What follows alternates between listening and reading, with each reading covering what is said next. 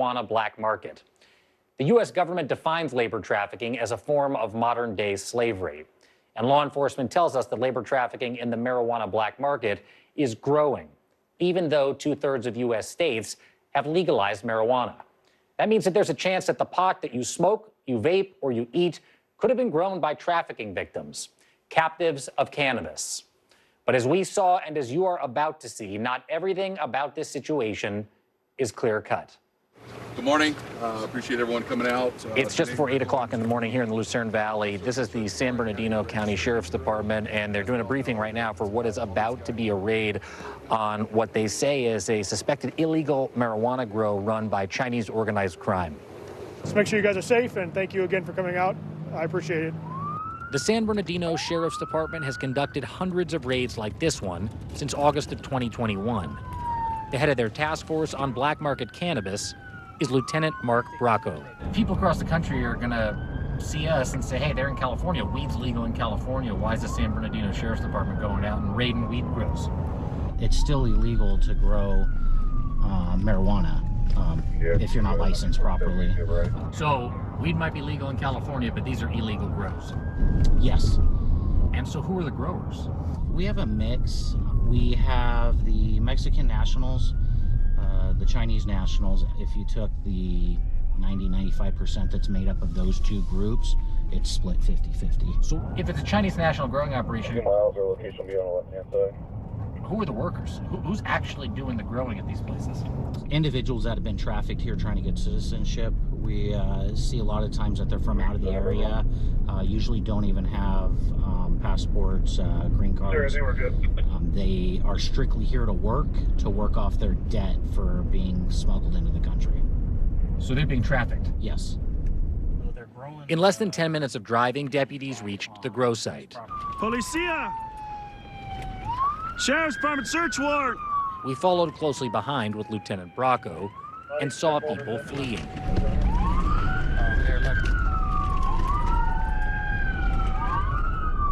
take this GoPro down, I'm gonna film it.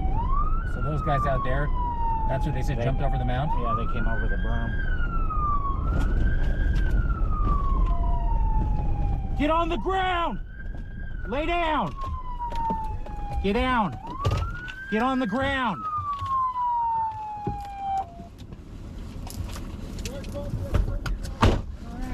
There we go. Come here! Let's go! Hey, stop. There, hands up. Go around.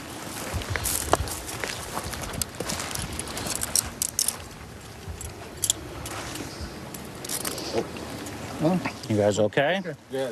What the lieutenant said is that the people who they're arresting right now jumped over that berm out here. Here's another guy. Come here, come here. Here's another guy walking over this way right here. Where are you guys from? No? You can put your arms down. Arms down. There were 9 workers on the site. Can I ask them a couple questions? Yep, go at it. We identified ourselves as journalists, and producer Arnie Hakela, who speaks Mandarin, helped translate. Do you all live here? Are you sleeping and staying here? 你们住这里睡这里吗？房车，这是房车。 They live in a mobile home. How did you come here? 我不会英文。哦，谁带你过来的？ 你要把那个唐人网，那个什么华人网。 They found this job through a website, a Chinese website. Through a Chinese website. 你们家在哪里？我们在纽约。 They all live in New York. Everybody lives in New York. And how long have you lived in New York? 在纽约你住了多久？哦，我有3年、3、4年了。 3-4 years in New York. And you're from China? Guangdong. They're all from Guangdong province in China. What were you doing for work before this? 打餐馆了。餐馆。 They all worked at restaurants before this. In New York. In New York. So you speak a little English? Little bit. A little bit. 你知道这个是非法的大麻？ 查过有这个牌照才来的。 I just told them this is an illegal marijuana grow, and they said they didn't know that. How are you paid? Who's paying you? 谁？还没收过钱啊，不知道啊。 They said they haven't actually gotten paid yet. You haven't been paid. No. But if you wanted to leave, Yeah, you can leave. Yeah. Nobody's telling you you must stay here. No. 走，如果你要走，你就可以走了。对对对对。对，可以。 Yeah, they said they can leave if they wanted. 餐馆都很难找到工了吧？现在他说该棚嘛，有180左右，我们就过来待。 So they said it's actually very hard now to work in restaurants in New York, so a lot of them are looking for other jobs. And that's when they saw the opportunity online to come here and work on this greenhouse. Is what they're telling you, does it sound typical? I mean, what they're telling us, does that sound typical?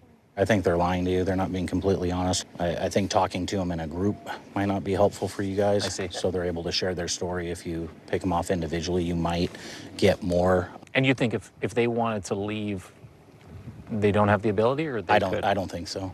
They would just get moved somewhere else. We followed Lieutenant Bracco into the area where some of the workers had parked their cars. All the windows had been broken by deputies as they searched the compound.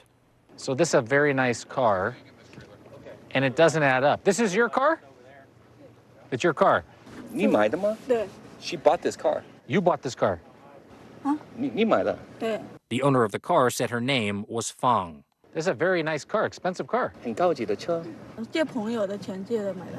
But she said she borrowed money from a friend to buy the car. I'm confused because it's hard to understand why you've come here to work in the fields in San Bernardino County at a marijuana grow for not very much money. She said she has a friend here. Well, that's the reason she's here. There's a friend here on the property. 那个男的, the gentleman, the 所以我才 man 下来。 over there. I see, the taller guy. We followed her to a trailer. 住这里. She lives here. So you're staying here? 工作还有睡觉. 对， She works and lives in here. Are you okay here? 你想要在这里工作吗? 我准备回去了，我不想在这里做。 She doesn't want to be here. 住的地方感觉这里很脏啊。 So she says it's very, as you can see, it's very dirty, it's very messy. She didn't like the atmosphere, and she was preparing to leave. Did whoever bring you here tell you the truth? 没有人告诉我是这样的。 No, they didn't tell her 没有 that. 人告诉，如果他们告诉我，我就不会来了。 If they told her it would be like this, she wouldn't have come. Even though she was driving a Lexus, she was still a suspected victim of labor trafficking. Where were you planning to go in your car after you were finished working here? 我会开车回纽约。 All the way back to New York. 对， Did you drive here from New York? 从纽约开到这里吗? 对啊。 Yeah. 我开了很久。好，多久? 2000多公里啊。 Yeah, she drove about 2,000 miles. 他8、9岁了。 She has a son that's 8. Where is he? 他在纽约. He's in New York. She's worried about her son, who's in New York right now, being looked after by somebody else. Meanwhile, the deputies had been going through the grow site. We have 25 greenhouses. A majority of them have marijuana growing in them. 25 different greenhouses? 25 different greenhouses down here. This is a shipping container. Can I go? Oh, well, it smells like weed, and that's because there's a ton of weed in here. So Look at this. This is processed. Can I touch this? Yeah, you just put it back. Yeah. This product here is going to get sent back to another location to be bagged into either 1 pound, 2 pound bags, and then it'll end up in a dispensary. In a legal dispensary? Legal, illegal. And that's something California's legal weed regulator, the Department of Cannabis Control, acknowledged to NBC News. While they say it's rare, their inspectors have found marijuana grown at illegal farms like this for sale in legal pot shops. And they, too, have encountered suspected trafficking victims on enforcement raids. Marijuana. Coming up after the break, we find out how trafficking victims are recruited. This one is from Los Angeles. And then it says like profitable marijuana farm sublease. Hey, I'm Hallie. It's good to be with you tonight. There's another legal filing today, and I want to cut through some of the weedsy stuff.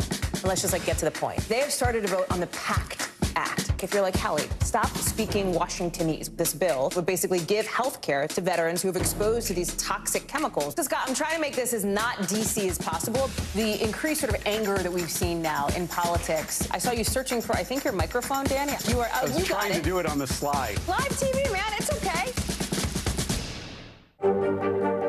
Mr. Secretary, when is this going to get better?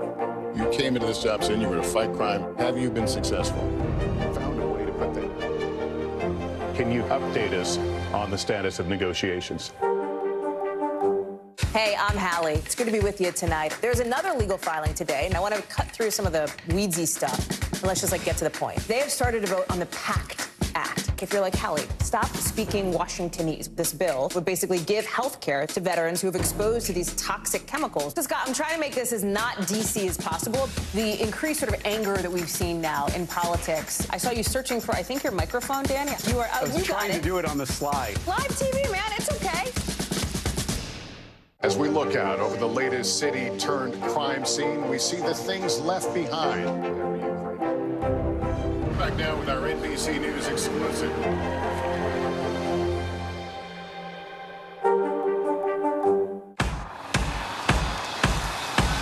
News is happening now. Look at what's making headlines around the world. Right now on Morning News Now. We're coming on the air with breaking news. And this is a significant moment. Whenever it happens, wherever you are, NBC News, streaming free now. NBC News, streaming free now. For Dateline Premium, subscribe now on Apple Podcasts. The Meet the Press Chuck Toddcast, an insider's take on politics and more with some of my favorite reporters. Get it for free wherever you get your podcasts. News is happening now. Look at what's making headlines around the world. Whenever it happens, wherever you are, it's here now. The Meet the Press Chuck Toddcast, an insider's take on politics and more with some of my favorite reporters. Get it for free wherever you get your podcasts. Sometimes the news can be difficult and overwhelming for kids to understand. Ukraine and Russia. Could you help me understand what's going on? So to help make sense of it all, we've created a newscast just for them. We hope your family will watch Nightly News Kids Edition.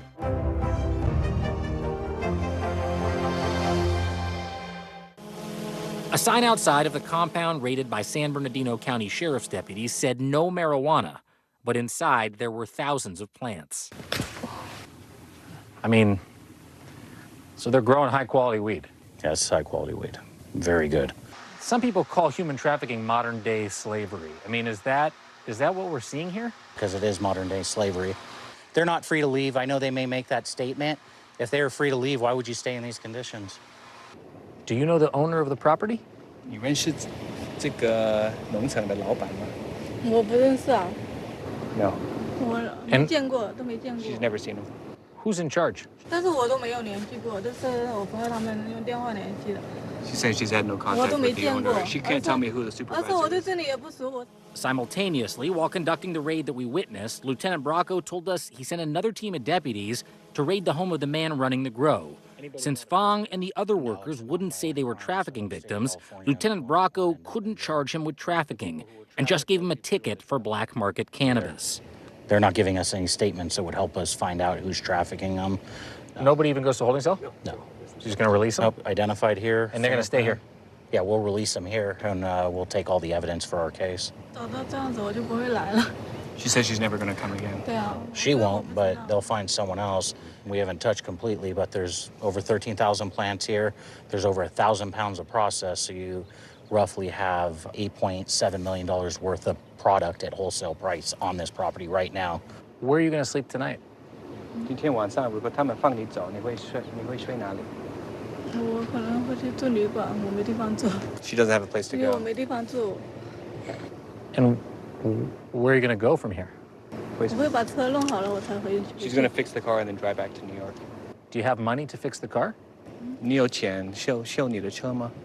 现在没有，现在没有。 No. Doesn't add up. Doesn't.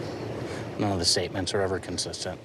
It's one of our struggles with trying to hold these human traffickers accountable is we can't find victims. They don't want to be victims. They just want to be let go and left alone. 就车修好了就没什么，我就回去纽约。 She just wants to have the car fixed and go home. The next week, we asked Amy Kim, a Shanghai native and grad student at the University of Southern California, to take a look at the website that all the suspected trafficked workers in San Bernardino say they had been recruited from.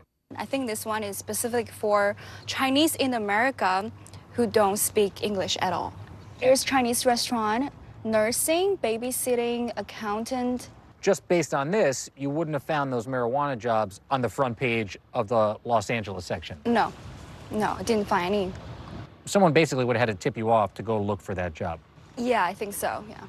All right, so now if you search marijuana, what do you see? This one is from Los Angeles. And then it says like profitable marijuana farm sublease. So it says you are in charge of growing it and I will be helping you with selling it. Sublease means that you pay to operate the grow. The people who were working at the grow, they hadn't been paid yet, and they said they would be paid eventually. This doesn't say anything about being paid. It says you're gonna grow it. Yeah. It says like you will earn money happily. And it didn't say anything about salaries. So you will earn money happily, but nothing about a salary. Yeah. So is it suggesting that people should sublease this land themselves, or is it saying you'll come and work for us on a piece of land that we've already subleased? I think it's for people to sublease themselves, yeah. I see. That's a key point. The original tip we got was that some of the trafficked workers on black market cannabis grows seemed to have paid to be trafficked. Paying for a sublease to work on a black market cannabis grow would fit that definition. So we traveled across the country to New York to see if we could make better sense of what we were uncovering. We called different law enforcement agencies all over New York and different social service organizations within the government. Nobody seemed to know anything about Chinese national victims of human trafficking in marijuana. So we're going to go see a service provider who helps victims of trafficking in New York City to see what they know. Inside the service provider called Safe Horizon, I met Anita Tika, senior director of their anti-trafficking program, and Rachel Searle, a staff attorney. Have either of you ever heard of victims of labor trafficking working in illegal cannabis grows before? Not I.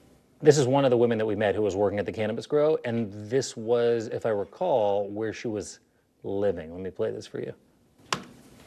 The person or people who brought you here, did they tell you the truth about what you were coming to do? No, they didn't tell her that. What did they tell you? If they told her it would be like this, she wouldn't have come. You have a reaction to any of that? I know it's only a limited piece of this, but what do you think? That's very common. You know, another interesting thing, though, about this person we met is she was, at least she said, she had a vehicle there. And it was actually a relatively nice vehicle. It was like a Lexus kind of crossover SUV. And she had said, New York plates and stuff, she had driven out with some of the other people who were working there. Is it possible that even though she was there, she might have been I mean, it's just so hard to say, right? But I just felt there were contradictory indications about what was going on, which to me felt honestly confusing. I think it's a fair statement. Trafficking doesn't always look the way people would expect it to look because of the way it's been portrayed publicly. The reality is very different, and so it's not uncommon that you can have individuals who are paid some amount, but they're being trafficked. And so it's not uncommon that maybe she had an inflow of money from the beginning, or they were paying her to manage the other individuals who were being exploited or potentially trafficked in this location. And so I think what she said, though, about if she had known it was going to be like this, she wouldn't have come, that to me speaks very strongly of fraudulent circumstances. So promises that were made to her that never materialized into reality. Fraudulent circumstances is important because under U.S. law, the crime of human trafficking involves fraud, force, or coercion. I played a second clip. She says you have the freedom to go. I saw you nodding your head a little bit as she was talking. Yeah. I know she said that she was free to leave, but in terms of logistics, whoever put her in this situation has made it so that she can't actually leave in reality. If she wasn't paid, then how is she going to afford gas for her car and food and the ability to transport herself from California to New York? Where is she going to house herself? Where is she going to work? All of the necessities, she doesn't have anything. We asked ourselves all those same questions. The Sheriff's Department in Riverside County, California, another Southern California county, told us they're also seeing black market grows. So we followed them as they served search warrants on two houses around the corner from each other in an upscale-looking suburb. Riverside County Sheriff's Department search warrant! Demand entry!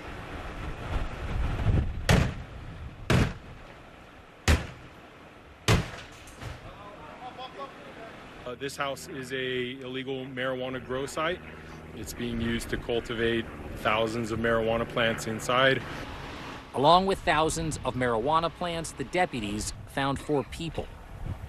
On average, we serve about 200 warrants per year, and roughly speaking, about 50% of those grows appear to be Asian operated.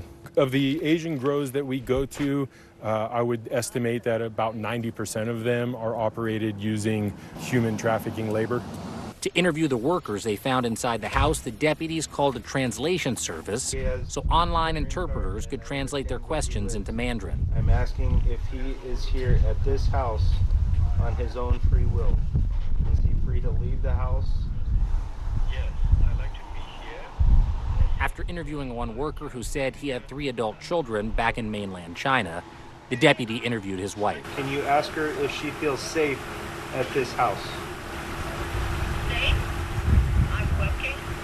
In each of these cases, anytime we're talking to people that we believe are victims of human trafficking, it's common for them not to give up any information on their trafficker, to tell us that they feel safe, because ultimately we believe that they're in fear of their own safety if they say anything other than that to us. Up next, some victims come on camera and actually talk about having been trafficked. So there was somebody overseeing them, making sure they didn't leave. For Dateline Premium, subscribe now on Apple Podcasts. Right now on NBC News Now. As we come on the air, here's what we know. It has been dramatic, powerful. We begin with breaking news just coming in. What's happening now, what's happening next, and what it means for you. We're continuing to follow the Russian attack on Ukraine. There's an intense artillery battle underway. We're getting out of this area right now because more air raid sirens are sounding. As we look out over the latest city-turned-crime scene, we see the things left behind. Was there a school officer on campus? Because that's what we've been told. No. Fewer people are content to just offer their thoughts and prayers. And the House has answered the call to create new gun laws. The stunning testimony at the January 6th hearing on Capitol Hill. Americans face the highest inflation rate in decades. Parts of Virginia cleaning up after severe storms. A terrifying night of flash floods. What are the resources that people need right now? Can they get basic necessities? Another special night of election coverage right here at NBC News Now. Results are coming in. This Tuesday is going to be huge for primary purposes. It's an interesting race here. I've just never covered anything like it. This is big when we're talking about November. How many doors do you think you've each knocked on? This feels like an ideological fight to the death. Is there room for common ground on this issue? What do you think when you see the activism that's happening right now? Do you think this movement could have happened without social media? A lot to talk about as we continue our rolling coverage. We're coming on the air with the news NBC Scoop. Bringing the news to you is not only a job, it's an honor. The big variable, the storm surge. Why was it important for you to be here? What kind of training, Rachel? How you doing, Lester? Sometimes the news can be difficult and overwhelming for kids to understand, so we've created a newscast just for them. We hope your family will watch Nightly News Kids Edition.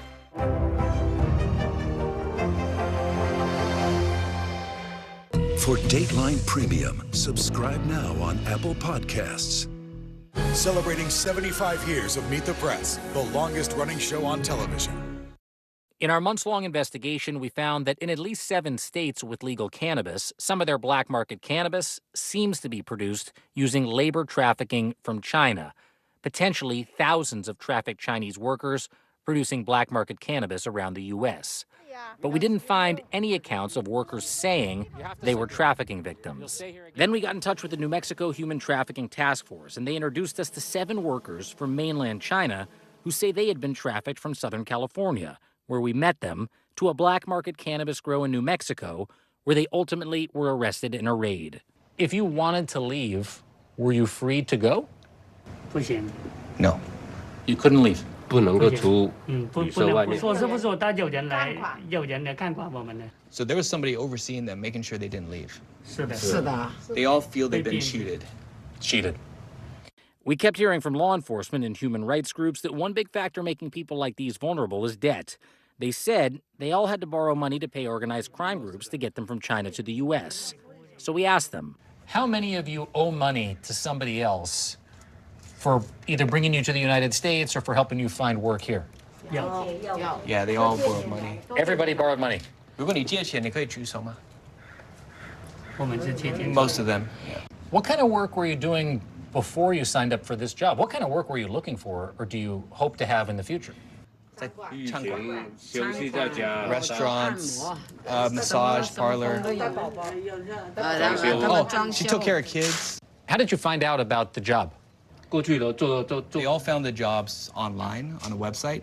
And our understanding is this is happening a lot. You're not the only ones. Have you heard examples of other people having the same kind of situation and treatment? So in the beginning, they had never even heard of marijuana. They didn't know anybody else who had gone in this industry. But now, having gone through it, they know it's very far-reaching. They know a lot of people who have been cheated the same way they have. Lynn Sanchez, co-chair of New Mexico's trafficking task force, says that if her group hadn't been alerted by the public defender's office and gotten involved, these 7, like most trafficked people we'd been hearing about, probably wouldn't have acknowledged that they're trafficking victims at all. No, they wouldn't have. No. And that's typically how it goes, and that's why I think it's really important that people are aware of how much this is happening and how people who are caught up in it are getting victimized and, their lives destroyed. Lynn put the 7 trafficking victims in touch with attorney Wang Xiaosheng, who's trying to get his clients Department of Homeland Security T visas, which are given to trafficking victims. Number one is my clients are hardworking people. Number 2, they want to make money. Number 3, they want to make money to help their relatives back in China. And they heard of this story. They thought it was illegal. They were promised to work in a field or farm. Actually, they were locked in very tiny motel rooms. The freedom is restricted. The typical human trafficking case. With the help of Wang, Lynn, and her organization, these 7 are hoping for stable lives in the U.S. moving forward. But the same doesn't seem to hold for the other trafficking victims in black market cannabis grows. After the raid in San Bernardino, the deputies gave $500 tickets to the 9 Chinese workers, then left. What are you guys going to do now? You're not going to get paid. The windows on your car smashed. A new car, nice car. We don't know how to do it right now. You don't know where to go? Yeah. Does anybody have money? No. I get nothing in my pocket. Nothing in your pockets? Nothing. Everybody know. You get everybody together, get no over 100 right here. No, over 100 and 9 people right here. It's the total, no over 100 right here. With all these people, you don't have $100. Yeah. And what's going to happen to you guys? What? What's going to happen to you? What happens? What's next? I don't know. We're looking for another job. Same kind of thing like this? No. What kind of job? You have a job for me? Anything. Arnie got the cell phone numbers for Jin and Fang's boyfriend, Zhang, and stayed in touch with them the next week. Zhang and Fang said they fixed the windows of their Lexus and drove it back to Flushing, where he got a job as a chef. He was worried about the impact getting a misdemeanor citation would have on his green card status. 2 weeks after the raid, when Jin texted Arnie that he still hadn't made it back to Brooklyn due to lack of money, he invited us to visit him at a cheap motel he was staying at temporarily in the suburbs of LA. He said he'd been sleeping wherever he could, sometimes even in a borrowed car, and was desperate to find his way back to New York. But the situation for Jin remained grim. I I have no money, Jin said. What hope do I have?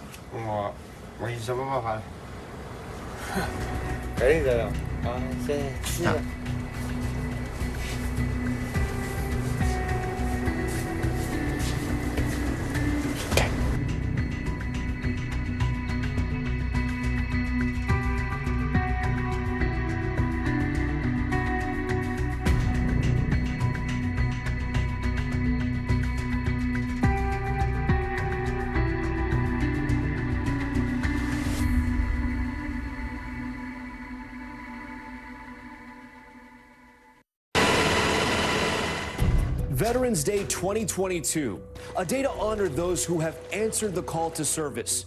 From the most senior veterans to those brave men and women in our armed forces, they remain the backbone of our country. We'll hear from them, from their bases overseas to their posts here at home. Richard Engel joins us from Ukraine as the U.S. helps with artillery and funding.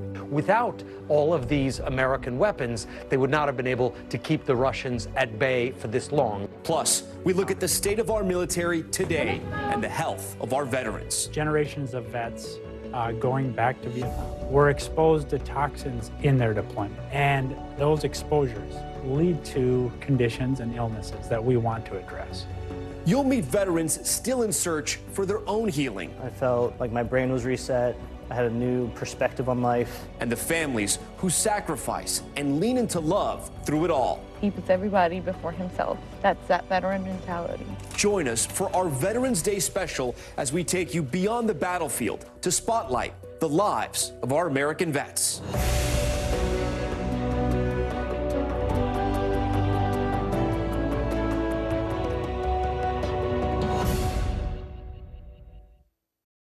And good evening, I'm Tom Yamas. And I'm Lucy Bustamante. On this Veterans Day, we pay tribute to all of the men and the women currently serving in the U.S. military and those who have served. The veteran population stands just over 18.5 million strong, 15 million accounting for wars in the years before 9/11, and almost 3.5 million who answered the call to serve after the towers fell. And improving diversity is actually a centerpiece of the Defense Department right now. Secretary Lloyd Austin announcing a committee just a couple of months ago on this exact issue. And Lucy, here's what our veterans look like now. 69% are white, 13% black, 8% Hispanic, 2% Asian, and less than 1% Native American and Pacific Islanders. Along with diversity of our forces, their health is also in the spotlight this year, from their physical injuries to mental wounds to their reproductive rights. NBC News correspondent Aaron Gilchrist actually sat down with the Secretary of Veterans Affairs to discuss those issues and much more. Every freedom we enjoy and every interesting thing that's happening in this country, you don't have to scratch hard to find a veteran involved in that, in fact, making that happen. So the first message is thank you. Veterans Affairs Secretary Dennis McDonough says that gratitude was made more apparent with the signing of the PACT Act this past August, described as the most monumental piece of legislation for veterans' health care in years and potentially expanding care to some 3.5 million post-9/11 veterans. What do veterans need to know this is going to change in their lives? At its heart is a recognition that generations of vets going back to Vietnam were exposed to toxins in their deployment. And those exposures lead to conditions and illnesses that we want to address. And we'll get you in to get care first. And second, we'll get you benefits to make sure that we're making you whole for the conditions you've suffered from. For female veterans, the VA for the first time is offering abortion services as a reaction to the overturning of Roe v. Wade. We will provide abortion services in cases of rape, incest, where the life or the health of the veteran is impacted. Women are the fastest growing cohort of veterans at VA. And we think, especially in states where veterans who need that emergency service, if they don't have it, we feel duty bound to provide it. Are you able to offer any protections to people who are looking for those services and to the people who are performing those services in these places where there's a threat of prosecution? We feel like we have the right support and the right institutions in place to protect our providers and to protect our veterans. Under McDonough's watch, the VA has also set new goals and programs to reduce homelessness in the veteran population. Do you see an end to veteran homelessness in the near future, and how do we get there and stay there? Yeah, between 2020 and 2022, veteran homelessness has been reduced by 11%. That's real progress. We still have a ways to go. The VA is also working to end the veteran suicide crisis. It's funding new innovations and staffing up mental health providers across the agency's facilities. McDonough says suicide prevention is his top clinical priority, and he believes the Pentagon is elevating mental health care for active duty service members as well. Do you think the Department of Defense is doing enough to shore up their mental health from boot camp before they become veterans? And I was invited by Secretary Austin to spend time with his senior leaders, all of his combatant commanders, the Joint Chiefs of Staff, and the Secretaries of Army, Navy, Air Force. And this issue dominated the conversation because it is such a priority for President Biden, for Secretary Austin. He is constantly telling the force, mental health is your health. So important we keep a spotlight on it. That was NBC's Aaron Gilchrist with Secretary of Veterans Affairs Dennis McDonough. And now we're going to turn from veterans to our active duty service members to get a sense of where they are serving right now. Between active duty, National Guard, and reservists, there are nearly 2 million serving inside the U.S. and less than 200,000 overseas. And we are still in 173 countries all around the globe, with our biggest footprint by far in Japan, where we have more than 55,000 troops. Germany with more than 36,000, South Korea with nearly 26,000 American troops. That's right. And then while Ukraine, of course, has captured the attention of Americans, U.S. forces are not physically on the ground there. But the Department of Defense is still providing large support in the war against Russia. NBC News chief foreign correspondent Richard Engel is in Kyiv with details on exactly what that help looks like on the battlefield. Tom, Lucy, for the first time in decades, really, the United States on this Veterans Day doesn't have large numbers of troops actively deployed to a war zone on a combat mission since U.S. troops pulled out of Afghanistan a year ago. But that doesn't mean that the U.S. military isn't on war footing because of what is happening here in Ukraine. There aren't American troops here. There are no American soldiers or Marines patrolling the city of Kiev, where I am right now. But the U.S. is providing the Ukrainian government, President Zelensky and his advisors, with intelligence, help with battle tactics, and vast quantities of money and weapons. And those funds and those resources have proven decisive. And the Ukrainians will be the first ones to tell you that without all of these American weapons, that they would not have been able to keep the Russians at bay for this long. The Russian military is 8 times the size of the Ukrainian armed forces. And the Russians say because of all these weapons that are coming in, it is not truly, Russia is not truly fighting just against Ukraine, but against the West. That was Richard Engel for us. Those weapons, all that funding helps, but of course the courage of those Ukrainians as well. So admirable. We thank Richard for that report. When we come back, the cutting edge of medical science using psychedelics to treat PTSD. But before we go, Today's Show contributor and former New Orleans news anchor Karen Swenson asks our service members one very important question. I'm Karen Swenson with the Louisiana National Guard. What's the best way to thank a veteran? I would say just simply saying thank you for your service. Donating to veteran causes. Listen to their stories. Buy them a meal. But a simple thank you goes a very long way. And make sure to thank their families as well, because they sacrifice just as much as we do. Sometimes the news can be difficult and overwhelming for kids to understand, so we've created a newscast just for them. We hope your family will watch Nightly News Kids Edition. For Dateline Premium, subscribe now on Apple Podcasts. As we look out over the latest city-turned-crime scene, we see the things left behind.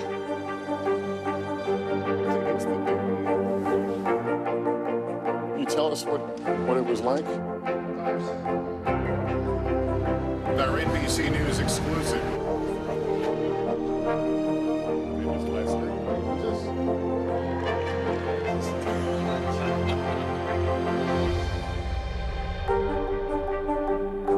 Watch NBC Nightly News with Lester Holt or listen wherever you get your podcasts. The Meet the Press Chuck Toddcast, an insider's take on politics and more with some of my favorite reporters. Get it for free wherever you get your podcasts.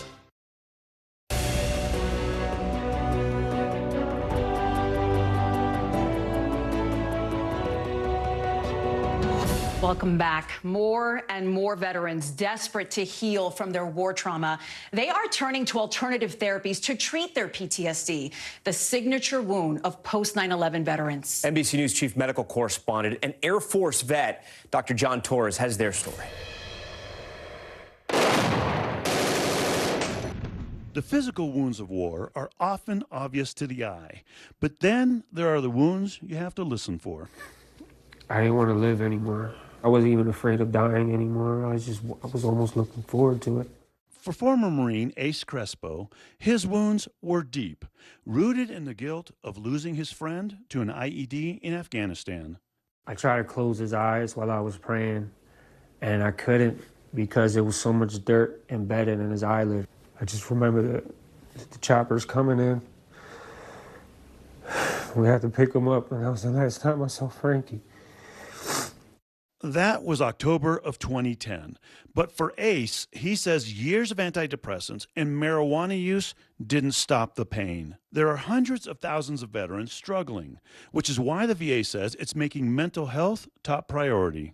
677,000 vets have been diagnosed with post-traumatic stress disorder since 9/11. And the VA reports 30,000 service members have taken their own lives in the last 20 years. But that number could be double, according to recent studies by academia and veterans organizations. I felt so alone when I got home. I felt like I didn't deserve help.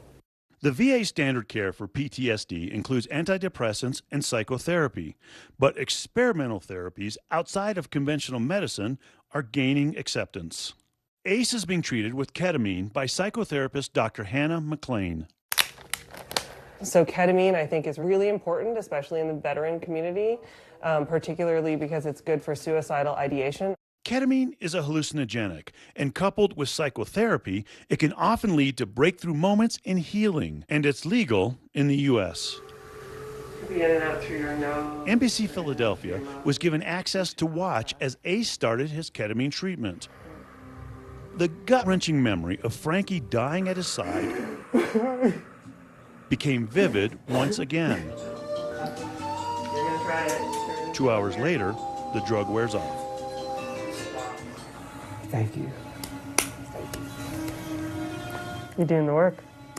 But there's another class of mind-bending drugs generating buzz among vets: psychedelics. Psychedelics are a Schedule I narcotic and still illegal in most states, which is why thousands of veterans have left the U.S. in search of this alternative healing, according to various vet nonprofits we spoke with. Jesse Gould found his healing in Peru. I was living a very unhealthy lifestyle. There's things that I had to confront. The former Army Ranger attended a retreat using the psychedelic plant, ayahuasca. Never thought I was going to do psychedelics, but there it was, sort of at a point of no return. His treatment, rooted in indigenous ceremonies provided by both native healers and psychotherapists. Some of the hardest things I've ever had to do. But then towards the end, I felt like my brain was reset. I had a new perspective on life. Former Navy SEAL Marcus Capone says the VA treatment didn't work. I was diagnosed with major depressive disorder, post-traumatic stress, mild traumatic brain injury. I felt like even though I was being diagnosed and they were telling me that there was something wrong, they really weren't telling me how to fix it. Marcus started antidepressants while on active duty, but it wasn't until after he left the Navy that the severe mood swings began. He hadn't deployed in several years at that point, yet I was more fearful of his death here in suburbia in the United States than I ever was when he was deploying to war overseas. Marcus's wife, Amber, was desperate to find a solution. She learned through word of mouth about psychedelic retreats. Veterans leaving for foreign countries where the drugs are legal, like Mexico, Costa Rica, Peru, and the Netherlands. Retreats like this one in Jamaica, run by vets. It's really important for us to create this space for our veteran community. So Marcus traveled to Mexico. I did one session of a medicine called Ibogaine. It was life-changing. I felt after my, I'd say, 12-hour experience that all the weight had just come off my shoulders. I didn't have any more anxiety. I wasn't depressed. For me, it was like being reunited with the person that I met and fell in love with long before 9/11, long before the wars. It was literally like he was back.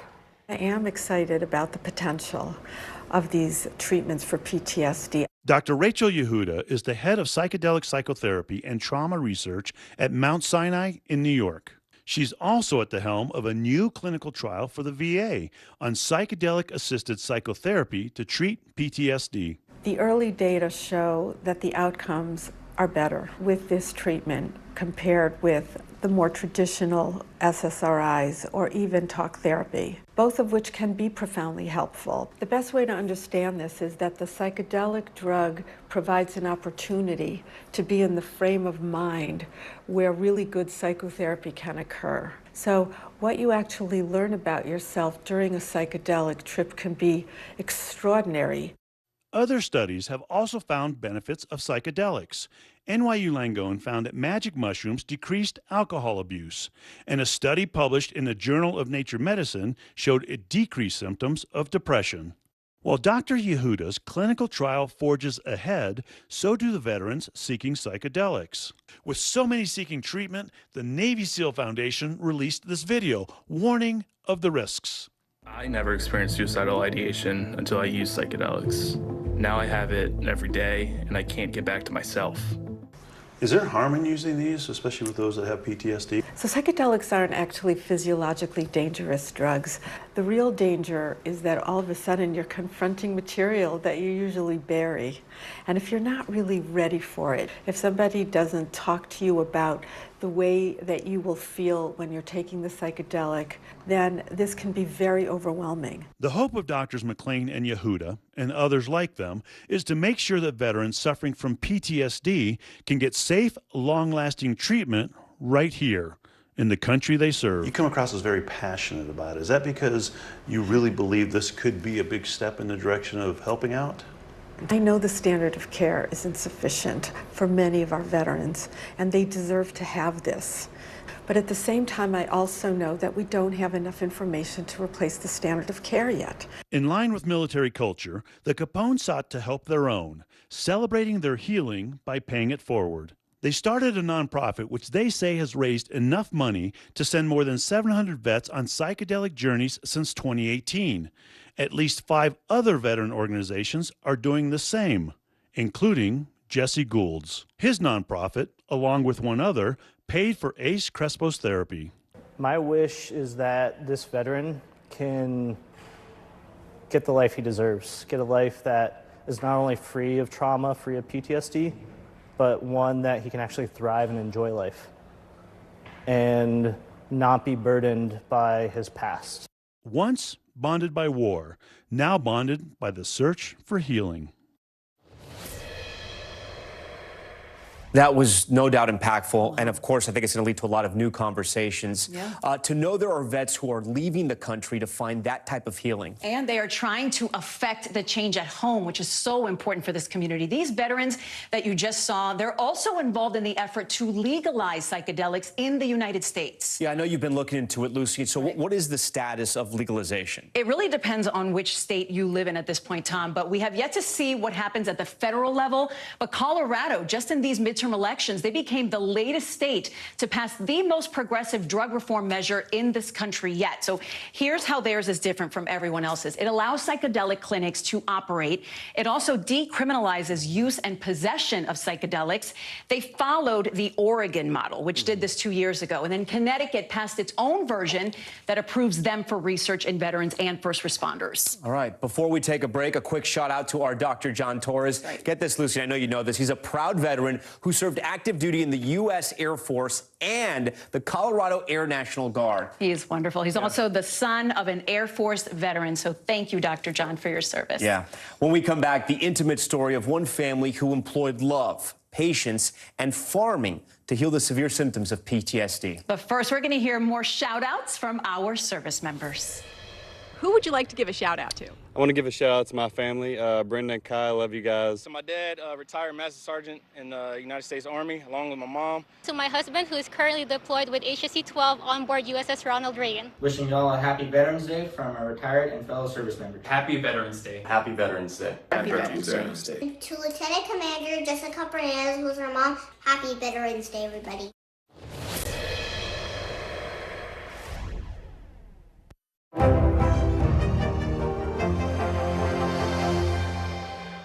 News is happening now. Look at what's making headlines around the world.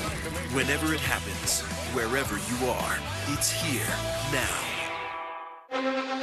The Meet the Press Chuck Toddcast, an insider's take on politics and more with some of my favorite reporters. Get it for free wherever you get your podcasts. Celebrating 75 years of Meet the Press, the longest running show on television. Sometimes the news can be difficult and overwhelming for kids to understand, so we've created a newscast just for them. We hope your family will watch Nightly News Kids Edition.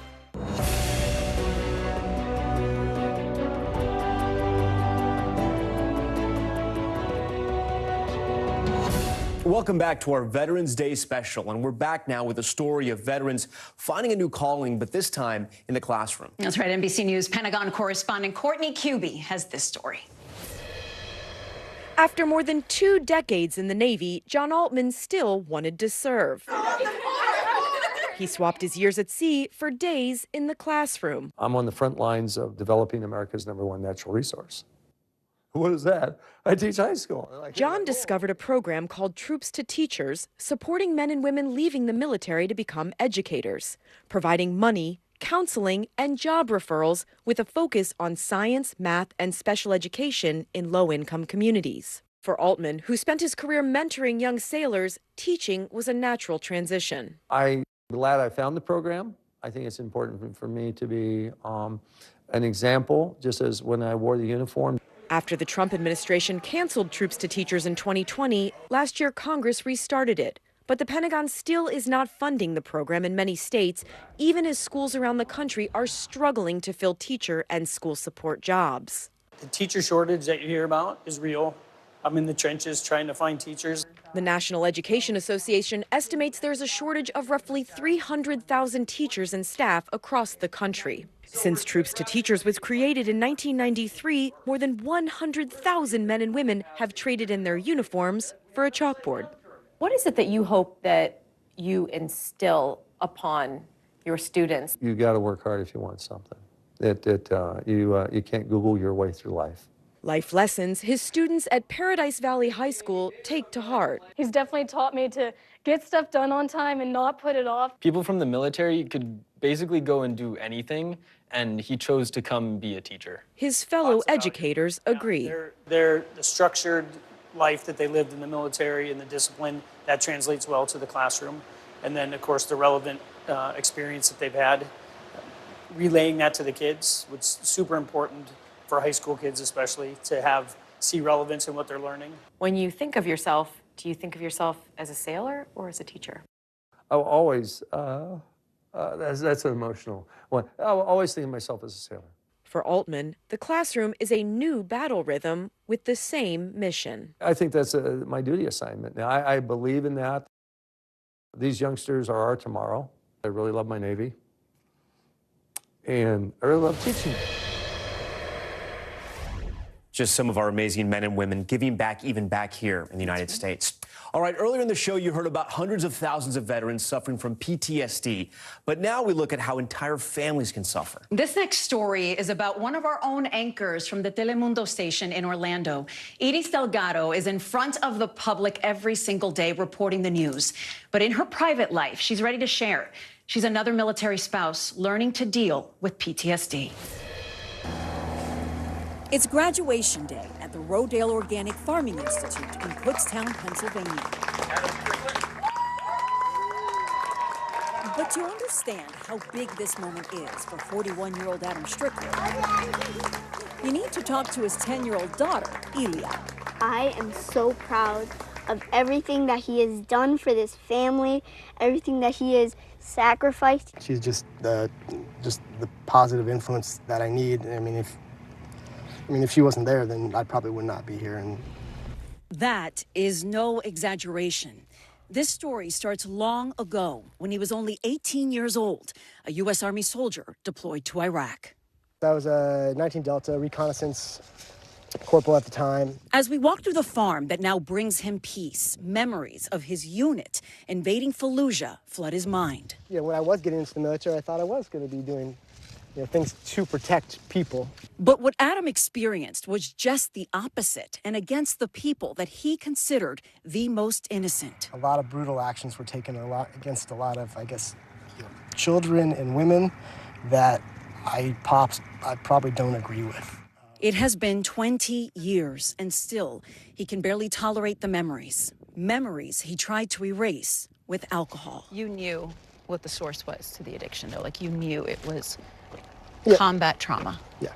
It's not like a situation where you're going out to drink to have fun. It's where you're drinking because you're not happy and because you're remorseful and regretful from your past actions. I had no clue what PTSD was. I didn't know I married someone who had PTSD. Iris says Adam barely spoke about the war. When they married, he was a successful auditor, but she noticed that he had a hard time celebrating life's happiest moments. It never crossed my mind. I just thought, okay, maybe he's just grumpy. I just adjusted. You've always adjusted? Always. PTSD made Adam believe that he wasn't deserving of his own joy. He knows it's illogical. As we walk through the fields, he remembers the night that changed everything 1 year ago. Adam tried to take his own life and then changed his mind. He woke up Iris begging to go to the hospital. And to think that he might have done that while I was sleeping, and to wake up to that? Yeah. No. That moment, his rock bottom. And so I just followed his commands. Okay. I have to go. We have to go. So then I had to figure out how to leave our daughter so that she didn't witness anything more. After 7 days in the VA hospital, it was time to tell Ilya more about Daddy's life in the military. I learned that he was a very, very good soldier. He was one of the best out there, but the military can have some after effects. Sometimes I just wish that I could take all that weight off of him because I love him so much, and I really hope he knows that. Ilya had seen a lot. And that was the day that Adam decided to get help, trading the corporate world for the crops of Pennsylvania. Adam is the most intelligent man I've ever met. The kindest, the most caring. He puts everybody before himself. That's that veteran mentality. And it's okay to put yourself first. And that's what I need him to realize. Adam has found a sense of accomplishment and camaraderie within the veteran program at the Institute, started by a veteran himself who has seen this story play out. I think it provides an opportunity to give them a new mission focus, allows them to be outside, work in a healthy environment. Adam's new mission would be finding his happiness, serving his community. That's why you joined to begin with. Yeah, and so I think that's where I'm trying to get back to without the whole killing part of it. When I have a profitable farm going, when I'm serving my local community with nutritious produce, organic produce, then I'll be happy. And just when their family came so close to a tragic end, Mila is the face of a new beginning. I think God has brought a tiny human in our lives when we've needed it most. Mila Mercy. Mercy. I had to name her Mercy because God's been very merciful with us. Are you proud of yourself for today? No, it's a long ways to go, but I'm happy I'm here today. I'm happy you're here today.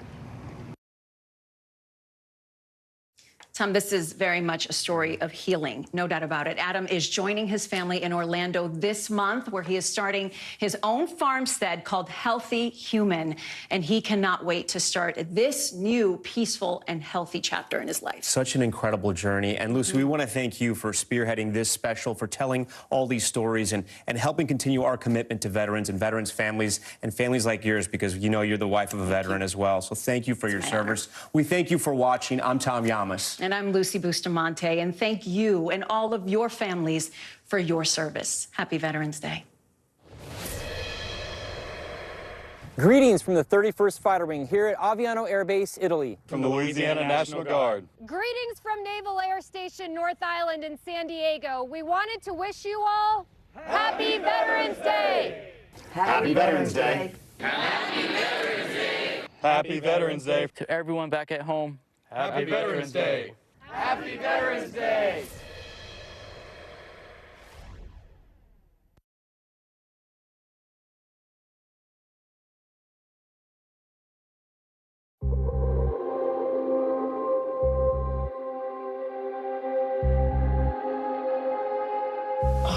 Я вставала з молитвою і лягала з молитвою. Я не знаю, чому, але щось мені підказувало, що він живий. І що я його знайду. The Russian military moved towards the capital of Kyiv in the first days of the invasion, killing, torturing, terrorizing Ukrainian civilians, forcing families to their basements, occupying the suburbs for the next 5 weeks. The last time 42-year-old Natalia saw her husband Zhenya was March 18th. Russian troops put him on his knees at gunpoint. Нічого не змогла сказати. Просто опустилась на коліна,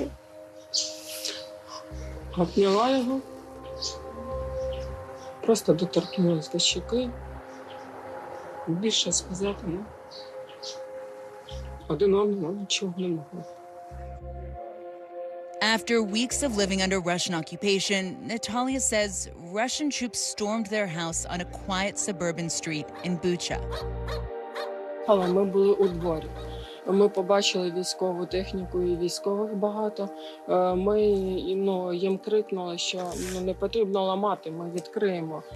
В'їхали, щоб навмисно залякати, можливо, не знаю, зруйнувати. Злізли з техніки і з автоматами на нас наставили і вивели сюди, до стінки, перевірили. Natalia says the Russian troops accused her husband Zhenya, who's 45 years old, of being in the Ukrainian territorial defense. But she says he's a car mechanic. It's a family business with his brother and stepfather. She also says around the same time in that area, Russian troops captured her brother-in-law Sergei and her 20-year-old nephew Vlad. What are the numbers on the wall right here? Are those your phone numbers? Це номери для мого чоловіка, якщо б він повернувся додому. They took his phone. But if he can come back here, you just put it in case. Так, якщо він повернувся, то можливо б таким чином би зміг дозвонитись до своїх рідних. But so far, Zhenya hasn't called.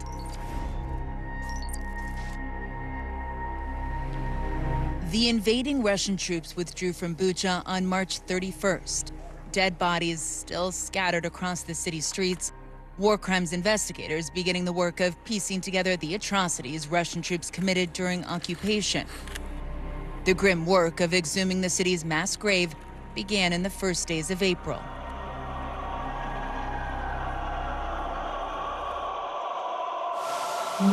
Те, що чекати і розуміти, що від мене зараз вже більше нічого не залежить. Не знаю, я покладаюся тільки на Бога. Ми з вами також задаємо собі питання. Через що сталося це з нами? Ти що, мені це Боже? Я частенько собі уявляю, що вони заходять сюди в калітку, і як я їх зустрічаю. Я вірю, що так і буде. For weeks, Natalia kept searching, believing Zhenya was still alive. Hello, how are you? He's alive. He's alive. Yes. She tells us one day, a stranger just shows up at her door. So this man shows up at your doorstep. He says, I've seen your husband, he's alive. Він приїхав, він почав розповідати. Я почала щось розповідати йому, і він вже зрозумів, що це той же самий Женя, про якого ми говоримо. What was that moment like for you to have someone say, I saw your husband, he's alive? От я відразу почала плакати і почала дзвонити його мамі, сказати, що ми сподівалися, і так воно і є. That stranger turned out to be a man named Oleg. We're not using his last name. He's a former police officer, and he agrees to an interview. On the day we meet him, he's working with survivors of Russian captivity. So we're now in Hostomel. It's about 10 minutes from where Natalia's house is. This is where Oleg said he wanted to meet. It's very close to where he lives, he says, but it's also very close to where we believe he and Zhenya were held right after Zhenya was taken. Oleg tells us a few days after Zhenya was taken, Russian troops also captured his entire family. Слышу и чувствую, что мне стреляет в ногу. Первая пуля попала мне в колено. Левая. Я поднял руки, начинаю кричать о том, что я безоружный. У меня только телефон. В это время стреляют в меня второй раз, но в правое бедро. И вот начался наша трагическая наша судьба. Закрывают нам глаза, делают наручники и везут в неизвестном направлении. Oleg now knows they were taken about 10 minutes away near the Ukrainian military base at Hostomel Airport, then under Russian control. In the first hours of the invasion, Russian paratroopers with 20 helicopters and Mi-8 aircraft captured the airport.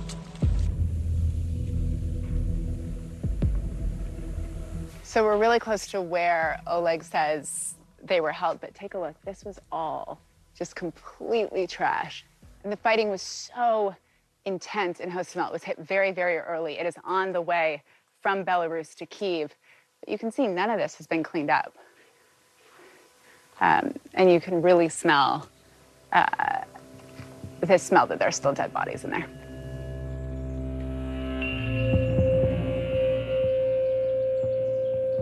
So we've been looking around this whole Hostomel airport area and kind of the civilian area around it for this basement. So Oleg described to us a basement that was kind of in peacetime also operated as a fridge, very tight quarters. We think we've located it. We think it's just beyond this fence and we can't get access to go. But Oleg describes going downstairs to a very dark, close quarters. He was blindfolded. And that's where he says he meets Zhenya. Женя говорит, я Женя, вот тут есть матрас, вы можете при это. Очень прекрасный человек оказался. Когда нас завели в камеру, нам разрешили открыть глаза, поднять это, нам развязали руки. Но поскольку было темно, то мы знакомились на ощупь, скажем так. Это была маленькая камера, где-то 2 шага на 3,5 шага. У нас там было 3, потом еще к нам подселили. Нам никто не говорил ни время, ни это, где мы находим. Нам приносили врезанных 5-литровых пластиковых бутылей, каши приносили, но ложек не давали. Скажем, все это мы делали руками. Потому что пока мы провели в камере, я проникся к нему доверием. Он очень открытый, честный и порядочный человек. Did he talk about Natalia? Did he talk about his wife? Did he talk about his kids? Мы попытались быстро запомнить информацию друг о друге, потому что мы же не знали, куда нас везут. И он рассказал о том, что у него жена, и по такому-то адресу он находится. Oleg estimates he was in that basement with Zhenya for 2 days. So 2 days like that. So we're around March 22nd or so.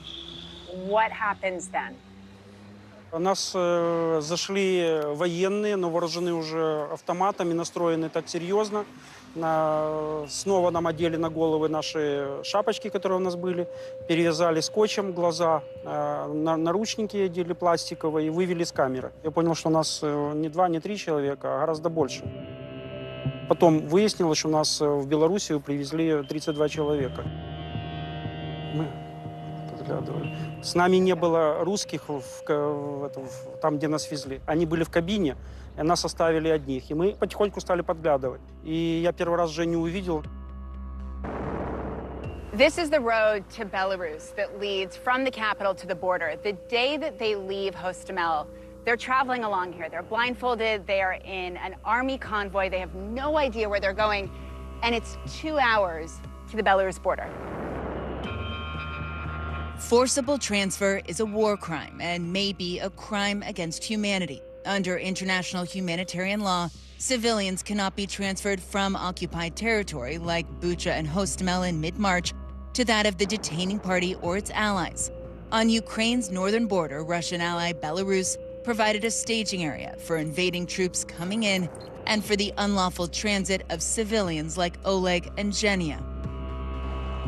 In the below-zero temperatures of March, as Russian troops continued their advance, Oleg says it took the convoy 9 hours to reach Belarus. And along with Oleg and Zhenya, Natalia's 20-year-old nephew Vlad is in the back of this same army vehicle, and he's plotting a daring escape. Hey, podcast fans, ready to unlock our true crime mysteries? Try Dateline Premium on Apple Podcasts. You'll get early access to originals, plus bonus content, and everything is ad-free. So head to Apple Podcasts now to subscribe. News is happening now. Look at what's making headlines around the world. Whenever it happens, wherever you are, it's here now.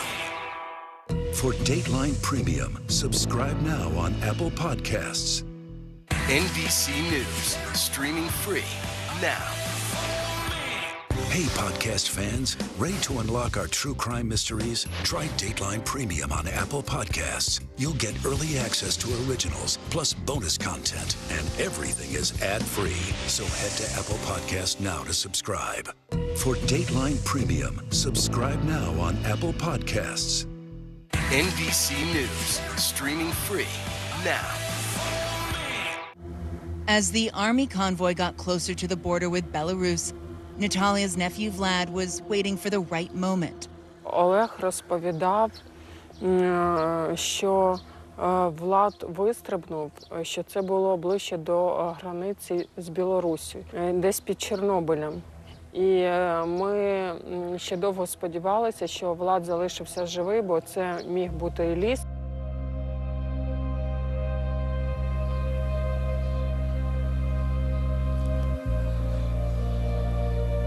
Але ні, коли знайшли тіло, було поле і дуже багато кульових поранень. Він просто смерть це через хвилину буквально не стала.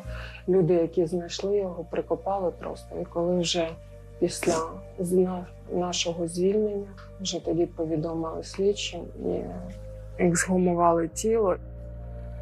Back in March, Natalia's sister Snezhana fled to Poland with their kids, and Natalia stayed here to look for the men.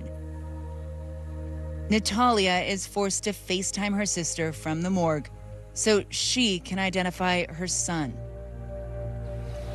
Дзвонити було, звісно, важко. Я не можу описати це словами. І їй важко було дивитися. Я її попросила прийняти щось заспокійливого. Вона мене попросила це зробити, щоб ми змогли таке, якби подивитися і розпізнати тіло. The morgue, Vlad's death, the crowded cemetery, all of it a reminder Zhenya could be next. What do you think he's thinking about? What do you think is keeping him alive? Я думаю, йому допомагають думки про дітей.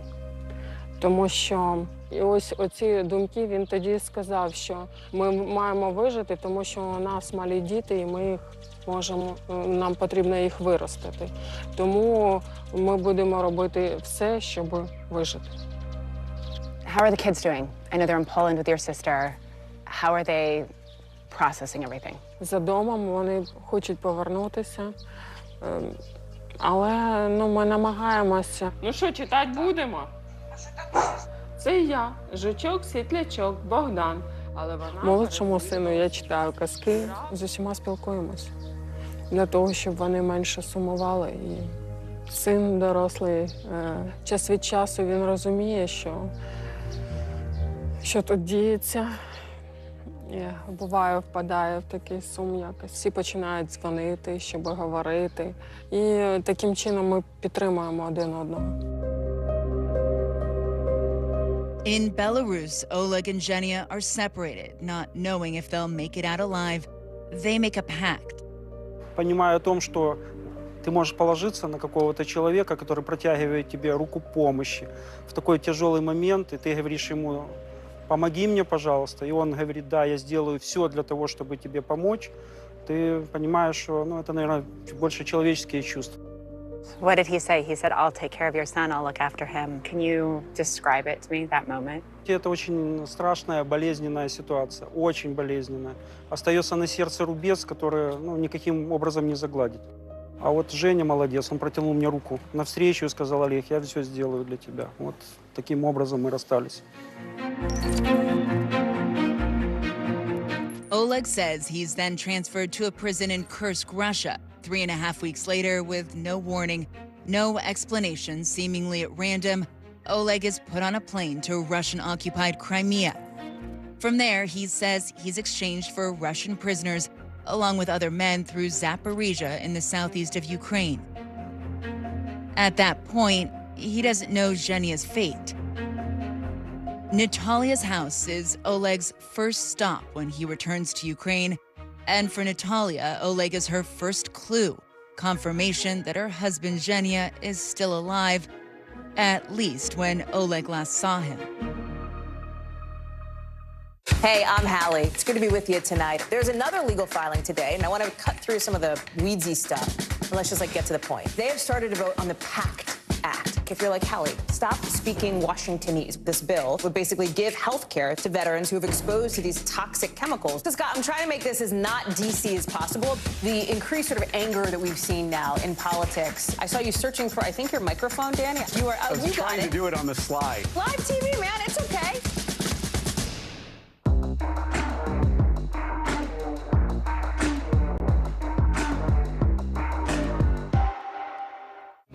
The U.S. State Department estimates as many as 1.6 million Ukrainians, including 260,000 children, have been forcibly deported to Russia and Russian-controlled areas. Many detainees are forced into involuntary security screening, known as filtration, in an apparent effort to change the demographic makeup of parts of Ukraine. According to Human Rights Watch, given its abusive scope and implementation, filtration violates international law. Oleg last saw Zhenya alive on March 23rd in Belarus, about a week after he was abducted.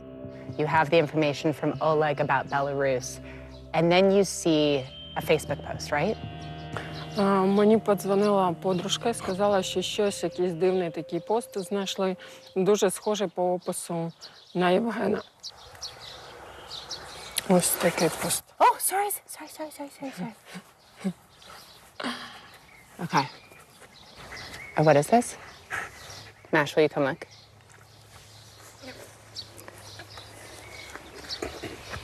Yeah, this, I think it's an Instagram, like a post. Yeah. We're looking for relatives or people who know this man. But you see, the last name name's wrong. The city is wrong.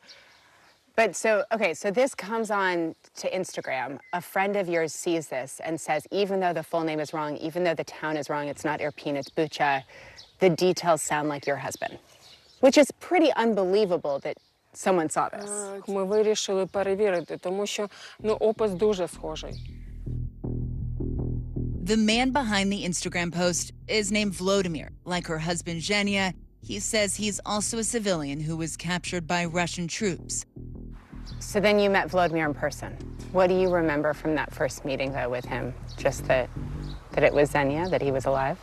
Він сказав, що Євген молодець, що він тримається, зараз потрібно вірити. Він сказав, що не переживай, він один одному, щоб стояти не тільки фізично, а ще й морально.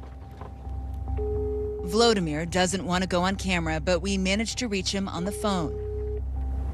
Алло. Володя, доброго ранку, це Марія. Я вам вчора дзвонила, це по історії Наталії і Жені. Просто важливо від вас почути, що ви його бачили, і все. Ви мене почули, що я бачив? Так. Volodymyr says he last saw Zhenya in a Russian prison where they were both detained. And like Oleg, Volodymyr says he was also released back to Ukraine in a prisoner exchange. Under international humanitarian law, detaining civilians for the purpose of using them in future prisoner exchanges is unlawful and constitutes the war crime of hostage-taking. After talking to Vladimir, Natalia believes her husband is being held at Correctional Facility Number 2, or IK2 in Russian, in Novozhivkov in Bryansk, Russia. But she has no official confirmation from Ukrainian authorities. Any information about Zhenya will come from the International Committee of the Red Cross, which collects information on missing persons, both military and civilians. Welcome to the Central Agency of the International Committee of the Red Cross. Press 1. Русский язык нажмите 2. Українською мовою натисніть 3. Алло, Міжнародний красний, добрий день. Доброго дня. Скажіть, будь ласка, чи можу я дізнатися чи є новини про моїх рідних? Я подавала заявку, що вони зникли. Ну, і я точно знаю, що вони знаходяться в полоні в Російській Федерації. Дивіться, в мене таке запитання. Ви залишали заявку у Червоному Хресті, який знаходиться в Женеві або ж в Києві, в Україні? Я в Києві і в Женеві залишила. І ви розшукуєте, це чоловік ваш? Чоловік і зять. Треба трошки подіждати, бо дуже багато дзвіночків, на жаль. Угу. Добре, дякую. The ICRC won't share details with NBC News on missing persons, but while she's waiting for information from the ICRC, Natalia goes back to Ukrainian officials. What was the last thing they told you? Nothing. No update. And they just say, you've got to wait, we'll come to you, we'll tell you if we have any updates. Я навіть не знаю. Ну, це просто бюрократичні справи. Потрібно. Ні, мені не сказали. Для того, щоб звернутися туди, треба взяти там-то бумажку. Вчора мені прийшлось до поліції звертатись двічі. Вранці прийшла, прийдіть після обіду, прийшла після обіду, прийдіть завтра. Ну, в такому дусі. The Bucha prosecutor's office can't handle the demand, and for cases like Natalia's, it's mostly a brutal waiting game. And does the case have a name or a number or It's something? a number, yeah. What's This the number? Is the number. 120221. Oh my gosh. The prosecutor's office tells us that unless the Russians release Zhenya's name, they have no way of finding him. God, it's so frustrating. So she went into the prosecutor's office with all of her documents. They couldn't give her any information. They couldn't give us any information. And she's been there tons. She keeps going, pounding the pavement, and they keep saying, we'll call you back if we know anything. So one of the ways we're trying to get more information, though, is by calling these men who were released, who came to her, who said, we saw Zhenya at this point. And one of those guys is Andre. So She's cellmate. Cellmate in the Russian prison. Okay. So hopefully he'll be able to tell us when exactly he was there and also what it was like.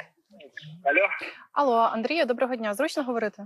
І хотіла просто підтвердити у вас, чи дійсно ви були разом з Женєю і де? Да. He was. Новоглибковском СИЗО номер 2. А в які дати приблизно це було? 30 апреля. They were in the same cell. The final day he saw him was 30th of April. Then he was released. Andriy tells us he was also transferred from Belarus to Correctional Facility Number 2 in Bryansk. He says he was put in the same cell as Zhenya on March 30th, just a day before Bucha is liberated. Does he remember what cell he was in exactly? А ви помните, какой номер вашей клетки был? 52. 52. At Correctional Facility Number 2 in cell 52, he says there were 9 people, all of them civilians. Andriy says there were about 70 people in his prison block, around 500 in the whole prison. The military captives, he says, were held separately in a different section of the prison. Basically, they were treating them as animals. Treating them as animals. Do this, do that, fall down, do a push-up. Do they have access to lawyers? Did they any lawyers ever get inside? У вас была возможность поговорить с адвокатами? Вы видели вообще там адвокатов в этой тюрьме? Нет, никто не дает. When they start talking about lawyers, the Russians ask them, do you really want to get a lawyer? Because we have one, meaning that they will get a guy who will physically torture them. Can you describe what Zhenya was like in that cell? А можете, пожалуйста, вспомнить, как Женя себя чувствовал? Духом тоже, когда я уезжал, был заряжен, что все будет хорошо. He says that Zhenya was okay mentally. Yeah. He was also worried about his family. Соблюдение человеческих принципов и качеств. He's saying once again that Zhenya is a very good man. He's a man of principles, and he says that he will overcome everything. He will stay loyal to his life principles. He will stay a human, first of all, and he will be unbreakable. Unbreakable is the word he used. What's the word in Ukrainian? Незламний. On the day he's released, like Oleg, Andriy gets no warning. He says he has no idea why he is chosen for a prisoner swap, and Natalia's husband, Zhenya, remains behind. So this is what we've learned now from witnesses. So Oleg last saw Zhenya March 23rd in Belarus. That's when Oleg left. And Andriy just said that from the 27th to the 28th, he saw him in Belarus, and then they made the trips to the prison in Russia. So we know he was definitely at that prison on April 30th. Natalia's not getting answers from officials or from the ICRC, so she even tries calling the Russian prison directly. Today, there's no answer, but last time she says they told her there were no Ukrainians at Correctional Facility number 2. So, out of desperation, with nowhere else to turn, Natalia reaches out to Zhenya's relatives inside Russia. Zhenya is very close with these people. Так, він, оскільки був час, коли в дитинстві вони росли, разом жили, і він називає їх мамою та татом. So these are two people that he basically thinks of as parental figures, and they didn't respond to a message that you said he was being tortured and being kept in Russia. Вони спілкуються з мамою Жені. На це саме повідомлення вони відповіли. Я не знаю, можливо, їм нічого сказати, можливо, вони чогось бояться, знову ж таки, відповідати на цей меседж. А можливо, вони продовжують вірити про ті несенітниці, що їм кажуть з телевізору. For Natalia, their silence a huge betrayal, but she decides to write one final message. What did you write him? Can you read it? Долго решалась написать или не стоит. Мы любили вас, мы верили вам. Каждый раз, когда злюсь, когда ненависть к вашему народу переполняет сердце за все горе, которое нам принесли эти палачи, убийцы, насильники, воры, я вспоминаю слова мужа. Мои родственники не виноваты. Вы все виноваты. Вы будете прокляты на века. Вы все тихо сидите и ждете. Верите ящику, который много лет вливал вам ненависть и разную чушь, но не родные. У миллионов людей, у вас родственники в Украине. Неужели вы никогда их не любили? Кого вы вырастили? Почему вы не любите своих детей, мужей и отцов? Зачем вы посылаете нас убивать? Если Женя вернется живым, может ли он простить все, что он пережил? Если я найду его тело, смогу ли я простить это?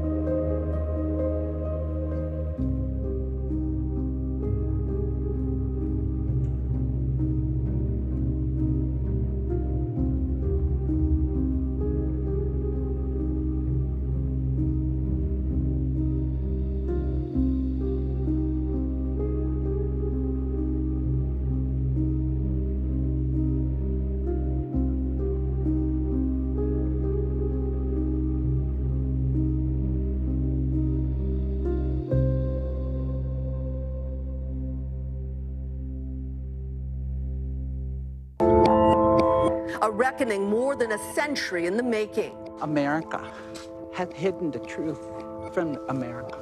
As an award-winning NBC News investigative team heads to the South Dakota Badlands and the Pine Ridge Reservation to hear their untold stories.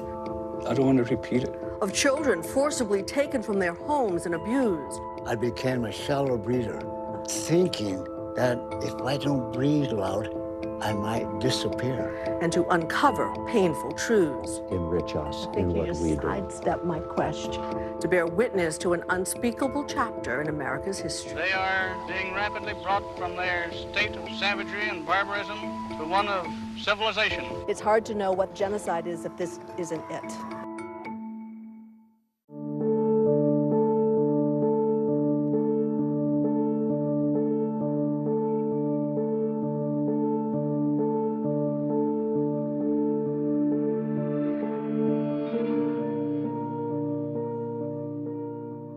How do we make sense of a policy of the U.S. government that forcibly separated an estimated 100,000 children from their parents, withheld food from those who protested or threw them in jail, that took those often traumatized children, some as young as 4, to boarding schools where their language was forbidden and their beliefs rejected, where the death rate far exceeded those of white children, and where abuse, both physical and sexual, was commonplace?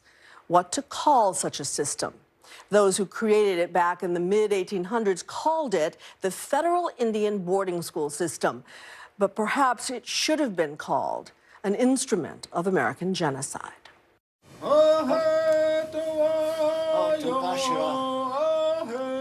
About 100 miles from Mount Rushmore, a sovereign nation stretches out in South Dakota. Beyond the Rocky Badlands, the Pine Ridge Reservation, home to the Lakota and one of the poorest places in America. This cemetery, tucked behind the Red Cloud Indian School, is in many ways symbolic of a much wider reckoning, dating back 150 years.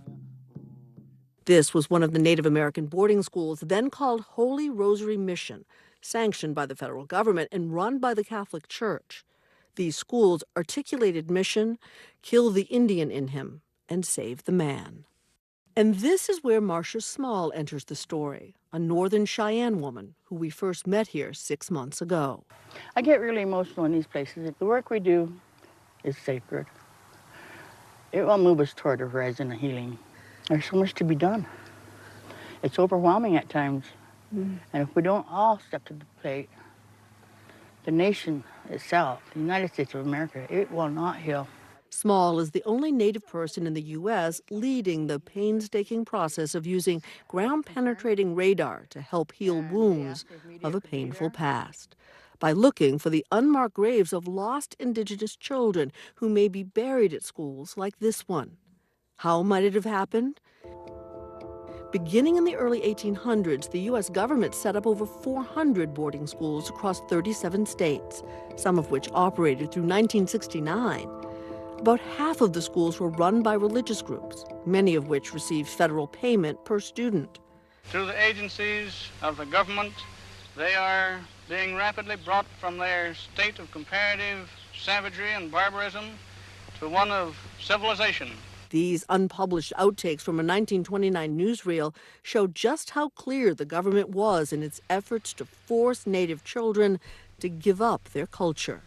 These children, but a few years ago, looked just like those we saw before. But today, they all speak English, and some have taken business courses. We bring them in, clean them up, and start them on their way to civilization. And the policy wasn't only designed to extinguish their beliefs, but to also make it easier for the government to take their land. In a 1969 Senate report, boarding school education was explicitly described as a weapon by which these goals were to be accomplished. What did it feel like to be trapped inside that system? We spoke to several former boarding school students, many of them telling their story for the first time publicly. When I called him very sadistic because he took pleasure in spanking us. 89-year-old Basil Braveheart remembers being physically abused at Jesuit-run Red Cloud when he was a student, beginning in the late 1930s. The memory of being punished by a nun for speaking Lakota has stayed with him all these years. She took out a rubber band. I want you to bite this rubber band with your teeth. And I want you to pull it as far as you can and let it go. The pain on my lips, physical pain. But worse than the pain of that moment, my friends laughed at me. To have your peers laugh at you goes to the deepest part of who you are. It's shaming. And very effective in getting you not to speak your language, I imagine. Braveheart was just 6 years old when he was sent away to school here. He says he now knows his family had no choice but to send him. And if they didn't do it, Indian policemen will come and look for you, horseback, and they will find you. They told us that if you keep violating this, they mark you down and they weaponize rations. Food? Yes. You either send the kid or we'll track you down with the police, Right. We'll cut your food rations. So really, they didn't have a choice. I didn't understand that. Did you feel betrayed when they sent I you? felt betrayed by my grandparents and my parents. But afterwards, they were following a policy to survive. At school, he remembers his hair was immediately cut, which is only done in the Lakota tradition when a very close relative dies. Very soon after we got to the school, I got a haircut. Do you remember how that felt? Pehing, which means hair, is very sacred. I remember my grandma said, when you cut your hair, we put that in a cloth and we give it to Grandpa. And whenever there is a sacred fire, the smoke becomes spirit from the hair that transcends and becomes one with the uncreated divinity. Well, I take it that the Jesuits were not saving your hair so that it could be used in a ceremony. No, it fell on the floor and they were walking on it. That to me was a deep spiritual violation in this respect. As we spoke, Braveheart revealed a hidden trauma that he's lived with since he was a child. When I was in a dormitory when I was 8, 9 years old, and every night after the lights goes out, when a person walks in it, you can hear the squeaking. That squeaking still is a trigger for me. One of the authorities at the school would come into the boys' dorm at night. For what purpose? Looking for little boys. To have sex with, presumably. That's it. I became a shallow breather, thinking that if I don't breathe loud, I might disappear. He was not alone. Just this year, a government report concluded that physical and sexual abuse was rampant at the schools. Braveheart's classmate, Robert Strikes Lightning, was sent to Red Cloud in 1943. He says he was 13 when a priest hit him with a sash lined with metal pellets. He was big and strong then. He said, you won't be able to sit for a week. He was right. I had blisters on my backside. And that wasn't the only time. We'd go in his office, and he would say, you know why you're here? Now grab your ankles. We'd bend over and grab our ankles. He had a big black strap back there, and he'd take that off. He'd grab your ankles, and he'll hit you till he sweated. About a decade later, Cecilia Firethunder, now 76, attended Red Cloud with her 3 sisters. My dad and my mom made a decision to put us here for economic reasons. In the 50s and 60s, there was no economy, there was no jobs, and so they had children to feed. And then that's the big girls' dormitory. We talked in the shadow of what had been the girls' dormitory when she was there.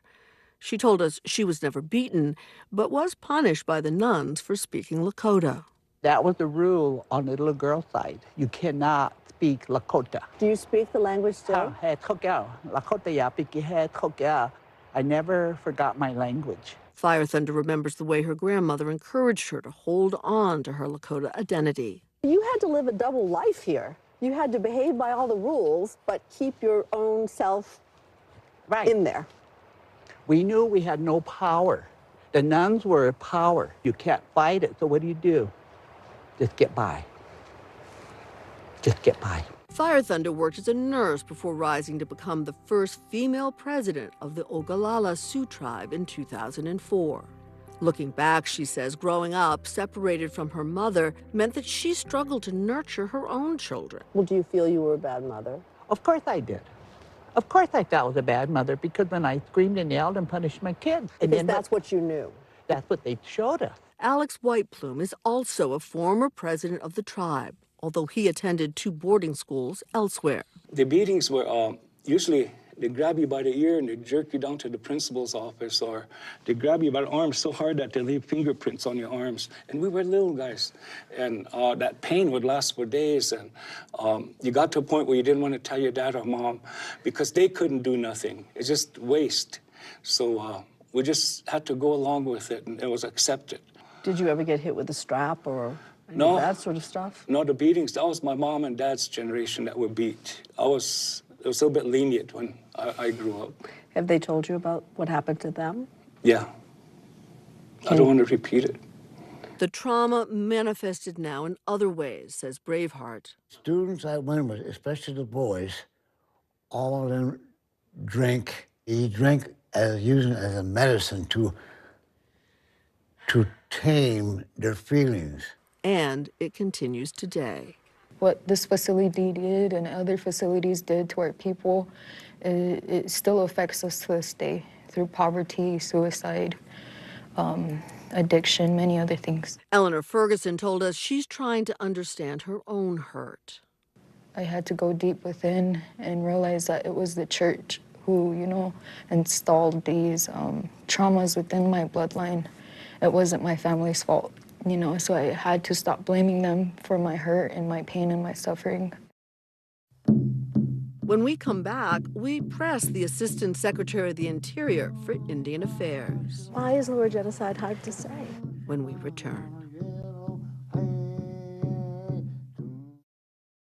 Sometimes the news can be difficult and overwhelming for kids to understand, so we've created a newscast just for them. We hope your family will watch Nightly News Kids Edition. The big variable, the storm surge. How much water will ultimately be pushed inland? How many of you were up there? At least like 11. Why was it important for you to be here? What our top story tonight? You guys okay? Yeah. What kind of training regimen? How you doing, Lester?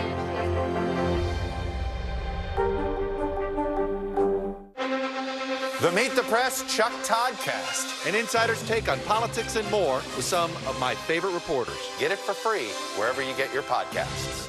Hey, podcast fans, ready to unlock our true crime mysteries? Try Dateline Premium on Apple Podcasts. You'll get early access to originals, plus bonus content, and everything is ad-free. So head to Apple Podcasts now to subscribe. NBC News, streaming free now. Watch NBC Nightly News with Lester Holt or listen wherever you get your podcasts.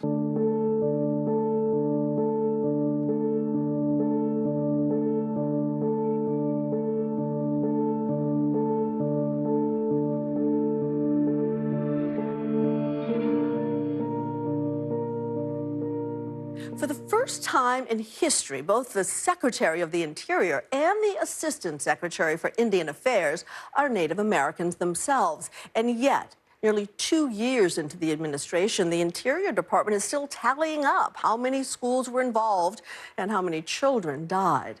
Meanwhile, Canada, which modeled its boarding school system on the U.S., has already paid billions in reparations. And thanks to Indigenous leaders there, the Pope even traveled to Canada to apologize for the church's role in what he calls genocide.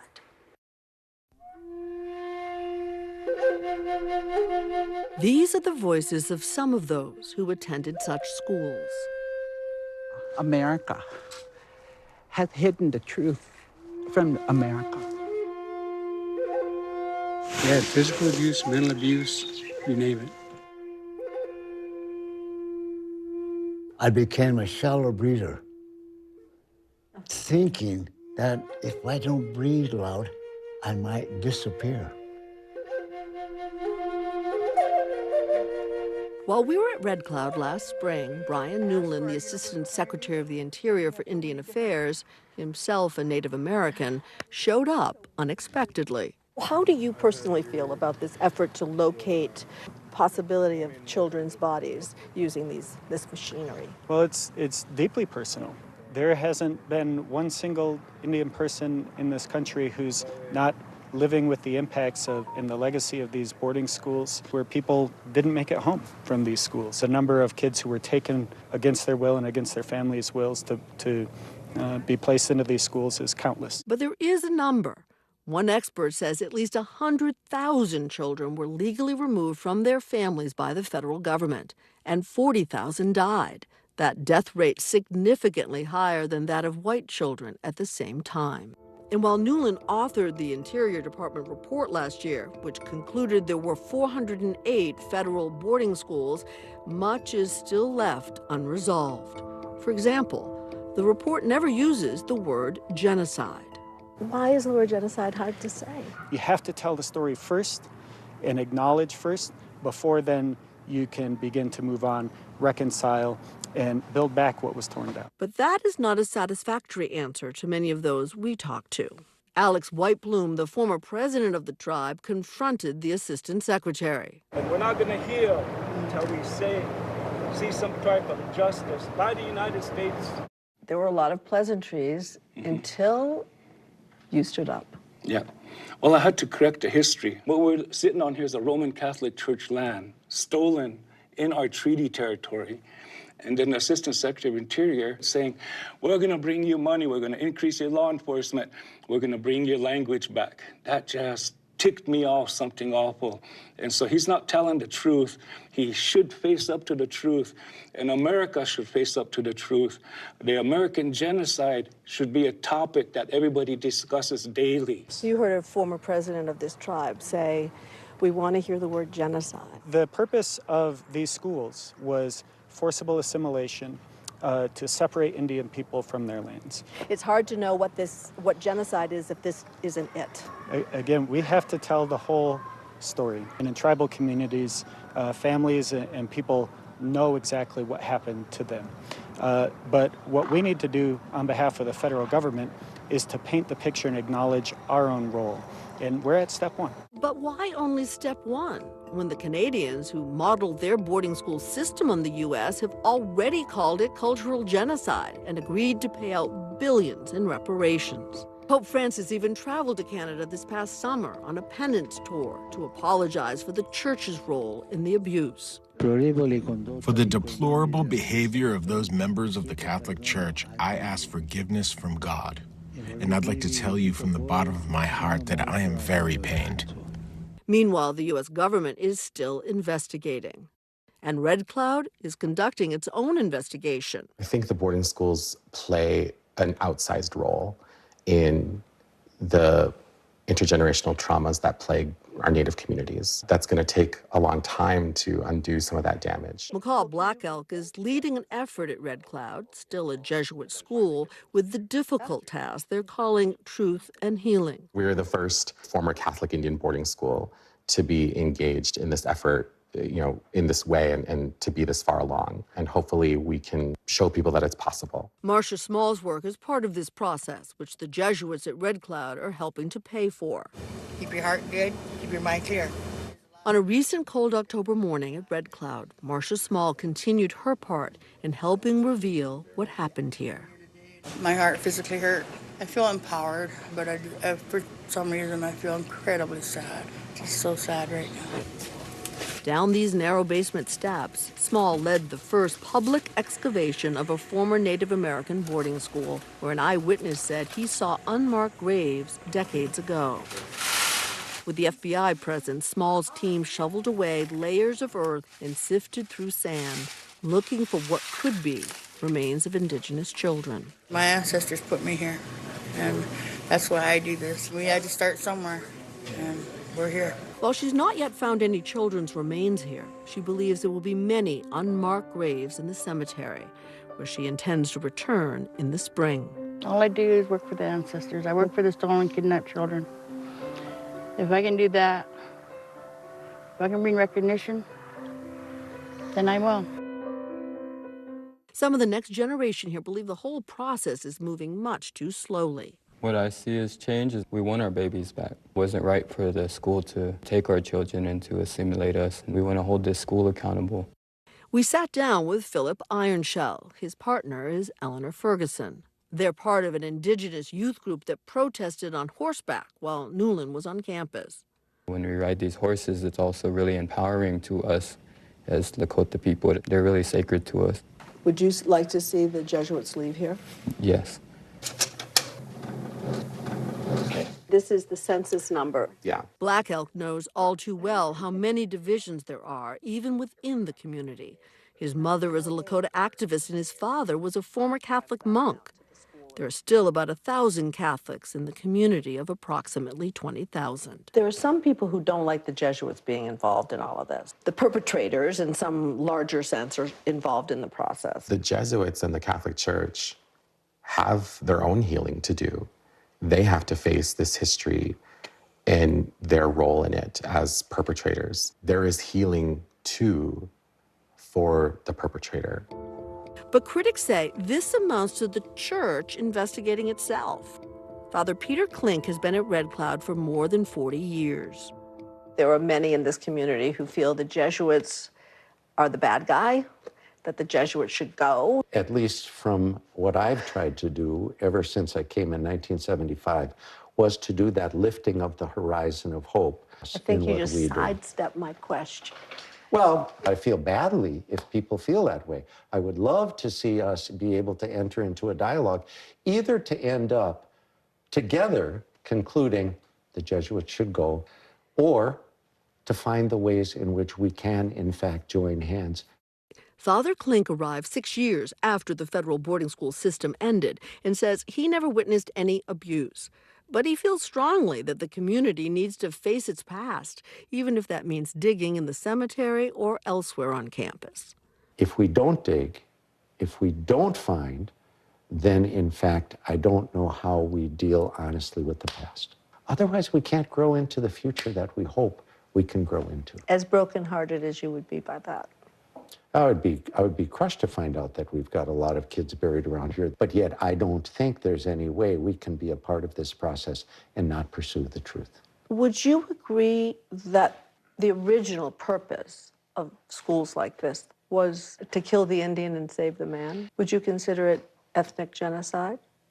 Yeah, yes, because it was basically saying to them, you need to change. You're primitives. You know, that cultural genocide was the result of what we participated in. That's why the truth and healing process, which we began here prior to the Black Lives Matter movement, prior to the announcements in Canada, we had already decided that we were going to go through this because we need to deal honestly with that past before we can move to a vibrant future. Red Cloud has made many changes. The Lakota language is now taught and celebrated in a first-of-its-kind program. The native language that the U.S. government once tried so hard to extinguish now reverberates around these classrooms. Our people fought for us to speak this language, and they didn't want us to not speak this language, so we started speaking it so we could keep it, and we didn't make them fight for no reason. Like all of those we met here, the legacy of the past is still very much alive for Basil Braveheart, a Korean War veteran who spent decades fighting to hold on to his Lakota identity. I was diagnosed with post-traumatic stress disorder, and I had a drinking problem. Someone told me, I said, you know, with your experience, you're kind of like a wounded healer. I think that's what I do, is to help people to become whole, to become free of trauma. He asked us not to film him as he honored our team with a Lakota healing ceremony. The first time, he tells us, he's conducted one for non-Native people. I'm just so curious about how you feel about America after everything you know, everything that has happened. I mean, you have an American flag over here, for example. A combat veteran and Marine gave that flag to me. So I do care for my country. You don't say love, you say care for. Is that the same? Love. You love it? Yeah. Do you also consider yourself an American? I'm not an American, I'm a Lakota. I don't know what being an American means. This is my land, this is my homeland. However, I come from a family of veterans. World War II, Vietnam, Korea. You honor it because all your relatives went and fought. Do you consider yourself an American? No, I'm Lakota first. I served in the U.S. Army. First, I'm Oyukhbe, Lakota, Oglala. That's who I am. And then American can be fifth on that ladder. Whitebloom wants the U.S. government to acknowledge what he says was stolen. I will not accept a cheap apology.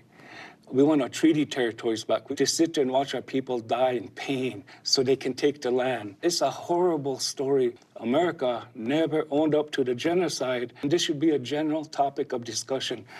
We should deal with it. Braveheart sees things differently and says his grandmother's wisdom continues to guide him. And she's the one that told me, but don't ever carry hate or prejudice because it's poison. I mean, it's such a beautiful way to live. And yet it doesn't erase the trauma, does it? It doesn't erase the wrong, does it? She said, you're going to remember Wounded Knee. You're going to remember what happened to you in boarding school. But does that mean that the people who did the bad things, the wrong things, don't have to be held accountable? She said the accountability is for us to let the divine take care of that. You probably will never forget what happened to you. They won't either. Mark my word. Here it is. You're making me speechless, which is not a usual situation for me.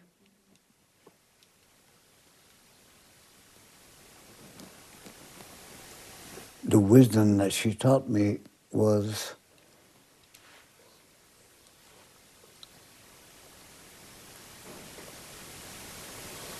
to forgive the unforgivable. Both men do agree on this. Much of the poverty and addiction, pain and struggle found here at Pine Ridge is a direct result of what many of the elders and those who came before them suffered under the boarding school system. Generational trauma is real. Healing will be complicated.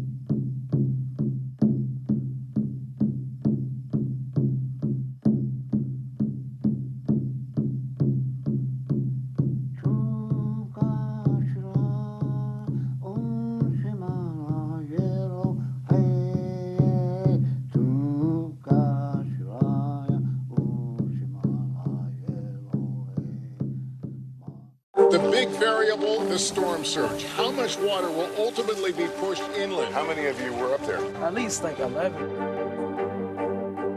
Why was it important for you to be here? But our top story tonight. You guys okay? Yeah. What kind of training regimen? How you doing, Lester? For Dateline Premium, subscribe now on Apple Podcasts. Hey, podcast fans, ready to unlock our true crime mysteries? Try Dateline Premium on Apple Podcasts. You'll get early access to originals, plus bonus content, and everything is ad-free. So head to Apple Podcasts now to subscribe. The big variable, the storm surge. How much water will ultimately be pushed inland? How many of you were up there? At least like 11. Why was it important for you to be here? But our top story tonight. You guys okay? Yeah. What kind of training regimen? How you doing, Lester?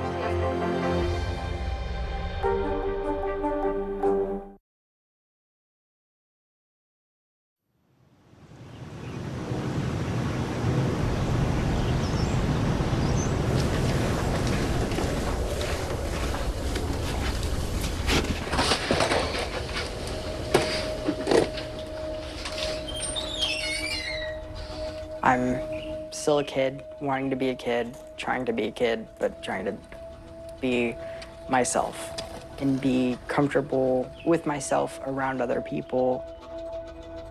I never thought that I'd be in the spotlight of a lot of political things ever. It feels like everywhere I walk, even if it's just down the street, it feels like I'm being watched. And I know teenagers always feel like that, everyone hates me, the world is trying to kill me or all this other stuff, but it really feels like someone's trying to chase after me. It really feels like I need to stay hidden.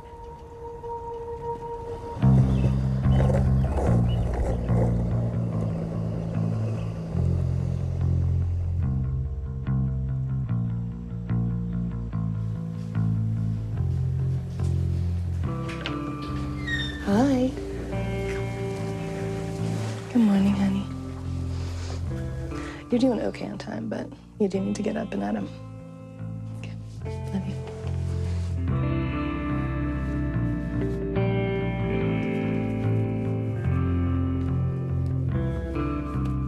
Growing up, I always wanted to be like a little boy.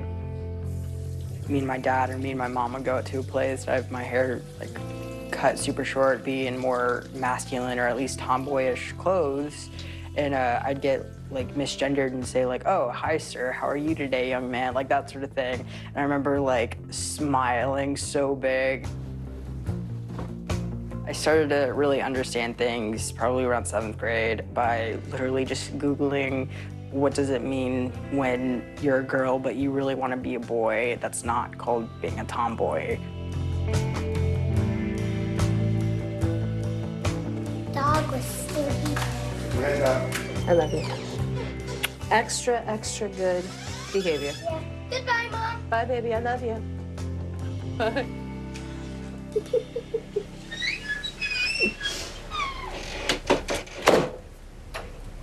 You feel good about today? No. Just text me if I need to come get you. And the house might be showing this week, but I'm not sure, so I'll let you know. The sooner we get it out there, the sooner it'll sell.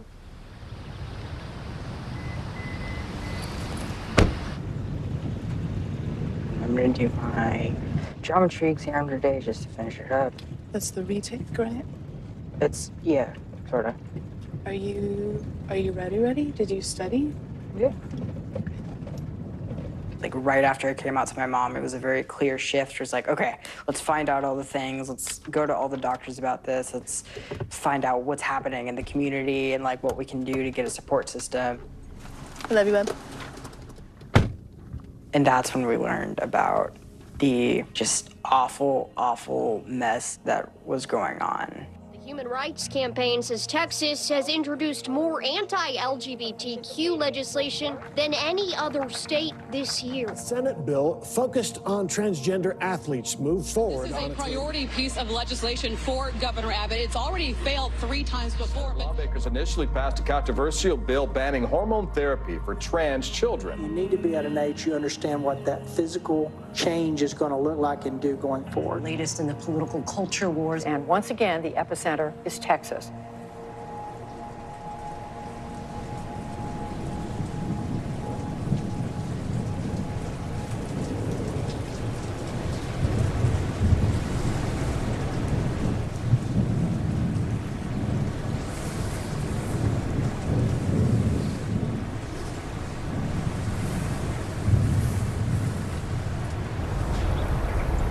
The battle for essentially Noah's right to exist as a trans person in the state of Texas has been absolutely devastating on me.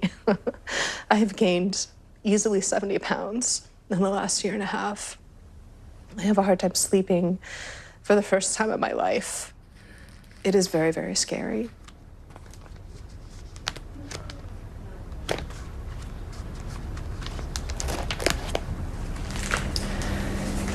What I'm putting together right now is what some families call a safe folder. And this looks different for every family, but for us, printouts of medications and immunization records. For me, it's just a peace of mind collection of documents to just make sure that I feel mentally organized should a Child Protective Services officer ever come and want to talk to us.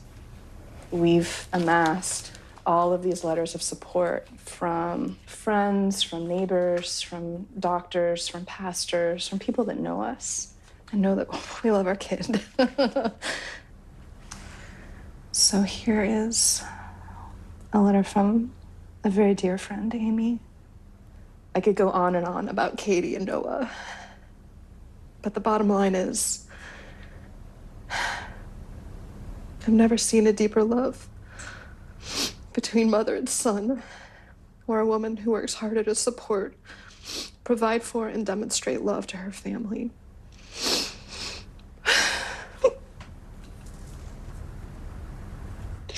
I'm so sorry. If you investigate her, this is what you will find. I beg of you, don't waste your time and resources when there are other worthy challenges to attend to.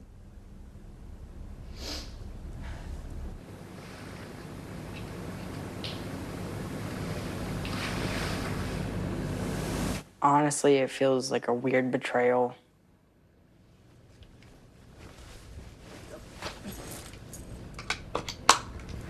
At school is really scary. I am very afraid of getting called into the principal's office to talk to CPS. I guess the most scary thing of all is losing that medical system that we can have, losing flow of testosterone prescriptions. Everything's just been this huge domino effect, where everything gets worse and worse and worse. Slowly everything's crumbling around me.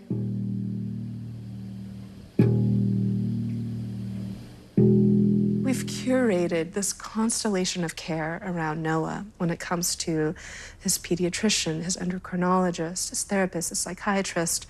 The stakes are so high.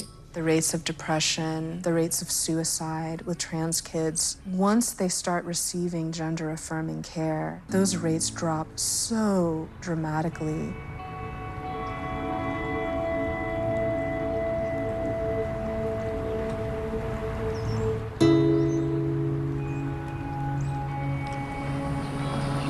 See this big one right over here? Right there. I'm talking about this one. Look at that one. He's just relaxing. Look, a butterfly. What really got us to the point of we must move, we need to make plans now, is when our gender-affirming medical care at Texas Children's Hospital was paused indefinitely. That told me everything that I needed to about really, really exceptional professionals like our medical team having their hands tied. Now, it's since restarted, but even in those weeks where we sat in that really uncomfortable pause, I mean, that was it. That was it. It feels like more and more of a certainty that Texas is not a place to call home. How did I get dirty while trying to clean her? Jamie is so young. He doesn't fully grasp it yet. At some point in his life, he'll understand. He'll know the story. He'll understand our motivations.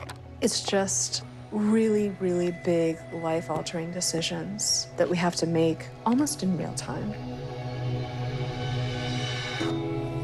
The tornado is actually the clouds that's made out. I mean, yeah, it's this wind vortex. I love drawing and I love painting and watercoloring. What does that spell? Bunny. B-U-N-N-Y. Very specifically because, There's just a lot of emotions in my head, and being able to express them, whether it's just with the color that I'm using or the brush, I can just be in my bubble for a little while. I can be in my bubble for hours and not stop being entertained. After the tornado, I want you to draw Venom. Venom? Yeah. We always knew that Noah was sort of a rugged tomboy. He was understanding that things were different between him and all of these other girls that were being called girls and looked at as girls.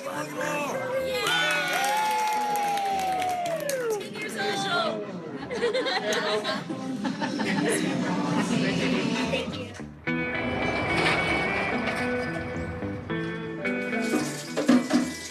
Come over and give me a hand. I loved him before I even knew him. I call him my little bunny.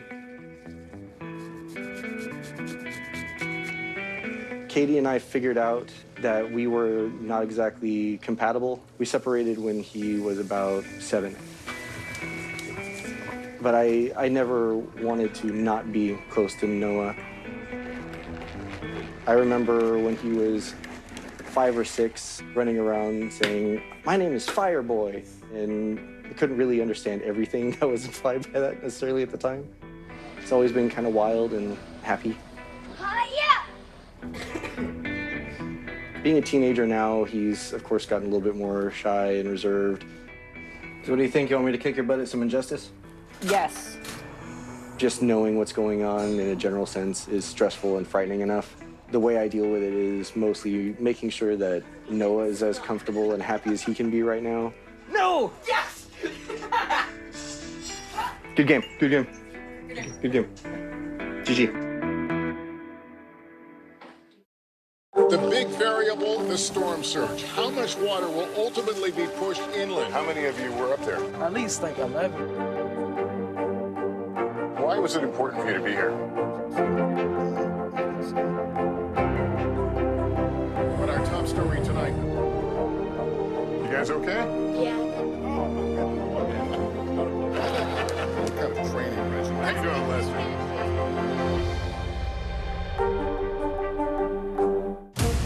Right now on NBC News Now. As we come on the air, here's what we know. It has been dramatic, powerful. We begin with breaking news just coming in. What's happening now, what's happening next, and what it means for you. We're continuing to follow the Russian attack on Ukraine. There's an intense artillery battle underway. We're getting out of this area right now because more air raid sirens are sounding. As we look out over the latest city-turned-crime scene, we see the things left behind. Was there a school officer on campus? Because that's what we've been told. No. Fewer people are content to just offer their thoughts and prayers. And the House has answered the call to create new gun laws. The stunning testimony at the January 6th hearing on Capitol Hill. Americans face the highest inflation rate in decades. Parts of Virginia cleaning up after severe storms. A terrifying night of flash floods. What are the resources that people need right now? Can they get basic necessities? Another special night of election coverage right here at NBC News Now. Results are coming in. This Tuesday is going to be huge for primary purposes. It's an interesting race here. I've just never covered anything like it. This is big when we're talking about November. How many doors do you think you've each knocked on? This feels like an ideological fight to the death. Is there room for common ground on this issue? What do you think when you see the activism that's happening right now? Do you think this movement could have happened without social media? A lot to talk about as we continue our rolling coverage. We're coming on the air with the news NBC Scoop. Bringing the news to you is not only a job, it's an honor. The big variable, the storm surge. How much water will ultimately be pushed inland? How many of you were up there? At least like 11. Why was it important for you to be here? But our top story tonight. You guys okay? Yeah. What kind of training regimen? How you doing, Lester?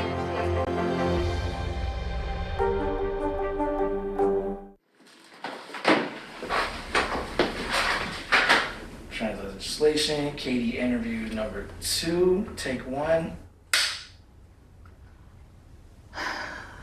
We've had some more ups and downs since last we talked. Let's see here. So the state of Texas will restart its abuse investigations. into families with trans kids. The statement, while not addressing the investigations into medical treatments for trans youth, indirectly indicated that these probes will now continue. A DFPS spokesman did not comment when asked if the agency plans to continue investigating such treatments as child abuse. So clear as mud, as usual. Good girl. This news coming at us like little mini tsunamis again and again and again. And this is like a typical morning where, like, I just read through total hell and confusion. I try to make sense of it, and then I get to start my day job. It's such a waste of my time. It's not because Noah is worth every single second of my time and every bit of my energy, but I wish that I could be pouring that in a different way in his life.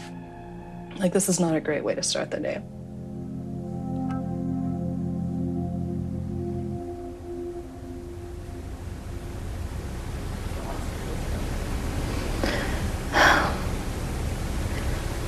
The idea of Colorado is like, it's such a hot and cold, exciting and scary and sad idea all at once. What we're looking at now is just trying to grapple with that very harsh emotional reality that we are now headed into the unknown.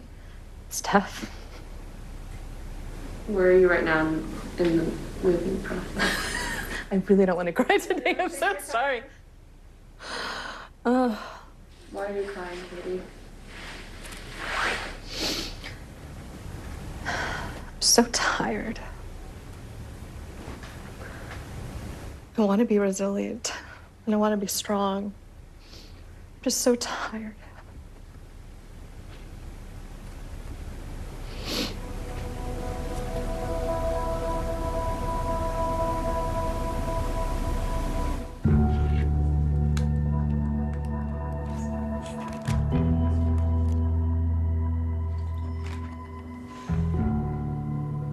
I overthink a lot, like a lot. It's all I can do some days where, like, school's a really hard thing in general, and sometimes I feel like the best I can do is just show up to my class. So it's a lot of anxiety attacks, and the world just kind of starts spinning. It's a daily occurrence where I need to rush to the nurse's office, either to get some quiet space or to just, like, sit there in a room by myself and just be able to breathe for a second. I think they're happening because it's just hitting and setting in way more every day that I'm just leaving absolutely everything. These are my friends and my family and my people.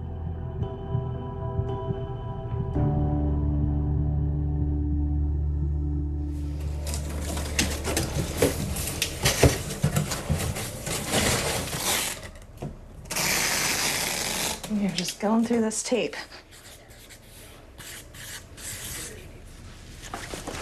I found this place on Facebook. We really lucked out. A place exactly where we want to be, with the right number of bedrooms, where I can work from home, room for the pets, a backyard. I love that you get your own space. I'm totally okay with that. And there's a pancake place down the street. That's the best part right there.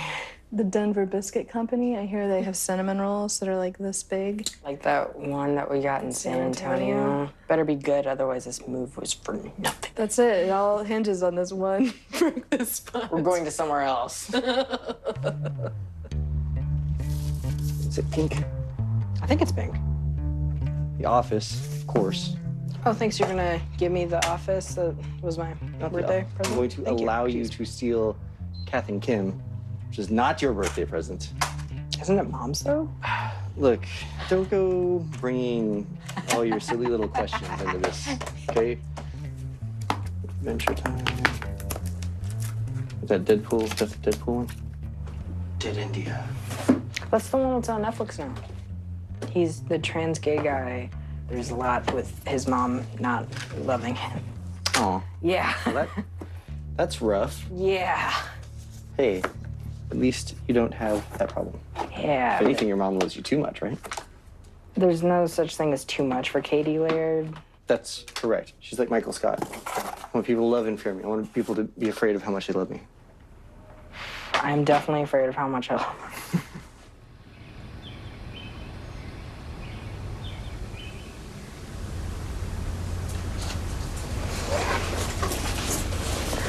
So we're looking at a really special notebook.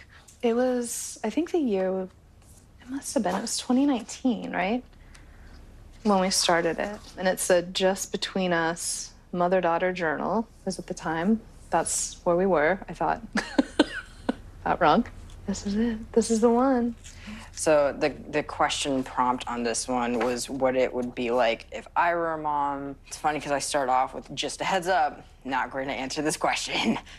All right, so I said, sometimes when I see you doing well at everything, parenting, school, work, etc., I just feel like I'm letting you down when my grades or assignments come home because you're doing so awesome. Another thing I've been wanting to say really bad lately or ask is if you could start calling me Noah. I finally feel comfortable in my own skin being called Noah and identifying myself as male. Mama, I know I'm still figuring this life thing out. I'm sorry that I haven't told you face to face. I just didn't know how to put this into words or out loud. With that, I'm going to bed, signing out on 11/11/19. And I said, sweet baby, I will call you anything that you want me to. Please be patient with me as I get used to this little but big shift. You as a person, human being, are so hugely important to me.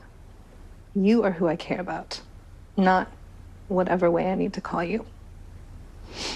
And then I cried a lot.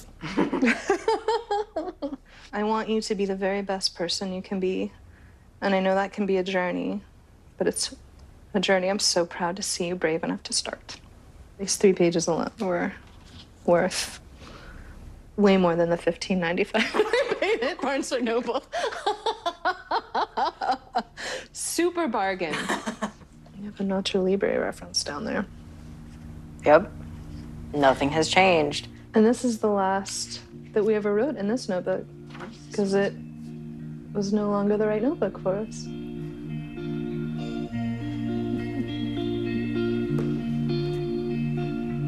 It's like a messy decision, this idea to take a family from everything that they've known. So we're all dealing with it in our own ways.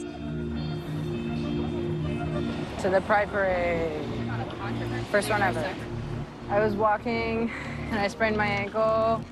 That's it. Nothing too serious. I'm just being forced to stay off of it forever, apparently. All right, look alive, because there's a lot of cars, okay? All right, hold my hand. So City Hall is right there. No, don't come down. Say, is this one right here? Oh, it's cute. 4783. Wow, it's so big.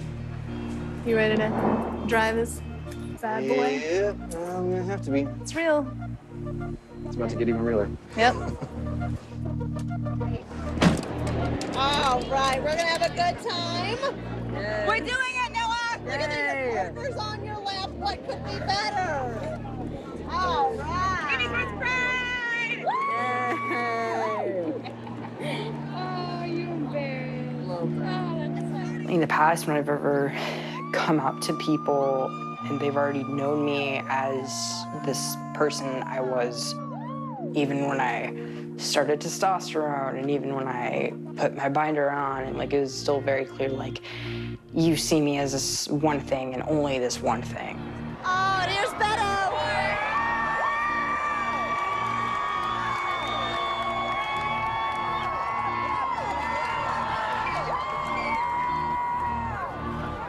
I'm excited about not having to come out to people and just being able to introduce myself as what they see. Oh, that's awesome.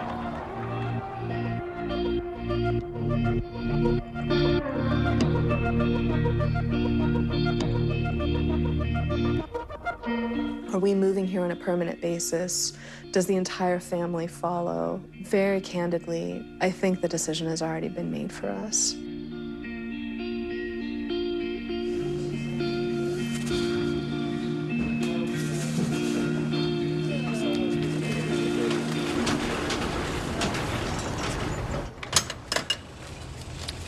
Walking, walking, walking, walking.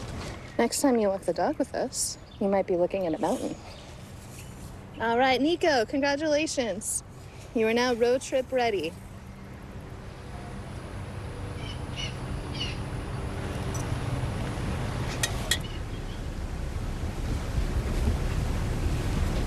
I was fully expecting to start crying or something, but I haven't yet.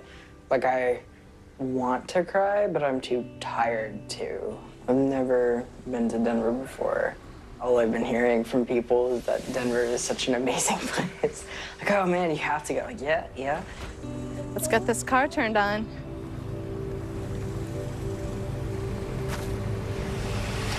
I love you. Safe driving. Safe driving. Thanks. I love you.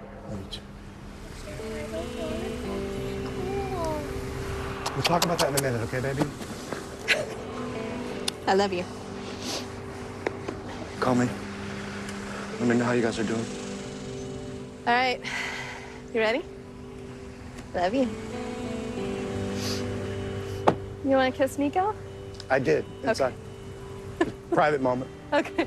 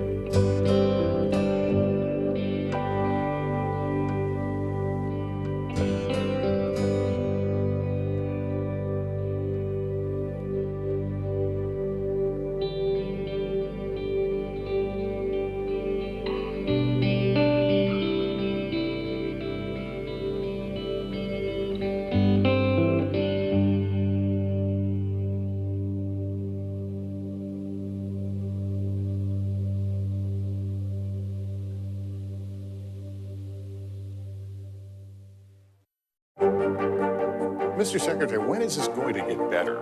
You came into this job saying you were going to fight crime. Have you been successful? Found a way to put that. Can you update us on the status of negotiations? Sometimes the news can be difficult and overwhelming for kids to understand, so we've created a newscast just for them. We hope your family will watch Nightly News Kids Edition. The big variable, the storm surge. Why was it important for you to be here? What kind of training regimen? How you doing, Lester? News is happening now. Look at what's making headlines around the world. We're coming on the air with breaking news. This is a significant moment. Whenever it happens, wherever you are, NBC News, streaming free now. As we look out over the latest city-turned-crime scene, we see the things left behind.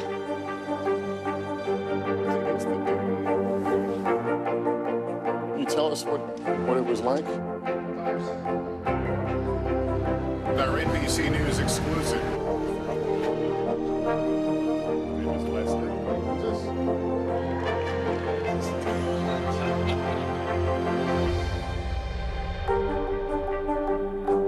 Hey, podcast fans, ready to unlock our true crime mysteries? Try Dateline Premium on Apple Podcasts. You'll get early access to originals, plus bonus content, and everything is ad-free. So head to Apple Podcasts now to subscribe. Sometimes the news can be difficult and overwhelming for kids to understand. Ukraine and Russia. Could you help me understand what's going on? So to help make sense of it all, we've created a newscast just for them. We hope your family will watch Nightly News Kids Edition. For Dateline Premium, subscribe now on Apple Podcasts. Tonight on Special Edition, Pfizer Chairman and CEO Albert Bourla, the man at the top of one of the most influential companies of our time and one that's impacted millions of lives.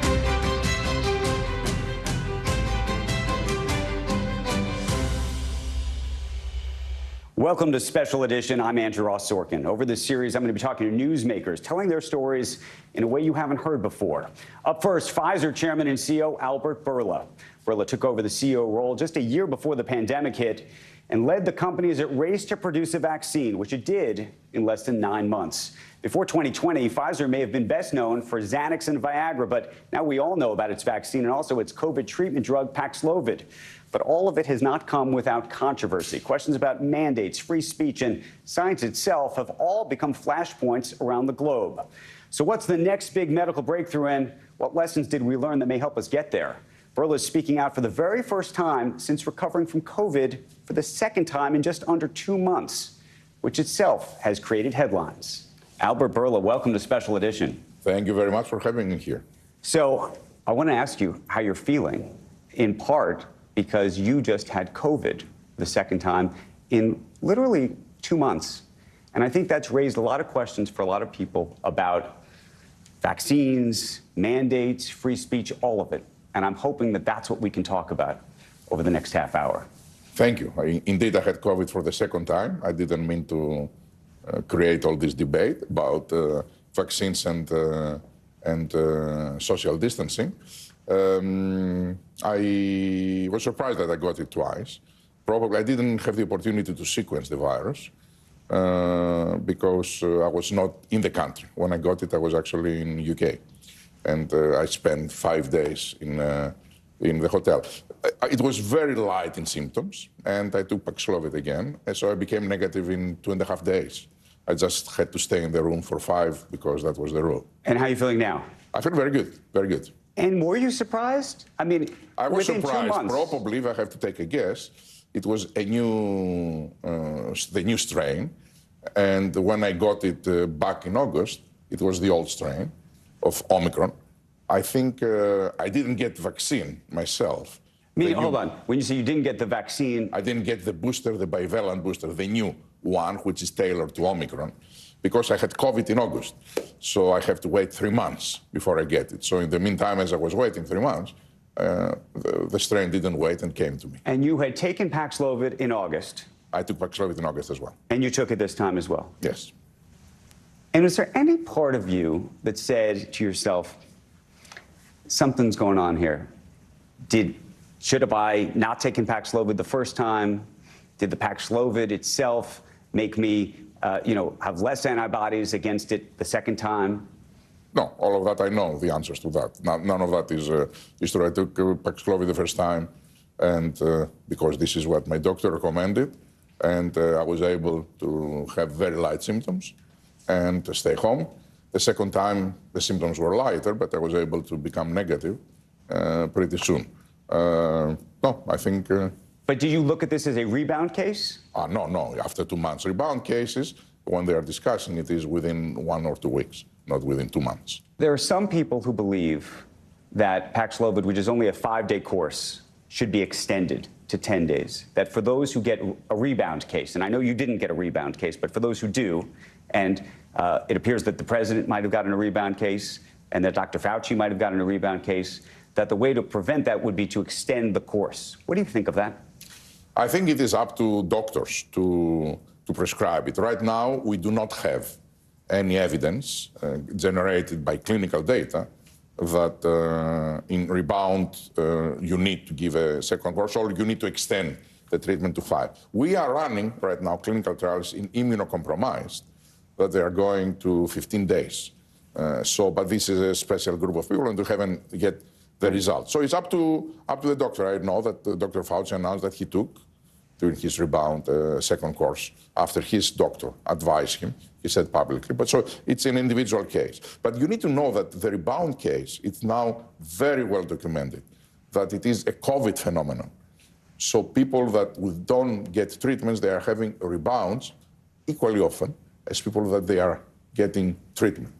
So again, it is another wrong information that is circulating and discourage people for no reason. President Biden, in an interview on 60 Minutes, said that the pandemic is over. When you went on Twitter to announce that you had gotten COVID for a second time in under 2 months, you said the virus and the pandemic is still with us. Yeah. Which is it? Oh, no, it is with us. And I think President Biden also said the same. He said there's a lot of work that we need to do with COVID.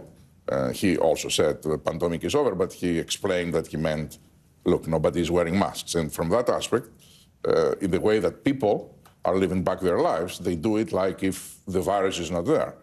Unfortunately, the virus is here and will continue coming. What do you think, though, of the idea that people look at your own personal experience and they say, do these vaccines work? Should have we gone down this path of the mandates? And all of these other questions around it. I think few people are asking these questions, but they do. There's the minority, and there are people that they never believed in the vaccines. And I don't think now is the time that they will change their minds. Without vaccinations, likely I would have very heavy symptoms. As we all remember, the first year of COVID, when people were dying and people were, we all knew someone that lost someone. The things changed not because the virus became better. The things changed because people started getting vaccinated. So all of that reduced the severity of the symptoms.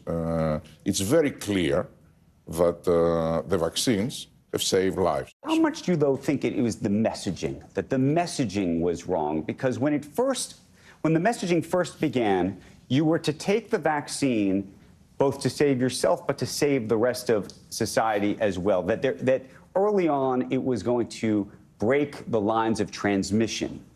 And I think one of the things that's happened since then is that transmission line has not been broken. And people look at your own experience and say, look, if you can still get it, a month or two later, what is this good for?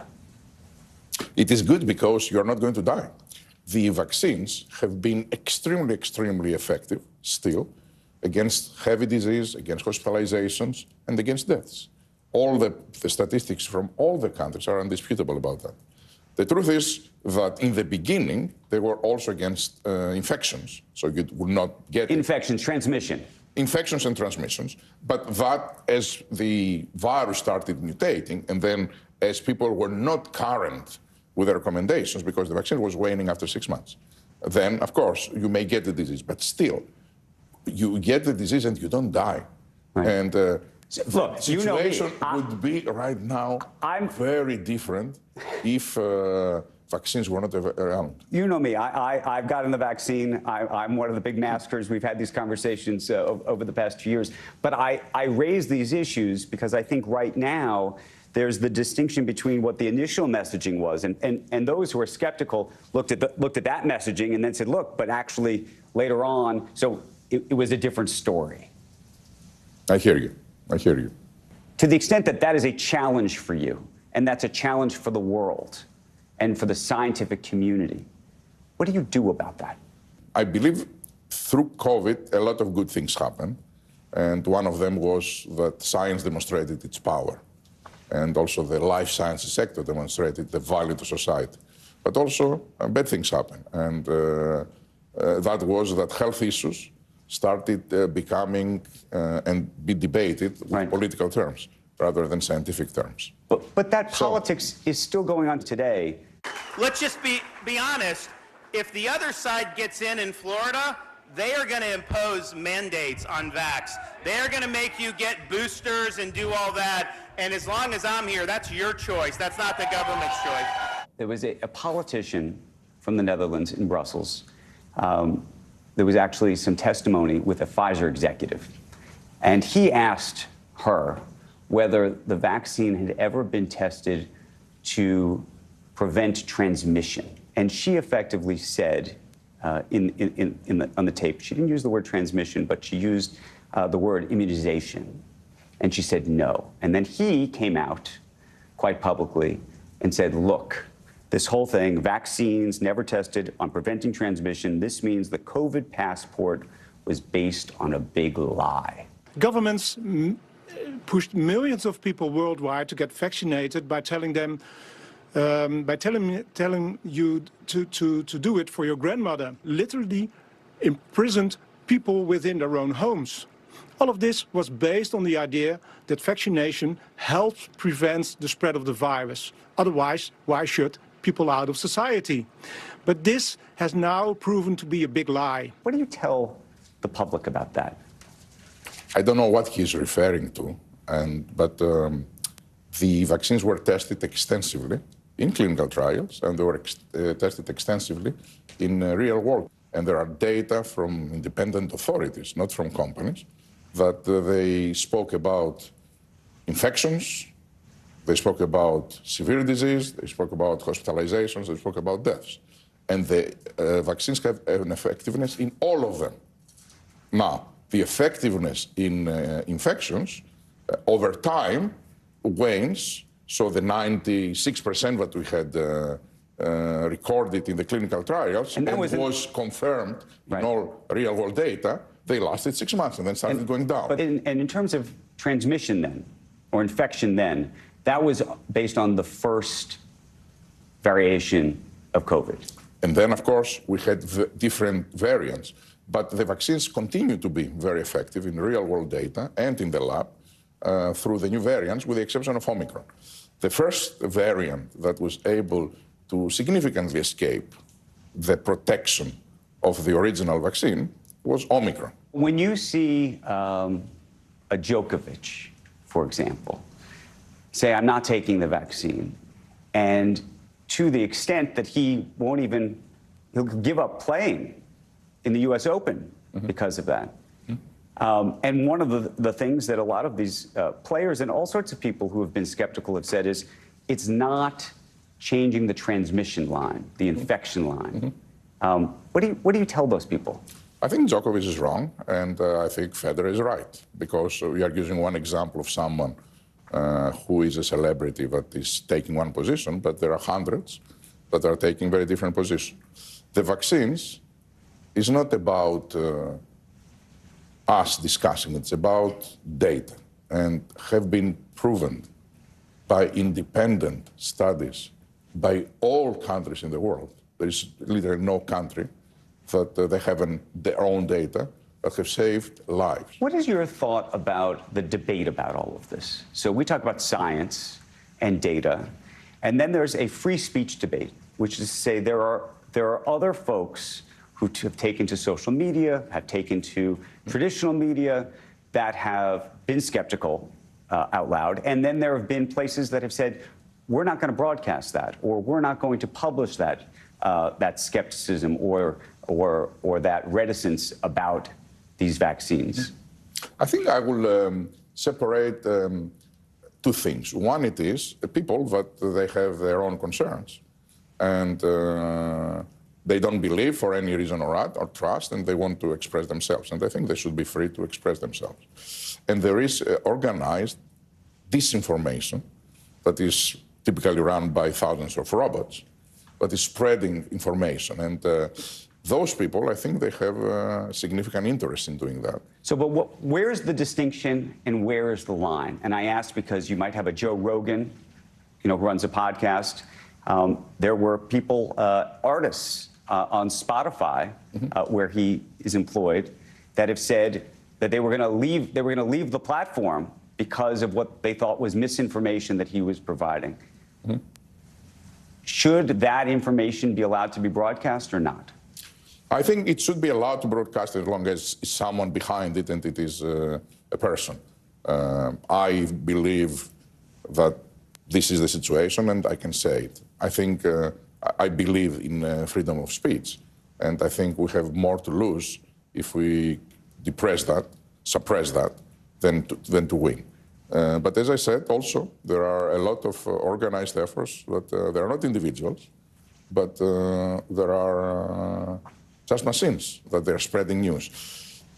And those things are costing lives. Right. But you take issue then with a Twitter or a Facebook or another social media site that takes down this information? Because for a long period of time, maybe less so today, that's what was happening. I think their processes in most of them, they are quite robust. And they differentiate between this disinformation that is coming and the individuals that express skepticism. Do you think, though, that by, and look, there's an argument to be made that suppressing some of this debate has actually led to more skepticism on one end, and on the other end, that the debate, if there is one, or what you might describe as misinformation, has led from a behavioral science perspective to a much grander challenge for the globe? Yes. I think that the division already has occurred. I think those that in the world that they don't believe in vaccines, they will not be convinced against. And those that they believed in the vaccines, I think those that the ones that will continue doing it. I think it's an old debate. If we believe not in the vaccines, it's going to be tough. Already we see the wave coming up in Europe. Right now on NBC News Now. As we come on the air, here's what we know. It has been dramatic, powerful. We begin with breaking news just coming in. What's happening now, what's happening next, and what it means for you. We're continuing to follow the Russian attack on Ukraine. There's an intense artillery battle underway. We're getting out of this area right now because more air raid sirens are sounding. As we look out over the latest city-turned-crime scene, we see the things left behind. Was there a school officer on campus? Because that's what we've been told. No, fewer people are content to just offer their thoughts and prayers. And the House has answered the call to create new gun laws. The stunning testimony at the January 6th hearing on Capitol Hill. Americans face the highest inflation rate in decades. Parts of Virginia cleaning up after severe storms. A terrifying night of flash floods. What are the resources that people need right now? Can they get basic necessities? Another special night of election coverage right here at NBC News Now. Results are coming in. This Tuesday is going to be huge for primary purposes. It's an interesting race here. I've just never covered anything like it. This is big when we're talking about November. How many doors do you think you've each knocked on? This feels like an ideological fight to the death. Is there room for common ground on this issue? What do you think when you see the activism that's happening right now? Do you think this movement could have happened without social media? A lot to talk about as we continue our rolling coverage. We're coming on the air with the news NBC Scoop. Bringing the news to you is not only a job, it's an honor. Hey, podcast fans, ready to unlock our true crime mysteries? Try Dateline Premium on Apple Podcasts. You'll get early access to originals, plus bonus content, and everything is ad-free. So head to Apple Podcasts now to subscribe. The day's biggest political stories with trusted insight and expert analysis. A daily look at the politics behind the headlines. Meet the Press Now, streaming weekdays at 4 p.m. on NBC News Now. Has your view about all of us getting COVID or not shifted? And the reason I ask is about a year ago, last fall, we spoke. And I asked you whether it was invariable that I was going to get COVID. I ultimately did, by the way. And you said, no, it's not predestined or preordained that you will. But then folks like Anthony Fauci have said that we're all just going to have to live with this, and virtually everybody will at some point get COVID. What do you think? I think I got it twice, so I believe Dr. Fauci that many people, not everyone, but the vast majority likely, because look what likely is to happening. Get COVID. The vast majority of the world is likely to get COVID. Look what is happening. The virus will remain among us, and social distancing is disappearing. And less people are making the vaccine than in the first year. So that, what does it mean? No social distancing, new variants, people with waned immune responses, many people because they don't get the vaccine. We'll have many, many, many new waves. And they will be more severe, unfortunately, because if your immune system is not primed with a booster, and it's been already a year or a year and a half since you made your first vaccine, you will get more severe symptoms. How concerned are you about this particular winter? I think it's going to be tough, and it's going to be tough. Already we see the wave coming up in Europe. Usually there are 4 or 5 weeks after Europe that we see the wave in the US, and then follows the rest of the world. Thank God we do have vaccine that it is very effective against this variant, but not many people have done it so far. So if we won't pick up between now and the next 5 weeks in vaccinations rates in the US, so that people will be immune, I think will be a tough winter. And do we think that we will ever come up with a vaccine that eliminates it entirely? COVID. It's a very nasty virus. And even if you are diseased, which is rare, usually you have immunity, right? I was a good example. I got within 2 months the COVID. It's changing constantly. But what I feel it is that because of the RNA technology, we are in a position to be able immediately to follow. So I will give you an example. We are constantly monitoring the variants. And we see a small variant that it is 1 or 2% of the cases in the world. We will test if the vaccine works against this variant. If for any reason we see that it doesn't, we start already producing a new template to make a vaccine. And we monitor. If it grows to become dominant, we are already ready. Because at risk, we started producing a vaccine, which means that we will be able to follow.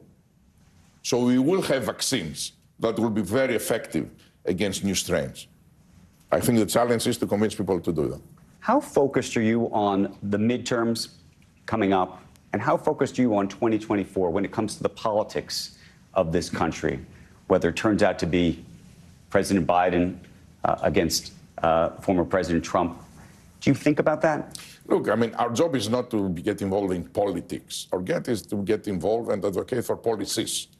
And policies that they are advancing healthcare is a good thing to be able to. But you were intimately involved with the White House during Warp Speed to but get I was this. intimately involved not about their elections, or I was intimately involved about what do we need to do to expedite the development and then the manufacturing. But are you concerned more about one party over another? No, I don't think so. It's about parties, and it's not our job to choose parties. Our job it is to work with both on policies that we believe are enhancing innovation, science, and patient centricity. Now that we have mRNA technology, what do you think realistically 5 years from now, if we're sitting together, what kinds of diseases, what kinds of medical breakthroughs do you think we're going to see? I think we are just scratching the surface. Stay on top of breaking news and the biggest stories of the day with NBC News Daily. Thank you so much for joining us. I'm Morgan Radford. And I'm Vicki Wynn. I'm Aaron Gilchrist. And I'm Kate Snow. Get in-depth reporting from across the country. What's your reaction to the president's comments? And around the world. Are Ukrainians continuing to make advances? And ways you can take care of your health. Who should be getting tested, and frankly, how often? And your wallet. Costs are skyrocketing. How to manage soaring prices. NBC News Daily. Weekdays from 12 to 4 p.m. Eastern on NBC News Now.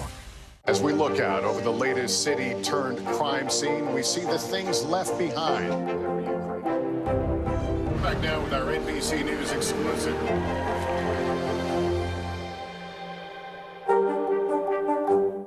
News is happening now. Look at what's making headlines around the world. We're coming on the air with breaking news. This is a significant moment. Whenever it happens, wherever you are, NBC News, streaming free now. The big variable, the storm surge. Why was it important for you to be here? What kind of training regimen? How you doing, Lester? Hey, podcast fans, ready to unlock our true crime mysteries? Try Dateline Premium on Apple Podcasts. You'll get early access to originals, plus bonus content, and everything is ad-free. So head to Apple Podcasts now to subscribe. For Dateline Premium, subscribe now on Apple Podcasts. The day's biggest political stories with trusted insight and expert analysis. A daily look at the politics behind the headlines. Meet the Press Now, streaming weekdays at 4 p.m. on NBC News Now. The Meet the Press Chuck Toddcast, an insider's take on politics and more with some of my favorite reporters. Get it for free wherever you get your podcasts. I wanted to ask you about the Inflation Reduction Act, because as part of that, there's a provision that enables Medicare to negotiate the price of high-cost drugs. Pfizer came out and said that that bill could threaten the future of groundbreaking cures. What do you mean? This is not about negotiating, right? It is about price setting.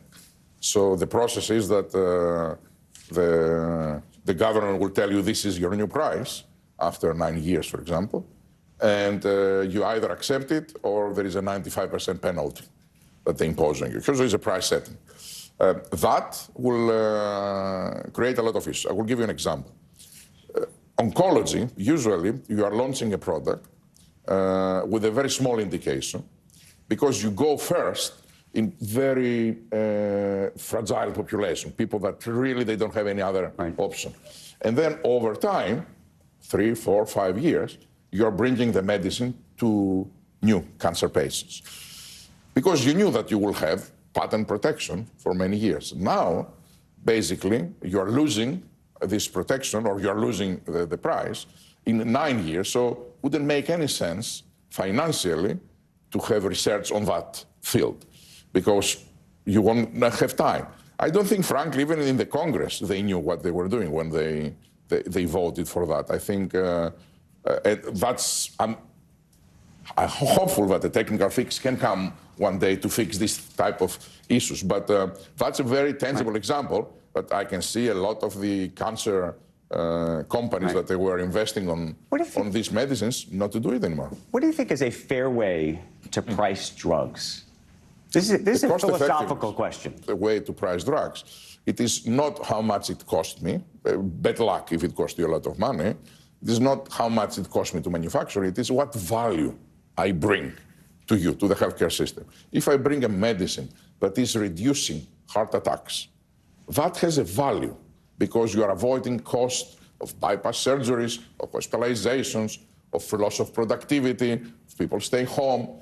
That's how you need to price. And by the way, when we discuss a price, either in Europe or in the US with whoever, this is how we discuss it. We don't say this is the price we think. We have a whole study that demonstrates, based on data, what will be the cost effectiveness of the drug. But you understand when an American says, look, they spent X to develop it, I get that, and the actual cost of each pill is $1 or $2, and I don't understand why, when I walk into CVS, it's costing hundreds of dollars, right? No, I think it's absolutely true. First of all, it shouldn't cost him nothing but a very small copay, because they should have insurance. The second, it is not the cost to develop this drug. It is the cost of failure, because from 100 drugs that they start, only one will make it eventually, right?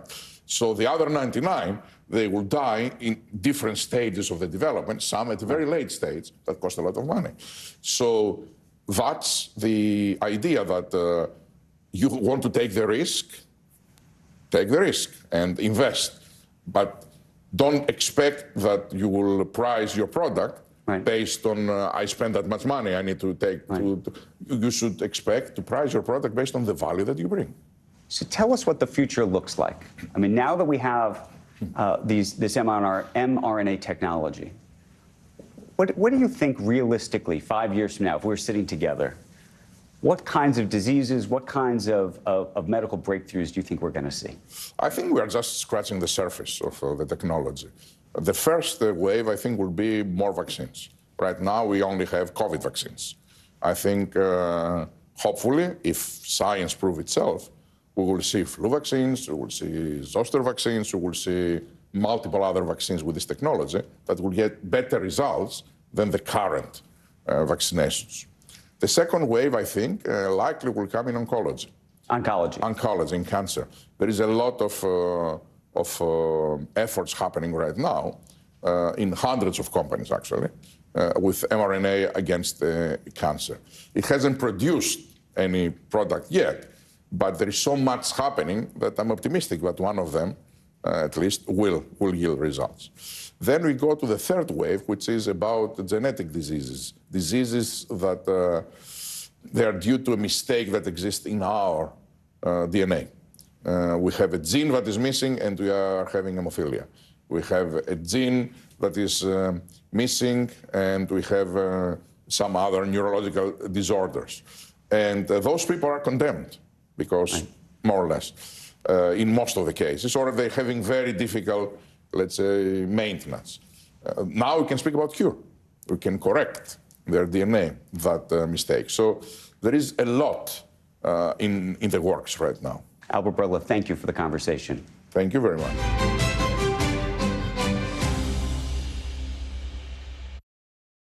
Hey everybody, I'm Kate Snow. You can see me anchoring NBC News Daily right here every afternoon, but as a kind of a side hustle, I do this show called The Drink with Kate Snow. We're actually in a bar in Midtown Manhattan right now in New York City where we tape some of these. The Drink is all about talking to somebody at the top of their game about how they got there. And of course we do it over a drink of their choice. So we put together some of our favorite drinks for you. You're gonna hear from Shaun White, the snowboarder. You're going to hear from Cody Rigsby, the Peloton instructor, from Queen Latifah, the Queen. You're also going to hear from Walker Hayes. He's a country music superstar. But we're going to start with Bill Nye, the Science Guy. We're in the Elgin Bar in Manhattan. It's so hip. It's a very cool place. It is cool. What's your drink here? Gin martini, cold and dry. Did I say cold? Yeah, you said cold. It's cold. Ooh. Yeah. The drink is always about how you got here. So, Bill Nye, how did you become the Science Guy? Oh, I thought it was going to be why did I start drinking martinis? Well, we can go back to that. How did I become the Science Guy? So, when I was a senior in college, the guy who had been my freshman roommate, I went into mechanical engineering, he went into material science. He came hurrying to my house. You got to see this, man. You got to see this. This is amazing. They had this extraordinary new technology, cable television. So then a year later, I got a job at Boeing. If you're ever on a 747, don't worry. I was very well supervised. A whole new set of friends, people I did not know very well because I just moved to Seattle. This guy, you got to do this. So Warner Brothers Records had a Steve Martin lookalike contest, 1978. And I won in Seattle. So after that, people wanted me to be Steve Martin at parties. Then you try to do your own jokes as a stand-up. And I emphasize try. So you get into comedy. I wrote some bits for this show called Almost Live. And then one week, we lost a guest. Now the story is lost in antiquity. So we had to fill 6 minutes. So a guy, Ross Schaefer, who's still a dear friend of mine, said, you know, you could do some of that stuff here I was talking about, Bill. You could do science stuff. You could be Bill Nye the Science Guy or something. I did the household uses of liquid nitrogen. And that eventually parlays into? So then 2 colleagues worked on a show called Seattle Today. And you can imagine, you don't have to ever have seen Seattle Today to know just what happened. Yeah. Every 8 minutes, there's the weather, but and the traffic. And so they hired me to do a thing for Washington State Department of Ecology. So we did fabulous wetlands, clean water, filter water, home to wildlife, and control floods, okay, for 22 minutes or something. And that became the template for the show that we got to do 4 years later. Bill Nye the Science Guy. Bill Nye the Science Guy. Bill Nye the Science Guy. I don't know if people realize that it really was a pretty relatively short run, right? It's 5 years, well, less than 5 years all in, yeah. And yet you've been rerun in classroom after classroom. They wheel in the TV. I'm from Kuwait, I watched the show. I'm from Slovenia, I watched the show. Germany, we all watched the show in Germany. Who are you people?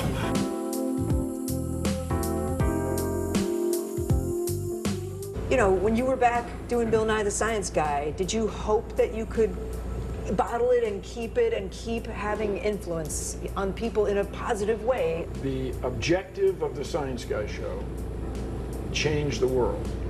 That was in 1993, 92, 93. That's still the objective. Don't worry about that thumping. They're just making, they're making armor. It's a jeweler. It's a jewelry maker upstairs. This is the Elgin Bar in Manhattan. Yes. And upstairs we have jewelry makers that are banging. Who have hammers. Which you might hear at a time during our conversation. Everything's fine. Bill Nye the Science Guy ends. Was that hard? Was that, I mean, because I can imagine that being a huge transition in life. Like, what am I going to do now? Well, not so much. It was, by the time we did 100 shows. Yeah. And by the time we finished, everybody needed a break. After that, the jobs I was offered were still being a kid show host, or doing kids, going to science centers and doing science demonstrations. And that's okay, but when you do the television show, we had a crew. For example, if I'm here talking to you, you don't hear the noises sound effects that you might hear on the Science Guy show. Right. Without the crew, without the camera, it's a different kind of work. You're Bill Nye, you're not the science guy with all the production. You want to go to the next level. Come on, people. How did you take yourself to the next level? It took just 12 quick years. I mean, it just took years to make the transition. Looking back at the list of all the things you've done a lot of shows. You've done everything. Yes. Ish. It does kind of look like there was a period where maybe nothing was quite sticking. Is that right or not? What I did in that period, two things. First of all, I made, by my standards, a pretty good living doing public speaking engagements at universities. And that's very rewarding.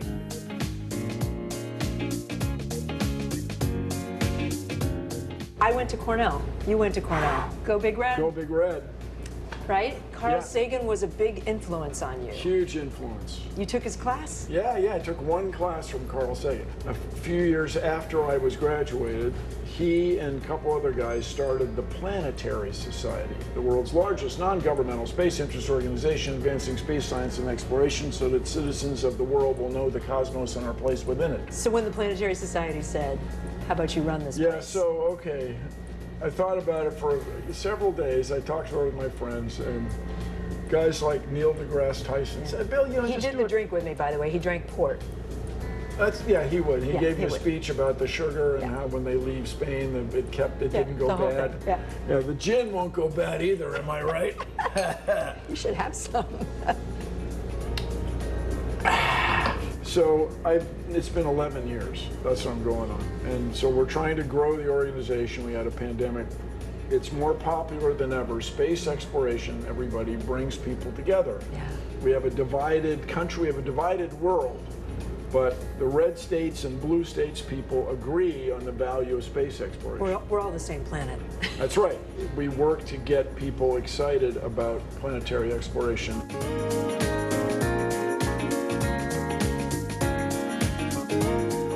You were around in people's lives in their formative years, the people younger than me, right, and younger than you, who watched you in the 90s.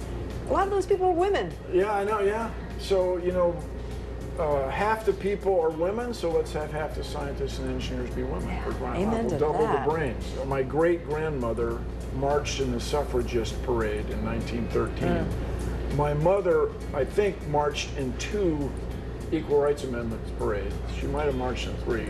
The stuff was going on. And so these are my people, That my mom was recruited in World War II to work on the Enigma code. She was a code breaker. She was a code girl, yeah. There's a documentary about you on Netflix, and I heard you say in that you are still trying to make your parents proud. Yeah. Yes. They're not living anymore, but I think I'm trying to be worthy. I really am. So my mom was a code girl. My dad was a prisoner of war for 4 years, 44 months, almost 4 years. You have a new show on Peacock. Yes, The an End Is Nigh. NBC streaming service. Yes, right. The End Is Nigh. It doesn't have to go down that way. Together, we can save Earth with science. So we made 6 disaster movies, but here's the twist. The first half of the show, first half hour, things get worse and worse, disaster, then I get killed. At the end of the first half hour, but the second half hour, I come back. If we had systems in place, if we respected our knowledge, if we took steps with science, yes, we could change the world. And so that's the premise. That's the premise. Yeah. Here we go. Lightning round. How many bow ties do you own? Over 500. Best advice Carl Sagan ever gave you? Kids resonate to pure science. That was the verb he used.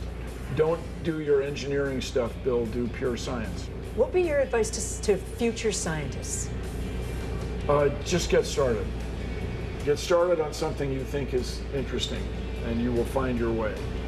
Bill Nye, this has been great. Thank you, Kate. For Dateline Premium, subscribe now on Apple Podcasts. News is happening now. Look at what's making headlines around the world. Whenever it happens, wherever you are, it's here now. The Meet the Press Chuck Toddcast, an insider's take on politics and more with some of my favorite reporters. Get it for free wherever you get your podcasts. NBC News, streaming free now. For Dateline Premium, subscribe now on Apple Podcasts. News is happening now. Look at what's making headlines around the world. Whenever it happens, wherever you are, it's here now.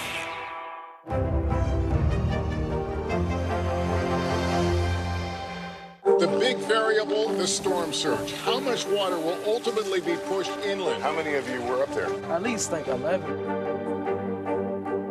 Why was it important for you to be here? What our top story tonight? You guys okay? Yeah. What kind of training is it? How you doing, Lester?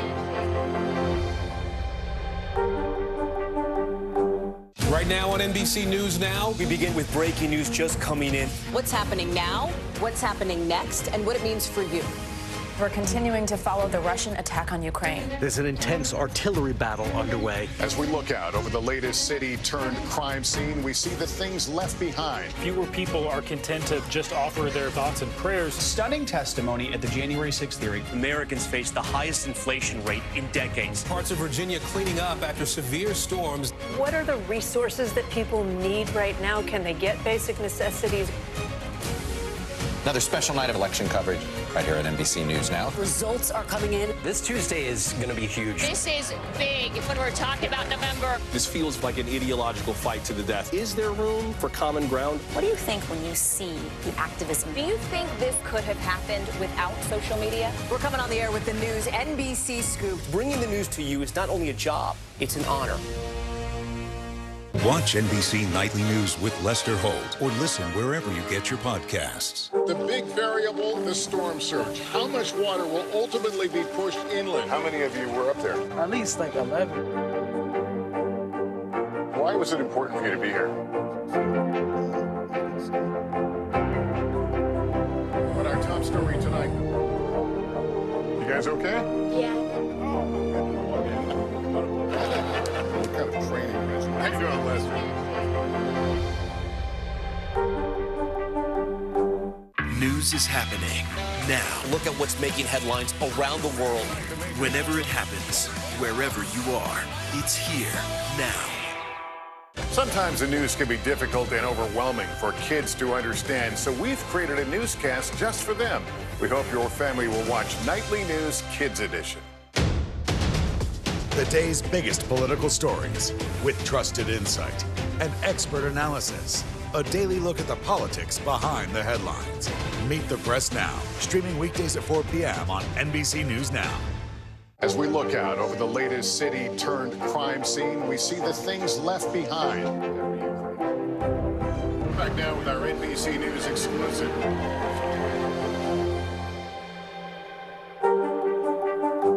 Watch NBC Nightly News with Lester Holt or listen wherever you get your podcasts. The Meet the Press Chuck Toddcast, an insider's take on politics and more with some of my favorite reporters. Get it for free wherever you get your podcasts.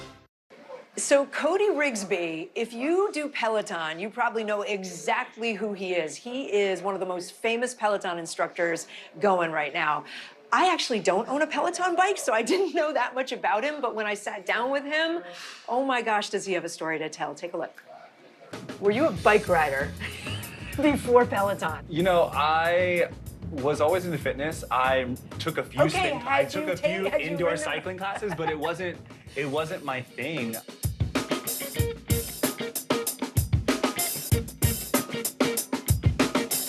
We are at the Pebble Bar. Yes. In Manhattan. It's a pretty cool place. I heard it's an institution. Am I allowed to keep sipping? Is that okay? Yeah, of course. I mean, a filthy martini with blue cheese olives.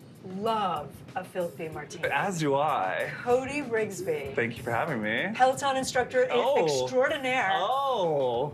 Dirty martini. Cheers. Filthy martini. Filthy, filthy, filthy. Today, we are going to be bumping and riding to a playlist of songs about smooching, kissing, and lip locking. You have like more than 1 million followers on Instagram. Yes. Just for people who don't know. People in your crew call themselves the Boo Crew. Yes. My name is Cody Rigsby. Bye, Boo. How the heck did you get here? Well, I was born in California, single mother, and I lived there till I was 8. We packed up our 2 dogs and like 3 cats in like a Chrysler car. We drove across country. And you're in Greensboro, North Carolina as a gay teenager, yeah? Yeah, like trying to figure that out, and that's challenging, being in a more conservative space in the country. And what were you doing, musical theater? Yes, of course. I knew that. How did you know? Well, I kind of read it, but I also knew it. But by the way, I was the drama club president. Okay, all right. So I'm right there with you with the musical theater. I mean, I was a really good dancer, but a horrible singer, so didn't quite work out in the long run. Really good dancer. Thank you.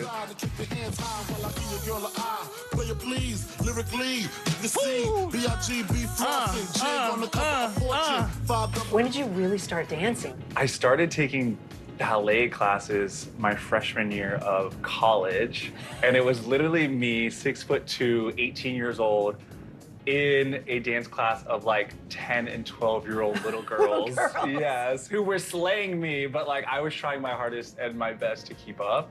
And then that's kind of where a friend of mine told me to come to New York City and intern at Broadway Dance Center. So that's where I really got into the commercial world and making connections there, and that's where like my passion and love for New York City started to grow. And that's where you end up getting eventually with like Nicki Minaj and Katy Perry. I mean, like, you know, you go to dance classes, you make connections, you get an agent, you go to auditions, and then like, you know, it's not like that, but you know, you kind of like progress and make the connections, and people start to see you and your talent. And fortunately, you know, the choreographer for that, for the Victoria's Secret fashion show, allowed me to have those opportunities to dance with Nicki Minaj and Katy Perry, and it was so awesome and so cool. You were also kind of scrapping when you were in New York, right? Like you might be the first person on the drink to work at TGI Fridays. Right around the corner here too. Right around the corner. Like literally right around. It was. And your was shirt, horrible. if you put it is serving like flair, you know. Yeah, exactly. If you added some flair to that shirt, you might be able to it's go back. It's an homage to my old life. Yeah. Oh man, I like hustled and bustled in this city from the moment I got here. I was working at a streetwear brand. I was working retail down in Soho. I was working at TGI Fridays. I was just doing anything to make a buck. And so I knew that I was the only one that I had. I was my only safety net. And so I was the only one who was gonna pay the bills. Yeah. All right. We've done it once, we can do it again.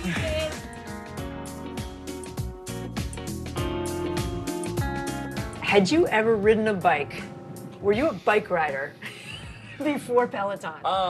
You know, I was always into fitness. I took a few indoor cycling classes, but it wasn't my thing. That's kind of what I thought. I kind of thought maybe it wasn't. You weren't like you know, riding around Manhattan. No, and it wasn't like I was a big name within like the cycling world before Peloton got into my life. So how do you find out about Peloton? Oh man, it's almost serendipitous. It's almost divine, and like I don't know how I got so lucky or won the lottery, but to have this opportunity that absolutely changed my life and absolutely pushed me to grow into the person that I am, I'm so grateful for it. And I look back and I'm like, how did this happen to me? But I was, one of my jobs was moonlighting at the Box in the Lower East Side. And so, which is like a dance club, well, it's a very notorious club with a very interesting burlesque show.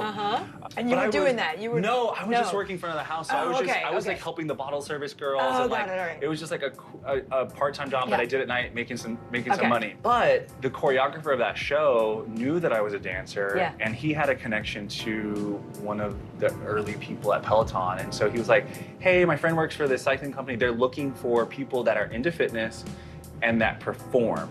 And now he was like, I think you'd be a great fit. And I was like, okay, like. Were you like Peloton? Yeah, it was. What? I mean, honestly, I was just like, oh, great, here's a job, here's some like steady income, here's a new gig, here's some money, here's just like an out. You never saw it as a career? No, I didn't know anything about it. And then once I got the, I honestly like went in, met my boss, had a headshot and resume, and honestly they hired me like within like 20 minutes.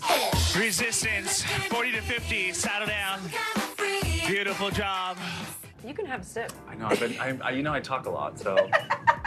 And I need the olive juice for the electrolytes. Your followers on Peloton, there's a reason that they're there for you, right? They love your energy, they love your humor. You are so funny. Thank you. It seems like Peloton grew hugely during COVID, right? How did you stay together, I think knowing that we were all kind of suffering. We all had a lot of fear. We didn't know what was going on. We were stuck in our homes. We had to deal with that mentally, emotionally, physically. And so knowing every day that I had purpose, knowing every day that me showing up, me doing my job was going to help hundreds of thousands of people in this really challenging moment gave me that push, gave me that power, and I fortunately had an outlet to say what was on my mind, to show people that, hey, I'm also scared, you're also scared, but hey, we have this 30 minutes to move our bodies, so let's either escape right now for 30 minutes and move our bodies and listen to music and dance, or let's completely tap into what we're feeling and let's process it and let's work through it together.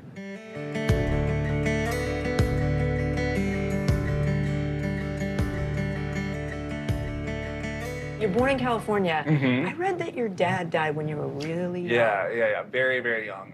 Was that a drug overdose? Yeah, so both of my parents growing up were battling addiction. And so my father died when I was about 4 months. Wow. And like growing up, I feel like I had a lot of shame around that. And I think as I grew up and kind of understood that honestly, this wasn't a person that I really had any attachment to. And honestly, there's a little bit of gratitude as I got older, knowing that maybe someone who was battling addiction and didn't have those priorities straight probably wouldn't have been a great influence or a great thing in my life.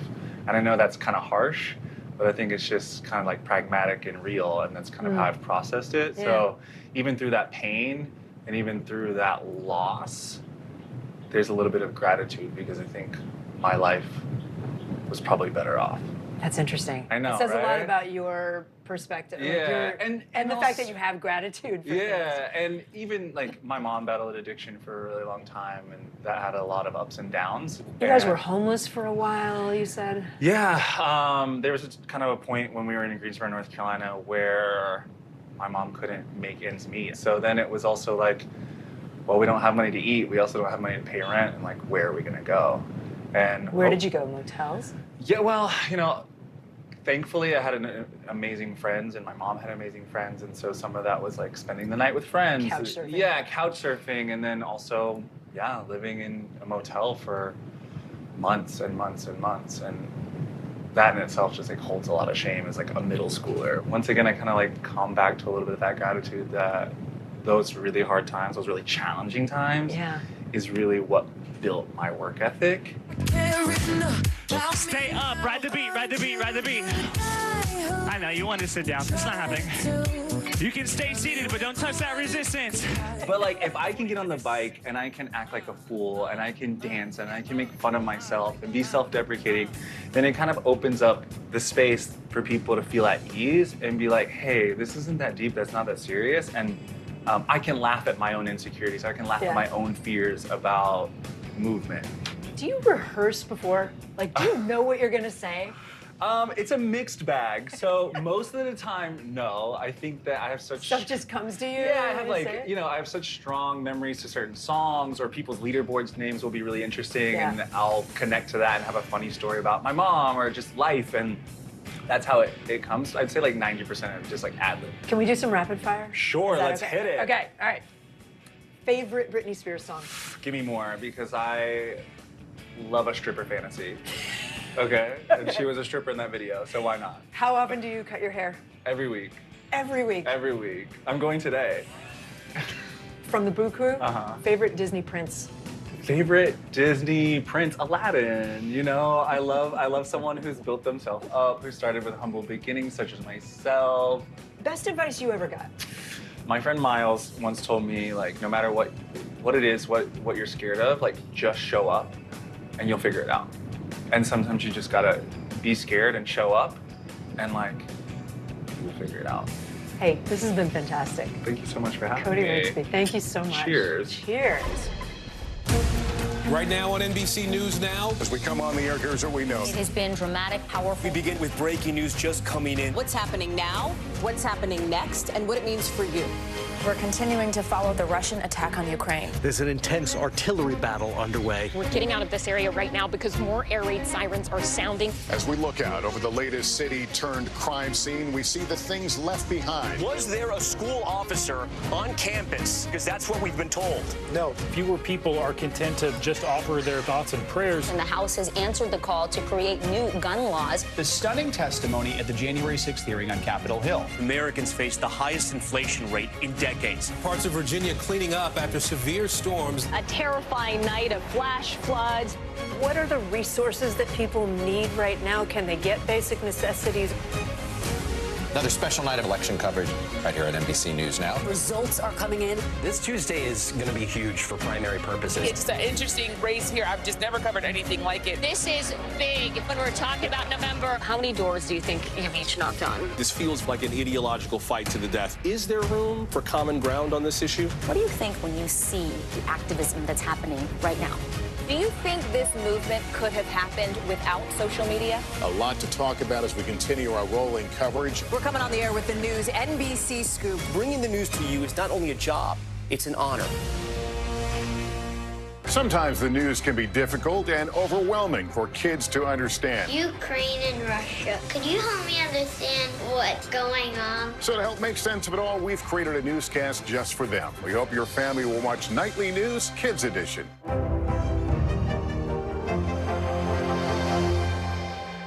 Celebrating 75 years of Meet the Press, the longest-running show on television.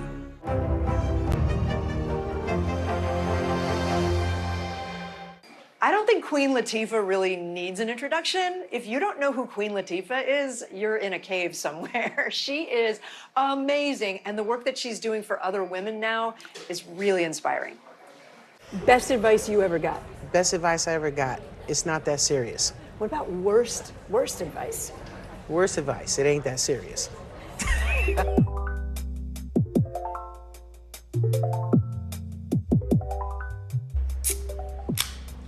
Queen Latifah. In the building. What is your drink?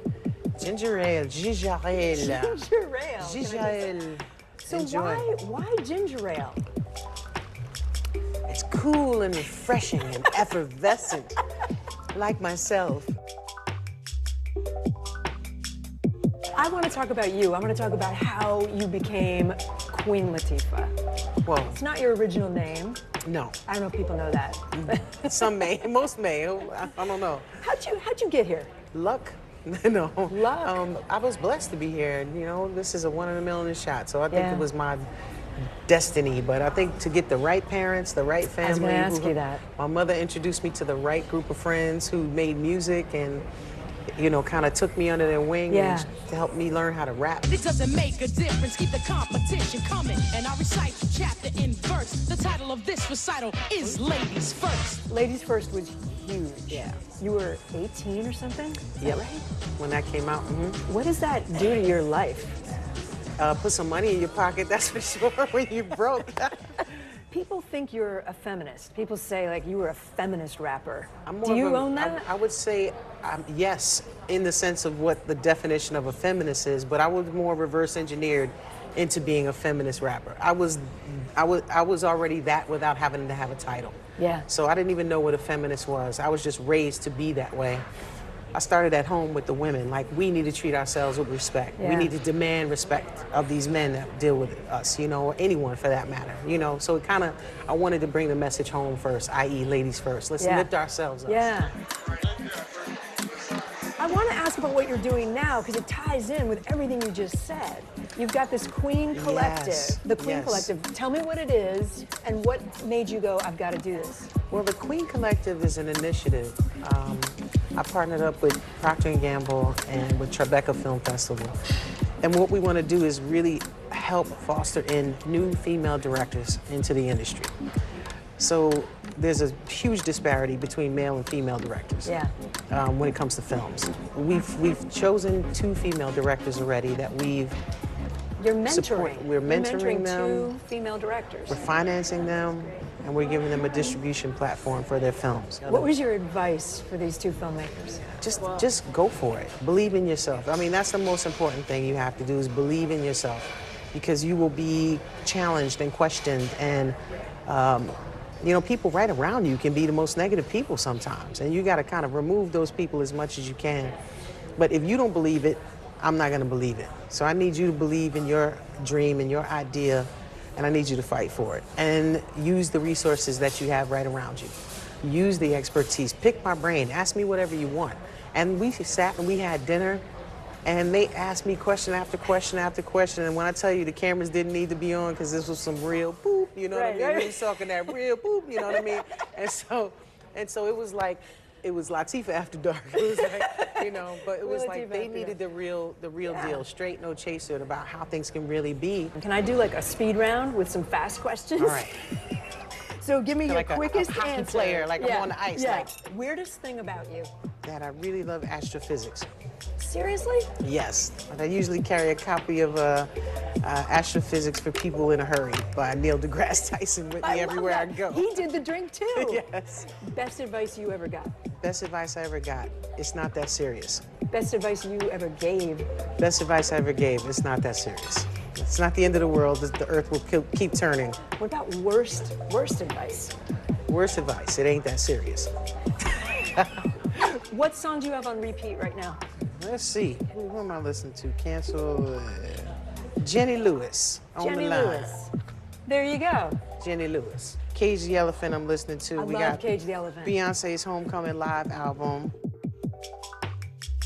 Your career is head spinning. Just the number of records you've put out, let alone TV shows, let alone movies. You are prolific, seems to me. And also producing, I've been also known to filmmaking. prolifize a little bit. Also an entrepreneur. What were the biggest barriers? Well, the barriers are many things. First of all, being young, being African American, being a female. Those are 3 things instantly that can fight against you. When you're dealing with corporations, when you're dealing with people who are used to doing business a certain way with certain kinds of people, or the same people over and over, or they want to look at you as talent and not business and really kind of relegate you to being in front of the camera, and you just do that and we'll control all this back here, and I was never with that. So the reason I even opened up my own management company with my partner Shah is because I didn't want to be told what to do. Were you told no by anybody? I've been told many times throughout the years, I'm sure, you know, and but no is not a no for me. No is, it depends on what it is. You can tell me no, but then that just makes me re-examine my position. Is it a no because it should be a no, or is it a no because they think it should be a no? And if it's a no because they think it should be a no, and who are they to tell me whether I should be my no? Do I feel it's a no? Hell no. So let's figure out a way to make that no a yes, or better yet, let's remove them, let's go around them. Do an end run, let's make our own thing so we don't have to ask yes or no.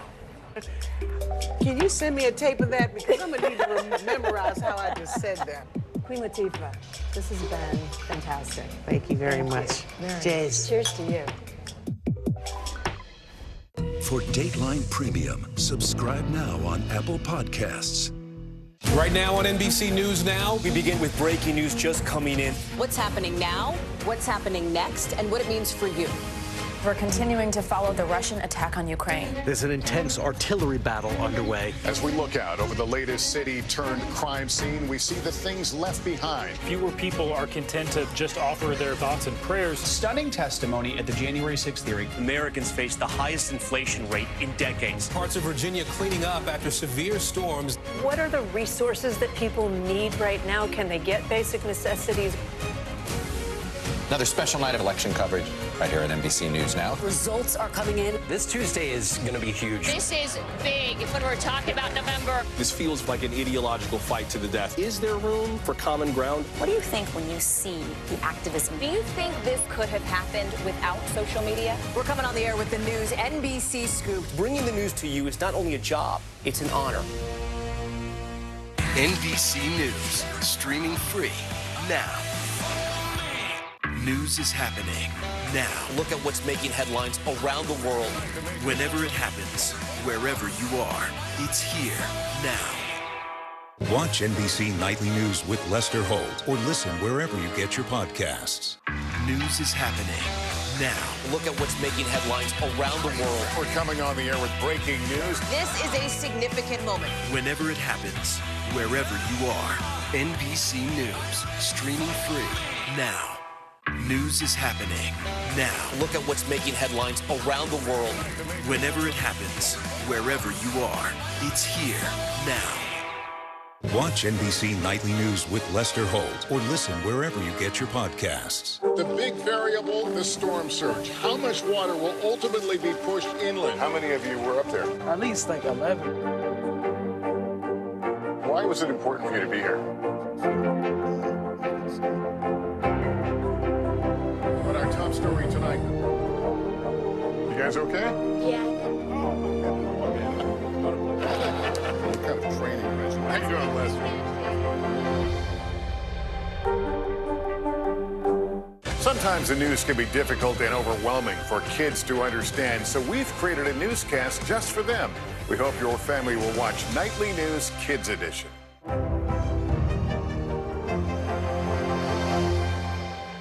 Right now on NBC News Now, we begin with breaking news just coming in. What's happening now, what's happening next, and what it means for you.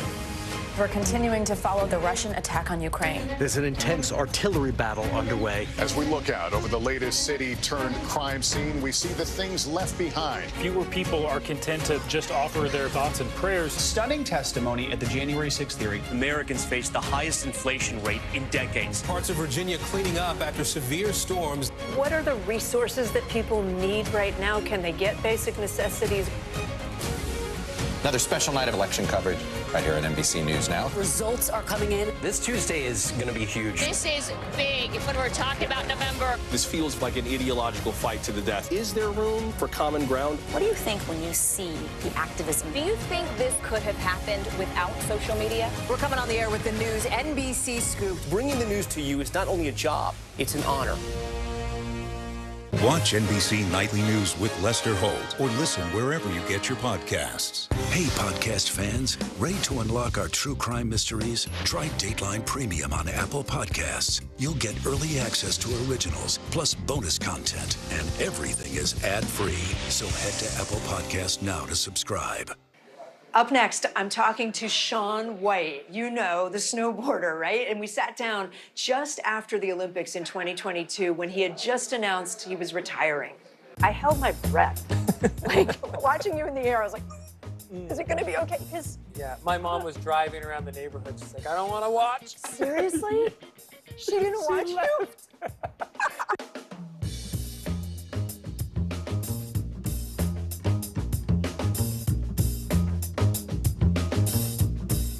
Shaun White, you asked for matcha, right? Yeah. I was never too big into coffee. And then I remember, you know, everybody would wake up and it's such a ritual and they'd all go to the store or go to the cafe and like I would just be left out. So it's like, so like I have to find something. Yeah, so I got into tea and then matcha became very popular in my world, so yeah. Shaun White, four-time Olympian, three-time gold medalist. Yes. The drink is always about, how did you get here? Like, how did you become Shaun White? Yeah, it was a lot of just happened to be at the right place and right time, and then I think it was the support of my family, honestly, because I started skiing around 4 and then grabbed a board at 5, and by 6 or 7 I was sponsored. Yeah. How are you sponsored as a 7-year-old? Well, how did that happen? Well, and that's where the family comes in, because we realized that they didn't make snowboards for kids at this point. I mean, I rode ski boots on makeshift bindings on a board for the longest time because they just didn't have equipment. It was so new. Yeah. And my mom called Burton Snowboards. She was like, hey, my son. And I don't think it was because I was that great or anything. It's just they needed kids to test the products, and I fit the bill and got a board, but it meant the world to me. I was like, wow. And then at that point, they're like, look, well, we're going to get you product. You should maybe try some competitions. And I was entered into a race, the local amateur division, and I won. You were how old? Gosh, I was probably like 6, 7 years old. Yeah, that sparked everything. Was it skateboarding or snowboarding first, or was it all together? I want to say it was skateboarding because it was like a means of transportation. You know, it was my bicycle and my skateboard. And so skateboarding was really first, but then I got all the recognition and sponsorships within snowboarding, so that really took the limelight. Right. Until I was probably 16, and I had this big talk with Tony Hawk, and I was like, I think Tony Hawk, skateboarder phenomenon, right? Yeah, World legend, renowned. legend. Yeah, legend. And I was so, you know, in awe of him. Obviously, it's Tony Hawk, and just crazy the fact that we were becoming friends at this point. I was known so much in the snowboard world that to cross that kind of barrier in the skate world, I kind of wanted his approval and some, you know, other people. And what did he say? He was really funny about it. He was just kind of like, yeah, why not? Like, I'm surprised you haven't done it already. Yeah, like, what's going on? I was like, okay. It was like this big moment for me. And he was like, yeah, hey, great. Why not?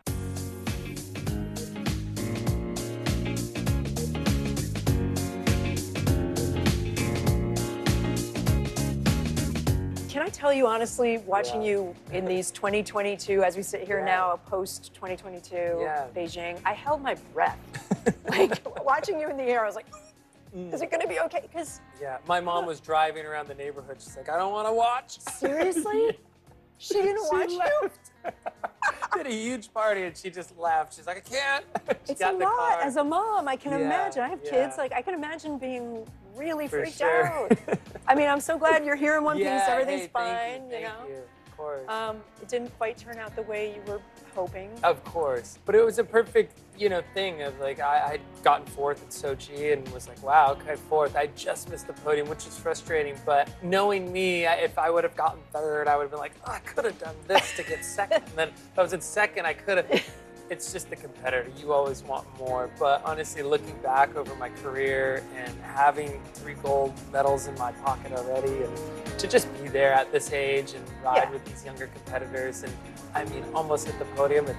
I was very proud. So. And by the way, you're what, 35? 35. So, you're not an old man. Like, no, maybe in the sport, but you've yeah, got a lot of life to go. ahead of you. Have you even been able to process yet what that's going to look like? Or are you still like in the glow of Beijing and trying to? It's both. I mean, being able to kind of, and this is what I was so thankful about, knowing friends that were on traditional sports teams and got the phone call like, hey, come into the office. And they're like, well, it's over.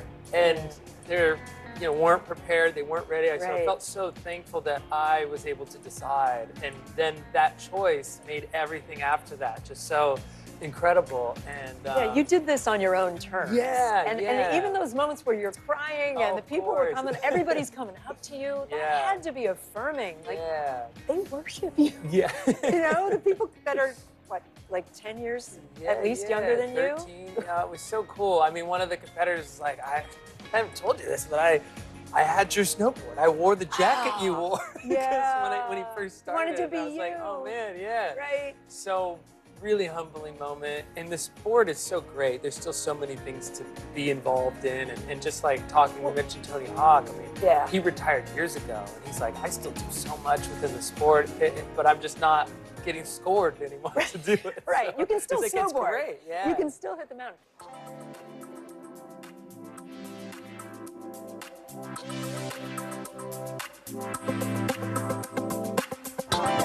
I know you already have a company. You've got your own line of snowboards, right? Which is a big deal. Yeah. Is that What's next? I think a mix of things. Mix? Obviously, there's this list I wrote out with the help of my girlfriend. She's like, just write it out, and we'll get to this list and things I want to do with the free time What's I have. on the list? What's the top? Well, I checked one off already. I've never been to the Super Bowl. I landed from China, went straight to the Super Bowl, and was just like... So that was incredible to check something off the list. Just places to travel, and then some simple stuff, just being around for birthdays, holidays, things like that. And then the brand is so incredible. I started the snowboarding kind of lifestyle activewear company with my brother, White Space. And when I was a kid, they didn't have products for kids. I was gifted a board from Burton Snowboards at that young age. And I keep thinking like, wow, if I could be that. I mean, look where that If you could do that for brought someone. me today. If I could, some young boy or girl or whoever has that excitement for the sport and like mentor them and build the team for the brand, and like there's just so much to do still. So. Yeah, there's a lot of business opportunity. Yeah, and I love being able to pour my energy into that because it's so authentic to, I know what goes into a great board and I know all these things. So to use that expertise and put it into a brand is going to be fun. Can we do a quick lightning round? Sure. This one's from my daughter. Okay. She's a snowboarder. Okay. Favorite tune that you listen to as you're going down the mountain? Oh man, AC/DC, Back in Black. Nice. You need something that goes. Favorite trick? Favorite trick is the frontside 360. Okay, that's It's when you simple. go this way? Just No. degrees of rotation, so half a circle 180, full 360. So it's like, okay. it's just a spin, but it's really small spin. So you can kind of look around and like wave to the friend. And You see everything. Yeah, you 360. you get to enjoy it. Yeah. I like it. Yeah. Weirdest thing about you? Oh, I love gardening. You do? I do. I love it. Come on. Yeah. Shaun White, Yeah, the gardener. I'm into it. I like trim The gloves, plants. like the knee pads, you're out there. Like Home Depot's big in my world. I go there and get like I get the hey, we can fix that fence. I'm like, I got this. Okay. It's not perfect. Yeah. Best advice you ever got? Most recently, this one just popped in my head, was now that you're retired, don't stop working out. Oh. Yeah. And a lot of athletes were like, True. it's hard to get it back once you lose it. So stay strong. I'm going to ask this delicately. Is there a marriage in your future? I would love at some point, of course. I'm in a wonderful relationship, so we'll see where it goes. But now we have the time to actually spend together, so we'll see. She's here. Oh yeah, she's here getting- somewhere. Yeah. I'm only in New York for 2 days. You have to come with me. Nice. Shaun, it's been great. Thank you so much. Thank you. Really Cheers. appreciate it. Cheers. Mr. Secretary, when is this going to get better? You came into this job saying you were to fight crime. Have you been successful? Found a way to put that. Can you update us on the status of negotiations?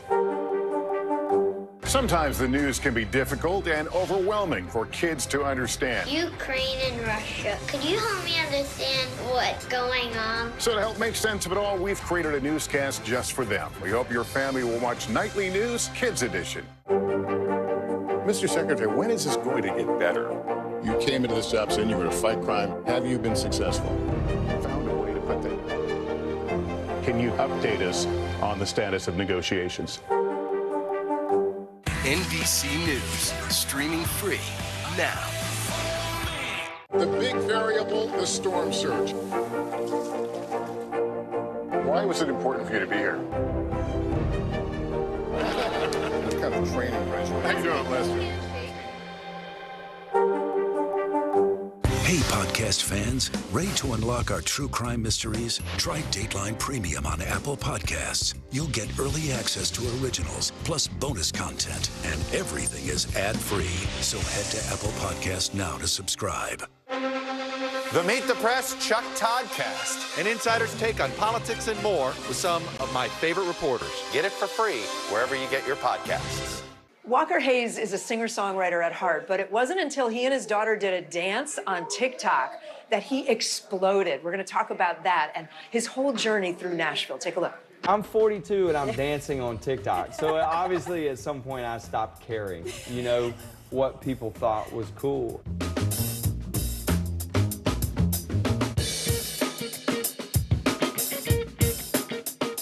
We are sitting in Osteria del Bianco. Of course in we are. I'm not going to Midtown try to say Manhattan. it. It's no Applebee's. No, it's fancier. This is awesome. You knew I was going to make that joke. I knew. It's okay, though. It's a good joke. What's your drink? Black coffee? Black coffee. Straight yeah, up. when I eat at tables with tablecloths. It's I black do coffee. Black coffee. Yeah. Walker Hayes, thank you. Hey, Can we thanks for toast having our me. Cheers. coffees? Yes, yeah, let's do cheers it. to that. Good 'Cause I morning. need it. Good Yeah. morning. Good morning. You just came from the Awesome. Today Show Plaza, Nuts. where you performed for the first time. No. You're having a year. I am. There's this little song, Fancy Like, Yeah. that people might have heard of. Yeah. I said we fancy like Applebee's on a date night. How did this happen? I don't know. It's been 18 years you've Yeah. been trying, right? Yeah, it's been it's a long, journey to here, which is why, on mornings like today, most of the time I spent on stage, I was really having a hard time to focus on lyrics and remember words because I'm just looking around at all these people and they're And are you singing like pinching along. yourself? Oh yeah, Kinda yeah. Like, what am I doing here? Totally. My family, is against the wall. They're about to come up and dance, and we're all pinching ourselves. I've got band members that I played restaurants with 12 years ago. Thousands of people, by the way, watching and, you. Yeah, it's just... And you're touring, It's surreal. too. I'm 42 and I'm dancing on TikTok. So obviously at some point I stopped caring, what people thought was cool. Right. And But then, ironically, that was that became cool. Yeah, who would have thought? I think my team, maybe they might have been like, I don't know, but with COVID, we were at home, and that's all. I didn't have any cool shows to post about. I didn't have any cool clothes. I didn't have any award shows. So you're just dancing with I your just kids. was like, look, this is what I'm doing at the house. And that's all real, right? Like, people might think, oh, he probably did that just to make a hit. You can't make something go viral. When TikTok was brought to me, I was like, I just figured out Instagram. How am I supposed to do a TikTok? Leela and I just, the most fun we have is making them up and learning them together. Yeah. And she teaches me and we laugh. When Fancy Like came out, that was just her on a Sunday saying, Dad, it needs a dance. On the porch, right? Yeah, we did 2 takes. Mom posted, we just posted 1. Came back from a run and I was like, whoa, Leela, I was like, look, we got like 60,000 views. And she goes, no, Dad, that's 600,000. And I was like, man, I didn't believe it. And then that night, it hit 1 million easy. And it kept going. It has been the biggest blessing. I mean, my daughter and I, we'll have that forever. Forever. She and I will look back and be like, you remember that day? Yeah. We post that video, and then the whole world just started doing this dance. I mean, what a precious thing to share. Yeah.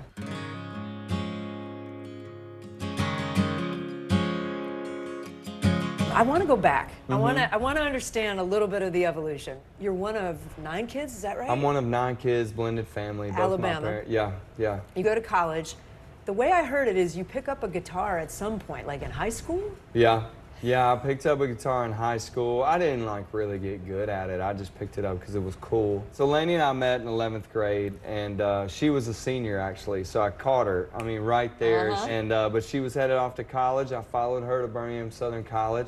Oh, I didn't know that. Started out as a biology major and switched to piano out of nowhere. What? I know. Were your parents like... Totally thought I was crazy. I was in the summer of my sophomore year in college, I took a piano lesson. I took it was like an intro to piano for people who have messed around on the piano class. Graduated with a degree in music, no anticipation that I would do it for a job or anything. Went to sell real estate with my dad, and about my 2nd month after having my license, he booked me a gig, and it changed my life. I mean, I was terrible. The gig was terrible. I played one Friday night. I was frightened. I just fell in love. It changed my life. What was it? Was there a moment? I have no idea. Like... It wasn't the applause, but it just felt so good, And I called Lainey on the way home, and just said, hey, I think what do you think about moving to Nashville? And she was gung-ho. Wait, you dropped that on your girl, your fiance at that point? That you just night. what about Nashville? Totally, and you should have heard. I mean, I dropped it on her parents at dinner with them what the did next Lainey Wednesday. She said yes, but we were young, and dreams, you could just reach out and grab them. Yeah. We got in a U-Haul and drove it from our honeymoon to Nashville. So have some coffee. So when you get there, you get to Nashville. do you immediately start writing songs and working for people, or is it a slog? Does it take like years? So I just went to open mic nights, and I realized that, oh, these people aren't singing covers. Because I would show up at open mic nights and be like, oh, I'm going to sing Drift Away. Yeah. And then I'd chicken out and leave because everybody sang songs they wrote. Yeah. So I showed up at the Bluebird one night. I played some songs I had written, and the crowd laughed. You know, they were funny. And so the crowd laughed, and I became obsessed with that. I mean, I'm pretty sure Laney could attest to this. I started writing songs when I left the Bluebird that first night, and I haven't quit.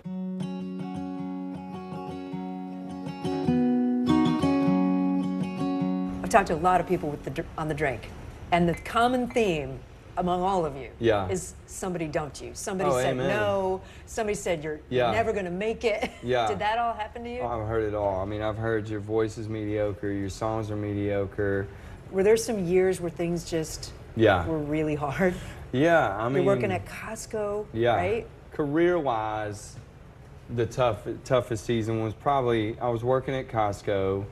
And again, every successful person has this story. They were so kind. They hired me really fast. I worked in the cooler stocking produce. So like it's super cold. Worked a jacket every day and just stocked it from 4 to 11 every day. And in the morning? Yeah, I would stock the cooler from 4 to 11. Then I would go and write songs, and then we'd play shows. And you'd be drinking a lot, yeah? All day, yeah. I was an alcoholic. I started drinking when I was 13. So that's drinking was always there. Yeah. I came home one Saturday from Costco, and I just thought, if I drink another drink, it's over. I mean, that's the only way I know how to describe it. Your health, your marriage? Health. Yeah, I just felt I was so tired, and I truly it's almost like I detested it one day, which is a huge blessing. Yeah. Because otherwise, I wouldn't have quit. And you were able to just... I mean, we had our moments, and support, and then after that. I mean, you have a song called AA. So yeah. I assume you've been I do go to AA, yeah.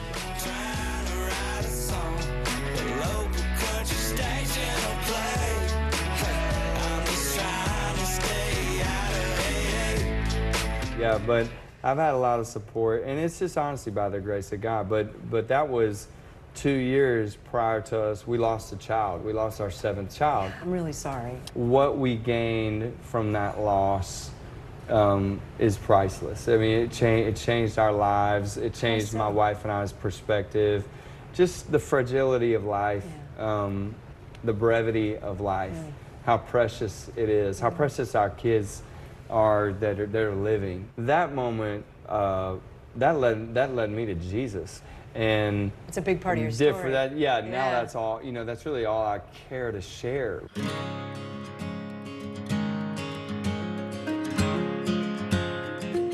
Is having your family around essential for you to keep rising? So the first 2 months of Fancy Like blowing up was really hard for me because I was so accustomed. We just came out of COVID. Yeah. So I was spoiled. I was with my family all the time. I was a little bit homesick. And so I said, because you're out touring now. Yeah, and I told my label, I told my publisher, I said, guys, you guys will probably get paid back. This is a big song. You're gonna have a good paycheck. Everybody's gonna be compensated for investing in me. I think this isn't what I want to do. I don't want to do this forever. Wait, you said this isn't... Well, I wasn't gonna walk. I just was like... You were gonna dial back. It was kind of like a careful what you wish for, oh my goodness moment. And thank goodness they were able to help us get a bus, even if maybe it was a little early for that, but we got a bus. Are you about to open an Applebee's in Nashville? I don't know. I don't know if I can disclose the ultimate plans for that, but Is that a possibility? Is it a possibility? It is a possibility. Yeah, it is a possibility, and I'm gung-ho for it. Honestly, it started out as an April Fool's joke. Somebody wrote an article. Seriously? Yeah. My manager, a fake article in April, he's gonna open Applebee's? Somebody opened up an article that said that I was tearing down some record shop and putting up a an Applebee's. And, so just to be clear, are you in conversations with Applebee's? Oh yeah, okay. we're trying. I mean, it would be awesome. Can I do some rapid fire questions? Yeah. If you're not singing country, what do you sing? If I'm not singing, I'm a rapper at heart. Yeah. Best advice you ever got? My dad used to say, people judge you by how you treat people who can't help you. Your best advice to a struggling songwriter? Your first 100 don't matter. Songwriting is a muscle. It's just like working out. You have to do it daily. And, you know, eventually the great idea with your skill level will match up and you'll produce something very special. Is it true you say hey to get yourself going? Before my show, I go, hey, like real loud, because when you're singing, you want to sing and project like if you're, somebody told me this. They said, act like your kid is going out in the street and they shouldn't, and you want them to hear you. There you go, you did it right. Walker, thank you so much. Cheers. This is so great. Good stuff. Really appreciate it. Thank you so much for watching all these episodes. If you want to see more of The Drink, go to NBCnews.com/The Drink. You can find them all there. I'm Kate Snow. Have a great day. Tonight, the search for a motive as another community struggles to make sense of a mass shooting. What we're learning about the Walmart manager who opened fire Tuesday night inside a Virginia store. And the legislation President Biden said today he'll push for. In Colorado Springs, neighbors coming together to show support and love and make sure that despite the tragedy there, a Thanksgiving tradition continues. Plus, far away from home for the holidays, honoring our troops by sending a piece of home to them. Ukraine in the dark, the race to restore power after another onslaught of Russian missile attacks. Will inflation dampen holiday spending? How retailers are gearing up for the biggest shopping day of the year. Steven Spielberg opens up to our Harry Smith, getting personal about the discrimination and bullying he faced because of his faith. How he believes we can stop the hate. And a Minnesota chef trying to heal the wounds of a painful history through his unique recipes.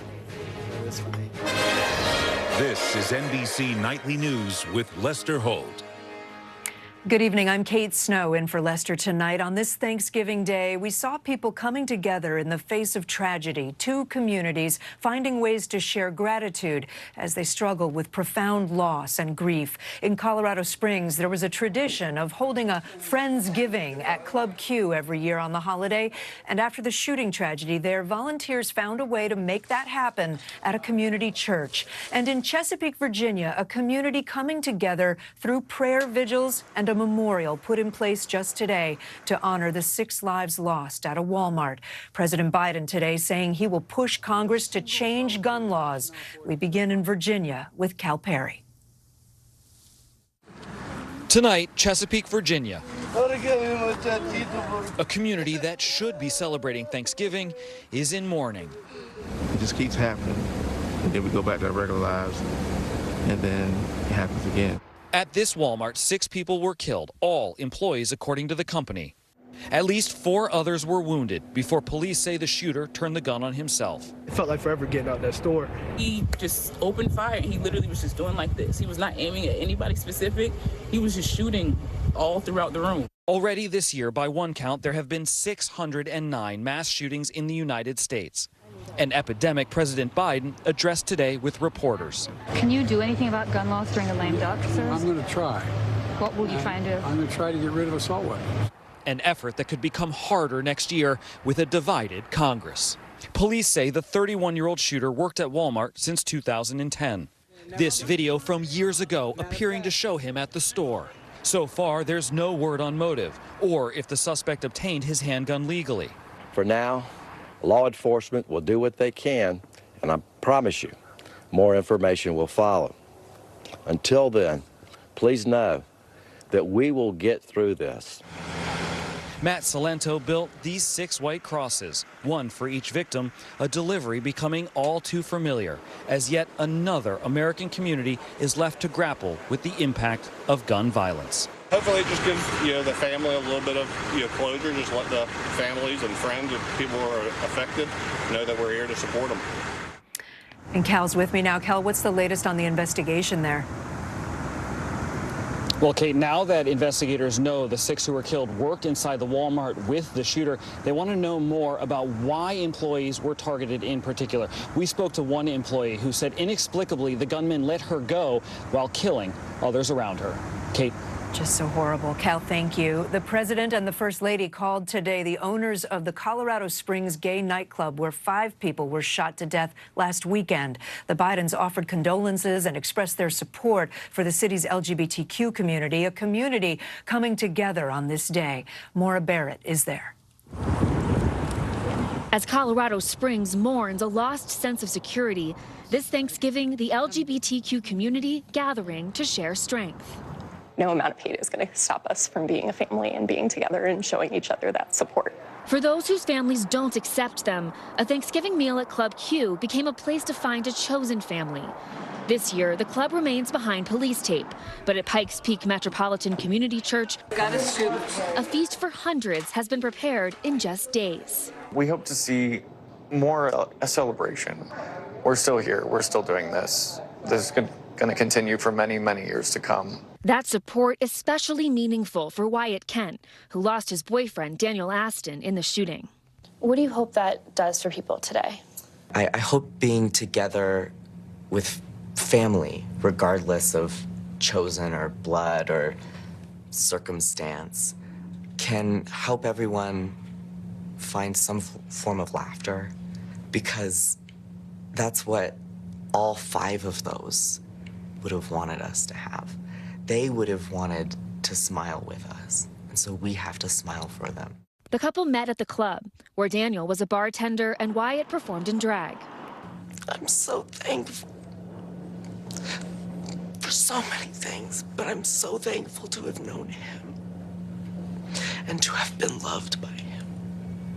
The community built inside Club Q, just as strong outside of it, as new signs around town demonstrate the power of love over hate, sharing grief while giving thanks. And I'm just so lucky to have had every second that I had with him. Maura Barrett, NBC News, Colorado Springs.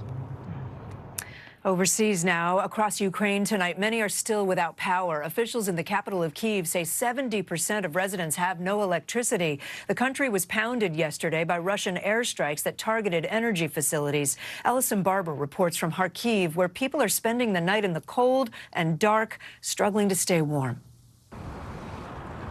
When Russian forces fired a barrage of missiles at Ukraine, the impact was instantaneous. Fear, and then darkness. Russia's Ministry of Defense claims Wednesday's attack targeted the military control system of Ukraine and energy facilities related to it. But the people now combing through the rubble, waiting to collect water and looking for warmth, are civilians in survival mode. We don't have cell phone coverage, we don't have internet. We have a truck with humanitarian aid coming to Kharkiv. We can't get in touch with people in the warehouse. This is a frantic effort to turn the basement of a church into a warming center. Ultimately, all of this, it won't be necessarily warm, but the goal is that it will be bearable. Right now, this stove, it is the only source of warmth in this basement. Strength and health are enough to get through these moments. Ahana tells us, survive and then remember it, like a bad dream. Out of the darkness and bitter cold, Ukrainians like Ahana are coming together and finding strength. There is more heartfulness, she says. We all get together, eat, cook on a fire, look at the Ukrainian night at the starry sky, and I think that this makes us stronger. Ellison Barber, NBC News, Kharkiv, Ukraine. A lot of Americans spent this Thanksgiving far from home, serving with the U.S. military, including hundreds on duty in the Baltics. Here's Keir Simmons. Tonight, as families sit around the table at homes across the nation, a thought for American troops sacrificing so much this Thanksgiving. More than 1,200 of them are here in the Baltics, part of a NATO show of unity. As tensions continue in Ukraine, President Biden today with an unwavering holiday message. I signed another drawdown of over $300 million, and there's no time. This is no time to walk away from Ukraine. Here it's Campodazi, the 1st Infantry Division apart from family these holidays. 5,000 miles from home, heading into a bitter winter, but with beloved American traditions to keep them going. The holiday is going to be kind of hard, seeing them at the table without me, but like I said, I have a family here, and we have a mission here as well. They are on constant alert, and with not much downtime. But when it comes to the Thanksgiving feast, it's the full drill. Turkey, macaroni and cheese, collard greens, like everything. Oh, yeah. And in place of the Thanksgiving parade, the 1st Infantry Division's Big Red Band, who traveled all the way from Kansas, sharing songs from home. We get to play music that they're looking forward to, hopefully bring some remembrance of home to them, even though we're all away from our families. But we can still show that we're here for each other. A parade far away from home, but full of cheer and pride. Keir Simmons, NBC News, London. Coming up, Ready, Set, Shop. Retailers hoping to draw customers online and at the mall despite the inflation blues. Plus, the child care crunch busy parents are facing, made worse as kids come down with RSV or the flu. The holiday shopping season kicks off tomorrow. You have 30 days to buy your Christmas gifts, and this Black Friday may look a little different. Dana Griffin explains. Move over Thanksgiving. This Black Friday may be unlike shopping we've seen in years. Good morning. Gone are the days of midnight madness. Instead, retailers like Best Buy, Walmart, and Kohl's are opening their doors before sunrise. They'll just be monitoring to see what consumers are biting on. Unlike last year when retailers had supply chain backlogs, this year stores have a surplus, which may explain earlier and extended Black Friday deals. Just grabbing a few things for now because there's going to be more deals. It's not just wants, but needs. Got an old fridge you need to replace? Experts say Friday is still the best day for large appliances. Some deals 25% off. Laptops are marked down at Best Buy and Amazon. Beauty products up to 50% off at Ulta and Sephora. If you see a good deal, experts say don't wait. The big challenge for consumers is that the popular items actually run out. But consumers are expected to purchase fewer gifts compared to 2021. This year, the gifts are going to be like one per person, especially for the children. To stretch their budget, nearly half of Black Friday Cyber Monday shoppers plan to turn to credit cards, with 37% using buy now, pay later programs. Some of these plans do charge interest, and so you have to be really careful about knowing what you can really take on. The deals continue to Cyber Monday, which is expected to remain the biggest shopping day of the year. Consumers on track to spend more than $11 billion, an increase from last year as inflation stretches wallets, forcing many to shop savvy to afford gifts for everyone on their list. Dana Griffin, NBC News. Rising cases of the flu, RSV, and COVID in some areas are already straining schools and hospitals, but it's also making things even harder for parents who struggle to find affordable child care. Kathy Park reports. Michelle Irizarry stepped back from her part-time job and into a full-time role as stay-at-home mom when the high cost of childcare just didn't add up. How much were you paying? How much were you looking at? It would have been $2,340 a month for both kids, which is more than our mortgage now. I'm in the process of building a business, and it's really tough not to have the option of like a committed childcare option. Experts say she's not alone. Given the cost of childcare, which ranges anywhere between 20 and 30% of a household budget, it makes sense that parents might decide someone should just stay home and care because it might be more financially feasible for the family. Last month, a record 104,000 Americans missed work due to childcare challenges. Many families being pushed to the brink with kids out sick with the flu, RSV, or COVID. The outbreaks are happening as daycare centers and public schools nationwide struggle to stay fully staffed. When infections soared earlier this month, some school districts in Tennessee and Kentucky shut down. We were sending a lot of children homesick. We just got to the point where we just couldn't sustain being in school. Experts say to avoid the childcare crunch, expand your search area to include more towns and zip codes. Consider getting on a wait list because openings can come up unexpectedly. And ask your network of friends, neighbors, and coworkers for suggestions. Across the country, a balancing act for parents caught between finding care and high costs. Kathy Park, NBC News.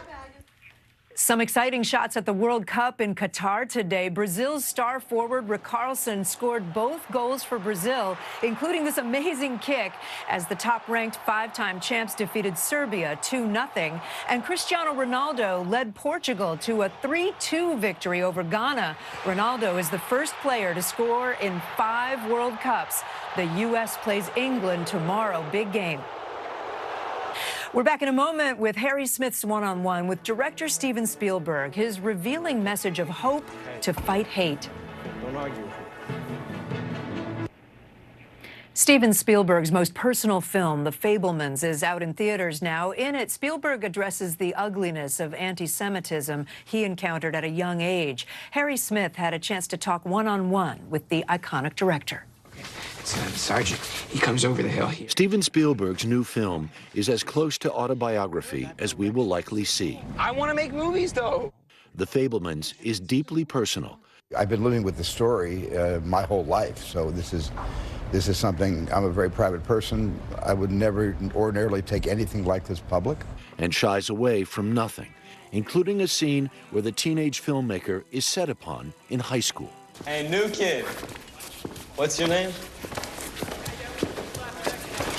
Sam? Sam. What?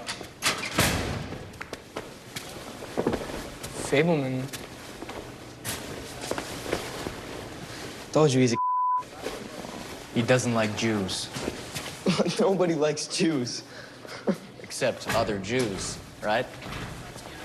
Well, I don't think there hasn't been a year where there hasn't been anti-Semitism in this country, throughout the world. I've been aware of it my whole life because I was certainly the subject of anti-Semitic bullying. Incidents of anti-Semitism are up. The ADL reports 2021 had the highest level of anti-Semitic events since they started keeping track 50 years ago. I don't remember a time in my 75 years that it's been as bad as it's gotten.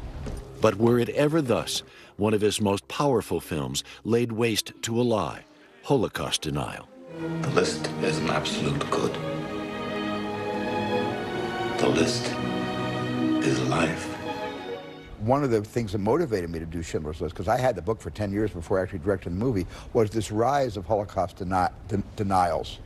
Anti-Semitism is as ancient as the Inquisition, as current as yesterday's news. Kanye West's Twitter and Instagram accounts have been locked because of anti-Semitic posts. After his recent offensive comments about Jewish people. How, we wondered, could it be drawn down? What's the answer? But there's nothing we can really do in our culture to really move the needle. What is going to move the needle is people of opposing views and ideologies to get together into a room and start having civilized conversation with each other. You know, the only thing that is the only real treatment for this sickness is conversation. And I've always believed that, and I think that is really the only cure. No doubt it's up to us to start the conversation. Harry Smith, NBC News, Los Angeles. When we come back on this Thanksgiving, the power of food to help us heal.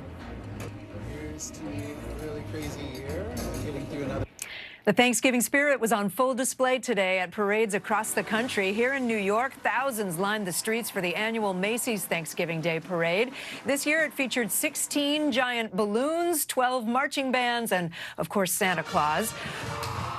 But one of the standout moments going viral, 80s star Paula Abdul singing and tap dancing to one of her big hits, Straight Up. Finally tonight, on this Thanksgiving, a chef's mission to heal the wounds of our country's history using special ingredients. Here's Maggie Vespa. This holiday season, in a bustling Minneapolis kitchen, a groundbreaking mission gains undeniable momentum. Okay, let me take a look for you. The fight for a table at Owamni, named for a waterfall once flowing nearby, validation to a visionary.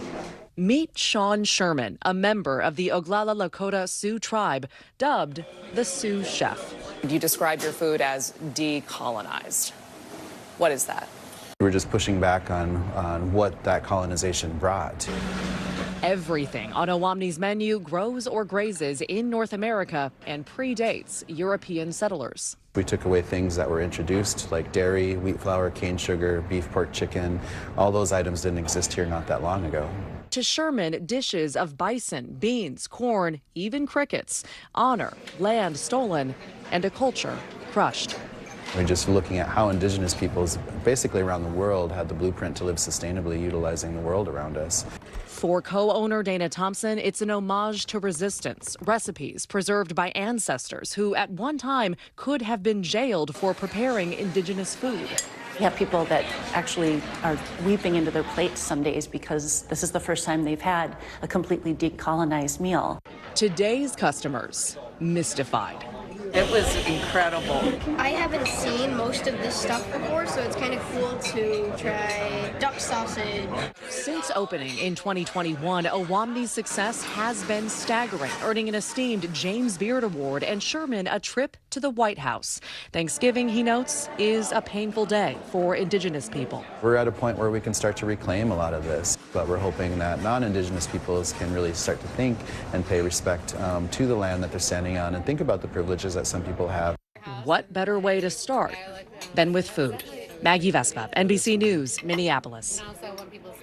That is Nightly News on this Thursday. We hope you've had a happy Thanksgiving. Stay safe and have a great night.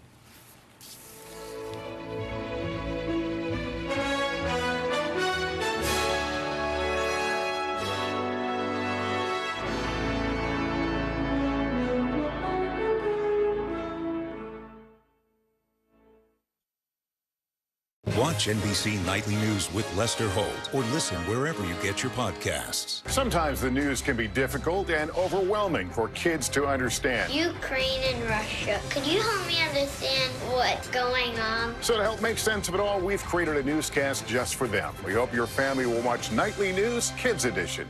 For Dateline Premium, subscribe now on Apple Podcasts. The big variable, the storm surge. How much water will ultimately be pushed inland? How many of you were up there? At least like 11. Why was it important for you to be here? What our top story tonight? You guys okay? Yeah. What kind of training regimen? How you doing, Lester? Celebrating 75 years of Meet the Press, the longest running show on television. The big variable, the storm surge. How much water will ultimately be pushed inland? How many of you were up there? At least like 11. Why was it important for you to be here? What our top story tonight? You guys okay? Yeah. What kind of training regimen? How you doing, Lester? Sometimes the news can be difficult and overwhelming for kids to understand. Ukraine and Russia. Could you help me understand what's going on? So to help make sense of it all, we've created a newscast just for them. We hope your family will watch Nightly News Kids Edition. The holiday shopping season kicks off tomorrow. You have 30 days to buy your Christmas gifts, and this Black Friday may look a little different. Dana Griffin explains. Move over Thanksgiving. This Black Friday may be unlike shopping we've seen in years. Gone are the days of midnight madness. Instead, retailers like Best Buy, Walmart, and Kohl's are opening their doors before sunrise. They'll just be monitoring to see what consumers are biting on. Unlike last year when retailers had supply chain backlogs, this year stores have a surplus, which may explain earlier and extended Black Friday deals. Just grabbing a few things for now because there's going to be more deals. It's not just wants, but needs. Got an old fridge you need to replace? Experts say Friday is still the best day for large appliances. Some deals 25% off. Laptops are marked down at Best Buy and Amazon. Beauty products up to 50% off at Ulta and Sephora. If you see a good deal, experts say don't wait. The big challenge for consumers is that the popular items actually run out. But consumers are expected to purchase fewer gifts compared to 2021. This year, the gifts are going to be like one per person, especially for the children. To stretch their budget, nearly half of Black Friday Cyber Monday shoppers plan to turn to credit cards, with 37% using buy now, pay later programs. Some of these plans do charge interest, and so you have to be really careful about knowing what you can really take on. The deals continue to Cyber Monday, which is expected to remain the biggest shopping day of the year. Consumers on track to spend more than $11 billion, an increase from last year as inflation stretches wallets, forcing many to shop savvy to afford gifts for everyone on their list. Dana Griffin, NBC News. Rising cases of the flu, RSV, and COVID in some areas are already straining schools and hospitals, but it's also making things even harder for parents who struggle to find affordable childcare. Kathy Park reports. Michelle Irizarry stepped back from her part-time job and into a full-time role as stay-at-home mom when the high cost of childcare just didn't add up. How much were you paying? How much were you looking at? It would have been $2,340 a month for both kids, which is more than our mortgage now. I'm in the process of building a business, and it's really tough not to have the option of like a committed childcare option. Experts say she's not alone. Given the cost of childcare, which ranges anywhere between 20 and 30% of a household budget, it makes sense that parents might decide someone should just stay home and care because it might be more financially feasible for the family. Last month, a record 104,000 Americans missed work due to childcare challenges. Many families being pushed to the brink with kids out sick with the flu, RSV, or COVID. The outbreaks are happening as daycare centers and public schools nationwide struggle to stay fully staffed. When infection soared earlier this month, some school districts in Tennessee and Kentucky shut down. We were sending a lot of children homesick. We just got to the point where we just couldn't sustain being in school. Experts say to avoid the child care crunch, expand your search area to include more towns and zip codes. Consider getting on a wait list because openings can come up unexpectedly. And ask your network of friends, neighbors, and coworkers for suggestions. Across the country, a balancing act for parents caught between finding care and high costs. Kathy Park, NBC News. Some exciting shots at the World Cup in Qatar today. Brazil's star forward Richarlison scored both goals for Brazil, including this amazing kick as the top-ranked five-time champs defeated Serbia 2-0. And Cristiano Ronaldo led Portugal to a 3-2 victory over Ghana. Ronaldo is the first player to score in 5 World Cups. The U.S. plays England tomorrow. Big game. We're back in a moment with Harry Smith's one-on-one with director Steven Spielberg, his revealing message of hope to fight hate. Don't argue. Steven Spielberg's most personal film, The Fabelmans, is out in theaters now. In it, Spielberg addresses the ugliness of anti-Semitism he encountered at a young age. Harry Smith had a chance to talk one-on-one with the iconic director. Sergeant, he comes over the hill here. Steven Spielberg's new film is as close to autobiography as we will likely see. I want to make movies, though. The Fabelmans is deeply personal. I've been living with the story my whole life, so this is something. I'm a very private person. I would never ordinarily take anything like this public. And shies away from nothing, including a scene where the teenage filmmaker is set upon in high school. Hey, new kid. What's your name? Sam? Sam, what? Fableman. Told you he's a He doesn't like Jews. Nobody likes Jews. Except other Jews, right? Well, I don't think there hasn't been a year where there hasn't been anti-Semitism in this country, throughout the world. I've been aware of it my whole life because I was certainly the subject of anti-Semitic bullying. Incidents of anti-Semitism are up. The ADL reports 2021 had the highest level of anti-Semitic events since they started keeping track 50 years ago. I don't remember a time in my 75 years that it's been as bad as it's gotten. But were it ever thus, one of his most powerful films laid waste to a lie, Holocaust denial. The list is an absolute good. The list is life. One of the things that motivated me to do Schindler's List, because I had the book for 10 years before I actually directed the movie, was this rise of Holocaust denials. Anti-Semitism is as ancient as the Inquisition, as current as yesterday's news. Kanye West's Twitter and Instagram accounts have been locked because of anti-Semitic posts. After his recent offensive comments about Jewish people. How, we wondered, could it be drawn down? What's the answer? But there's nothing we could really do in our culture to really move the needle. What is going to move the needle is people of opposing views and ideologies to get together into a room and start having civilized conversation with each other. You know, the only thing that is the only real treatment for this sickness is conversation. And I've always believed that, and I think that is really the only cure.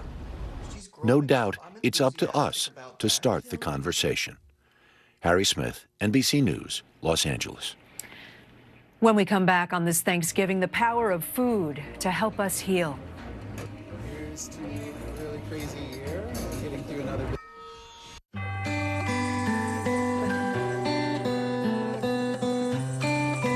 Hello, and thank you for joining us for Consumer Confidential Holiday Handbook Edition. I'm Vicki Nguyen. It's hard to believe, but the holiday season is upon us. So is this really the most wonderful time of the year, or is it the most stressful? I mean, honestly, it's probably both. But the good news, we're going to get through this together as I walk you through everything from avoiding travel hassles to serving an unforgettable holiday feast. Most importantly, we're going to help you celebrate the season by maximizing your buying power during these tricky economic times. It's a holiday season like no other as consumers face record inflation, with 70% of shoppers saying they're wary of holiday spending. Nearly 33% of shoppers plan to buy fewer gifts this year, while roughly 1/4 said they would opt for cheaper or more practical gifts such as gas cards. And when it comes to toys, Per item, you're only looking at maybe a $2 to $5 increase. But when you're looking at your overall toy shopping and buying for multiple kids, that can add up really quickly. this year the pressure is really on to snag those deals. Retailers are responding by earlying up holiday sales and discounting excess inventory caused by last year's supply chain issues. A lot of items are kind of unexpected, like so much casual clothing. We're seeing furniture, we're seeing TVs. About 1/4 of Americans are already shopping for Thanksgiving and the holiday season, and there's a lot of momentum going into this time. And despite a hectic summer for airline passengers, some 4,000 flights have been delayed. More than half of Americans plan to travel over the holiday season, with 30% flying.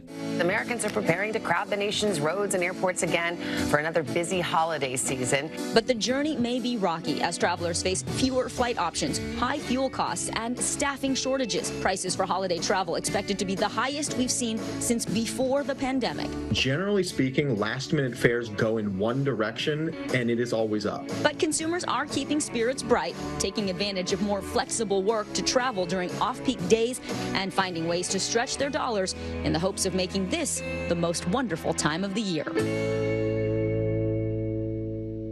We'll get to those travel hacks and holiday deals in just a moment. But first, let's focus on finances. Staying on budget and not going into debt during the holidays is always a challenge. And this year, with inflation, it's probably going to be even easier to overspend. So we have with us money expert Kristen O'Keefe-Merrick. She is with O'Keefe Financial Partners.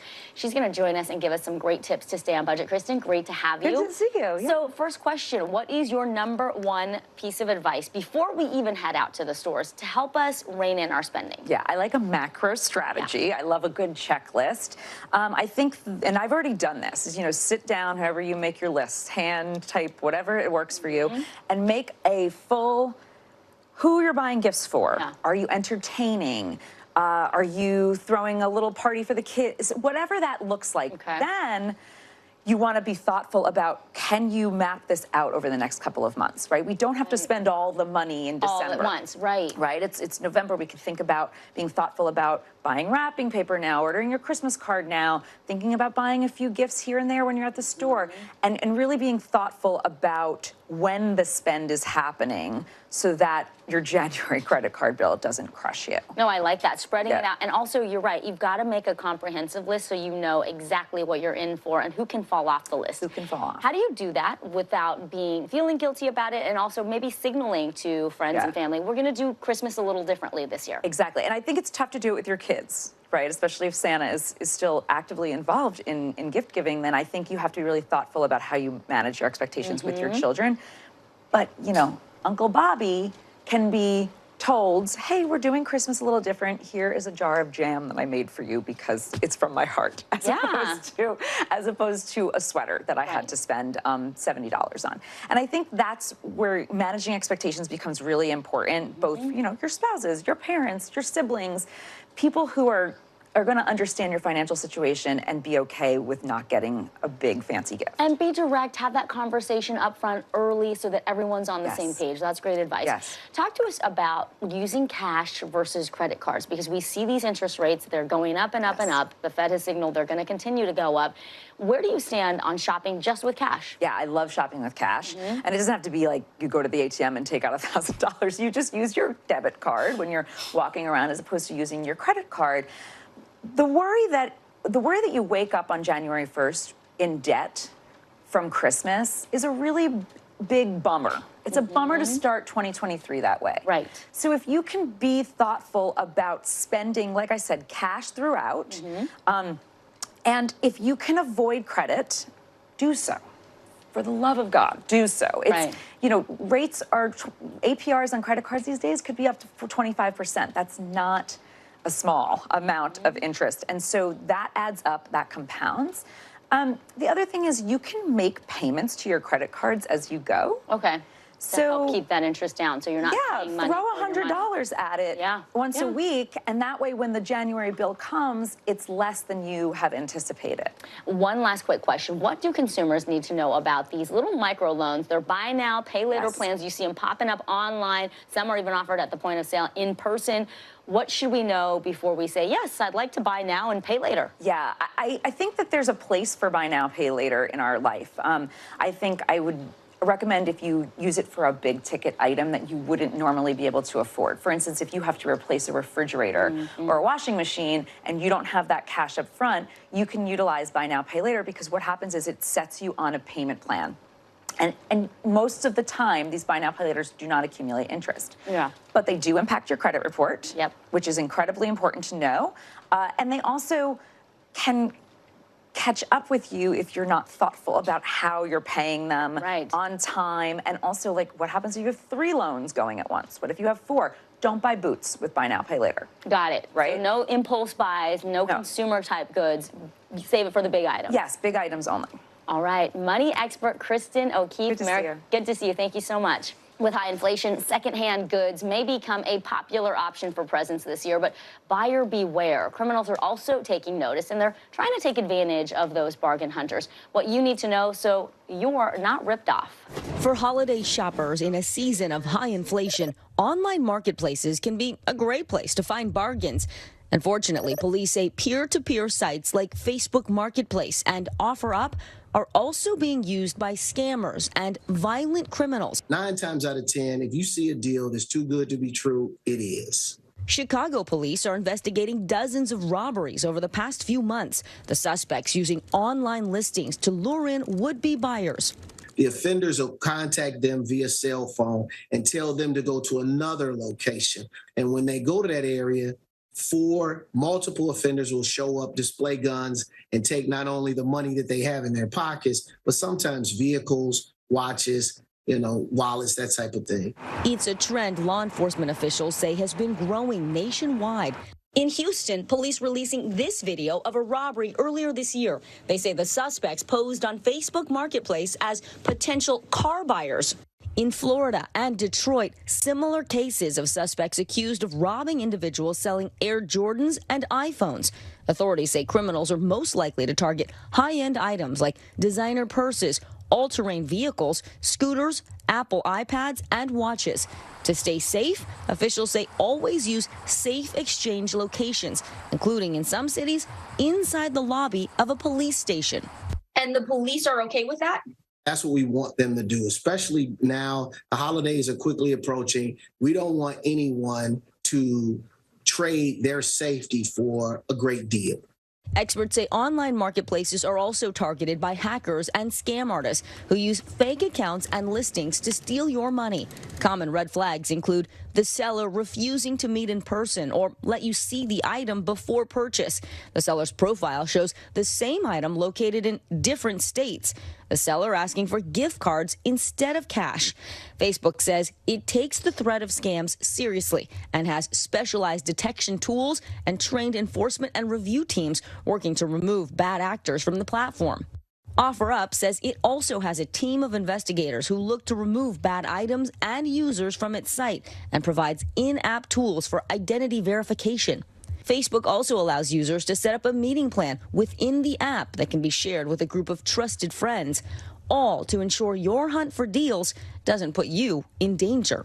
And Facebook says you should also be aware of buyers who are pushing you to make that sale quickly, or if they try to contact you outside of the app. Always try to meet up during the day in a public location. And another way to protect yourself, experts say use a secure credit card or PayPal option whenever you can. Those offer additional fraud protection. And remember, if someone is offering a price that's far lower than market value, that is a big red flag. Coming up, we'll have the 411 on holiday travel, from finding deals to dealing with crowds and cancellations. What you need to know about going home for the holidays. Later, skimp, splurge, or swap. How to pull off that unforgettable feast without going broke. You're watching Consumer Confidential on Today All Day. Hey, podcast fans, ready to unlock our true crime mysteries? Try Dateline Premium on Apple Podcasts. You'll get early access to originals, plus bonus content, and everything is ad-free. So head to Apple Podcasts now to subscribe. The day's biggest political stories, with trusted insight and expert analysis. A daily look at the politics behind the headlines. Meet the Press Now, streaming weekdays at 4 p.m. on NBC News Now. Watch NBC Nightly News with Lester Holt, or listen wherever you get your podcasts. News is happening now. Look at what's making headlines around the world. Right now on Morning News Now. We're coming on the air with breaking news. And this is a significant moment. Whenever it happens, wherever you are, NBC News, streaming free now. Stay on top of breaking news and the biggest stories of the day with NBC News Daily. Thank you so much for joining us. I'm Morgan Radford. And I'm Vicki Wynn. I'm Aaron Gilchrist. And I'm Kate Snow. Get in-depth reporting from across the country. What's your reaction to the president's comments? And around the world. Are Ukrainians continuing to make advances? And ways you can take care of your health. Who should be getting tested? And frankly, how often? And your wallet. Costs are skyrocketing. How to manage soaring prices. NBC News Daily. Weekdays from 12 to 4 p.m. Eastern on NBC News Now. For Dateline Premium, subscribe now on Apple Podcasts. Celebrating 75 years of Meet the Press, the longest-running show on television.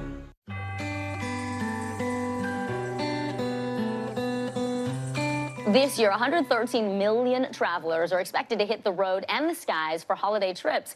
That means busier airports and higher travel costs due to inflation. Here to help us navigate the season ahead is Alicia Prakash. She's the Associate Editorial Director at Travel and Leisure Magazine. Alicia, welcome. Thank you for being here. Thank you for having me. Everyone wants to know, what are your top tips to make travel this holiday season as stress-free as possible? Yeah, so these days, new travel regulations and short-staffed airports can really lead to long lines when checking bags or going through airport security. So I always say it's best to err on the side of caution and arrive at the airport early.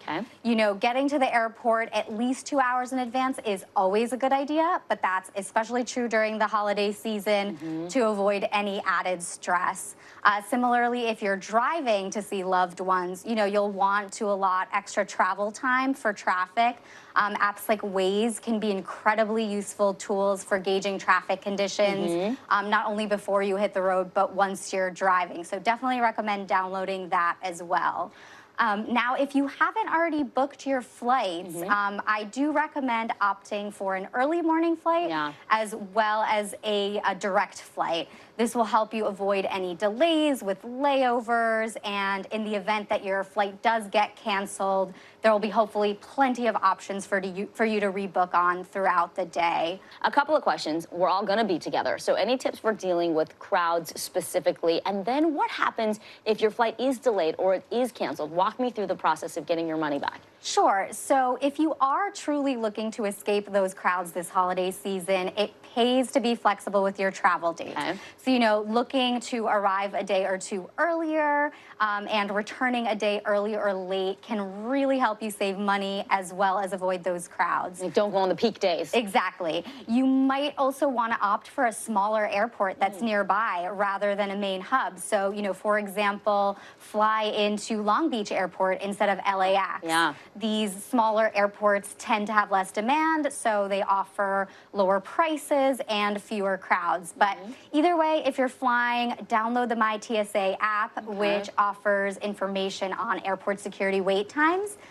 So, you know, you can monitor for the hubs that you'll be flying and then plan accordingly. And what do people need to know when their flight is delayed or canceled? Yeah, great question. So, you know, hopefully all runs smoothly. However, first and foremost, you'll want to consider third-party sites like FlightAware to monitor your flight for any potential delays or cancellations. You know, in the event that your flight is unfortunately canceled, your airline will likely rebook you on a new flight. If for some reason that route doesn't work for your travel schedule, though, call your airline. You know, talking to a customer service agent really provides you with flexibility to get the rebooking that you want. And one tip I really love is call your airline's international hotline. Yes, you know, most I heard about this. Yeah, so most U.S. passengers will call the main The domestic line, Yep. And while that's a great option, you'll likely endure longer waits. So try calling your foreign office, and you know, the agents there, you'll likely get through faster, and the agents there will be able to help you just the same. Right, they speak English. Let's talk about gear. What are the best pieces of luggage or bags? What do you like to travel with? Yeah, so, well, first and foremost, I'll say I am team carry-on. So if you can, pack a carry-on only to reduce your chances of losing any luggage along the way. You know, it's also a great idea so that you can bypass the baggage carousel on your way out, so you can breeze right through the airport when you land. But if you are checking a bag, take a picture of your suitcase. This can really help you get compensated in the event that your bag does get lost, or, you know, it does arrive at your destination but arrives damaged. I have about 30 seconds. What's your best tip for booking hotels? Yeah, so I would say if you haven't yet booked your hotels, compare prices on sites like Booking.com and Expedia to find a price that's right for you and your budget. Interestingly, the platform you use can also make a difference. So, you know, if you're on mobile, whether you're in-app or browser, the prices might appear lower there than they would when you're on desktop. Interesting. And and that's because some aggregator sites will offer app-only promotions in order to entice their users to download and use their app. So definitely consider that as well. Right. Alicia Prakash with Travel and Leisure. Thank you so much, Alicia. Yep, thank you for having me. And when we come back, Cyber Monday, Black Friday, those are bargain hunting days, but are you really getting a deal? And skimp, splurge, or swap, where to go big at the grocery aisle for your holiday feast? Consumer Confidential is coming right back.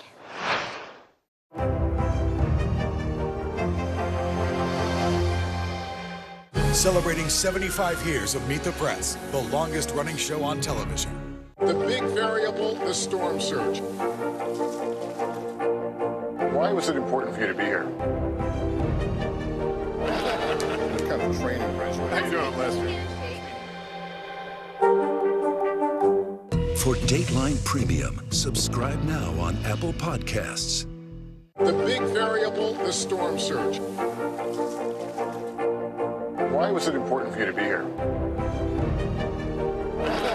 It's kind of a training regimen. How you doing, Lester? NBC News, streaming free now.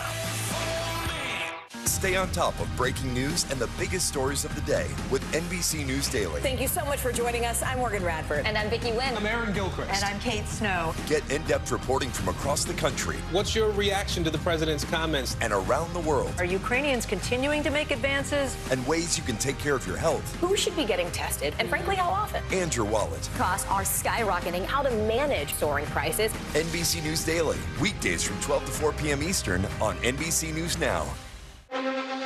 The Meet the Press Chuck Toddcast, an insider's take on politics and more with some of my favorite reporters. Get it for free wherever you get your podcasts.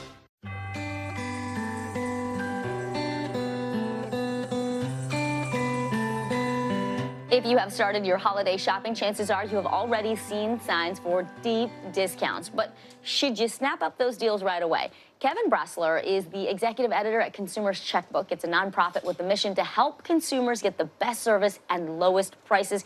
Kevin, that's music to our ears, especially right now. Yeah. Welcome.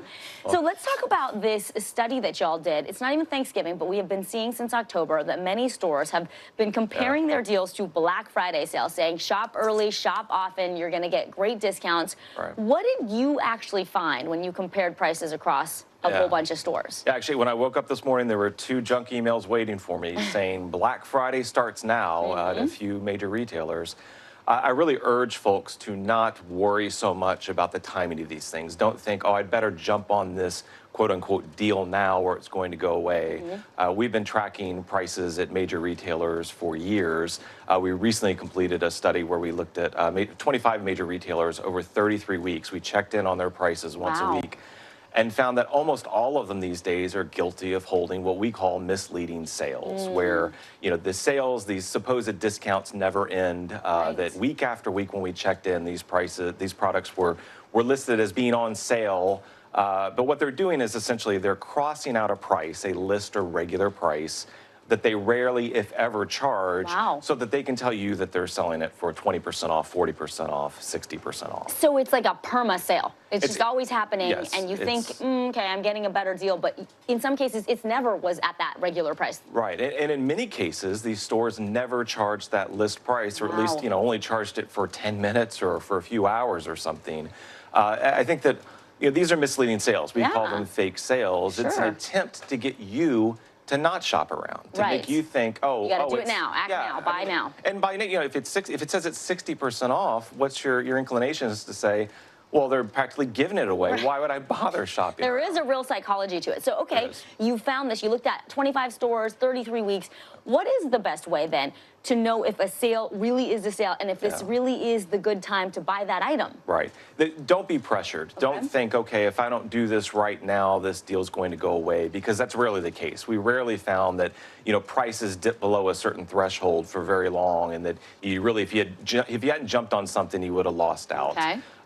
Stores, some of them even on their websites have countdown clocks now. That's to get you to ramp up the anxiety, to make sure that that you buy then and there without shopping around. So the key is to shop around. Okay, so compare prices, shop around. Make sure you can't get a better price somewhere else. Do a quick internet search to see if other major retailers are offering it for less. Sometimes I'll just search it right there in the store. There you go. And if you're in the store, you can even use apps that let you scan barcodes, and they'll do comparison shopping for you. There are price shopping bots out there. There's a few that we've tried that seem to work okay. Or Price Grabber has one. Yahoo Shopping has one. There are, extensions you can add to your web browser that will, called Honey. It will look around to see if there are coupon codes that can apply, or maybe better deals other places. I'll tell you, none of these things are perfect, right? None of them work great. But overall, the key is to just make sure you do some shopping around before you buy, especially if it's a big ticket item. Kevin, what are you finding in terms of stores and their willingness to do 2 important things? 1, price match. Are stores generally willing to price match if you find a better price and can show it to them? And 2, are they willing to do price adjustments more now than they have in the past? Yeah, both those things, yes. Okay, good. Especially if you're in a store and you find that a competitor is charging less money for that item, most stores will price match. And it sounds like a pain, but our researchers have found that when they've tried to do it, it's quite easy. Somebody at the register can do it. Sometimes you have to go to customer service. But we found it was a pretty simple, straightforward process. Another thing you can do is, and this is even also kind of a pain, is that after you've bought something, if prices go down, and so you could have bought it for less at that retailer, you can usually go back and they'll go ahead and make an adjustment to your bill. You'll get a being refund. nice goes a long way. It does, nice. yeah. Okay. And in a lot of these stores, they're set up, they're used to it, surprisingly. I mean, I just didn't think many people did this, but it was quite easy when we tried to get these adjustments made. Kevin Brassler with Consumers Checkbook. Thank you so much for your time, Kevin. Good to see you. Well, next up, take the pressure off of your holiday meal. Enjoy the feast without the fuss. We're going to show you how to save time and money when Consumer Confidential comes right back. Celebrating 75 years of Meet the Press, the longest-running show on television. NBC News, streaming free now. Right now on NBC News Now, we begin with breaking news just coming in. What's happening now, what's happening next, and what it means for you. We're continuing to follow the Russian attack on Ukraine. There's an intense artillery battle underway. As we look out over the latest city-turned-crime scene, we see the things left behind. Fewer people are content to just offer their thoughts and prayers. Stunning testimony at the January 6th hearing. Americans face the highest inflation rate in decades. Parts of Virginia cleaning up after severe storms. What are the resources that people need right now? Can they get basic necessities? Another special night of election coverage right here at NBC News Now. Results are coming in. This Tuesday is going to be huge. This is big when we're talking about November. This feels like an ideological fight to the death. Is there room for common ground? What do you think when you see the activism? Do you think this could have happened without social media? We're coming on the air with the news, NBC Scoop. Bringing the news to you is not only a job, it's an honor.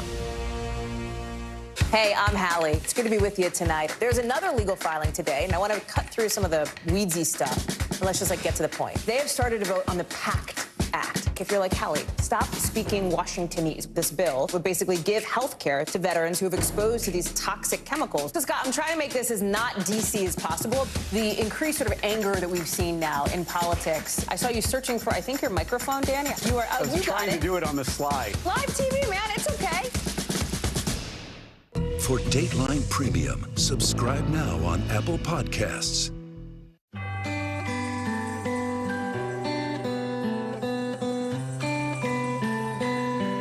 Well, it sure can feel like you have a lot on your plate when it comes to planning that holiday meal, especially this year with food prices going up. Have no fear. You can have that feast without the fuss. With me now to help walk us through it all is Real Simple Editor-in-Chief Lauren Ionati. Lauren, welcome. Thank you so much for being here with us on Consumer Confidential.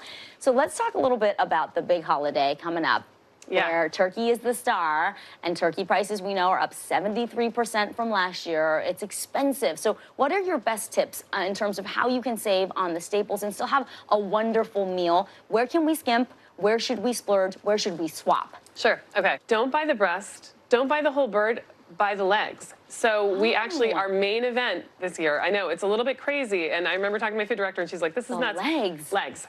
They're much cheaper because they're less in demand. They're totally delicious. It's dark meat. Dark meat. Yeah, and absolutely. And we have a great recipe for them, and they can be just as delicious as anything else. So I just say that's where you're going to save right there. If you go for the legs instead. Also, they're also like a pound each or a pound and a half, which basically takes some of the hard math out of figuring it out. How many people? Each of you gets a leg. One leg per person. Oh, I love that. Okay. Stuffing. Don't worry about using dried spices. You absolutely can use dried spices. You can use the spices that are in your cupboard right now. Just anything. I know a lot of recipes call for fresh, right? And you feel like, oh, I got to do that. Nope. You can use dried. 1 tablespoon of fresh equals 1 teaspoon of dried. Got it. Okay. I was very careful not to mix that up. I don't want people poisoning their relatives. Too much rosemary. Exactly. So, and if you want to get fresh, absolutely don't worry about wasting because there are ways to preserve them and save them. You basically cut them like fresh cut flowers, the leftovers, and put them in a glass on the counter, and they can stay for a couple of days. Just change the water every day. And then, you know, if you're worried about still not using them, just chop them up and put them in an ice cube tray with olive oil. I love this trick. Put it in the freezer. And then you've got these little flavor bombs you can put in soups and stews and sauces. Yes. Okay, that's a great tip. What about beverages? Those tend to add up. They get pricey. Yep. What are your tips on saving there? So don't feel like you have to have a varietal of wine for every single person. Like Uncle Doug really likes that Côte du Rhône. Well, then he can bring it. Your job is to get one red and one white. Crowd pleasers. They don't have to be expensive. If you talk to your wine shop, they'll have good bottles for like $12 a bottle. And the more you buy, the cheaper it is. So if you get a case, if you have a big crowd coming, one red, a medium-bodied red that goes nicely with your turkey. One white, let's say a Sancerre, a nice acidic Sancerre, a Sauvignon Blanc that goes nicely with your turkey, and they get to choose, and you're done. I like that. You know, people did that for weddings, too, because if you have an open bar, it can be really crazy, but if you just choose a few select drinks, nobody really even feels like they're missing out. Totally. Let's talk about the grocery store. Where can we cut costs? What should we be keeping an eye out when it comes to bargains? So the big thing about saving at the grocery store, and we know it's tough out there. I mean, the prices are skyrocketing. So plan early. I like to say shop early, shop often. Yeah. First, set your menu. List up what you're going to have to buy. Perishables versus non-perishables. Non-perishables you're going to hold off on. Right now, we're talking about, we've got a couple weeks till Thanksgiving. We're talking about looking out for sales. If you have time, you can comparison shop. You can. Right? So you look for things on sale. Sign up for your store's points card or points. Yeah, the loyalty program. Yeah. And the rewards. Get the, you know, if you, I don't know what you've been waiting for, but if you haven't done it yet, do it now. You'll get deals. They'll let you know about deals that others don't get. And then there are also apps that you can sign up for, or you can, load up on your phone. And it's Basket, and the other one that we really like is Flip with 2 Ps. Yep. Flip with 2 Ps. And they will do the comparison shopping for you. They're like you're going through your circulars for you, basically, and telling you where the best deals are and how to get to them. I got 20 seconds. What about cooking? Best tip there. Oh my God. I guess make ahead. I mean, so like I map it out and I write it down. Here, actually, my best tip is write it down, because that way you don't have to keep deciding over and over again. You know what you're making on Wednesday. You know what you're making on Thursday. You have to spread it all out. You have to make sure you're preparing and making things ahead, and you will have the best Thanksgiving ever. I love it. Great tips, Lauren Iannati with Real Simple. We appreciate you. Thank you. Thank you very much for having me. That is going to be our time for now. Catch me on NBC News Now weekdays from 12 to 2 Eastern. For all of us here at NBC News, I'm Vicki Nguyen. Be sure to join me for another edition of Consumer Confidential right here on Today All Day.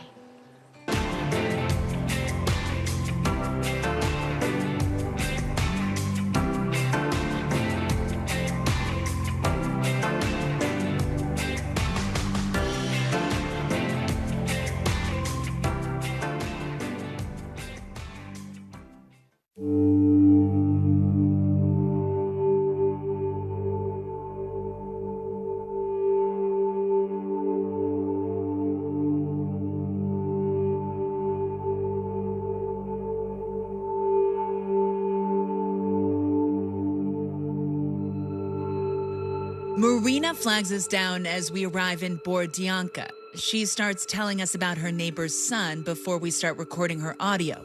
Грабили, разгромили все. Нигде ничего. Все разбомбили. Он пошел проведывать дом, потому что нет ничего. А его русские в спину стрельнули. Он пошел домой и приполз домой. И потом я, когда была у них, он говорит: мама, мне холодно. Хоть хлеба. It's early April. After 5 weeks of occupation, Russian troops left a few days ago. We're some of the first people Marina sees. Мы 2 недели ничего не могли ни есть, ни пить, даже вода, кусок хлеба в рот не лез, потому что то самолеты летят, бомбят, то стреляют, и ты бежишь, не знаешь, куда бежать. She takes us back to the house, to the shallow grave. Сейчас я позову его маму. Можно? И она вам расскажет. Я позову his mom? Его маму. His mom. Okay. The person who's buried, and she will tell the whole story. That's what she suggested. Okay. 81-year-old Taisa says her son Roman was just 57. Откуда вы? She's a widow. He was her only child still alive. And during the occupation, he returned home just to check on her. Taisa explains one afternoon in mid-March, he asked Russian troops at a checkpoint for a cigarette. After they gave him one, as he walked away, they shot him in the back. А потом в 6 десь вечора він прийшов додому і каже: дівчатки, я вас подвів, мене прострелили. Як ми дивимося, що робити? Больниці нету, нікого нету, всі уїхали. Нема нікого, нічого. бо тут теж знущалися над врачами там. Розкажіть всьому світу, не вірте їм, ідіотам, що Україна це робила сама, що вона уничтожала свої, вони знищували нас, вони насилували людей, вони іздівалися над усіма нашими людьми. Це такий руський мір називається. От це я похоронила, тому що не можна було нікуди везти. Все стояло тут. І нікого нікуди не допускали. Разве так можна? Так нельзя. Надо. Вот это мы все. Я записала фамилию, имя, отчество, год рождения. Написала, що його прострелили 17 числа. І 18-го він в мене помер у 18:38. Her grandson Dimitro comes over. He returned home at the end of March, but it was 5 days too late. How did you find out that your father had died? When I go here. So you came back expecting to see him? Yes. And they told you he's been dead for 5 days? Yes. Right. It was like this. With no electricity, no cell service, there was no way for Taisa to tell her grandson the Russians had killed his father.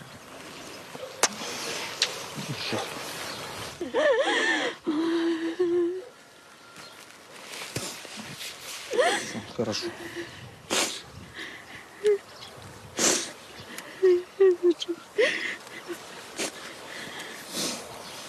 Держись.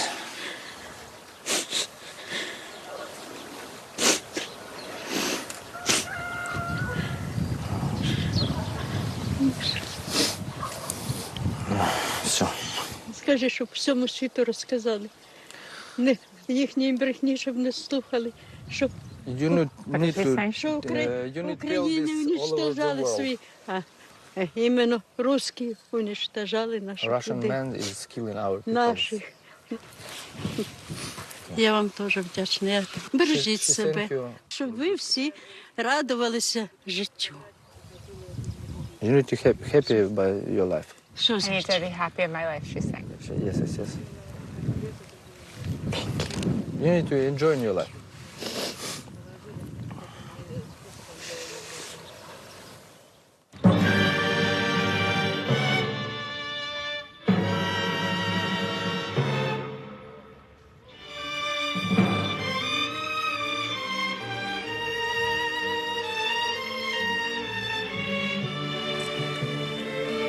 In the western city of Lviv, Dr. Olena Kozlova runs the pediatric oncology ward at the specialized children's hospital. It serves as the country's triage hub for kids who need life-saving treatment.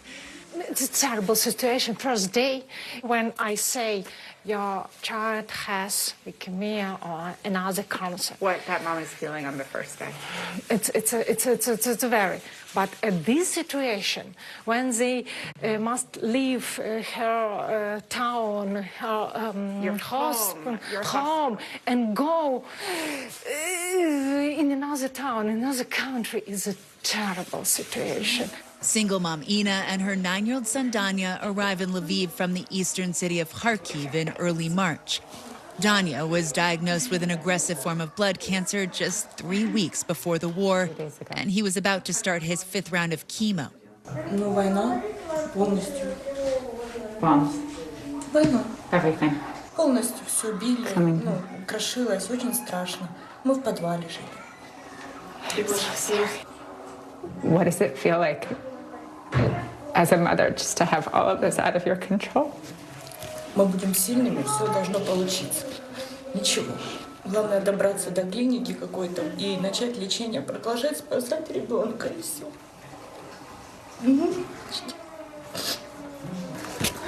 He's your only child. So you would do anything? Конечно. Go anywhere? Да. Of course. A few days after we meet them, 31-year-old Ina gets the call she's been praying for: 2 seats on the next evacuation convoy out of the country.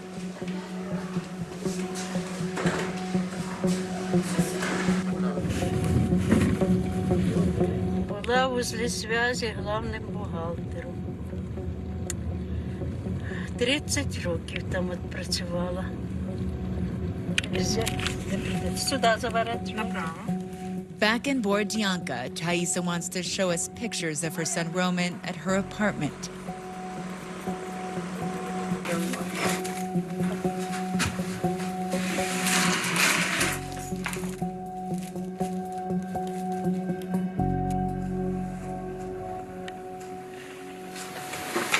What was he like?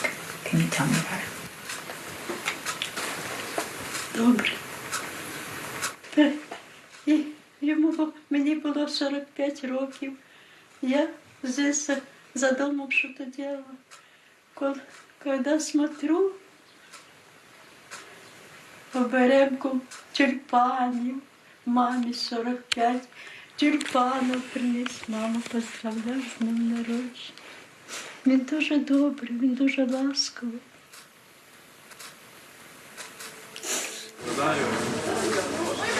Все, давайте рухайтеся.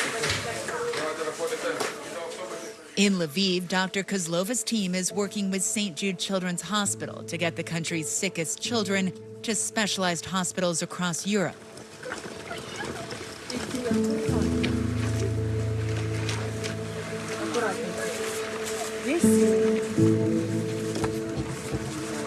Смотри аккуратно.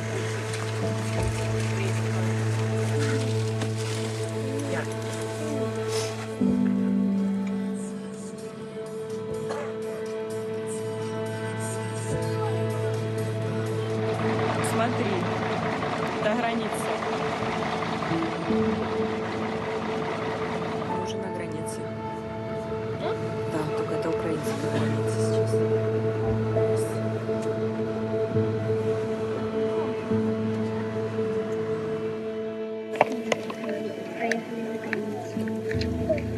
Теперь мы уже в Польше. Да. Да.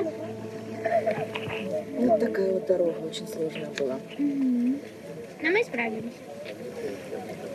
Мы совсем справились. Еще закат. Я просто жду, пока мы доедем до клиники, и когда уже начнут нас лечить, и будем понимать, как дальше быть. Пока так. Но хорошо, что мы сейчас хотя бы в безопасности. Это радует. Вот так, да.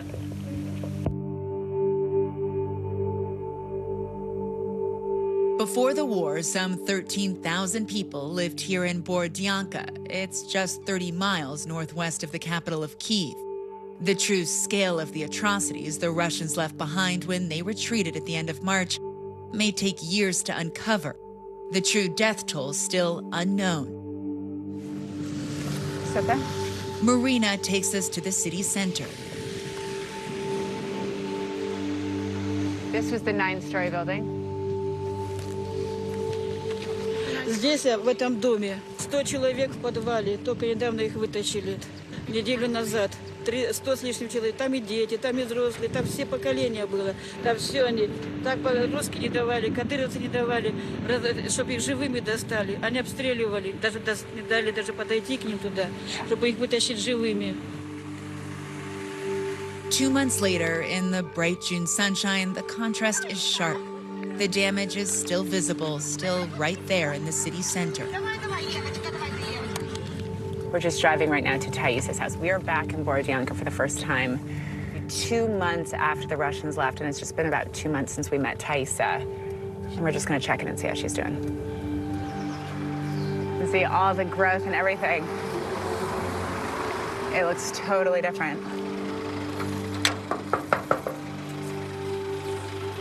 Wow. Yeah, this is definitely it. So this is Thaisa's house. She's not home, but you can see that's where her son was buried. You can see it's been dug up, though. The cross is gone, so his body's clearly been moved. Yeah, he's definitely been dug up. Taisa?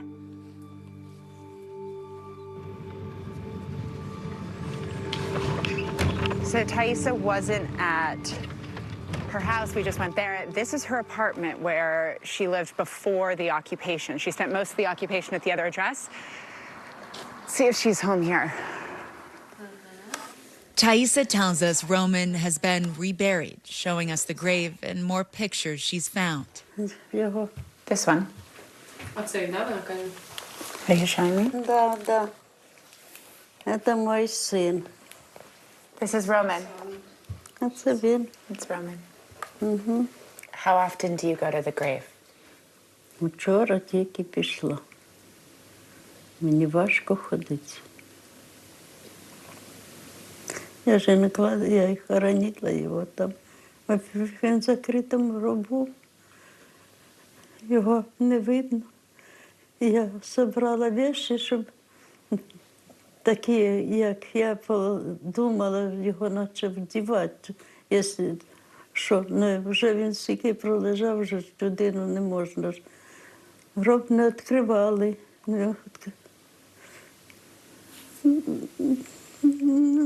Це вам не розказати, як важко. Дуже важко. Мені вже там надавали лікарства, щоб я пила. Я зараз вже не так. Буває таке в хаті, такі крики знімаю. Добре, що це люди, тут головою дом. І я так накричуся, тому що в мене нема нікого, я одна. Живеться так, вважаю, аби жити.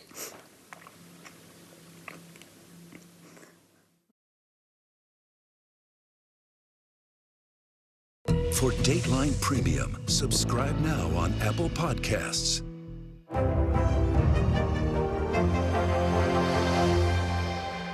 Sometimes the news can be difficult and overwhelming for kids to understand, so we've created a newscast just for them. We hope your family will watch Nightly News Kids Edition. Watch NBC Nightly News with Lester Holt or listen wherever you get your podcasts. Sometimes the news can be difficult and overwhelming for kids to understand, so we've created a newscast just for them. We hope your family will watch Nightly News Kids Edition. The big variable, the storm surge. Why was it important for you to be here? What kind of training regimen? How you doing, Lester? Celebrating 75 years of Meet the Press, the longest-running show on television.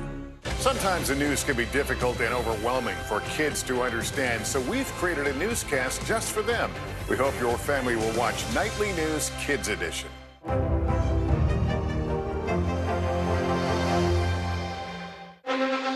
The Meet the Press Chuck Toddcast, an insider's take on politics and more with some of my favorite reporters. Get it for free wherever you get your podcasts.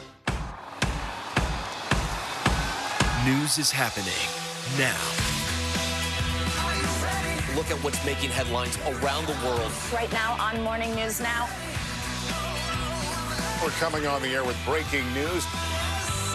And this is a significant moment. Whenever it happens, wherever you are, NBC News, streaming free now.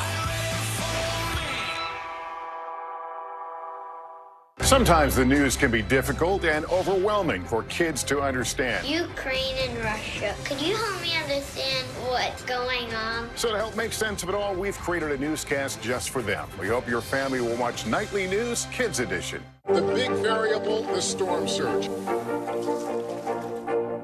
Why was it important for you to be here? What kind of training regimen? How you doing, Lester?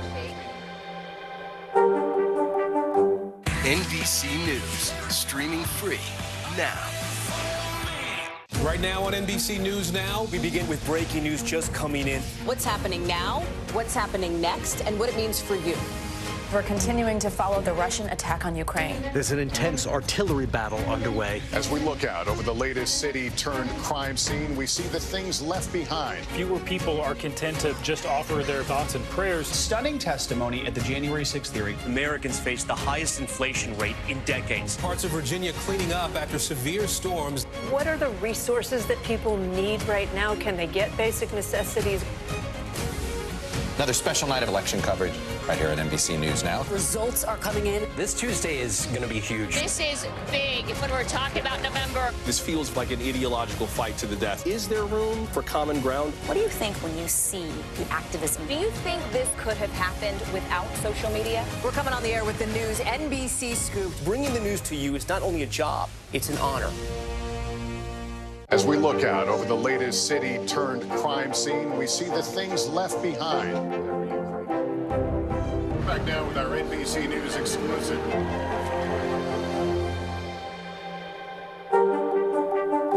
Sometimes the news can be difficult and overwhelming for kids to understand. Ukraine and Russia. Could you help me understand what's going on? So to help make sense of it all, we've created a newscast just for them. We hope your family will watch Nightly News Kids Edition.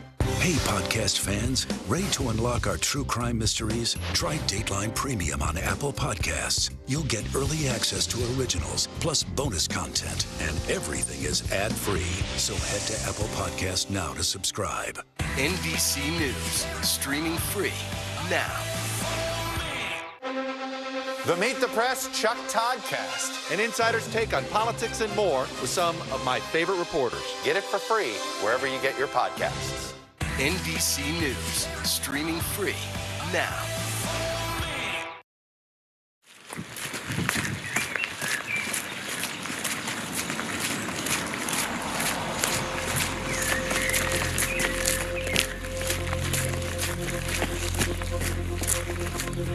Olena is 28. She's thin, she has a slight build. We're not showing her full face. When we meet her outside of Kyiv in Bucha back in April with her husband Sasha, they're living here in this abandoned house. Her only daughter is staying with relatives, and it's been about 2 weeks since she says she was raped by a Russian soldier. When Olena tells us her story, she starts with the day of the explosion. She calls that day one. Ми сиділи їсти, готували. Почали стріляти. І тут, як бахнуло, і осколки по всім розліталися, і мене одразу ранило в грудь. Так було страшно. Потім іще раз, другий раз почало. Мене муж прикрив собою. Я думала, що я вмираю. Це взагалі було так боляче, до ужасу. Пекло огнем аж. I'm sorry that you're having to relive this as you're telling us this. Can you describe, just so I understand, can you describe the wound that's under your left breast? На лівій стороні груді, нижче соска так. A piece of metal shrapnel slashes her skin. She says she needs first aid. У мене не було взагалі медикаментів. Я пішла шукати допомогу. Зустріла тут русських. А вони спросили, куди ти йдеш. Я сказала, що я йду, мені треба, що ранена. Завели мене в якесь здання, надали мені допомогу, перев'язали мене. І потім сказали, щоб я більше не ходила ніде, і пішла додому. She took that as a threat, but the next day, day 3 by Olena's timeline, Russian soldiers changed her bandages again, and again, they let her go.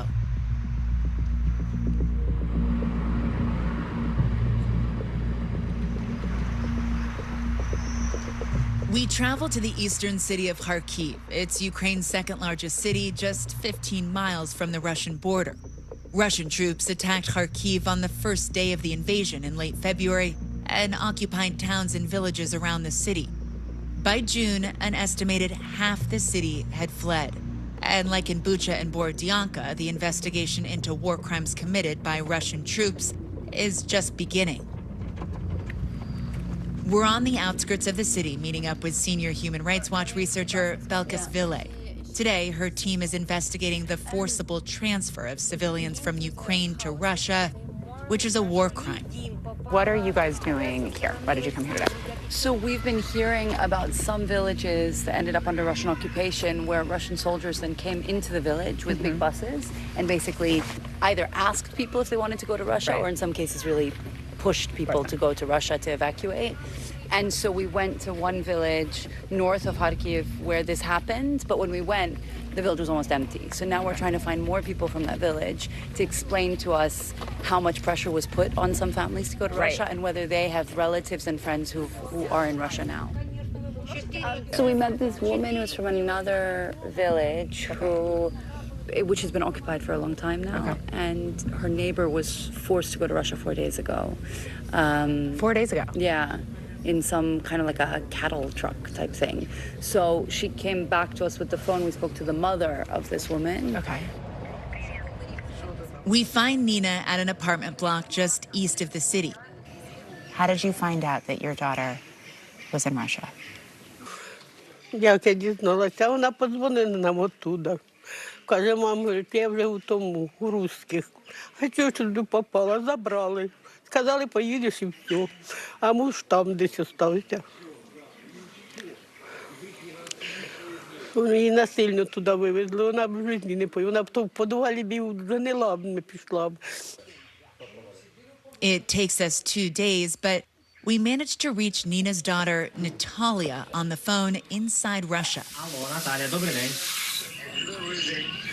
Наталя, мене звати Володимир, я з телекомпанії NBC. Natalia tells us she's trying to get back to Ukraine. In a new report, Human Rights Watch concludes that Natalia's case amounts to a forced transfer, illegal under international humanitarian law, in large part because the Russian forces didn't give her a choice.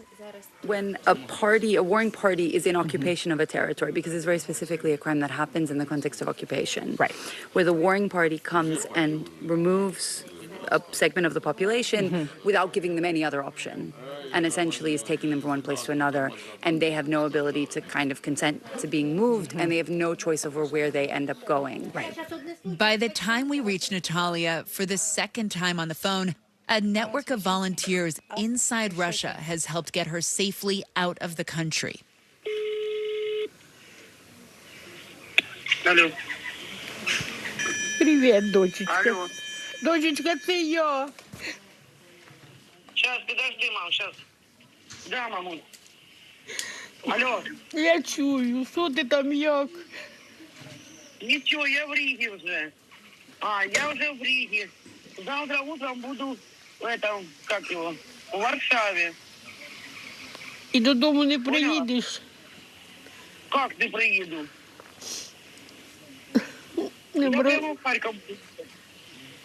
Не бросай мене одну. Watch NBC Nightly News with Lester Holt or listen wherever you get your podcasts.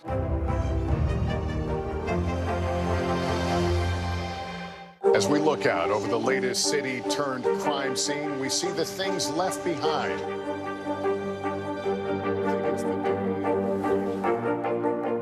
You tell us what it was like? Our NBC News exclusive.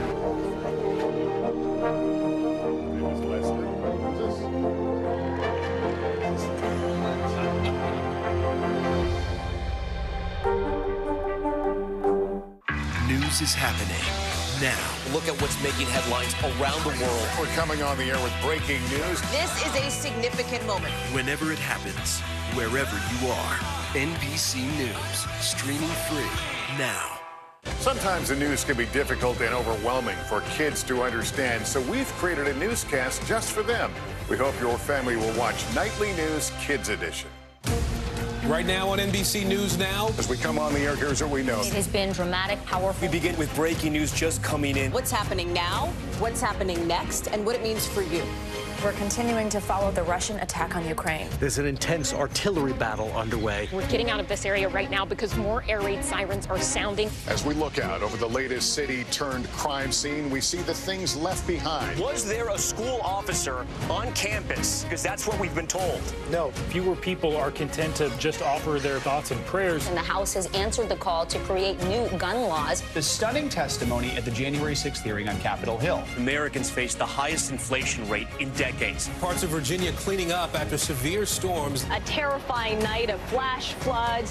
What are the resources that people need right now? Can they get basic necessities? Another special night of election coverage right here at NBC News Now. Results are coming in. This Tuesday is going to be huge for primary purposes. It's an interesting race here. I've just never covered anything like it. This is big when we're talking about November. How many doors do you think you've each knocked on? This feels like an ideological fight to the death. Is there room for common ground on this issue? What do you think when you see the activism that's happening right now? Do you think this movement could have happened without social media? A lot to talk about as we continue our rolling coverage. We're coming on the air with the news NBC Scoop. Bringing the news to you is not only a job, it's an honor. For Dateline Premium, subscribe now on Apple Podcasts. News is happening now. Look at what's making headlines around the world. We're coming on the air with breaking news. This is a significant moment. Whenever it happens, wherever you are, NBC News, streaming free now. Stay on top of breaking news and the biggest stories of the day with NBC News Daily. Thank you so much for joining us. I'm Morgan Radford. And I'm Vicki Wynn. I'm Aaron Gilchrist. And I'm Kate Snow. Get in-depth reporting from across the country What's your reaction to the president's comments? and around the world, Are Ukrainians continuing to make advances? and ways you can take care of your health Who should be getting tested, and frankly, how often? and your wallet. Costs are skyrocketing. How to manage soaring prices. NBC News Daily, weekdays from 12 to 4 p.m. Eastern on NBC News Now. NBC News, streaming free now. As we look out over the latest city-turned-crime scene, we see the things left behind. Back now with our NBC News exclusive.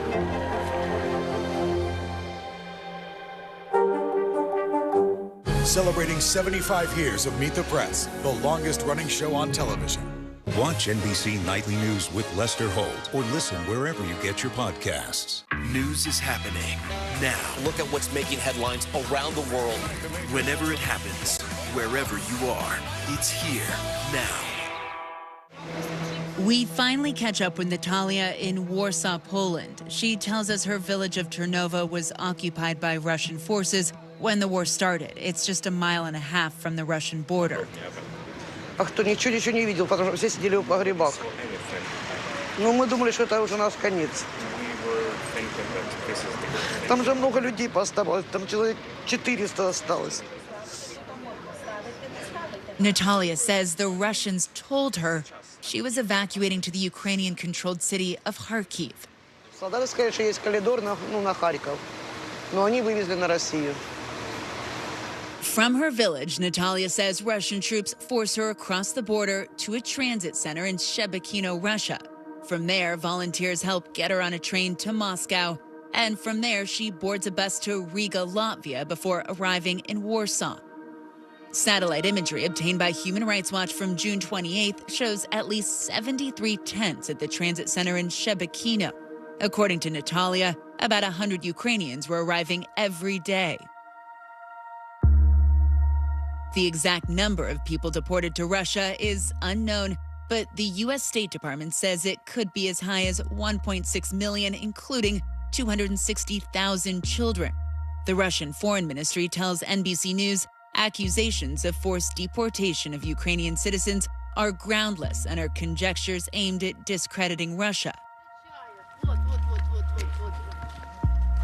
But Natalia makes it back 4 days and 2,287 miles later. She arrives in Kharkiv. Natalia. Molly from NBC News. Я не соображаю, что они говорите. Наталя, я Володимир, це моя колега Молі, ми з вами спілкувалися по телефону. Hey, how are you? Are you okay? Як ви? Як ви себе почуваєте? Нормально, ноги только болят.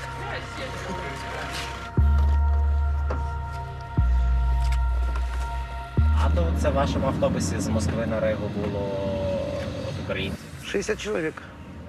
Ну, там много людей ехало. Были даже с Мариуполя. Я много встретила в Риге людей, своих односельчан. У Польши встретила 2 человека с нашего села.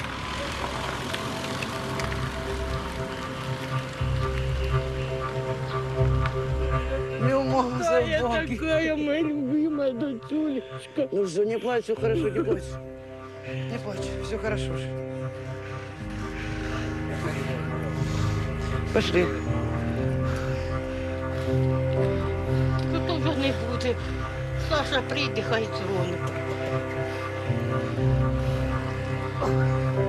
Як же ти доїхав? Нормально, мне везде помогали. А чого ви повтікали сьогодні від мене всі? What did you say? Да. What did you say? Why are you standing so far away? I was just letting you have some time with your daughter. You have your daughter back. А хто за неї буде переживати, як мама? Що я можу зробити? Я ж не полетю і нічого не витягну її від тіля. But she's home now. She's home. Та не вдома вона, ще, каже, на квартирі. У нас вдома, кажу, є хати там порозбиті вже тепер, а тепер куди їхати? Ну, наша будто жива стоїть.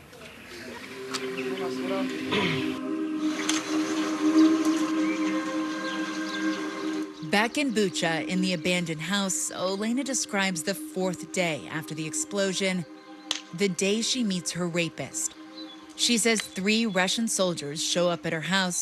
She has no idea how they know she's injured. One of them, a Russian soldier who looks about 40 years old, he doesn't give his name, tells her he can provide first aid. He brings her upstairs while the other 2 soldiers stay downstairs with her husband Sasha. Просто прийшов, подивився. Каже, тебе болить чи не болить? І все. And then you went downstairs. And what did you see? Ну, що муж сидить в крові, нос розбитий, ребра теж були. Я взагалі не знала, я спустилася їхати, просто муж сказав, що, хотіли добивати. Medics tell us her husband had at least 1 broken rib. And the next morning, day 5, Olena says, this same soldier returns, the one who had been upstairs with her, the one who had looked at her wound, but didn't give her any help. Що він приїхав, я ж не пам'ятаю просто вже. Я кажу, со мною все нормально, говорю, не треба, говорю, мене дивитися, говорю. Говорю, глянь мужа, говорю. Він навіть не став його дивитися. Він каже, пішли, я тобі гляну, типа. За руку, посадив мене в машину.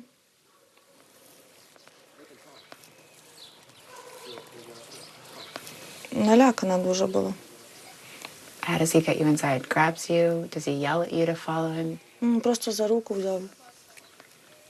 Я поняла, може, щось тут вже не то, що там відбувається. Там взагалі немає нікого з людей, взагалі вокруг тишина. Навіть я не питалася кричати, тому що немає нікого. Ось взагалі вокруг все. Він сказав сам мені, щоб я розділася.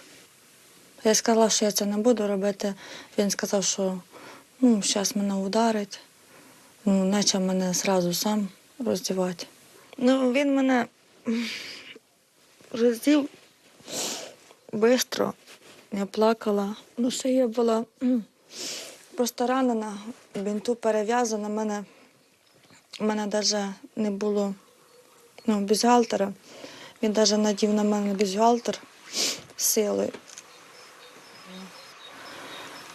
Надів бюстгальтер, щоб не дивитися на рану або що, це так пройшло дуже швидко, неожиданно. Він мене просто одежу всю зняв. І насилував, Could you think about anything during that? Did it feel like forever? Про що думала? Сказати правильно. Ну, статися жива, блін. Я навіть не знала, що буде дальніше, блін. Він щось там відвлекся, я швидко почала, блін, вдіватися, взагалі, як попало, коротше, і швидко почала оттуда тікати. Щось відвлекся так швидко, думаю, блін, що слава Богу, блін, бо я іспугана була, і думала, може ще мене вбити, або що. Це взагалі було ужас.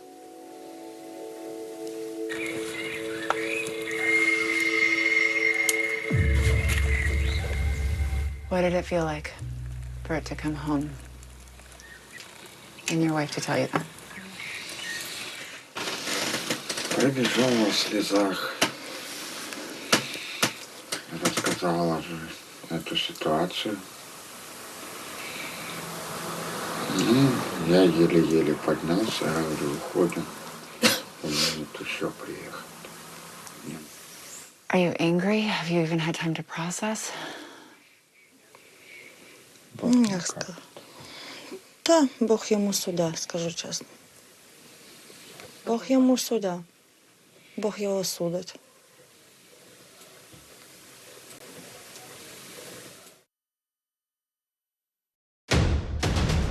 The day's biggest political stories with trusted insight and expert analysis. A daily look at the politics behind the headlines. Meet the Press Now, streaming weekdays at 4 p.m. on NBC News Now. News is happening now. Look at what's making headlines around the world. Whenever it happens, wherever you are, it's here now. For Dateline Premium, subscribe now on Apple Podcasts.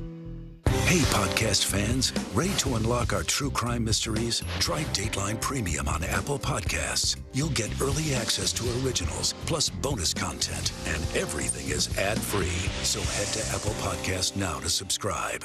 Stay on top of breaking news and the biggest stories of the day with NBC News Daily. Thank you so much for joining us. I'm Morgan Radford. And I'm Vicki Lynn. I'm Aaron Gilchrist. And I'm Kate Snow. Get in-depth reporting from across the country. What's your reaction to the president's comments? And around the world. Are Ukrainians continuing to make advances? And ways you can take care of your health. Who should be getting tested, and frankly, how often? And your wallet. Costs are skyrocketing. How to manage soaring prices. NBC News Daily. Weekdays from 12 to 4 p.m. Eastern on NBC News Now. As we look out over the latest city-turned-crime scene, we see the things left behind. Back now with our NBC News exclusive.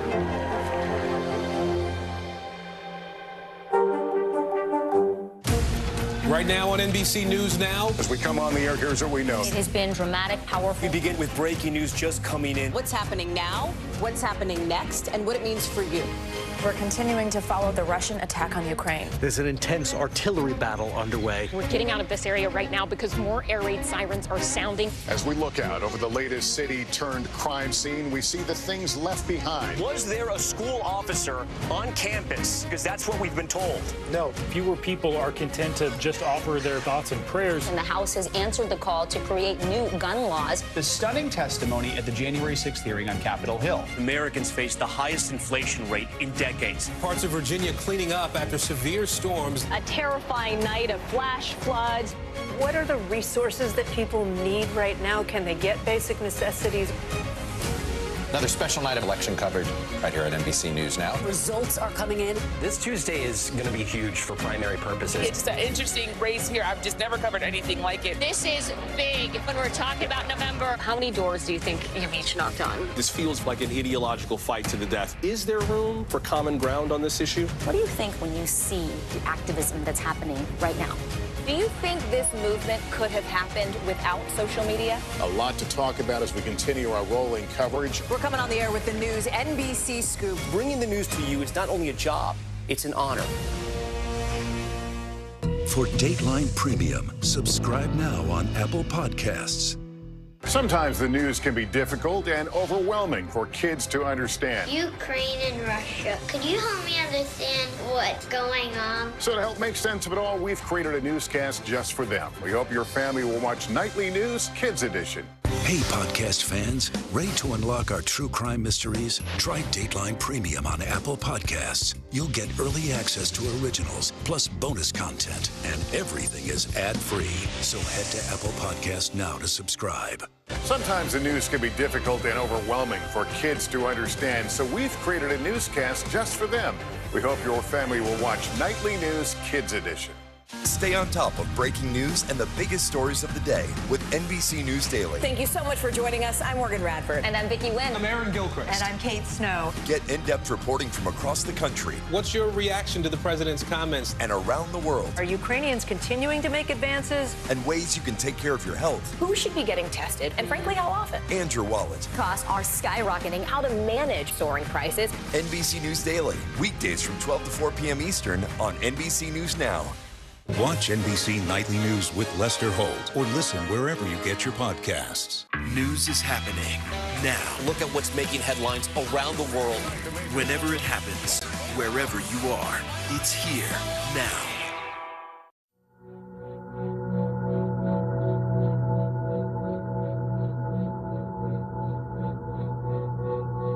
Я йому нічого не говорила, поки я знайшла чоловік. Він у нас тут був в братській могилі похоронений під номером 64. Коли я знайшла вже чоловіка, коли я його не брала на похорони, я не могла його взяти. Ну, після похорону я йому розповіла і привела на могилку до тата. We meet Elena outside the Orthodox Church in Bucha, the site of a mass grave.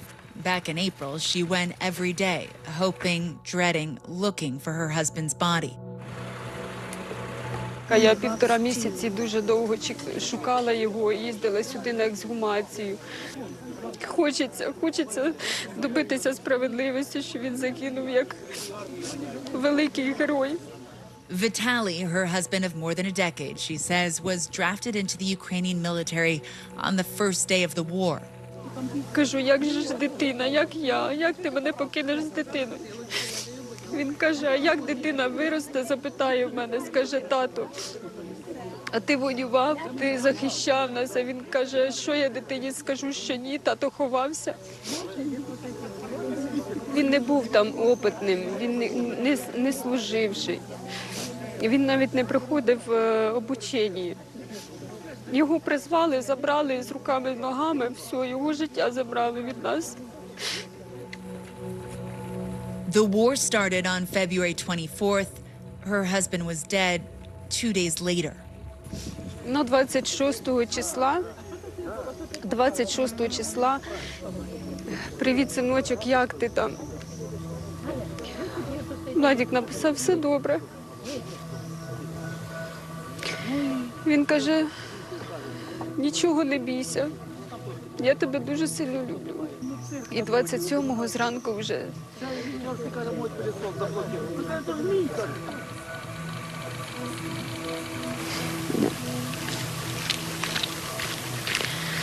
Зараз підійдеш до тата, привітаєшся.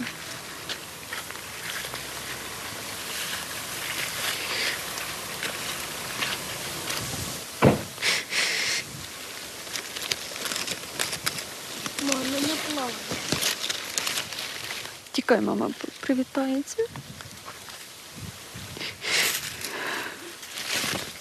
Привіт, мій золотий. Як нам тебе не вистачає, Господи, за що ти там? Чому так несправедливо ти пішов?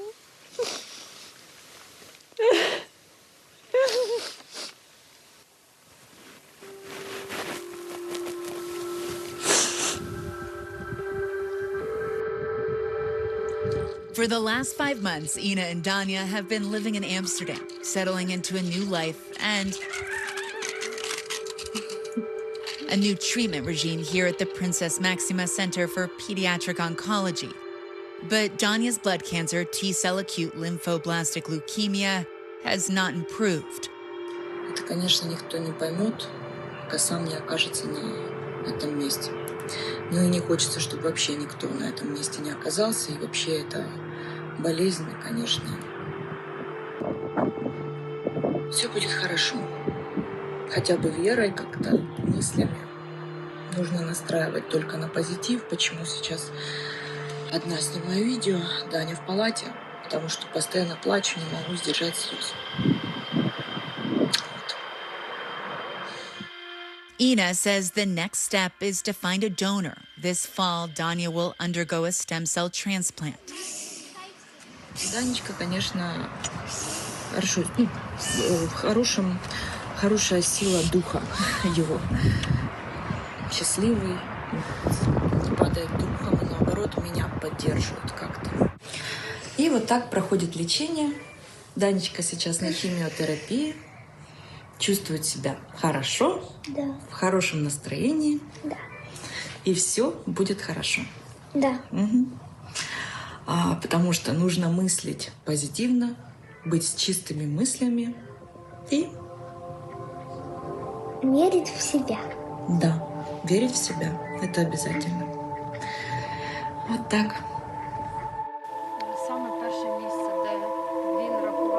Olena has been able to trace the last few minutes of her husband Vitaly's life excruciatingly, step by step. Following military orders, she says he was wearing civilian clothes that day, doing reconnaissance, warning Ukrainian soldiers down the road that a column of Russian tanks was heading their way. Є свідок, який проживає прямо в будинку на верхньому поверсі. Він все бачив з вікна.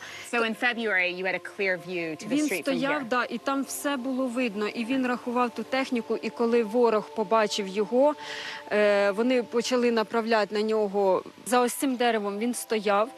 І так як йому влучили в праву руку, права рука роздроблена була, і предпліччя, грудна клітка, все. At this point, Vitaly is trapped. The Russians are firing directly at him, and according to eyewitnesses, she says he makes a run for it, losing a lot of blood, and with only one arm, tries to get on his bike to escape before heading for this door.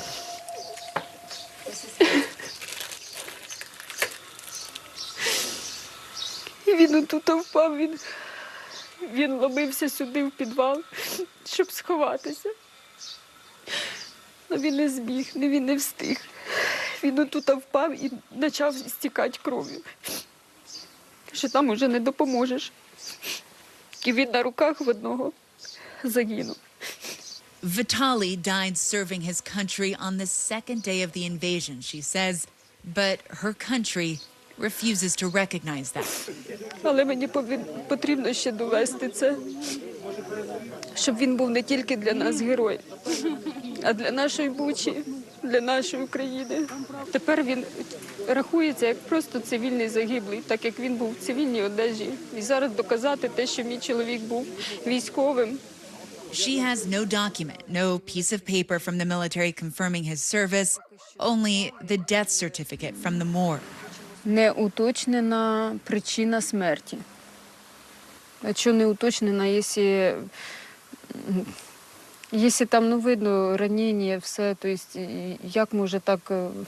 When you asked the territorial defense, you know you called my husband up, you know he signed up, you know he was a member. What do they say? Ми не несемо ніякої інформації з приводу Бучі.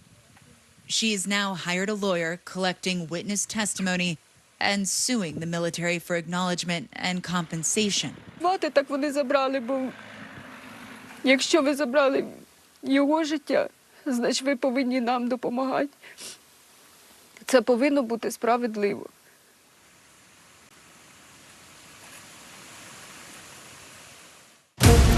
Right now on NBC News Now. As we come on the air, here's what we know. It has been dramatic, powerful. We begin with breaking news just coming in. What's happening now, what's happening next, and what it means for you. We're continuing to follow the Russian attack on Ukraine. There's an intense artillery battle underway. We're getting out of this area right now because more air raid sirens are sounding. As we look out over the latest city-turned-crime scene, we see the things left behind. Was there a school officer on campus? Because that's what we've been told. No, fewer people are content to just offer their thoughts and prayers. And the House has answered the call to create new gun laws. The stunning testimony at the January 6th hearing on Capitol Hill. Americans face the highest inflation rate in decades. decades. Parts of Virginia cleaning up after severe storms. A terrifying night of flash floods. What are the resources that people need right now? Can they get basic necessities? Another special night of election coverage right here at NBC News Now. Results are coming in. This Tuesday is going to be huge for primary purposes. It's an interesting race here. I've just never covered anything like it. This is big when we're talking about November. How many doors do you think you've each knocked on? This feels like an ideological fight to the death. Is there room for common ground on this issue? What do you think when you see the activism that's happening right now? Do you think this movement could have happened without social media? A lot to talk about as we continue our rolling coverage. We're coming on the air with the news NBC Scoop. Bringing the news to you is not only a job, it's an honor. Stay on top of breaking news and the biggest stories of the day with NBC News Daily. Thank you so much for joining us. I'm Morgan Radford. And I'm Vicki Wynn. I'm Aaron Gilchrist. And I'm Kate Snow. Get in-depth reporting from across the country. What's your reaction to the president's comments? And around the world. Are Ukrainians continuing to make advances? And ways you can take care of your health. Who should be getting tested? And frankly, how often? And your wallet. Costs are skyrocketing. How to manage soaring prices. NBC News Daily. Weekdays from 12 to 4 p.m. Eastern on NBC News Now.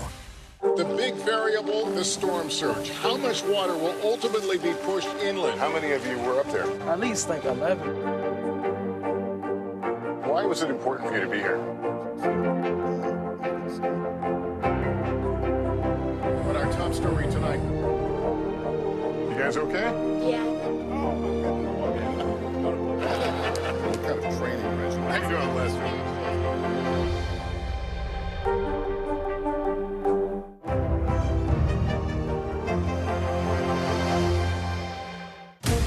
Right now on NBC News Now. As we come on the air, here's what we know. It has been dramatic, powerful. We begin with breaking news just coming in. What's happening now? What's happening next? And what it means for you. We're continuing to follow the Russian attack on Ukraine. There's an intense artillery battle underway. We're getting out of this area right now because more air raid sirens are sounding. As we look out over the latest city-turned-crime scene, we see the things left behind. Was there a school officer on campus? Because that's what we've been told. No. Fewer people are content to just offer their thoughts and prayers. And the House has answered the call to create new gun laws. The stunning testimony at the January 6th hearing on Capitol Hill. Americans face the highest inflation rate in decades. Parts of Virginia cleaning up after severe storms. A terrifying night of flash floods. What are the resources that people need right now? Can they get basic necessities? Another special night of election coverage right here at NBC News Now. Results are coming in. This Tuesday is going to be huge for primary purposes. It's an interesting race here. I've just never covered anything like it. This is big when we're talking about November. How many doors do you think you've each knocked on? This feels like an ideological fight to the death. Is there room for common ground on this issue? What do you think when you see the activism that's happening right now? Do you think this movement could have happened without social media? A lot to talk about as we continue our rolling coverage. We're coming on the air with the news NBC Scoop. Bringing the news to you is not only a job, it's an honor.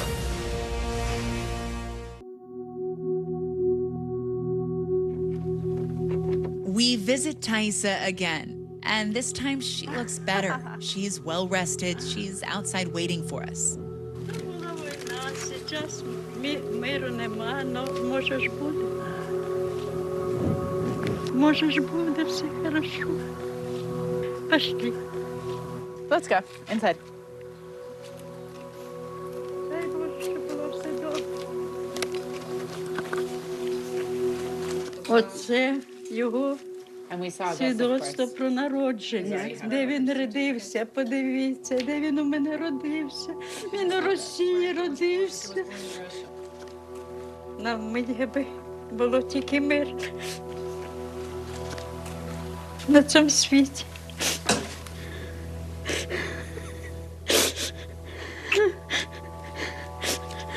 Оце дівчинка так виростить сила, 57 років.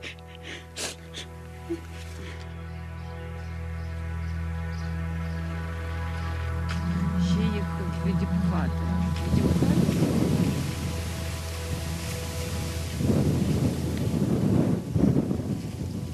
What do you tell Vlad about him? What do you want him to remember about his father? Він за ним дуже сумує, і йому не вистачає так само, як і мені. Він був дуже добрим, завжди справедливим. Я йому розповідала, що тато наш герой, тато нас захищав на землі. А зараз нас тато буде оберігати і захищати на небесах. Він нам буде допомагати.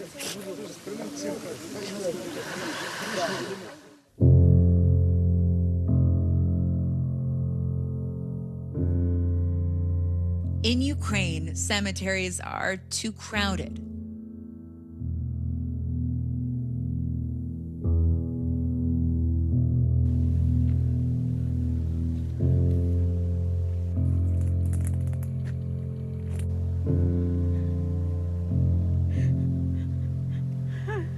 Mothers aren't supposed to bury their children, and Thaisa has buried Roman twice.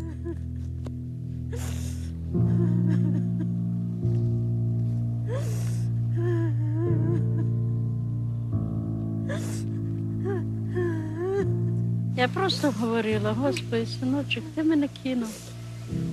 Лучше б ти мене кинув і поїхав з усіма, і я знала, що ти живий.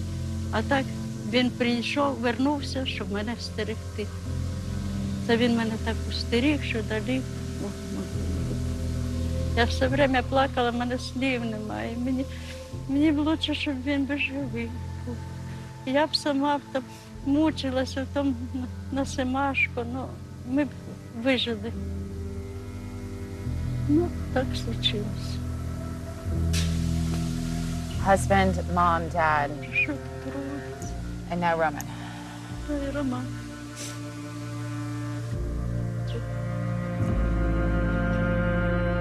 І дай Боже, щоб був у нас мир всім. Щоб ми не зазнавали такого горя і ні в кого, щоб такого не було. І щоб ми були в мирі, добрі жили. Тільки щоб все було у нас хорошо, молодечка, зайчик, щоб була ти любимая, щоб тебе любили всі.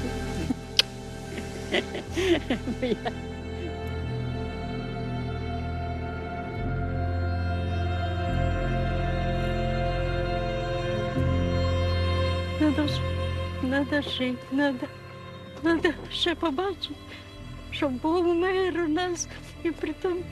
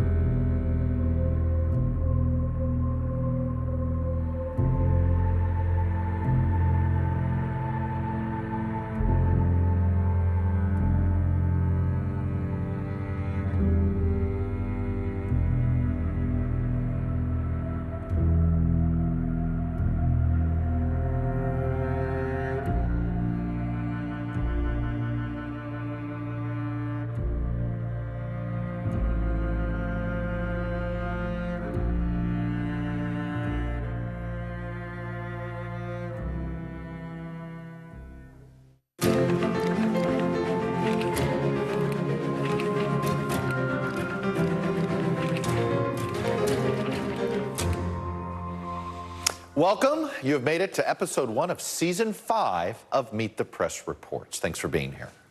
Theocracy. It isn't a word you often hear in American politics these days, but given the religious rhetoric coming from some Republican candidates this year, it doesn't feel as far-fetched or hyperbolic as it would have been in the past. Frankly, it feels possible. There are candidates embracing the idea that whatever the First Amendment actually says about the free exercise or establishment of religion, that this wall between church and state should actually come down. And not only that, these folks argue the wall was actually never supposed to be there in the first place. In fact, here's Lauren Boebert. She's a freshman member of Congress from Colorado. She was speaking this summer to congregants. Here's what she said. The church is supposed to direct the government. The government is not supposed to direct the church. That is not how our founding fathers intended it. And I'm tired of this separation of church and state junk. She's not alone. The Republican candidate for governor in Pennsylvania, the nation's 5th most populous state, said this to his supporters. So much for this myth of separation of church and state. That's right. And that's the same position that Michael Peroutka, the Republican nominee for Maryland Attorney General, it's a position he's taken since at least 2014 when he called the separation of church and state, quote, the great lie. And he added, there can be no separation of God from government because he, capital H there, created it. That would have been news to the founders, especially Thomas Jefferson, who was the first of the founders to use the phrase, the wall of separation metaphor, to describe the First Amendment's religious freedom protections. Other Republicans, though, are openly embracing Christian nationalism. We need to be the party of nationalism, and I'm a Christian and I say it proudly. We should be Christian nationalists.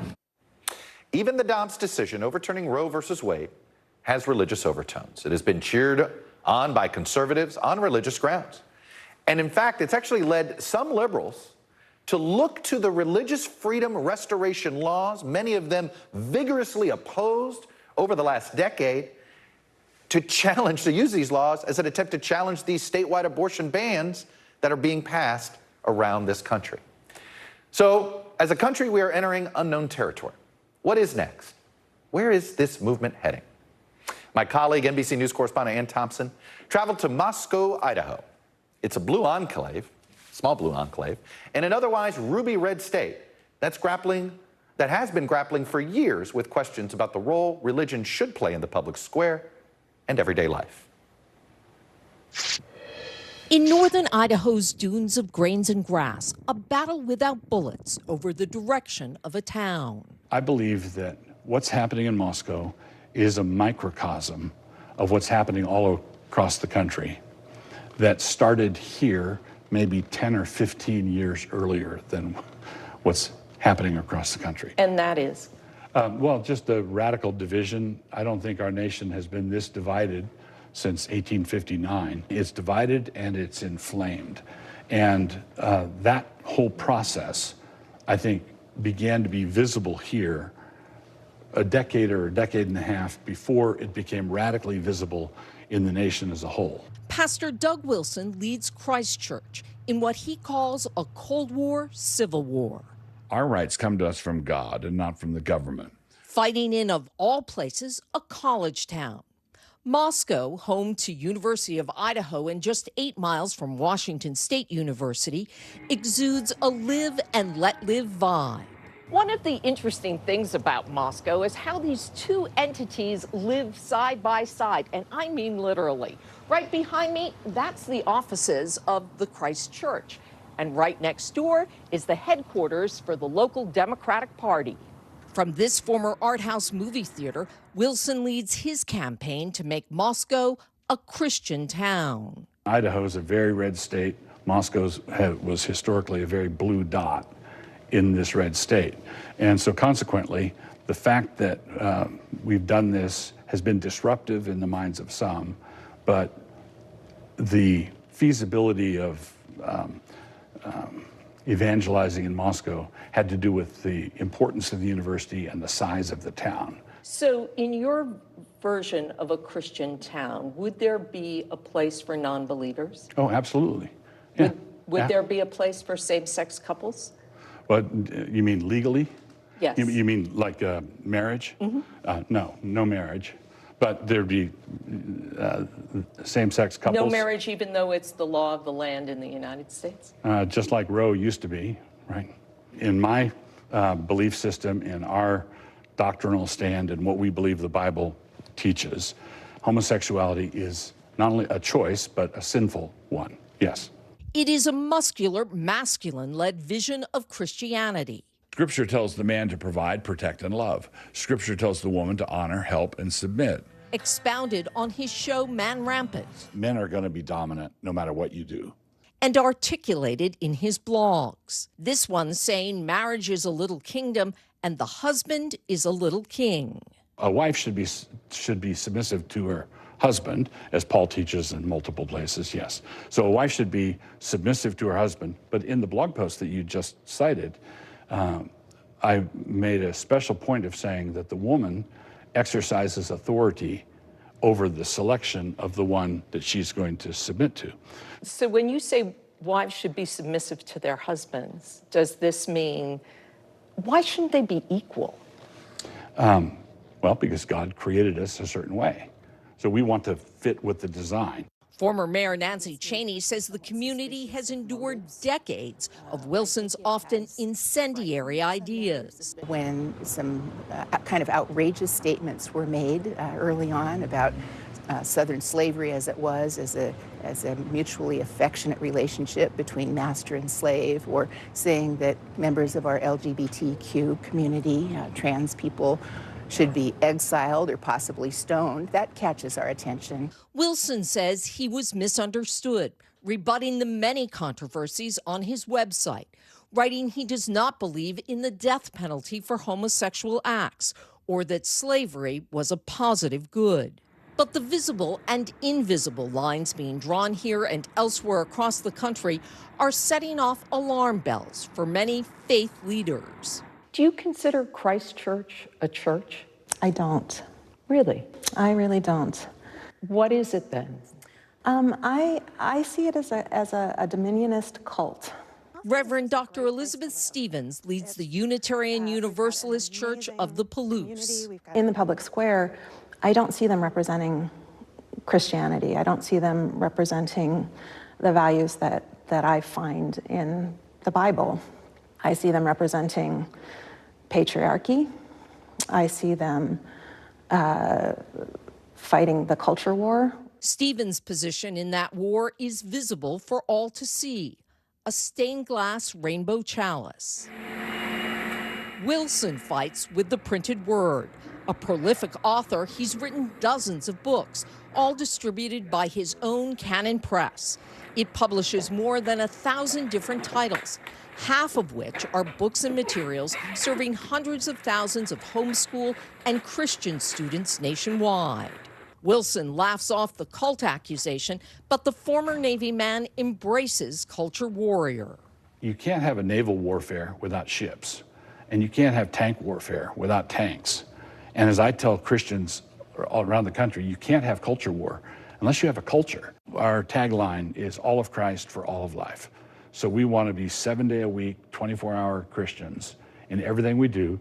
And a distinctively Christian culture is forming here, and not reclusive and not cultic, but it's distinct. Here in Moscow, Wilson and Christ Church have built a multi-million-dollar enterprise that includes a K-12 school, a publishing house, a college, and a streaming show. Pursuits that some worry will change the very character of this town.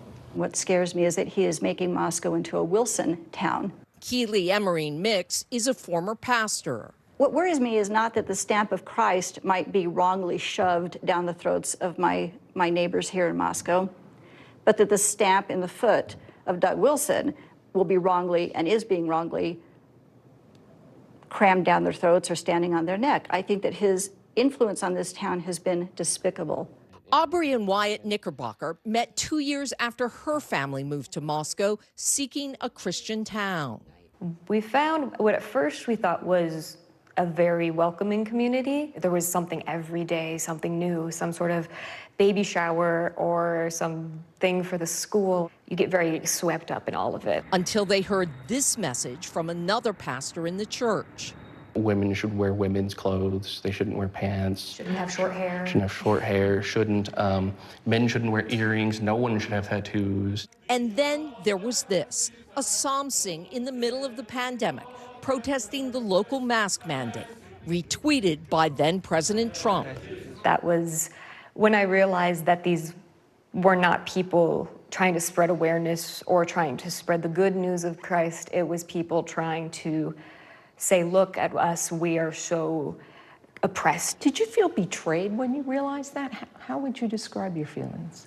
Yes, very betrayed, because I've grown up in the Christian church, and it never occurred to me that a church could be wrong. And how wrong they could be. They stopped attending Christ Church. Aubrey says she was attacked online. Now they actively avoid patronizing businesses run by church members. If it was another church that owned it and they just happened to have some beliefs that I didn't agree with, that's fine. But when you're hurting people, that's when you have really crossed many lines. Are you being judged on your faith rather than your product? I believe 100% that that's true. Josh Flickner says he came to Moscow seeking a Christian community and found it in Christ Church.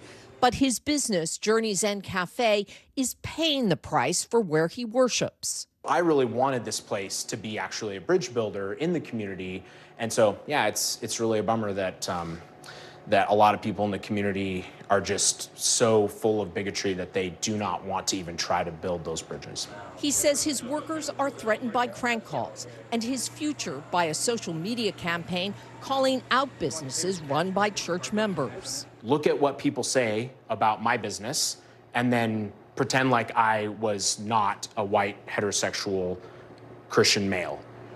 That would be a hate crime. Anywhere else in the country, against any other type of person, that would be a hate crime. 3 weeks after this interview, Flickner announced he's closing the cafe.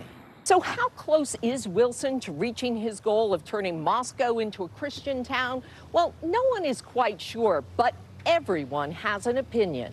Honestly, it's almost laughable, only because you're talking about a minute percentage of the population. George Scandalos and Brandy Sullivan own restaurants and businesses on Main Street.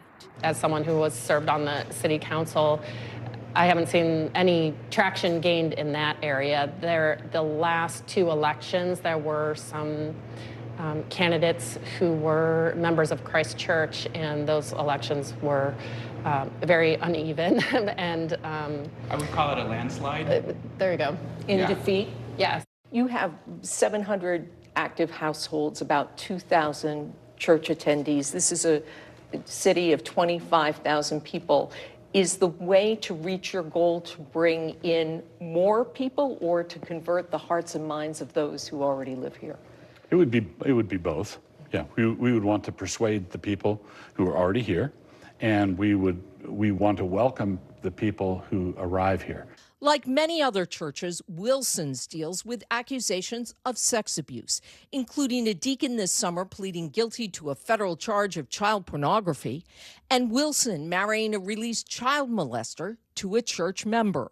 The thing that upsets people is not the child molestation offense, because there are 20, 30 sex offenders in Moscow, and everybody knows the name of one of them because of where he goes to church.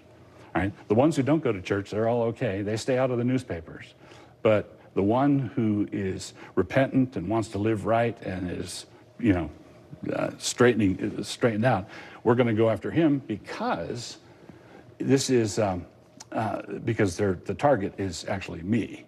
Wilson, if anything, seems energized by the criticism and attention and undeterred from his goal. Do you see expanding this microcosm from Moscow to the full United States? It's hard to envision how that might happen. I think it would be wonderful if it did. So if there were a reformation and a revival, that's something we pray for regularly. And if what is happening here caught fire and spread elsewhere, I would be very, very grateful. We're going to look at how these dynamics are playing out in our national politics and how the forces of Christian nationalism are likely to impact where we are headed with both political parties. Next.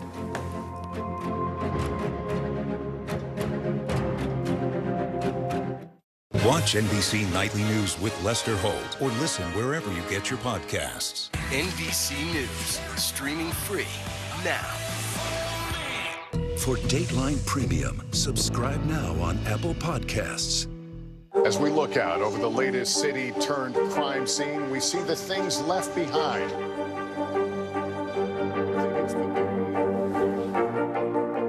Can you tell us what it was like? Our NBC News exclusive.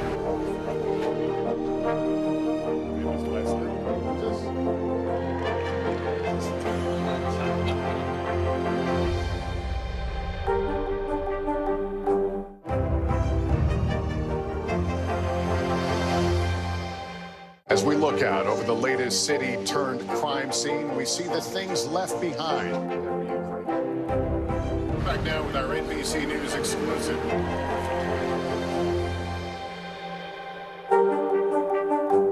NBC News, streaming free now. Right now on NBC News Now, we begin with breaking news just coming in. What's happening now, what's happening next, and what it means for you. We're continuing to follow the Russian attack on Ukraine. There's an intense artillery battle underway. As we look out over the latest city-turned-crime scene, we see the things left behind. Fewer people are content to just offer their thoughts and prayers. Stunning testimony at the January 6th hearing. Americans face the highest inflation rate in decades. Parts of Virginia cleaning up after severe storms. What are the resources that people need right now? Can they get basic necessities? Another special night of election coverage right here at NBC News Now. Results are coming in. This Tuesday is going to be huge. This is big when we're talking about November. This feels like an ideological fight to the death. Is there room for common ground? What do you think when you see the activism? Do you think this could have happened without social media? We're coming on the air with the news NBC Scoop. Bringing the news to you is not only a job, it's an honor. Celebrating 75 years of Meet the Press, the longest-running show on television. Sometimes the news can be difficult and overwhelming for kids to understand. Ukraine and Russia. Could you help me understand what's going on? So to help make sense of it all, we've created a newscast just for them. We hope your family will watch Nightly News Kids Edition.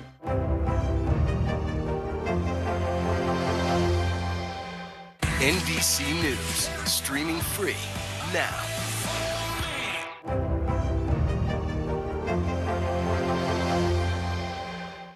News is happening now. Look at what's making headlines around the world. We're coming on the air with breaking news. This is a significant moment. Whenever it happens, wherever you are, NBC News, streaming free now.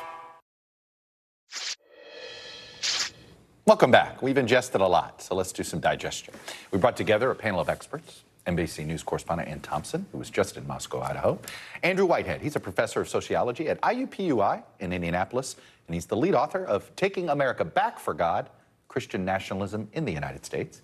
Former Republican Congressman Carlos Curbelo of Florida is also an NBC News political analyst. And Anthea Butler is chair of religious studies at the University of Pennsylvania and author of White Evangelical Racism. Welcome to all of you. And let me start here, which is, you went there, you did this piece. There's a lot of concern about what's happening. After doing this piece, are we making too much of what's happening with Christian nationalism, or is this the beginning of something? No, I don't think we're making too much of it, Chuck. I asked Reverend Stevens, who's in the piece, who opposes what Pastor Wilson is doing. I asked her, I said, are you crazed that I only show up, people like me only show up to ask questions about Christ Church? And she said no, she feels that the country needs to know about this, that there are people out there who want to take the country back to a more Christian culture. And so I don't think we're making too much of it. It certainly is a strong movement. You see it in our politics today. Will it have legs? It seems to, at least in Moscow, have reached a certain, it's reached its limits, I think, and it will not grow any further unless they import people. Andrew, do you think there are degrees of Christian nationalism? Yeah, there really are. Okay. So when we survey the American public, we find that Christian nationalism is really a spectrum where you have Americans on the very upper end who strongly embrace these ideas that the U.S. is a Christian nation, that it plays a special role in God's work in the world globally, all of those things. And then you have Americans that think Christianity should play a role in American society, but wouldn't go so far as to say it should be privileged. And then we find that there are many Americans that resist and reject Christian nationalism as well. And so the important thing is that it's not a binary either or, but that it's a spectrum of belief and strength of embrace of these different ideologies and ideals. Yeah, Anthea, where would you draw the line? Because there are many people on the left side of the political spectrum who say, yeah, you should incorporate more teachings of the Bible into into your public policy. But what is that line where it becomes Christian nationalism? I think the line becomes when people become so dogmatic that they want to step over into a violent space. And what I mean by that is the people who want to impose something on someone else. I think one of the great things about America is that it's a democracy, right? And that America got started by people who were escaping religious autonomy so they could have religious freedom. And so one of the things I think is really important here in the delineation between what is Christian nationalism and what is not Christian nationalism is what are people trying to impose? Are they trying to use their Christian nationalism to do a takeover? And then finally, who gets to be included as a Christian, in America? And I think that's a really important part. Carlos, I want to put together two things. One is from a former colleague of yours, Adam Kinzinger. But before I get to his comments, I want to play a piece of sound from the president of the Southern Baptist Theological Seminary, Al Mohler, who absolutely embraces this label. Take a listen. We have the left routinely speaking of me and of others as Christian nationalists, as if we're supposed to be running from that. I'm not about to run from that. And Adam Kinzinger tweeted when Marjorie Taylor Greene said something similar, we need to prove to people we are the party of Christian nationalism, he tweeted. He then quoted, he put in what he says is a quote from the Taliban that says, we are the party of Islamic nationalism. And then he writes, I oppose the American Taliban. And he then signals Kevin McCarthy and his. What is happening inside the GOP on this issue?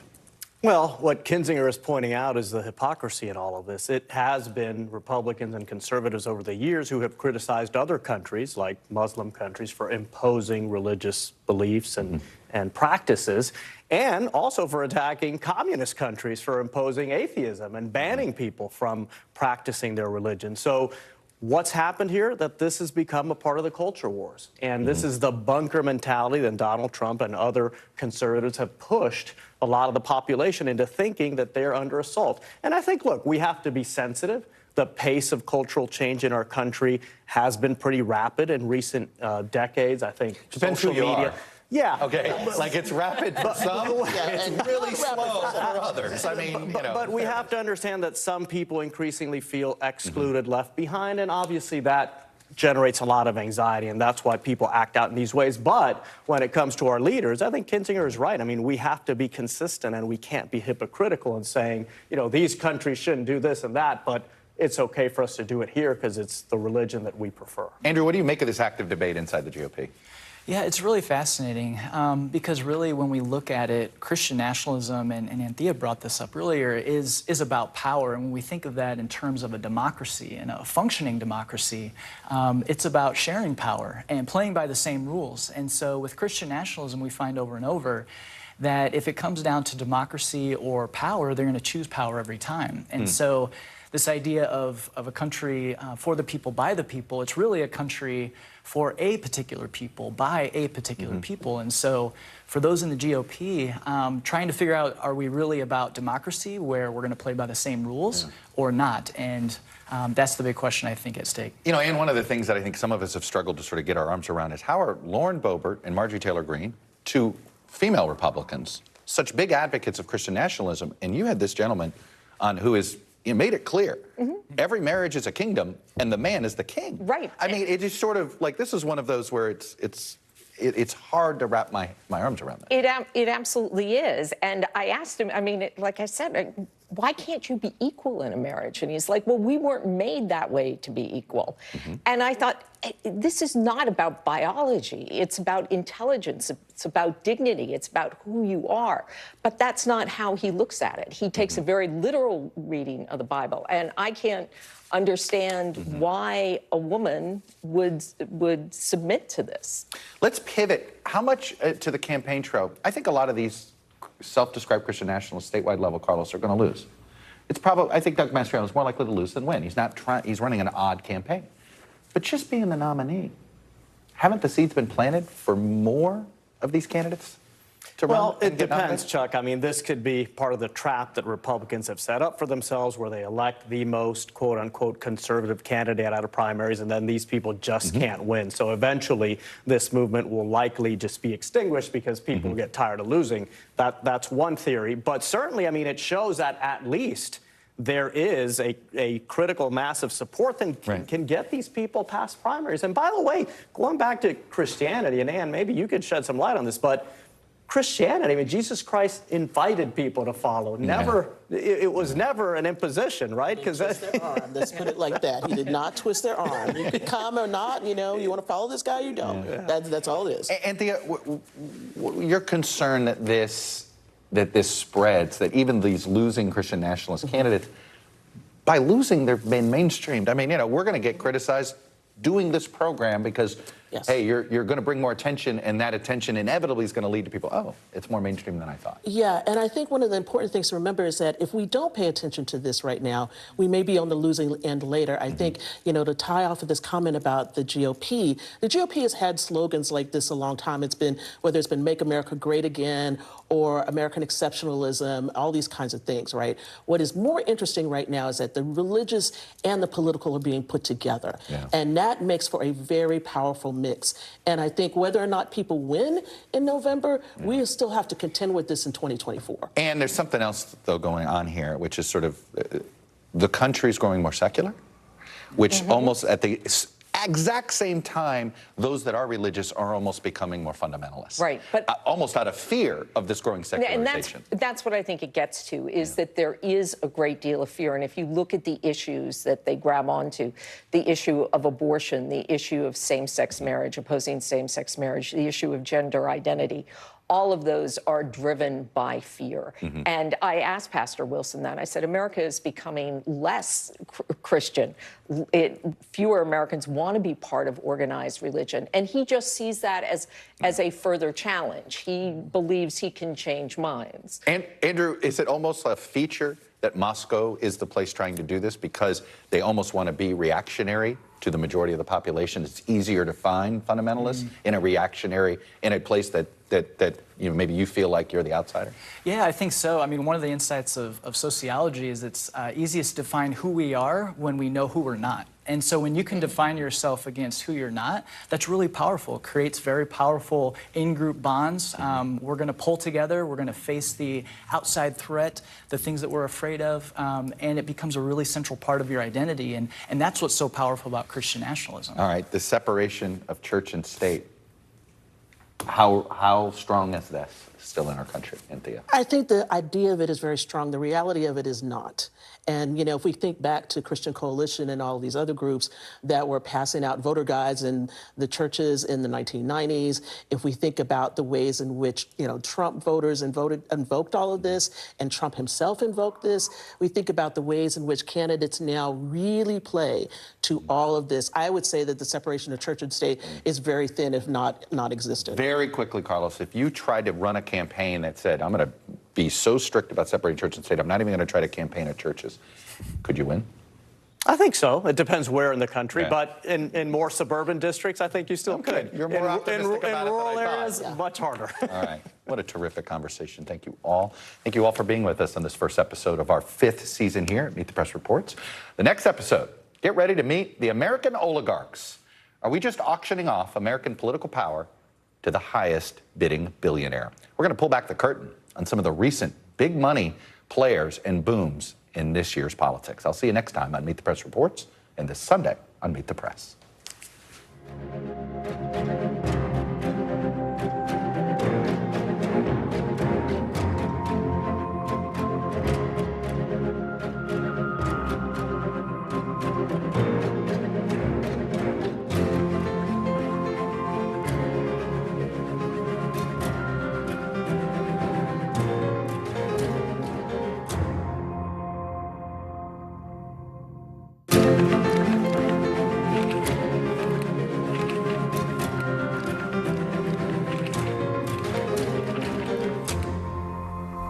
Hello there, and welcome to another episode of Meet the Press Reports. And this week, it's a deep dive into the American oligarchy.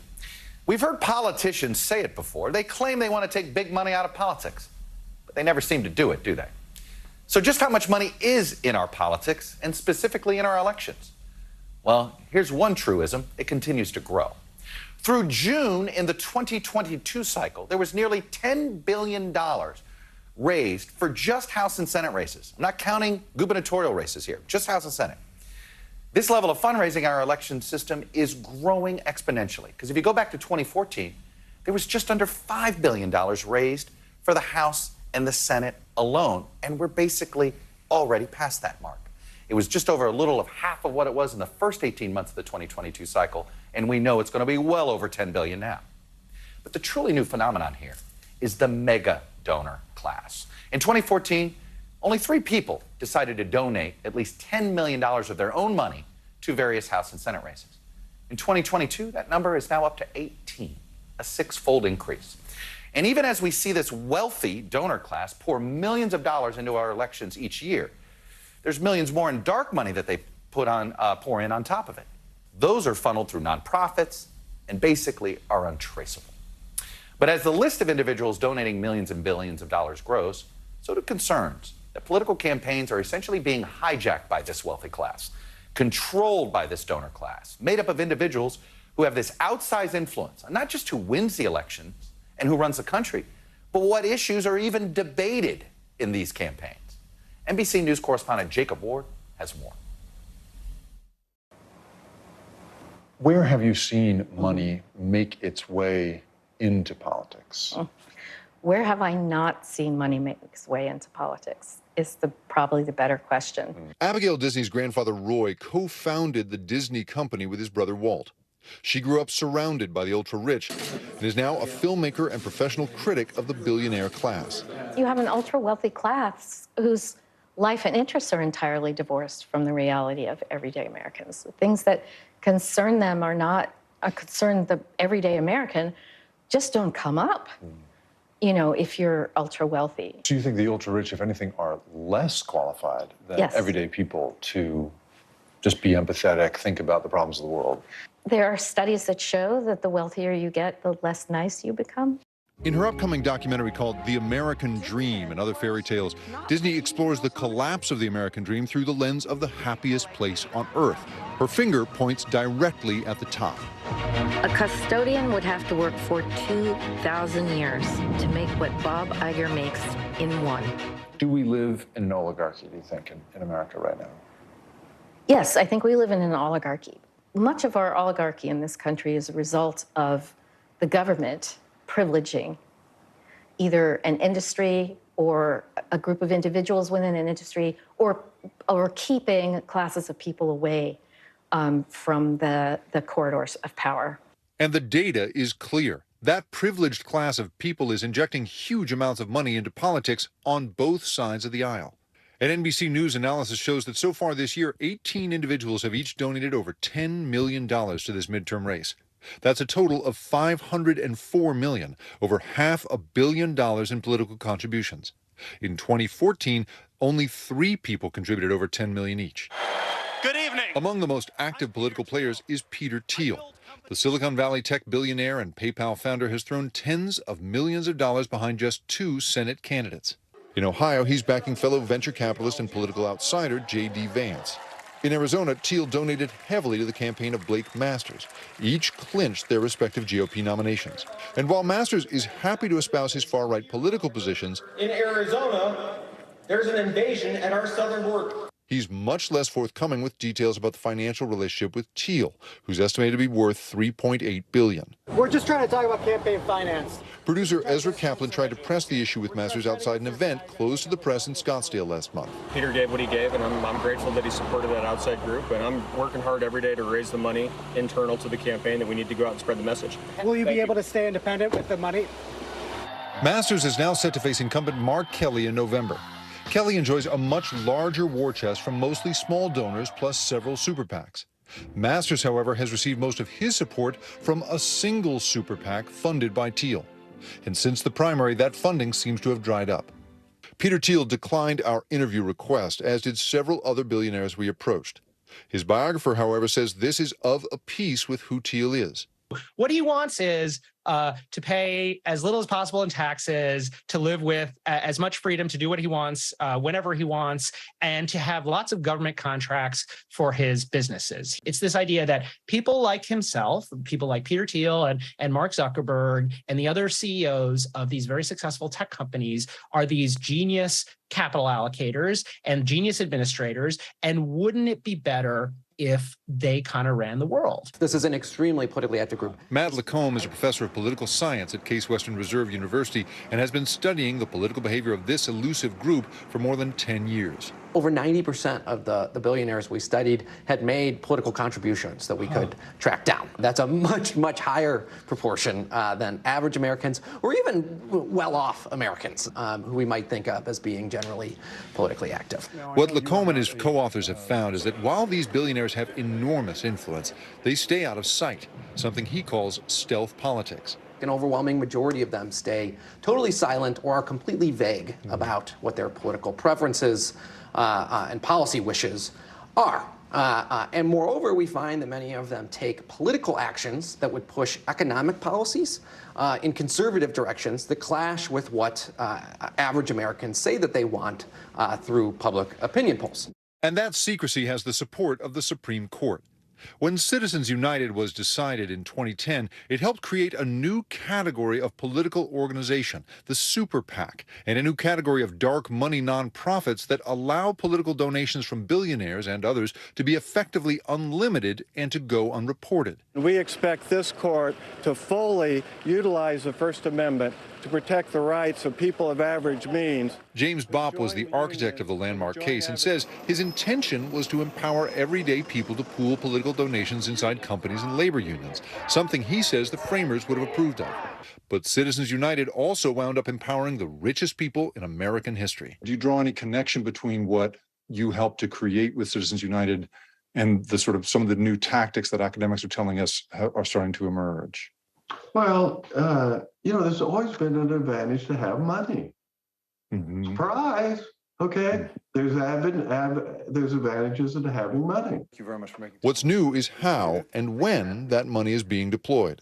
So primary elections tend to involve less money, and they tend to be less visible. All of that means that the actions of powerful people and the money they might have to spend can go farther. Let's think about this tactically for a second. If you're Peter Thiel and you've already put $10 million into the candidacy of J.D. Vance here in Ohio, maybe you don't have to worry about the general election. I mean, right, once he's won the primary, maybe the little R next to his name will carry him the rest of the way in today's hyper-partisan political climate. But it wasn't always like this.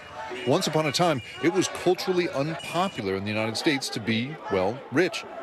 Today, we as a society tend to put the ultra-rich up on a pedestal. Now we're looking to people and admiring them for the quality of being able to become very, very wealthy. So there was a massive shift. Do you think that explains the political activism of billionaires, that they just feel, well, I'm qualified to make decisions for everybody because I've amassed this fortune through my pluck and my brains? That is exactly, I think, what's going on. Your activism, your filmmaking, your speaking out, even in front of Congress about this stuff, makes me wonder, do you think you would get involved in politics? Do you want to create a candidate? I think my unique position in this world is to use my position in the oligarchy to put the oligarchy out of business. My thanks to NBC News correspondent Jacob Ward for that report. Earlier this week, I sat down with Sam Bankman-Fried. He's the CEO of the cryptocurrency exchange FTX. You may have seen their ads. And he's one of America's youngest billionaires. And recently, he's used some of the money he's made to become one of the biggest donors in this year's midterm cycle, including in the state of Oregon, where he broke a spending record to back a single Democratic House candidate who ended up losing a primary big. You've spent your money a little bit differently in politics than others have. Didn't go well in Oregon. What did you learn, and how are you adapting? Because you strike me as somebody, you try something, you look at how it works. Okay, let me try this way. Yeah, it's a good question. And, part of this is, look, stuff happens. I do what I can, do what I think is right, and adapt. And, in Oregon, there's a candidate who I thought had a chance of being, one of the biggest advocates for pandemic prevention in DC. I think one of the things I learned is, look, there's really diminishing marginal returns here, right? Like, there's no matter how much you spend in any one place, there's just a limit to how much impact it's going to have. There's a limit to how much support it can be. And I think that was the biggest takeaway from it, was just, Do you think you spent too much money there in hindsight? Yeah, I think it's probably right. So there's a point of saturation that you've learned. Yeah, that's right. What about your individual influence? You've seen what's happened to George Soros. Yep. He's been politically attacked. He gets it up. You could make the same case for the Adelson family, both Sheldon and Miriam, right? Yep. These are two people that have been dominant over the last decade. Yep. Are you prepared for that? So in the end, I want to do what's right for the country and, not optimize for people saying nice things about me. If people say mean things about me, I can take it. But the other thing that I would say is I'm really aiming to do this in a bipartisan way. And I think that's something... You've given to some Republicans, but it's been very targeted. It's been targeted, and I think the reason for that is that I don't, at its core, view this as a Democrats versus Republicans thing where my core goal is boosting a party. I view this as having constructive people, whatever party they're part of, is incredibly valuable for DC. And it's something I've just seen on the ground where people who are willing to get together and try and do the important things for the country, they can compromise their party, and they're who save the day at the end. And so I'm happy to support, across the aisle in either direction. So there are going to be some people who watch this and say, Rich guy's got his own agenda here. He's not telling us. Why shouldn't folks be a little bit skeptical of your real motives here, Mitt? That this is really all about crypto. This is really all about your business, which is regulating what you do. Right. It's a good question. And frankly, everyone should always be skeptical of things like this, right? I'm not going to tell people that they should give anyone a free pass on it. And I think what I'd say is, look at the evidence, try and trace out what's happening. It's really funny. Sometimes I'll read these articles and they'll say, SBF donates to candidate something crypto, something, and the entire article will be like, we're trying really hard to find the crypto angle, and we haven't found it yet. The candidates have no statements. They don't know what a Bitcoin is. There's a crypto angle. We're still looking. And it's like, no, that was... People aren't taking you at your word? People aren't taking me at my word, and I understand that. And I think what I'd say is then do the research. Look at the policies that I'm supporting, the candidates that I'm supporting, and many of these people, I have no idea what their position is on crypto. Okay, but you now will have lawmakers return your calls a lot easier than the average person, right? So your money is effective in that respect, and you are going to be able to make your case in front of members of Congress because you're willing to spend money. Have you thought about that? I think it's probably true, and frankly, I think that there is value from the pandemic prevention side there, being able to, again, get in front of them and say, hey, look, this is a big issue. I think that, on the crypto side, the way that I view that is as I have a duty as a member of the industry to try and get us regulated, to try and move the industry in a more responsible direction. And I think that requires engagement. I think it'd be irresponsible of me not to engage, with Capitol Hill, with regulators. And the things that I've been arguing for are more regulation for the industry. I think that's what's right for the country. I don't know if that's what's right for a company, but it's what needs to happen. Let me ask you this. Should it be so easy for you to become a big donor in our political system? Do you think your money should be as relevant in our system as it can become? It's a good question. And it's so hard to view this outside of the lens of what is going on right now, of what different equilibrium These are the rules could that be. are. And you're sitting there and you're right. like, hey, if this is how it works, then I'm going to participate. I guess I'm asking you, What you think should it the rules should be? Yeah. I have a lot of sympathy for thoughts of overhauling things in one direction or another. I've thought about this. I don't feel confident that I know what the right answer is, right? You could imagine a highly transparent regime where the emphasis was on full transparency of contributions. You could imagine a capped regime like what we had, at least in larger part before Citizens United. There are arguments for that. I frankly don't feel like I feel confident what the right answer is there. I certainly don't feel like we've necessarily reached it as a society, though. You think every money you spend in politics should be disclosed publicly? Are you comfortable with that? I think that I think what I would say is, if there was a norm where every dollar that everyone donated in politics was to be disclosed publicly, I would have a lot of sympathy for that. I think I might support it. I haven't thought carefully about it enough to know. But well, it sounds like what you're saying is maybe there's some donations that you have made that you wouldn't make if you knew they were going to be immediately public. I don't generally think about it that way. I generally think of it as like these are the right the right contributions to make. I think that and I think that there is a thing where it's important what the norms are because that's what press is going to judge everything by, right? And it's important that there is the right context. And I think that you would see fairly different treatment of things if everything was made transparent. I think that there would be advantages to that system. You made your money in some ways by finding a loophole. Right, and in the exchange rates and how the exchange system, and you saw something was missing. I'm curious now, bringing a fresh set of eyes to how campaign politics works, to how the funding mechanisms work. Have you found this sort of gaping hole, flaw, or loophole that you're like, how come nobody else has noticed this? So to the extent that I have, I think what it is people are just not engaged enough in policy. They're not engaged enough in what's going on in D.C. When you say people meaning the electorate or people meaning elected officials? Oh, I mean the electorate. Okay. And I think that there's sort of this notion that I certainly ascribed to at one point that I think a lot of people do, that you can't actually have, your vote doesn't actually matter, that this is all sort of irrelevant.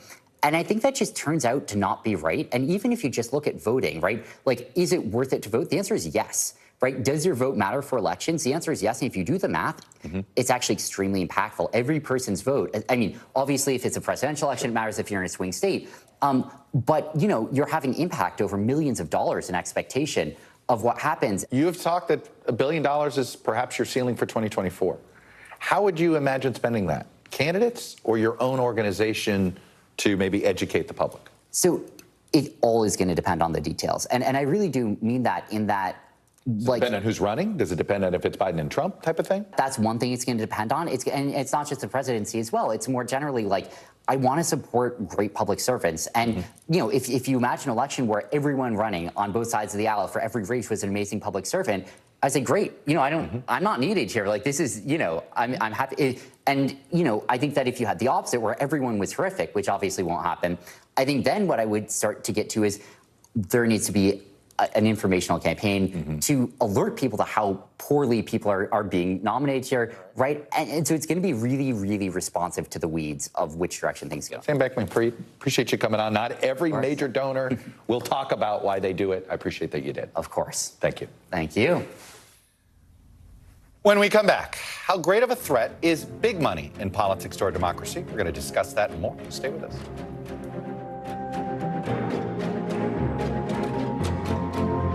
NBC News, streaming free now. The day's biggest political stories with trusted insight and expert analysis. A daily look at the politics behind the headlines. Meet the Press Now, streaming weekdays at 4 p.m. on NBC News Now. As we look out over the latest city-turned-crime scene, we see the things left behind. Back now with our NBC News exclusive.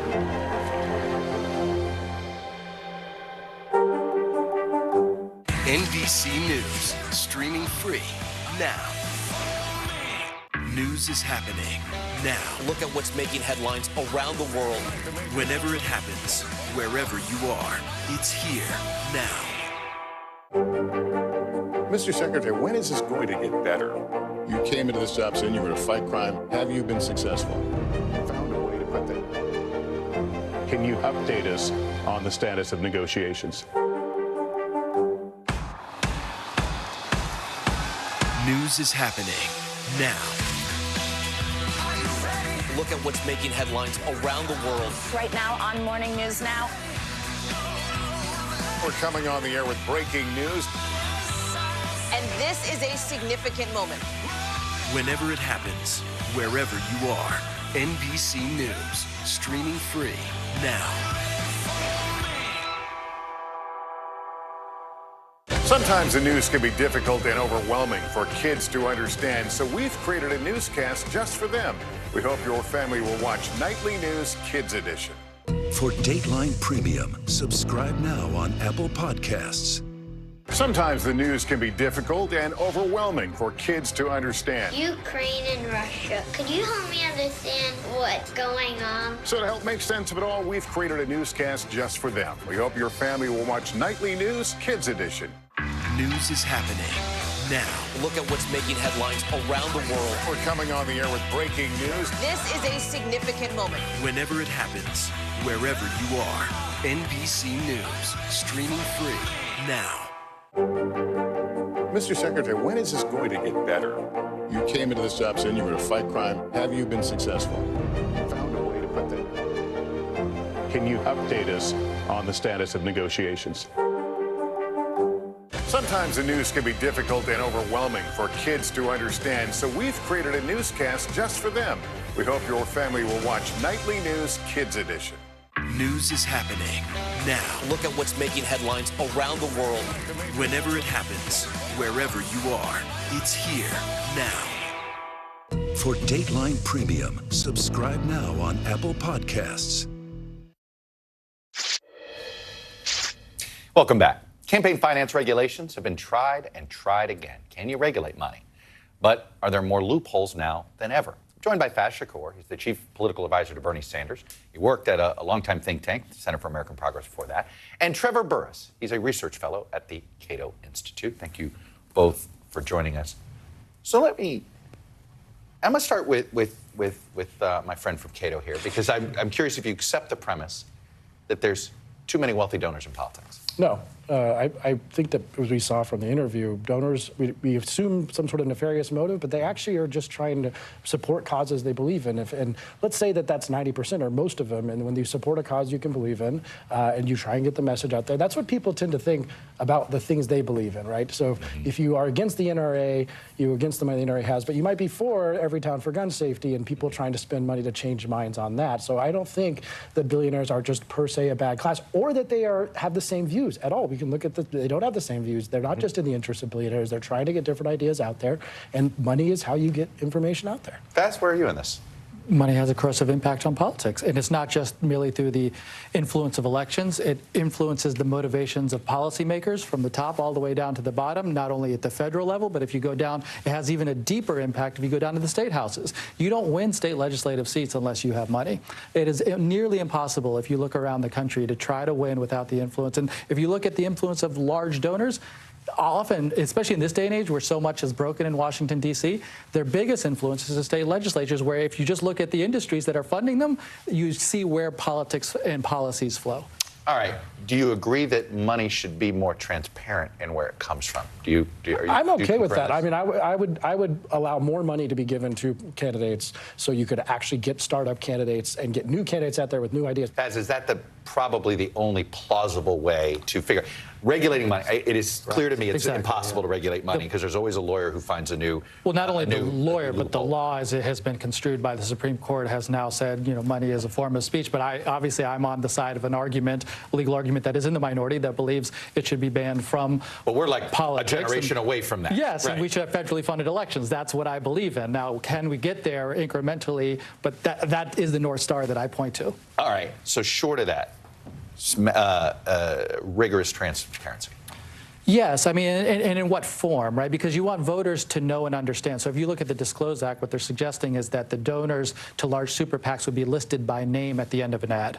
Now, is that sufficient? Do I know enough about a name, Peter Thiel, Sam Bankman-Fried, to make a judgment about that ad? I would argue, we got to do a little bit better even about that. I think you got to have better disclosure and transparency around what the motivations are of these individuals. On the federally funded elections, for example, like the reason that's never going to work and it won't ever happen is the only way that could be fair is if sitting members of Congress voted to give opponents more money to spend against them than they currently have as incumbents. The biggest advantage is incumbency, and you need to outspend to get incumbency. 90% plus retention rate, right? You get all the money if you're an incumbent, and if you want to challenge them, you need to raise money. And what will not happen, as long as the foxes are guarding the hen house, as long as these politicians are making the rules by which they get elected, they're not going to make a fair election system. So federally funded thing, sure, let me imagine this thing. Triple the donation amount for people challenging sitting members of Congress. That makes it fair. Never going to happen. Just a quick counterpoint to that. Trevor started this conversation, saying that essentially he doesn't believe that money governs the outcome of a lot of elections. It's important, but it's not everything. Exactly. And I jump off that premise, and that's why. So if you gave a grassroots candidate enough money to compete, to get the word out, you and I are agreeing essentially that you have a chance to win. So we are now debating how much of a federally funded amount would you a candidate need to be seated with in order to have a fair and competitive shot? I'm saying that Congress will never pass that law. Well, let's start, though. But the one thing that you might be able to get him to do, because during the McCain-Feingold debate, Mitch McConnell was for instant disclosure. I've always challenged some people on the left, go introduce Mitch McConnell's counter bill to McCain-Feingold and see where people stand on there.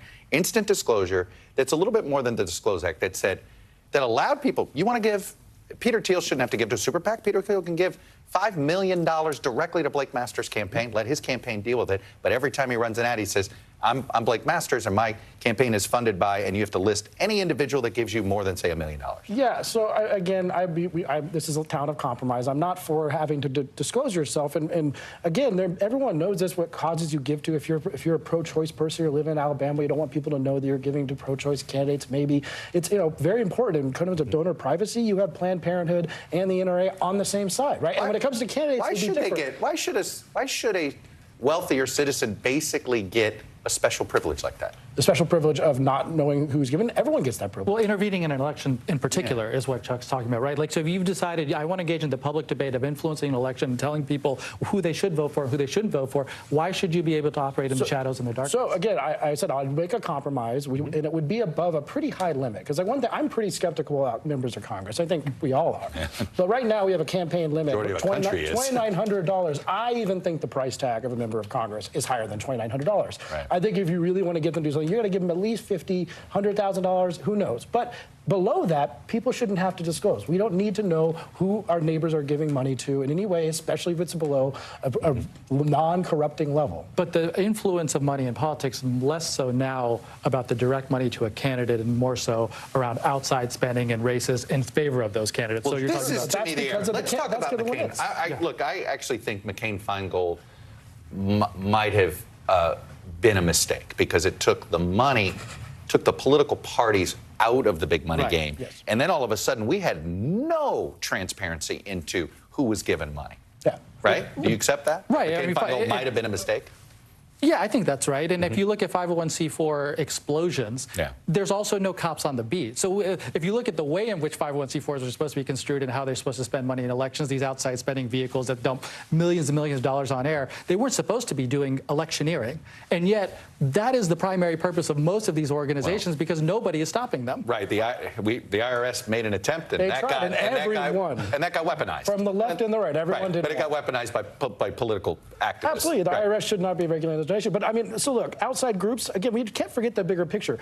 Politics matters a lot now to a lot of people in this country. It's very, very divided. The spending is going to come in that way, and it's going to be more outside groups, so we can call them dark money. It's just that people don't necessarily have to disclose what they're giving to politics, and I don't think they should, except for maybe some extreme circumstances. And so, yes, these outside groups are a product of the limits. We know that since '76. You limit that much to campaigns, and then that's going to go somewhere else, and we're going to have these outside groups spending, and the candidates don't like it, by the way. They want that money, and they can't control the message of the outside groups. What would happen if you could collect unlimited amounts of money in presidential campaigns? What would that turn into? And it was disclosed, but what would be your fear? I worry about it a lot because if there's a recent Supreme Court ruling that says you can go into debt and then be paid back later if you went into debt. Yes, Ted Cruz's case. And so basically what it essentially assumes is that... That's a different story. Well, it's the same kind of argument is that if one individual could bankroll Chuck Todd to run for Senate, you know that the only benefactor that I need and the person whose allegiance I need to have throughout my entire life and career is to ensure that so-and-so is happy with me.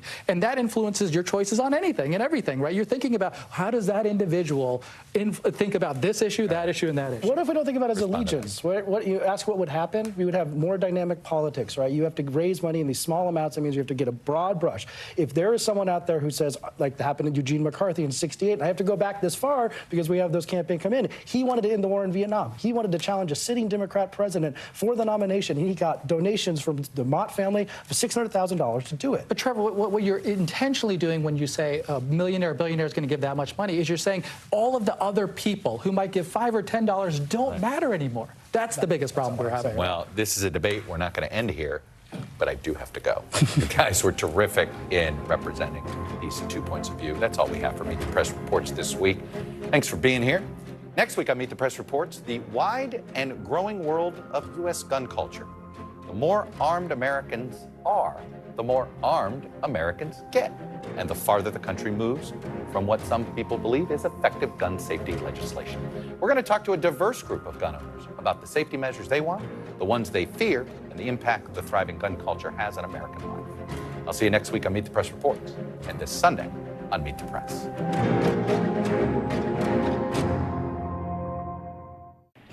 Tonight, the search for a motive as another community struggles to make sense of a mass shooting. What we're learning about the Walmart manager who opened fire Tuesday night inside a Virginia store. And the legislation President Biden said today he'll push for. In Colorado Springs, neighbors coming together to show support and love and make sure that despite the tragedy there, a Thanksgiving tradition continues. Plus, far away from home for the holidays, honoring our troops by sending a piece of home to them. Ukraine in the dark, the race to restore power after another onslaught of Russian missile attacks. Will inflation dampen holiday spending? How retailers are gearing up for the biggest shopping day of the year. Steven Spielberg opens up to our Harry Smith, getting personal about the discrimination and bullying he faced because of his faith. How he believes we can stop the hate. And a Minnesota chef trying to heal the wounds of a painful history through his unique recipes. This is NBC Nightly News with Lester Holt. Good evening. I'm Kate Snow in for Lester tonight. On this Thanksgiving Day, we saw people coming together in the face of tragedy. Two communities finding ways to share gratitude as they struggle with profound loss and grief. In Colorado Springs, there was a tradition of holding a Friendsgiving at Club Q every year on the holiday. And after the shooting tragedy there, volunteers found a way to make that happen at a community church. And in Chesapeake, Virginia, a community coming together through prayer vigils and a memorial put in place just today to honor the 6 lives lost at a Walmart. President Biden today saying he will push Congress to change gun laws. We begin in Virginia with Cal Perry. Tonight, Chesapeake, Virginia, a community that should be celebrating Thanksgiving is in mourning. It just keeps happening, and then we go back to our regular lives, and then it happens again. At this Walmart, 6 people were killed, all employees according to the company. At least 4 others were wounded before police say the shooter turned the gun on himself. It felt like forever getting out that store. He just opened fire and he literally was just doing like this. He was not aiming at anybody specific. He was just shooting all throughout the room. Already this year, by one count, there have been 609 mass shootings in the United States. An epidemic President Biden addressed today with reporters. Can you do anything about gun laws during the lame duck, sir? I'm going to try. What will you try and do? I'm going to try to get rid of assault weapons. An effort that could become harder next year with a divided Congress. Police say the 31-year-old shooter worked at Walmart since 2010. This video from years ago appearing to show him at the store. So far, there's no word on motive or if the suspect obtained his handgun legally. For now, law enforcement will do what they can, and I promise you, more information will follow. Until then, please know that we will get through this. Matt Salento built these 6 white crosses, one for each victim, a delivery becoming all too familiar as yet another American community is left to grapple with the impact of gun violence. Hopefully it just gives the family a little bit of closure, just let the families and friends of people who are affected know that we're here to support them. And Cal's with me now. Cal, what's the latest on the investigation there?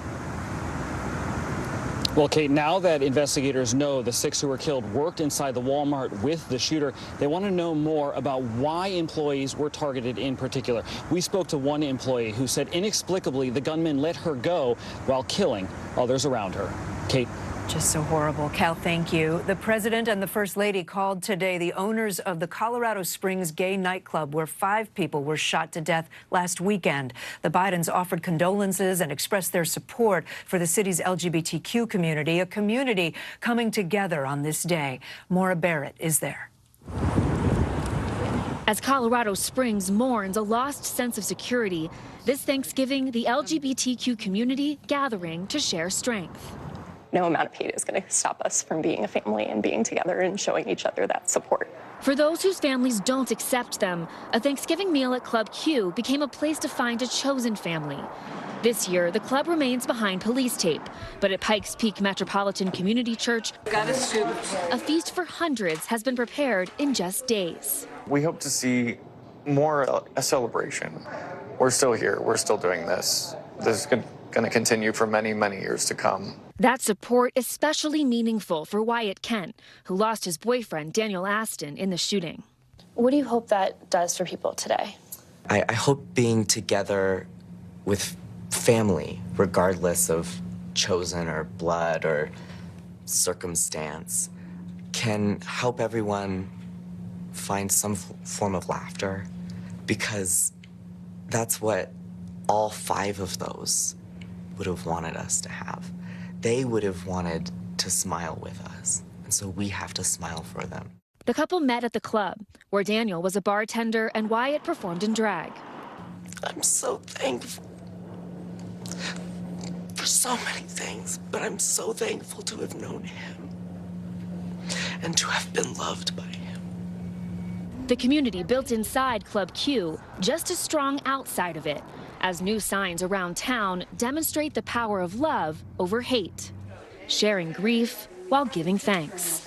I'm just so lucky to have had every second that I had with him. Maura Barrett, NBC News, Colorado Springs. Overseas now, across Ukraine tonight, many are still without power. Officials in the capital of Kyiv say 70% of residents have no electricity. The country was pounded yesterday by Russian airstrikes that targeted energy facilities. Ellison Barber reports from Kharkiv, where people are spending the night in the cold and dark, struggling to stay warm. When Russian forces fired a barrage of missiles at Ukraine, the impact was instantaneous. Fear and then darkness. Russia's Ministry of Defense claims Wednesday's attack targeted the military control system of Ukraine and energy facilities related to it. But the people now combing through the rubble, waiting to collect water and looking for warmth, are civilians in survival mode. We don't have cell phone coverage, we don't have internet. We have a truck with humanitarian aid coming to Kharkiv. We can't get in touch with people in the warehouse. This is a frantic effort to turn the basement of a church into a warming center. Ultimately, all of this, it won't be necessarily warm, but the goal is that it will be bearable. Right now, this stove, it is the only source of warmth in this basement. Strength and health are enough to get through these moments, Ahana tells us, survive, and then remember it, like a bad dream. Out of the darkness and bitter cold, Ukrainians like Ahana are coming together and finding strength. There is more heartfulness, she says. We all get together, eat, cook on a fire, look at the Ukrainian night at the starry sky, and I think that this makes us stronger. Ellison Barber, NBC News, Kharkiv, Ukraine. A lot of Americans spent this Thanksgiving far from home, serving with the U.S. military, including hundreds on duty in the Baltics. Here's Keir Simmons. Tonight, as families sit around the table at homes across the nation, a thought for American troops sacrificing so much this Thanksgiving. More than 1,200 of them are here in the Baltics, part of a NATO show of unity. As tensions continue in Ukraine, President Biden today with an unwavering holiday message. I signed another drawdown of over $300 million, and there's no time. This is no time to walk away from Ukraine. Here at Campodanzi, the 1st Infantry Division apart from family these holidays. 5,000 miles from home, heading into a bitter winter, but with beloved American traditions to keep them going. The holiday is going to be kind of hard, seeing them at the table without me. But like I said, I have a family here, and we have a mission here as well. They are on constant alert and with not much downtime. But when it comes to the Thanksgiving feast, it's the full drill. Turkey, macaroni and cheese, collard greens, like everything. Oh, yeah. And in place of the Thanksgiving parade, the 1st Infantry Division's Big Red Band, who traveled all the way from Kansas, sharing songs from home. We get to play music that they're looking forward to, hopefully bring some remembrance of home to them, even though we're all away from our families, but we can still show that we're here for each other.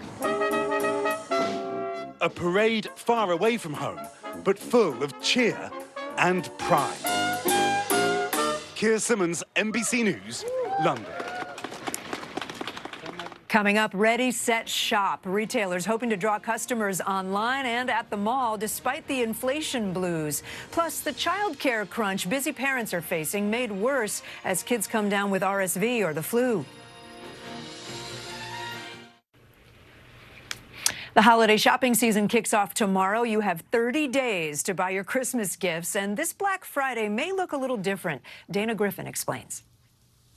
Move over Thanksgiving. This Black Friday may be unlike shopping we've seen in years.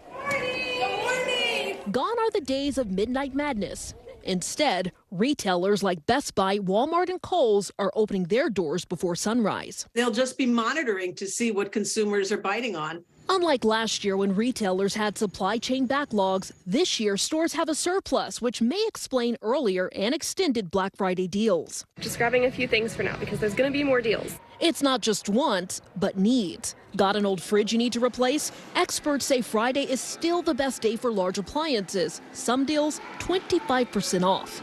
Laptops are marked down at Best Buy and Amazon. Beauty products up to 50% off at Ulta and Sephora. If you see a good deal, experts say don't wait. The big challenge for consumers is that the popular items actually run out. But consumers are expected to purchase fewer gifts compared to 2021. This year, the gifts are going to be like one per person, especially for the children. To stretch their budget, nearly half of Black Friday Cyber Monday shoppers plan to turn to credit cards, with 37% using buy now, pay later programs. Some of these plans do charge interest, and so you have to be really careful about knowing what you can really take on. The deals continue to Cyber Monday, which is expected to remain the biggest shopping day of the year. Consumers on track to spend more than $11 billion, an increase from last year as inflation stretches wallets, forcing many to shop savvy to afford gifts for everyone on their list. Dana Griffin, NBC News. Rising cases of the flu, RSV, and COVID in some areas are already straining schools and hospitals, but it's also making things even harder for parents who struggle to find affordable child care. Kathy Park reports. Michelle Irizarry stepped back from her part-time job and into a full-time role as stay-at-home mom when the high cost of childcare just didn't add up. How much were you paying? How much were you looking at? It would have been $2,340 a month for both kids, which is more than our mortgage now.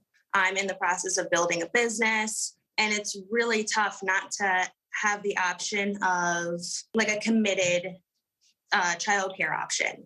Experts say she's not alone. Given the cost of childcare, which ranges anywhere between 20 and 30% of a household budget, it makes sense that parents might decide someone should just stay home and care because it might be more financially feasible for the family. Last month, a record 104,000 Americans missed work due to childcare challenges. Many families being pushed to the brink with kids out sick with the flu, RSV, or COVID. The outbreaks are happening as daycare centers and public schools nationwide struggle to stay fully staffed. When infections soared earlier this month, some school districts in Tennessee and Kentucky shut down. We were sending a lot of children homesick. We just got to the point where we just couldn't sustain being in school. Experts say to avoid the child care crunch, expand your search area to include more towns and zip codes. Consider getting on a wait list because openings can come up unexpectedly. And ask your network of friends, neighbors, and coworkers for suggestions. Across the country, a balancing act for parents caught between finding care and high costs. Kathy Park, NBC News. Some exciting shots at the World Cup in Qatar today. Brazil's star forward Richarlison scored both goals for Brazil, including this amazing kick as the top-ranked five-time champs defeated Serbia 2-0. And Cristiano Ronaldo led Portugal to a 3-2 victory over Ghana. Ronaldo is the first player to score in 5 World Cups. The U.S. plays England tomorrow. Big game. We're back in a moment with Harry Smith's one-on-one with director Steven Spielberg, his revealing message of hope to fight hate. Don't argue. Steven Spielberg's most personal film, The Fabelmans, is out in theaters now. In it, Spielberg addresses the ugliness of anti-Semitism he encountered at a young age. Harry Smith had a chance to talk one-on-one with the iconic director. Sergeant, he comes over the hill here. Steven Spielberg's new film is as close to autobiography as we will likely see. I want to make movies, though. The Fabelmans is deeply personal. I've been living with the story my whole life, so this is something. I'm a very private person. I would never ordinarily take anything like this public. And shies away from nothing, including a scene where the teenage filmmaker is set upon in high school. Hey, new kid. What's your name? Sam? Sam. What? Fableman. Told you he's a He doesn't like Jews. Nobody likes Jews. Except other Jews, right? Well, I don't think there hasn't been a year where there hasn't been anti-Semitism in this country, throughout the world. I've been aware of it my whole life because I was certainly the subject of anti-Semitic bullying. Incidents of anti-Semitism are up. The ADL reports 2021 had the highest level of anti-Semitic events since they started keeping track 50 years ago. I don't remember a time in my 75 years that it's been as bad as it's gotten. But were it ever thus, one of his most powerful films laid waste to a lie, Holocaust denial. The list is an absolute good. The list is life. One of the things that motivated me to do Schindler's List, because I had the book for 10 years before I actually directed the movie, was this rise of Holocaust denials. Anti-Semitism is as ancient as the Inquisition, as current as yesterday's news. Kanye West's Twitter and Instagram accounts have been locked because of anti-Semitic posts. After his recent offensive comments about Jewish people. How, we wondered, could it be drawn down? What's the answer? But there's nothing we could really do in our culture to really move the needle. What is going to move the needle is people of opposing views and ideologies to get together into a room and start having civilized conversation with each other. You know, the only thing that is the only real treatment for this sickness is conversation. And I've always believed that, and I think that is really the only cure. No doubt it's up to us to start the conversation. Harry Smith, NBC News, Los Angeles. When we come back on this Thanksgiving, the power of food to help us heal. Here's to a really crazy year and getting through another. The Thanksgiving spirit was on full display today at parades across the country. Here in New York, thousands lined the streets for the annual Macy's Thanksgiving Day Parade. This year it featured 16 giant balloons, 12 marching bands, and, of course, Santa Claus. But one of the standout moments going viral, 80s star Paula Abdul singing and tap dancing to one of her big hits, Straight Up. Finally tonight, on this Thanksgiving, a chef's mission to heal the wounds of our country's history using special ingredients. Here's Maggie Vespa. This holiday season, in a bustling Minneapolis kitchen, a groundbreaking mission gains undeniable momentum. Okay, let me take a look for you. The fight for a table at Owamni, named for a waterfall once flowing nearby, validation to a visionary. Meet Sean Sherman, a member of the Oglala Lakota Sioux tribe, dubbed the Sioux Chef. You describe your food as decolonized. What is that? We're just pushing back on what that colonization brought. Everything on Owamni's menu grows or grazes in North America and predates European settlers. We took away things that were introduced, like dairy, wheat flour, cane sugar, beef, pork, chicken. All those items didn't exist here not that long ago. To Sherman, dishes of bison, beans, corn, even crickets honor land stolen and a culture crushed. We're just looking at how indigenous peoples basically around the world had the blueprint to live sustainably, utilizing the world around us. For co-owner Dana Thompson, it's an homage to resistance, recipes preserved by ancestors who at one time could have been jailed for preparing indigenous food. We have people that actually are weeping into their plates some days because this is the first time they've had a completely decolonized meal. Today's customers mystified. It was incredible. I haven't seen most of this stuff before, so it's kind of cool to try duck sausage. Since opening in 2021, Owamni's success has been staggering, earning an esteemed James Beard Award and Sherman a trip to the White House. Thanksgiving, he notes, is a painful day for Indigenous people. We're at a point where we can start to reclaim a lot of this, but we're hoping that non-Indigenous peoples can really start to think and pay respect to the land that they're standing on and think about the privileges that some people have. What better way to start than with food? Maggie Vespa, NBC News, Minneapolis. That is Nightly News on this Thursday. We hope you've had a happy Thanksgiving. Stay safe and have a great night.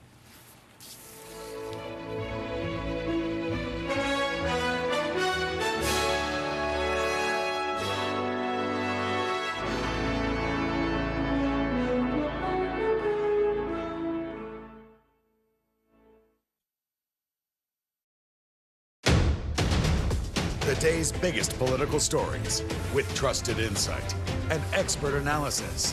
A daily look at the politics behind the headlines. Meet the Press Now, streaming weekdays at 4 p.m. on NBC News Now.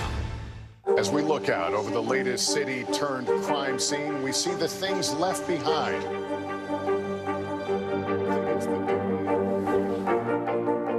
Can you tell us what it was like? Our NBC News exclusive.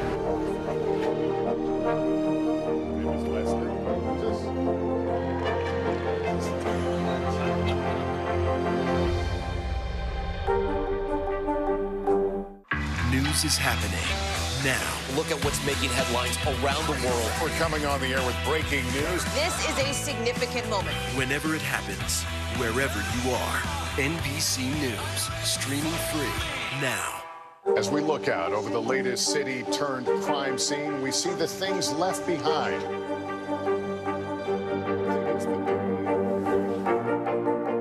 Can you tell us what it was like? Our NBC News exclusive.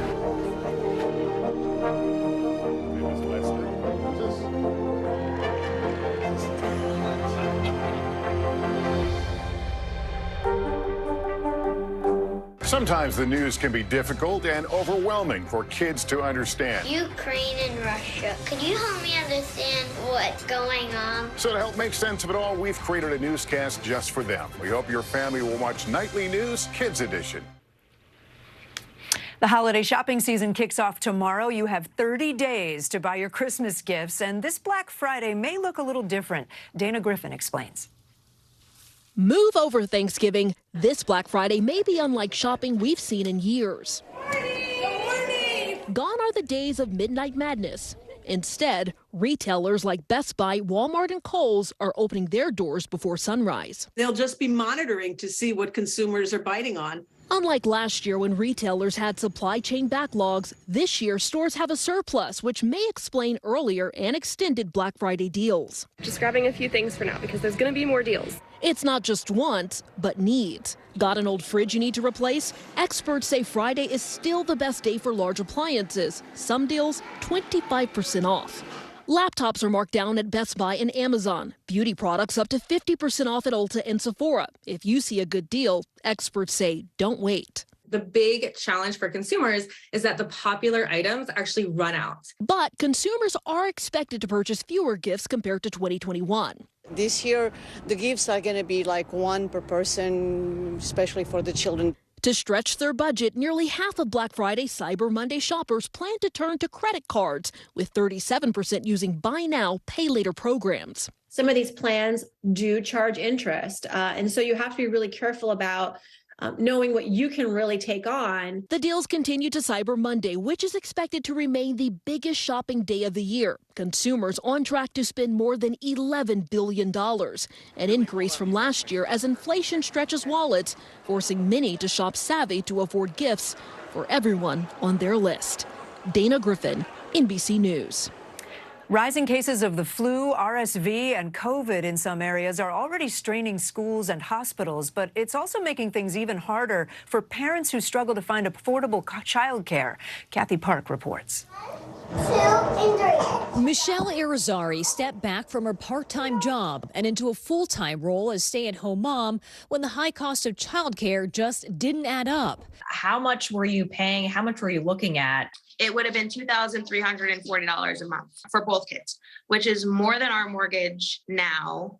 I'm in the process of building a business, and it's really tough not to have the option of like a committed childcare option. Experts say she's not alone. Given the cost of childcare, which ranges anywhere between 20 and 30% of a household budget, it makes sense that parents might decide someone should just stay home and care because it might be more financially feasible for the family. Last month, a record 104,000 Americans missed work due to childcare challenges. Many families being pushed to the brink with kids out sick with the flu, RSV, or COVID. The outbreaks are happening as daycare centers and public schools nationwide struggle to stay fully staffed. When infections soared earlier this month, some school districts in Tennessee and Kentucky shut down. We were sending a lot of children homesick. We just got to the point where we just couldn't sustain being in school. Experts say to avoid the child care crunch, expand your search area to include more towns and zip codes. Consider getting on a wait list because openings can come up unexpectedly. And ask your network of friends, neighbors, and coworkers for suggestions. Across the country, a balancing act for parents caught between finding care and high costs. Kathy Park, NBC News. Some exciting shots at the World Cup in Qatar today. Brazil's star forward Richarlison scored both goals for Brazil, including this amazing kick as the top-ranked five-time champs defeated Serbia 2-0. And Cristiano Ronaldo led Portugal to a 3-2 victory over Ghana. Ronaldo is the first player to score in 5 World Cups. The U.S. plays England tomorrow. Big game. We're back in a moment with Harry Smith's one-on-one with director Steven Spielberg, his revealing message of hope to fight hate. Don't argue. Steven Spielberg's most personal film, The Fabelmans, is out in theaters now. In it, Spielberg addresses the ugliness of anti-Semitism he encountered at a young age. Harry Smith had a chance to talk one-on-one with the iconic director. Sergeant, he comes over the hill here. Steven Spielberg's new film is as close to autobiography as we will likely see. I want to make movies, though. The Fabelmans is deeply personal. I've been living with the story my whole life, so this is something. I'm a very private person. I would never ordinarily take anything like this public. And shies away from nothing, including a scene where the teenage filmmaker is set upon in high school. Hey, new kid. What's your name? Sam? Sam, what? Fableman. Told you he's a He doesn't like Jews. Nobody likes Jews. Except other Jews, right? Well, I don't think there hasn't been a year where there hasn't been anti-Semitism in this country, throughout the world. I've been aware of it my whole life because I was certainly the subject of anti-Semitic bullying. Incidents of anti-Semitism are up. The ADL reports 2021 had the highest level of anti-Semitic events since they started keeping track 50 years ago. I don't remember a time in my 75 years that it's been as bad as it's gotten. But were it ever thus, one of his most powerful films laid waste to a lie, Holocaust denial. The list is an absolute good. The list is life. One of the things that motivated me to do Schindler's List, because I had the book for 10 years before I actually directed the movie, was this rise of Holocaust denials. Anti-Semitism is as ancient as the Inquisition, as current as yesterday's news. Kanye West's Twitter and Instagram accounts have been locked because of anti-Semitic posts. After his recent offensive comments about Jewish people. How, we wondered, could it be drawn down? What's the answer? But there's nothing we could really do in our culture to really move the needle. What is going to move the needle is people of opposing views and ideologies to get together into a room and start having civilized conversation with each other. You know, the only thing that is the only real treatment for this sickness is conversation. And I've always believed that, and I think that is really the only cure. No doubt, it's up to us to start the conversation. Harry Smith, NBC News, Los Angeles. When we come back on this Thanksgiving, the power of food to help us heal. Here's to a really crazy year and getting through another.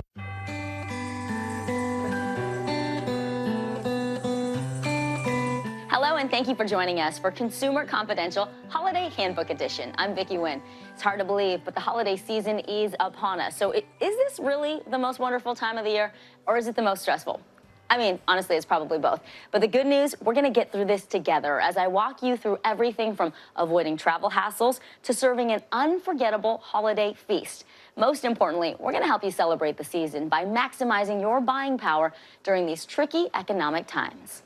It's a holiday season like no other as consumers face record inflation, with 70% of shoppers saying they're wary of holiday spending. Nearly 33% of shoppers plan to buy fewer gifts this year, while roughly 1/4 said they would opt for cheaper or more practical gifts such as gas cards. And when it comes to toys, per item, you're only looking at maybe a $2 to $5 increase. But when you're looking at your overall toy shopping and buying for multiple kids, that can add up really quickly. This year, the pressure is really on to snag those deals. Retailers are responding by earlying up holiday sales and discounting excess inventory caused by last year's supply chain issues. A lot of items are kind of unexpected, like so much casual clothing. We're seeing furniture, we're seeing TVs. About 1/4 of Americans are already shopping for Thanksgiving and the holiday season, and there's a lot of momentum going into this time. And despite a hectic summer for airline passengers, some 4,000 flights have been delayed. More than half of Americans plan to travel over the holiday season, with 30% flying.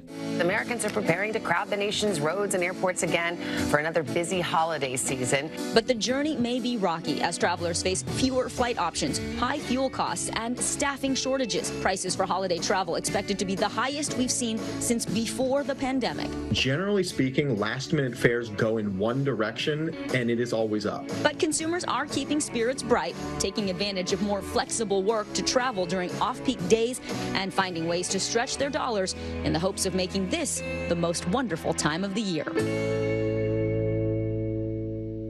We'll get to those travel hacks and holiday deals in just a moment. But first, let's focus on finances. Staying on budget and not going into debt during the holidays is always a challenge. And this year, with inflation, it's probably going to be even easier to overspend. So we have with us money expert Kristen O'Keefe-Merrick. She is with O'Keefe Financial Partners. She's going to join us and give us some great tips to stay on budget. Kristen, great to have you. Good to see you. Yeah. So first question, what is your #1 piece of advice before we even head out to the stores to help us rein in our spending? Yeah, I like a macro strategy. Yeah. I love a good checklist. I think, and I've already done this, is, sit down, however you make your lists, hand type, whatever it works for you, and make a full who you're buying gifts for. Yeah. Are you entertaining? Are you throwing a little party for the kids? Whatever that looks like. Okay. Then you want to be thoughtful about, can you map this out over the next couple of months, right? We don't have to spend all the money in December. All at once, right. Right, it's November. We can think about being thoughtful about buying wrapping paper now, ordering your Christmas card now, thinking about buying a few gifts here and there when you're at the store, and really being thoughtful about when the spend is happening so that your January credit card bill doesn't crush you. No, I like that, spreading it out. And also, you're right, you've got to make a comprehensive list so you know exactly what you're in for and who can fall off the list. Who can fall off. How do you do that without feeling guilty about it and also maybe signaling to friends and family, we're going to do Christmas a little differently this year? Exactly, and I think it's tough to do it with your kids, right? Especially if Santa is still actively involved in gift giving, then I think you have to be really thoughtful about how you manage your expectations with your children.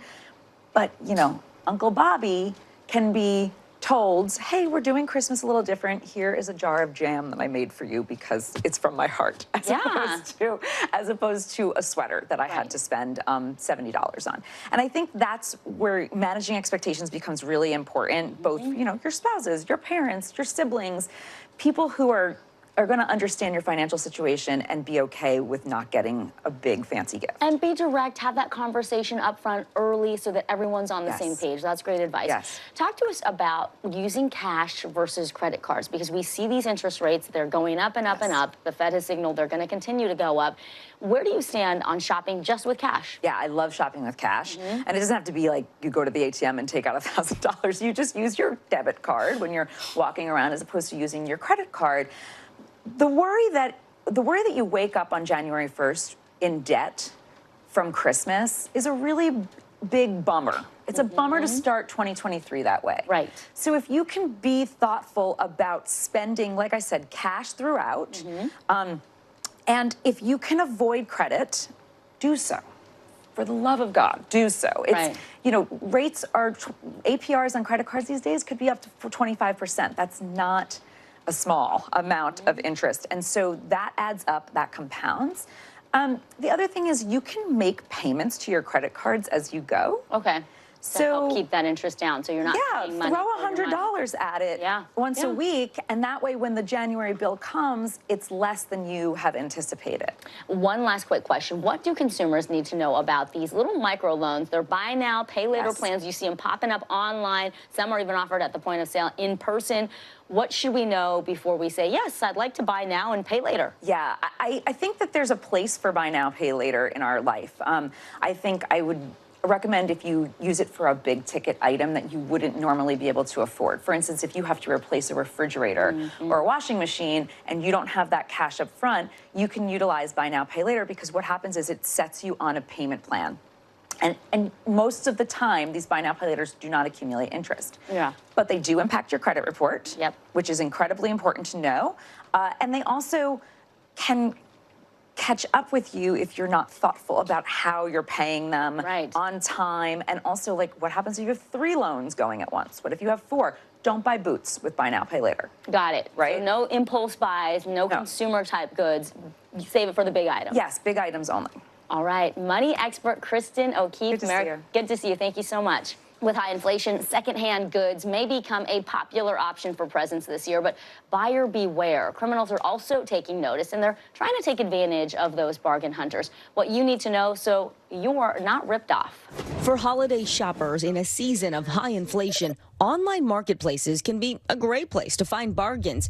Unfortunately, police say peer-to-peer sites like Facebook Marketplace and OfferUp are also being used by scammers and violent criminals. 9 times out of 10, if you see a deal that's too good to be true, it is. Chicago police are investigating dozens of robberies over the past few months. The suspects using online listings to lure in would-be buyers. The offenders will contact them via cell phone and tell them to go to another location. And when they go to that area, 4 multiple offenders will show up, display guns, and take not only the money that they have in their pockets, but sometimes vehicles, watches, wallets, that type of thing. It's a trend law enforcement officials say has been growing nationwide.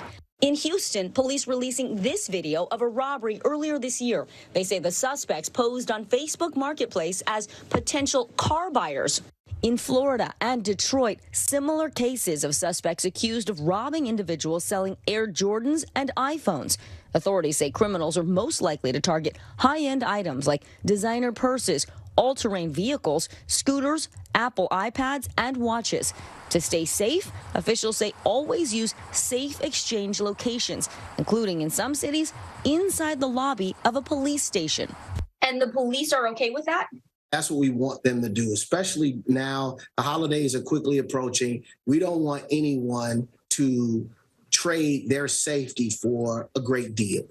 Experts say online marketplaces are also targeted by hackers and scam artists who use fake accounts and listings to steal your money.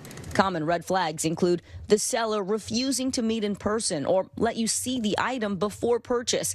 The seller's profile shows the same item located in different states. The seller asking for gift cards instead of cash.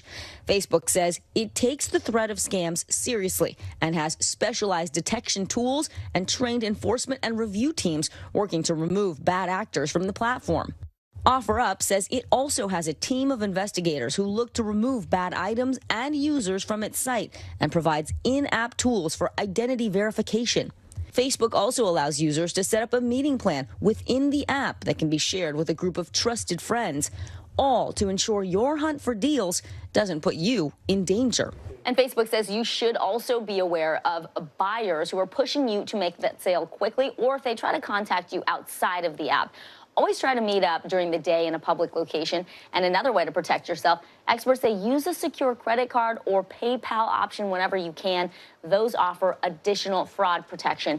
And remember, if someone is offering a price that's far lower than market value, that is a big red flag.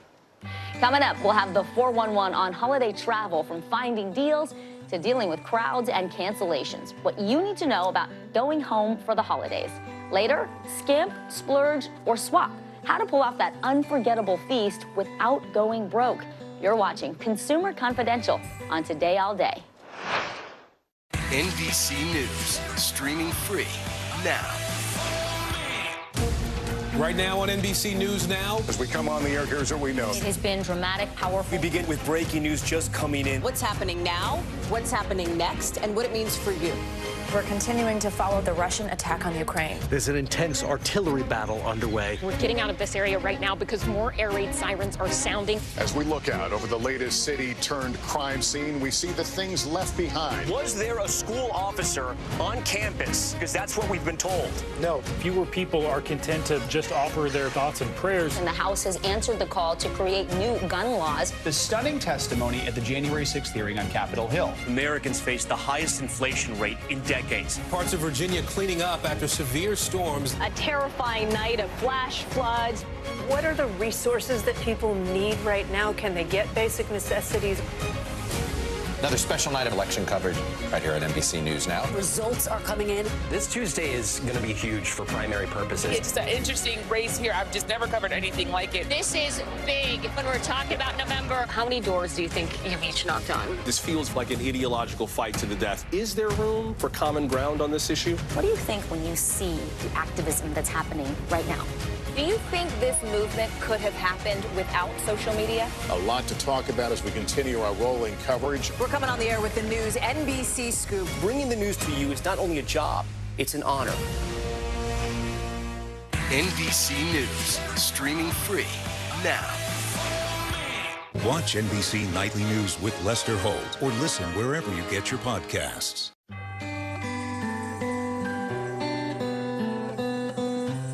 This year, 113 million travelers are expected to hit the road and the skies for holiday trips. That means busier airports and higher travel costs due to inflation. Here to help us navigate the season ahead is Alicia Prakash. She's the Associate Editorial Director at Travel and Leisure Magazine. Alicia, welcome. Thank you for being here. Thank you for having me. Everyone wants to know, what are your top tips to make travel this holiday season as stress-free as possible? Yeah, so these days, new travel regulations and short-staffed airports can really lead to long lines when checking bags or going through airport security. So I always say it's best to err on the side of caution and arrive at the airport early. You know, getting to the airport at least 2 hours in advance is always a good idea, but that's especially true during the holiday season to avoid any added stress. Similarly, if you're driving to see loved ones, you know, you'll want to allot extra travel time for traffic. Apps like Waze can be incredibly useful tools for gauging traffic conditions, not only before you hit the road, but once you're driving. So definitely recommend downloading that as well. Now, if you haven't already booked your flights, I do recommend opting for an early morning flight as well as a direct flight. This will help you avoid any delays with layovers, and in the event that your flight does get canceled, there will be hopefully plenty of options for you to rebook on throughout the day. A couple of questions. We're all going to be together, so any tips for dealing with crowds specifically? And then what happens if your flight is delayed or it is canceled? Walk me through the process of getting your money back. Sure. So if you are truly looking to escape those crowds this holiday season, it pays to be flexible with your travel dates. So, you know, looking to arrive a day or two earlier and returning a day early or late can really help help you save money as well as avoid those crowds. Like, don't go on the peak days. Exactly. You might also want to opt for a smaller airport that's nearby rather than a main hub. So, you know, for example, fly into Long Beach Airport instead of LAX. Yeah. These smaller airports tend to have less demand, so they offer lower prices and fewer crowds. But either way, if you're flying, download the MyTSA app, which offers information on airport security wait times. So, you know, you can monitor for the hubs that you'll be flying and then plan accordingly. And what do people need to know when their flight is delayed or canceled? Yeah, great question. So, you know, hopefully all runs smoothly. However, first and foremost, you'll want to consider third-party sites like FlightAware to monitor your flight for any potential delays or cancellations. You know, in the event that your flight is unfortunately canceled, your airline will likely rebook you on a new flight. If for some reason that route doesn't work for your travel schedule, though, call your airline. You know, talking to a customer service agent really provides you with flexibility to get the rebooking that you want. And one tip I really love is call your airline's international hotline. Yes, you know, most I heard about this. Yeah, so most U.S. passengers will call the main domestic line, yeah. Yep. And while that's a great option, you'll likely endure longer waits. So try calling your foreign office, and you know, the agents there, you'll likely get through faster, and the agents there will be able to help you just the same. Right, they speak English. Let's talk about gear. What are the best pieces of luggage or bags? What do you like to travel with? Yeah, so, well, first and foremost, I'll say I am team carry-on. So if you can, pack a carry-on only to reduce your chances of losing any luggage along the way. You know, it's also a great idea so that you can bypass the baggage carousel on your way out, so you can breeze right through the airport when you land. But if you are checking a bag, take a picture of your suitcase. This can really help you get compensated in the event that your bag does get lost, or, you know, it does arrive at your destination but arrives damaged. I have about 30 seconds. What's your best tip for booking hotels? Yeah, so I would say if you haven't yet booked your hotels, compare prices on sites like Booking.com and Expedia to find a price that's right for you and your budget. Interestingly, the platform you use can also make a difference. So, you know, if you're on mobile, whether you're in-app or browser, the prices might appear lower there than they would when you're on desktop. Interesting. And yeah, and that's because some aggregator sites will offer app-only promotions in order to entice their users to download and use their app. So definitely consider that as well. Right. Alicia Prakash with Travel and Leisure. Thank you so much, Alicia. Yep, thank you for having me. And when we come back, Cyber Monday, Black Friday, those are bargain hunting days, but are you really getting a deal? And skimp, splurge, or swap, where to go big at the grocery aisle for your holiday feast? Consumer Confidential is coming right back. The big variable, the storm surge. Why was it important for you to be here? What kind of training regimen? How you doing, Lester? For Dateline Premium, subscribe now on Apple Podcasts. NBC News, streaming free now. Hey, I'm Hallie. It's good to be with you tonight. There's another legal filing today, and I want to cut through some of the weedsy stuff. And let's just get to the point. They have started to vote on the PACT Act. If you're like, Hallie, stop speaking Washingtonese. This bill would basically give health care to veterans who have exposed to these toxic chemicals. So, Scott, I'm trying to make this as not DC as possible. The increased sort of anger that we've seen now in politics. I saw you searching for, I think, your microphone, Danny. You are. I was trying to do it on the slide. Live TV, man. It's okay. Mr. Secretary, when is this going to get better? You came into this job saying you were going to fight crime. Have you been successful? Found a way to put that. Can you update us on the status of negotiations? News is happening now. Look at what's making headlines around the world. We're coming on the air with breaking news. This is a significant moment. Whenever it happens, wherever you are, NBC News, streaming free now.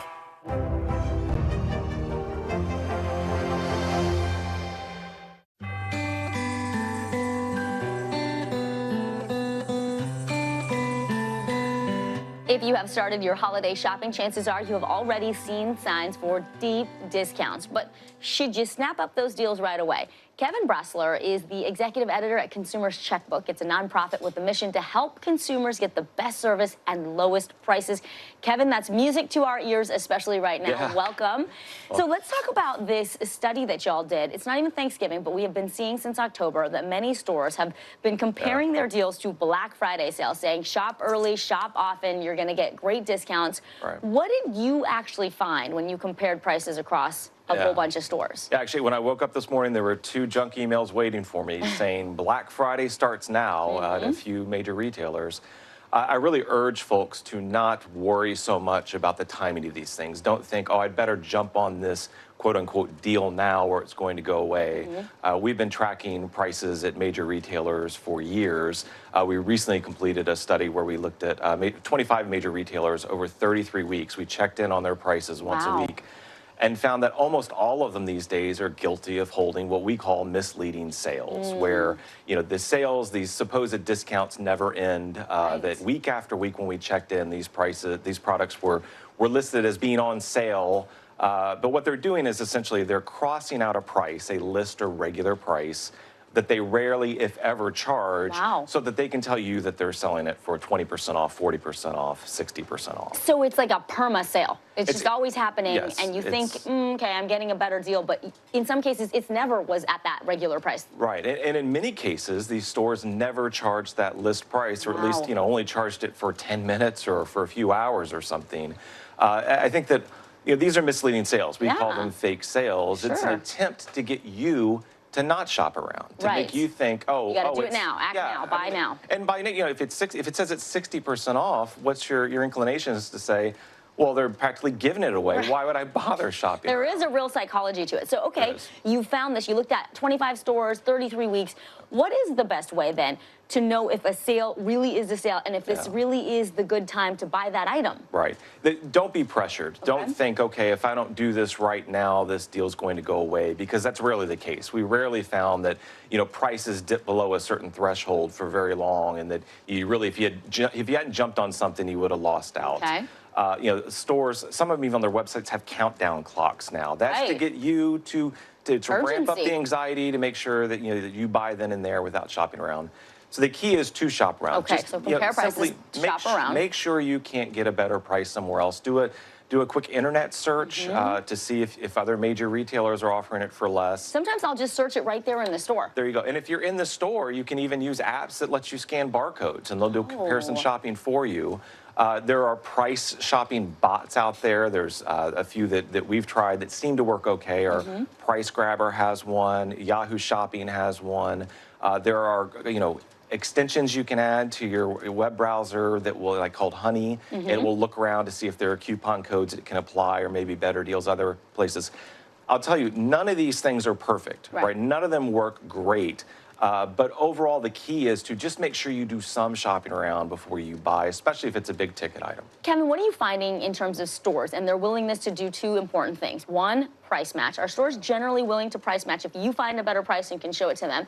And 2, are they willing to do price adjustments more now than they have in the past? Yeah, both those things, yes. Okay, good. Especially if you're in a store and you find that a competitor is charging less money for that item, most stores will price match. And it sounds like a pain, but our researchers have found that when they've tried to do it, it's quite easy. Somebody at the register can do it. Sometimes you have to go to customer service.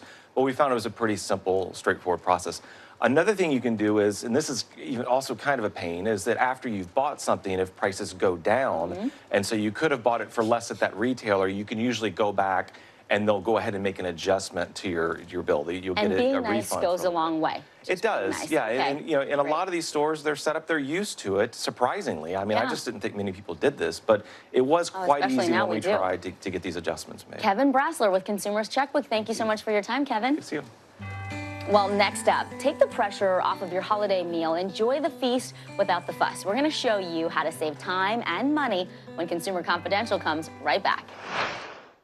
For Dateline Premium, subscribe now on Apple Podcasts. Hey, podcast fans, ready to unlock our true crime mysteries? Try Dateline Premium on Apple Podcasts. You'll get early access to originals, plus bonus content, and everything is ad-free. So head to Apple Podcasts now to subscribe.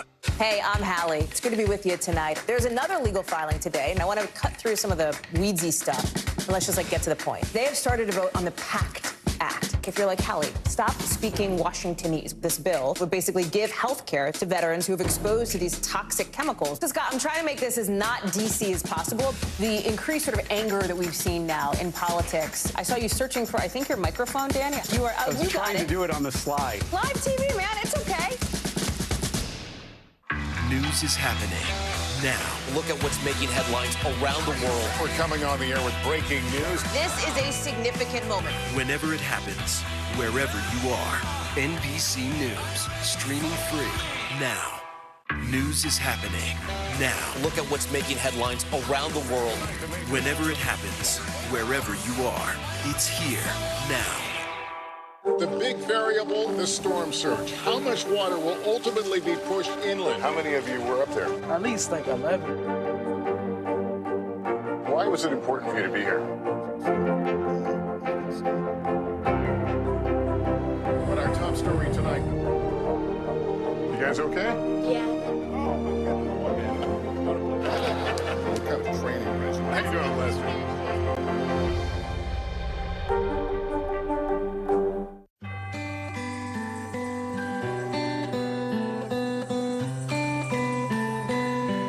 Well, it sure can feel like you have a lot on your plate when it comes to planning that holiday meal, especially this year with food prices going up. Have no fear. You can have that feast without the fuss. With me now to help walk us through it all is Real Simple Editor-in-Chief Lauren Ionati. Lauren, welcome. Thank you so much for being here with us on Consumer Confidential.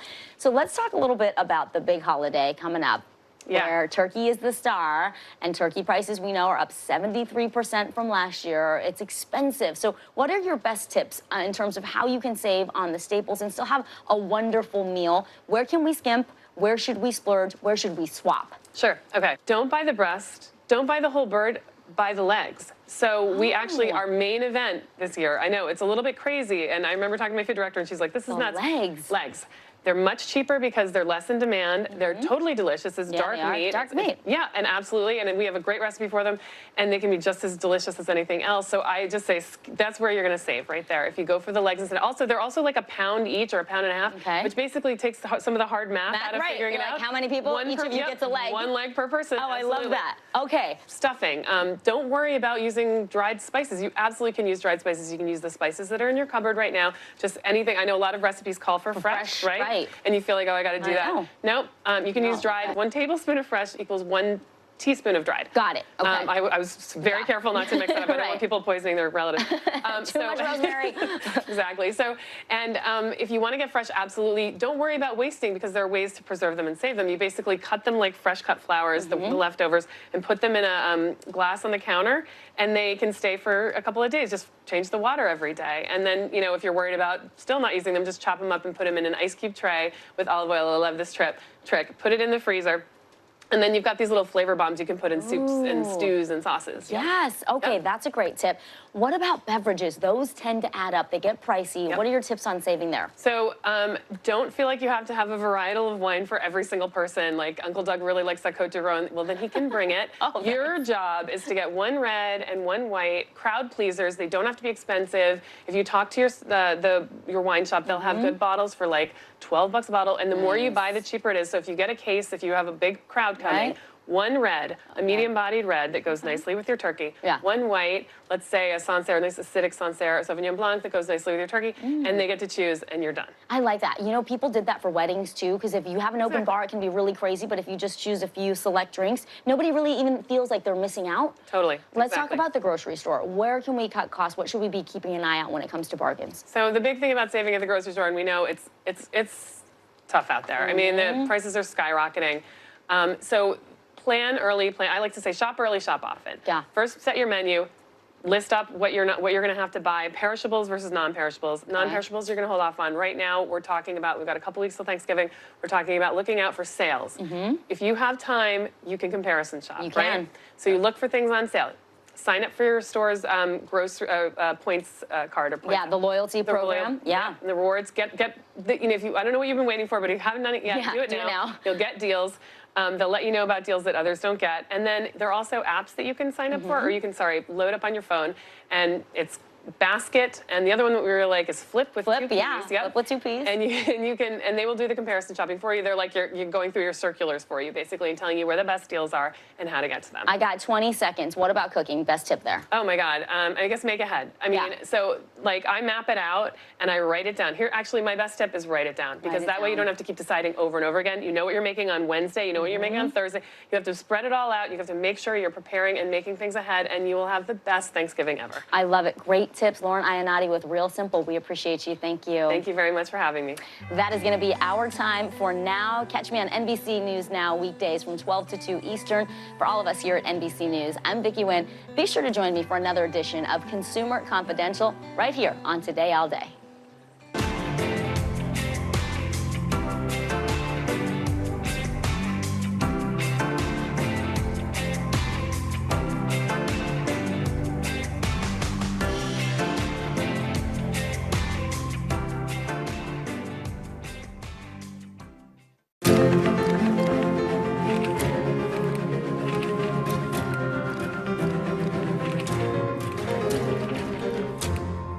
Hello there, I'm Chuck Todd, and welcome to another episode of Meet the Press Reports.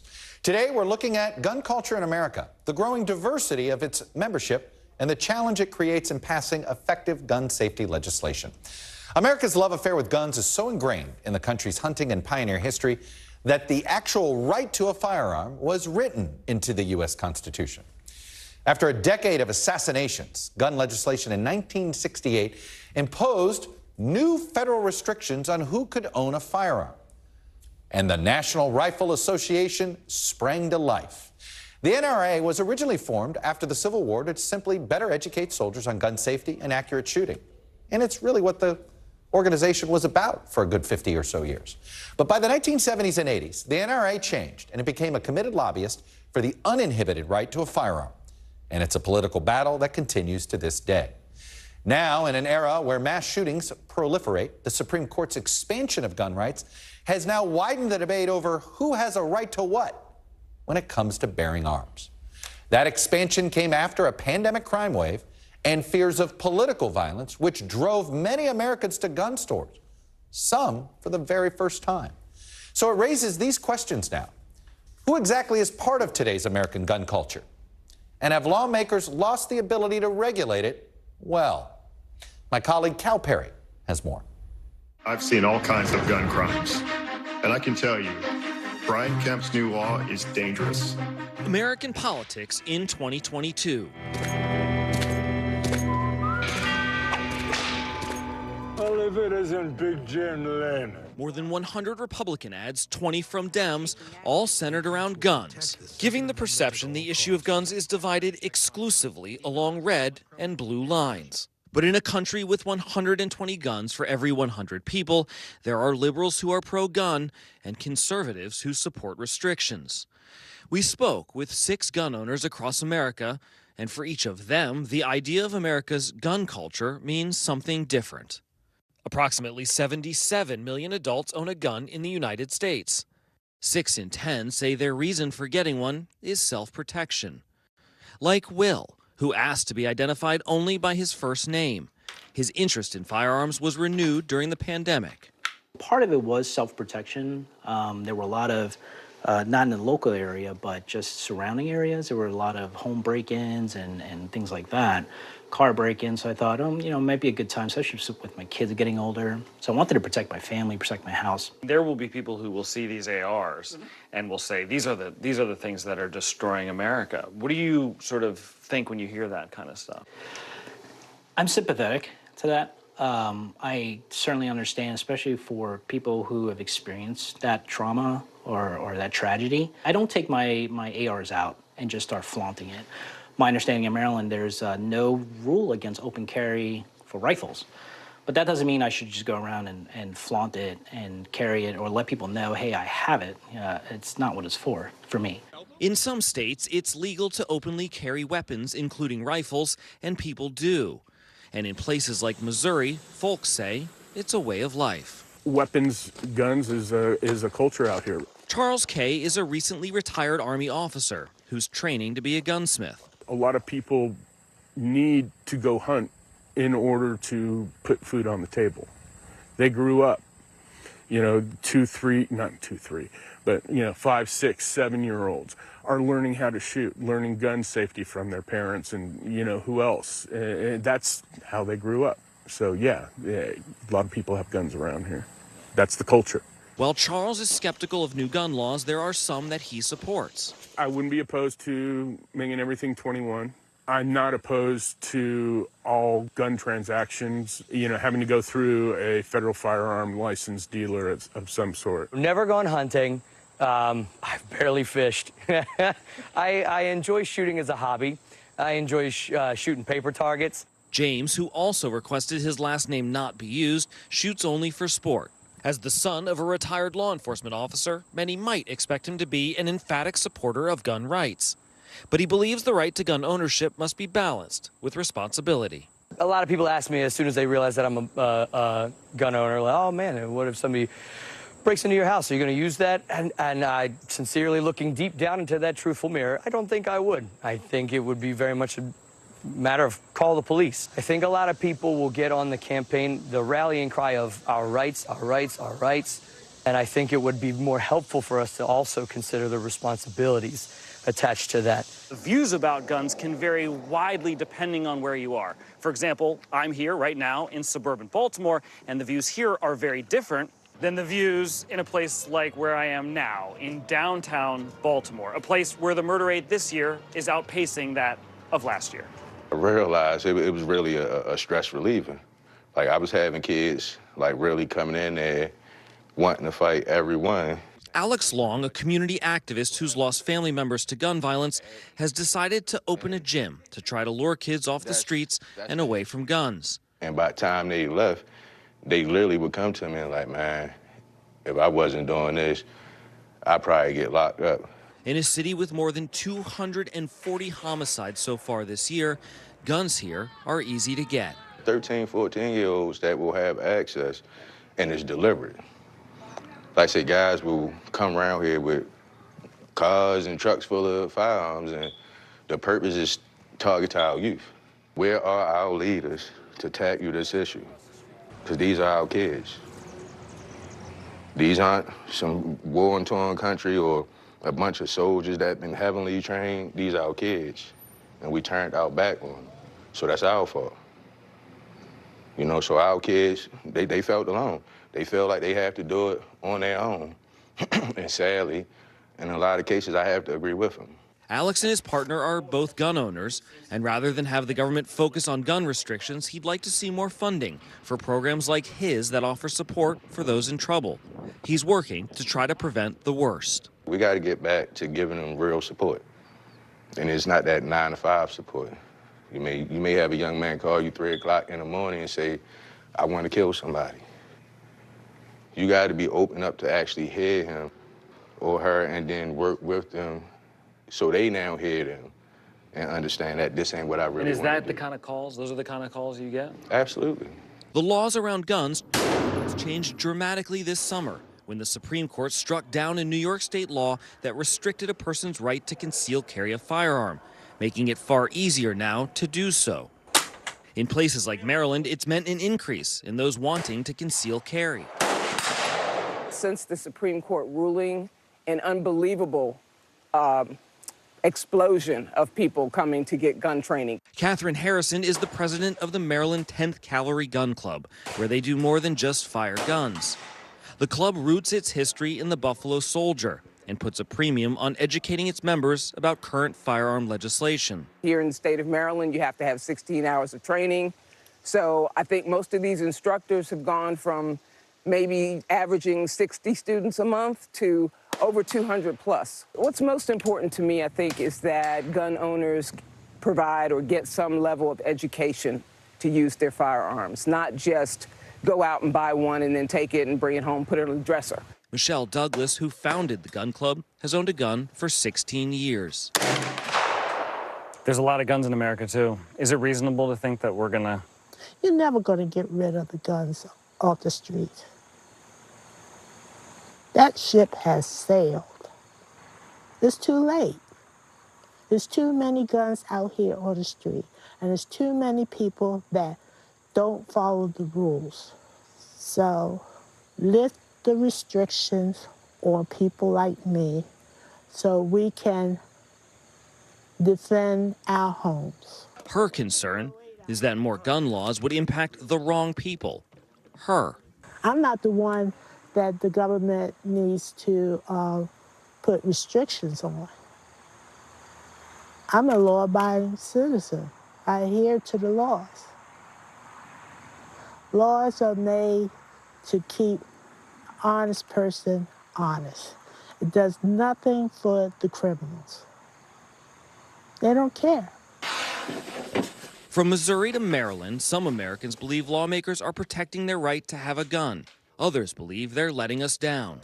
Michelle worries about politicians stoking divisions, and like many firearms users, wants to be prepared to defend herself in case she's confronted with the violence they speak of so frequently.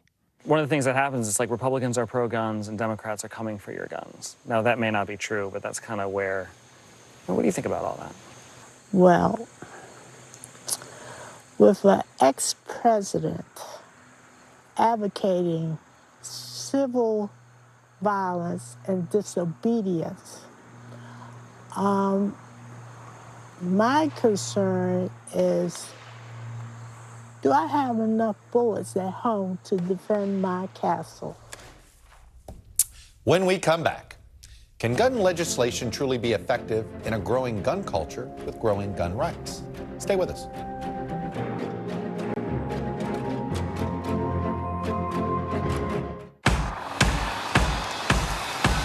News is happening now. Look at what's making headlines around the world. Right now on Morning News Now. We're coming on the air with breaking news. And this is a significant moment.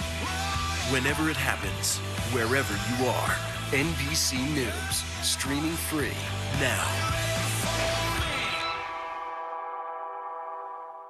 Stay on top of breaking news and the biggest stories of the day with NBC News Daily. Thank you so much for joining us. I'm Morgan Radford. And I'm Vicki Wynn. I'm Aaron Gilchrist. And I'm Kate Snow. Get in-depth reporting from across the country. What's your reaction to the president's comments? And around the world. Are Ukrainians continuing to make advances? And ways you can take care of your health. Who should be getting tested? And frankly, how often? And your wallet. Costs are skyrocketing. How to manage soaring prices. NBC News Daily. Weekdays from 12 to 4 p.m. Eastern on NBC News Now.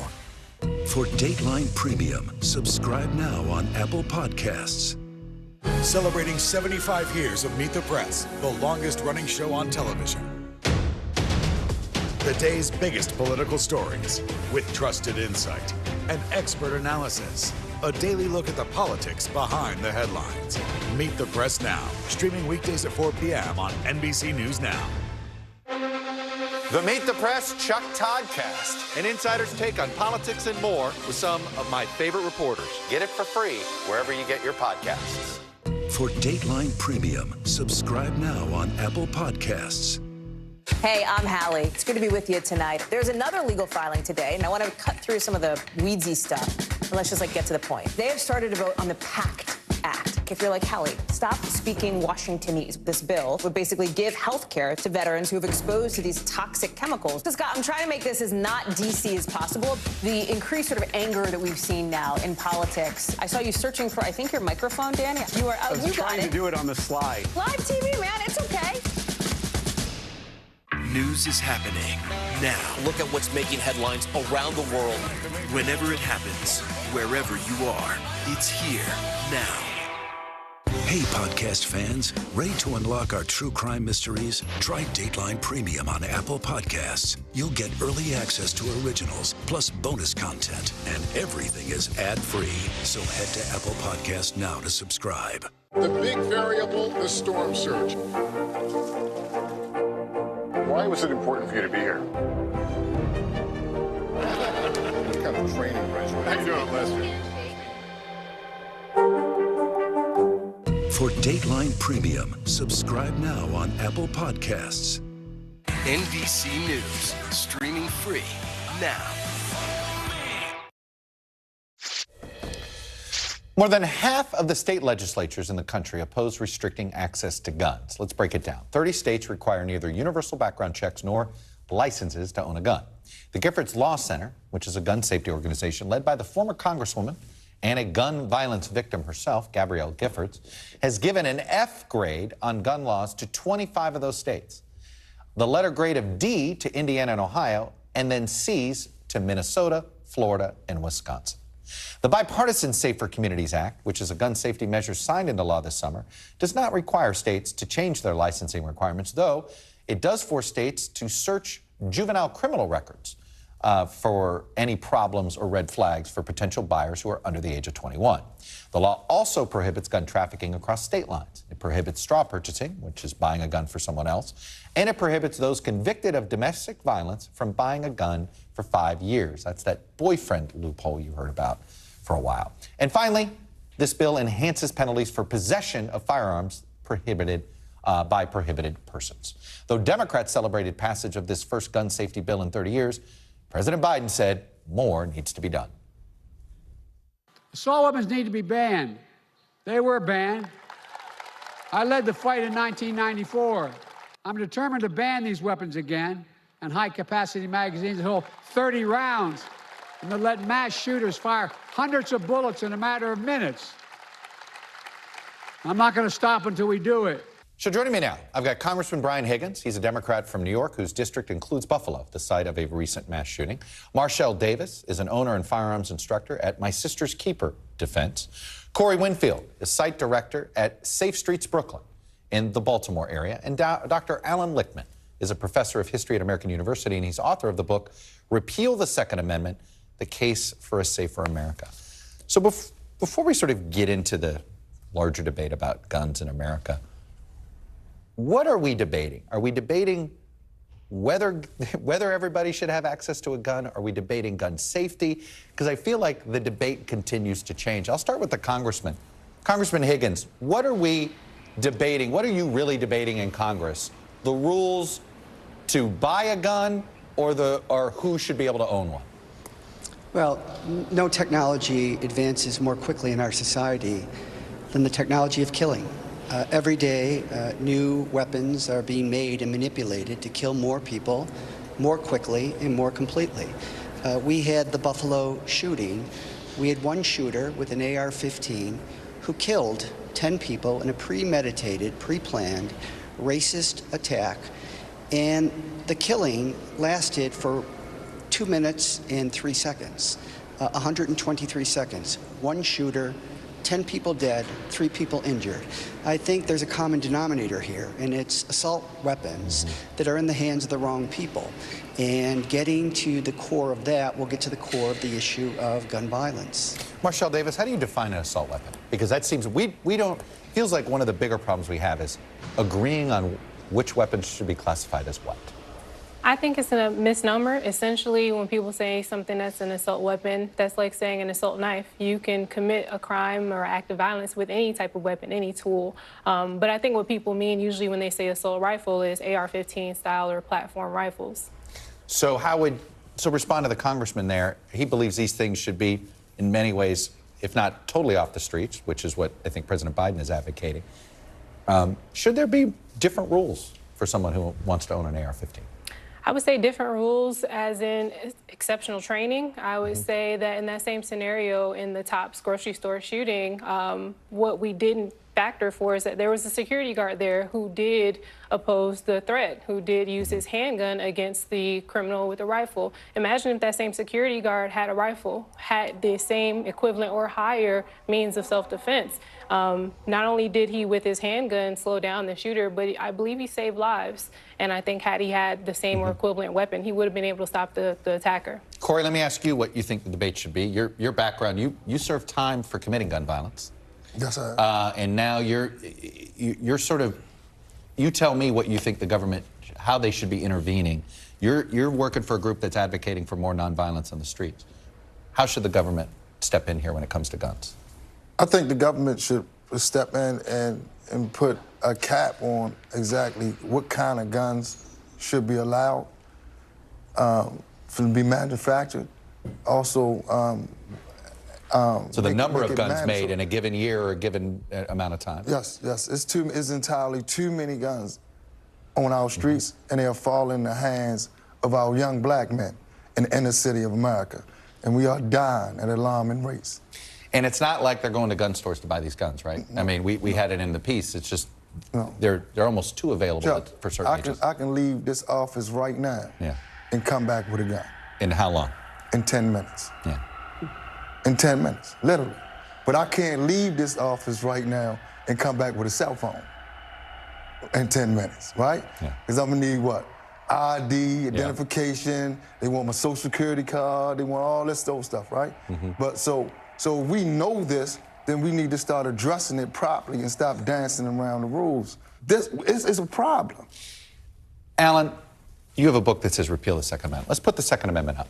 I want to put it up on screen so everybody can see it, because it's a very, it's not a long amendment.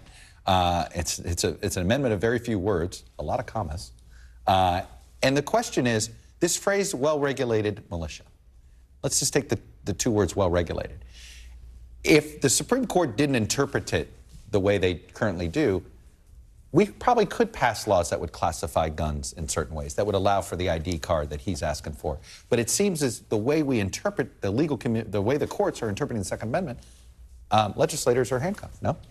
Absolutely, and that's why I talk about the need to repeal the Second Amendment. I understand that's a long shot, but we did repeal the Prohibition Amendment. But more specifically, the idea that the Second Amendment creates an individual right to keep and bear arms is one of the greatest hoaxes in the history of this country. In 1955, the constitutional authority for the National Rifle Association wrote a memo saying the Second Amendment only relates to collective defense through a well-regulated militia. Then, in 1977, the radicals took over the NRA and perpetrated this hoax that it protected an individual right to bear arms. Why not? Here's the history. Of 13 colonies with their own constitutions, the precursor to the amendment, all but one were either silent on firearm rights or linked it to collective defense through a militia. Moreover, who framed the amendment? James Madison, a slaveholder. Who voted for it in Congress in the states? Hundreds of slave owners. Do you think for a moment they would have voted for or ratified an amendment that gave black people an unlimited right to keep and bear arms? Of course not. But by linking it to a well-regulated militia, they kept arms out of the hands of black persons because they were barred from the militia. Brian Higgins, the Second Amendment, what would pass in Congress if it wasn't for the current court's interpretation of the Second Amendment? I'm not certain, but I think we need to do a better job in identifying the problem. Robb Elementary School, Uvalde, Texas. One shooter. The shooting started and stopped in room 111 and 112 in 2 minutes and 30 seconds. One shooter, 21 people dead, including 19 kids. Sandy Hook Elementary School, Newtown, Connecticut, December 2012. The shooting started at 9:35 in the morning, was completed at 9:40. 5 minutes, 26 people on campus dead, including 20 kids between the ages of 5 and 7. Their autopsy showed that many of those kids had 3 and 4 bullet wounds in them. There's the common denominator. It's young people who are not mentally healthy. In the Buffalo case, the shooter was 18. The Uvalde case, the shooter was 18. Sandy Hook, he was 20. But they have had a history of mental problems, and they're all possessing the same gun, which is designed and manipulated every day to kill more people more quickly and more completely. Corey, would you say this with these young men that are looking for weapons, and they may come back at you and say, if I don't have one, how am I going to protect myself? I'm getting one because I got to protect myself. Is there any amount of training or awareness that would change that mindset? No, the only thing that would change that mindset is not to have the gun itself. Right now, our young men, like I said earlier, is dying. It's wars that's going on in our inner city. And we're not paying attention to it, or we're just playing a blind eye to it, or we just frankly don't give a damn. And let's call it like it is, right? If we want to really get to the issue and the core, I mean, I don't care about any of them, any stats, anything like that. That's because we still dying. Right now, somebody's being shot. Right now. Right. Somewhere in America, somebody's being shot. Might be in my city when I get back, right? So all that can go right out the window. Because you got to stand in front of grandmother, when you got to stand in front of mother and say, I'm sorry that your 6-year-old was hit by a straight bullet that's leaving out of school, and we're going to get to the bottom of that, that's bull crap.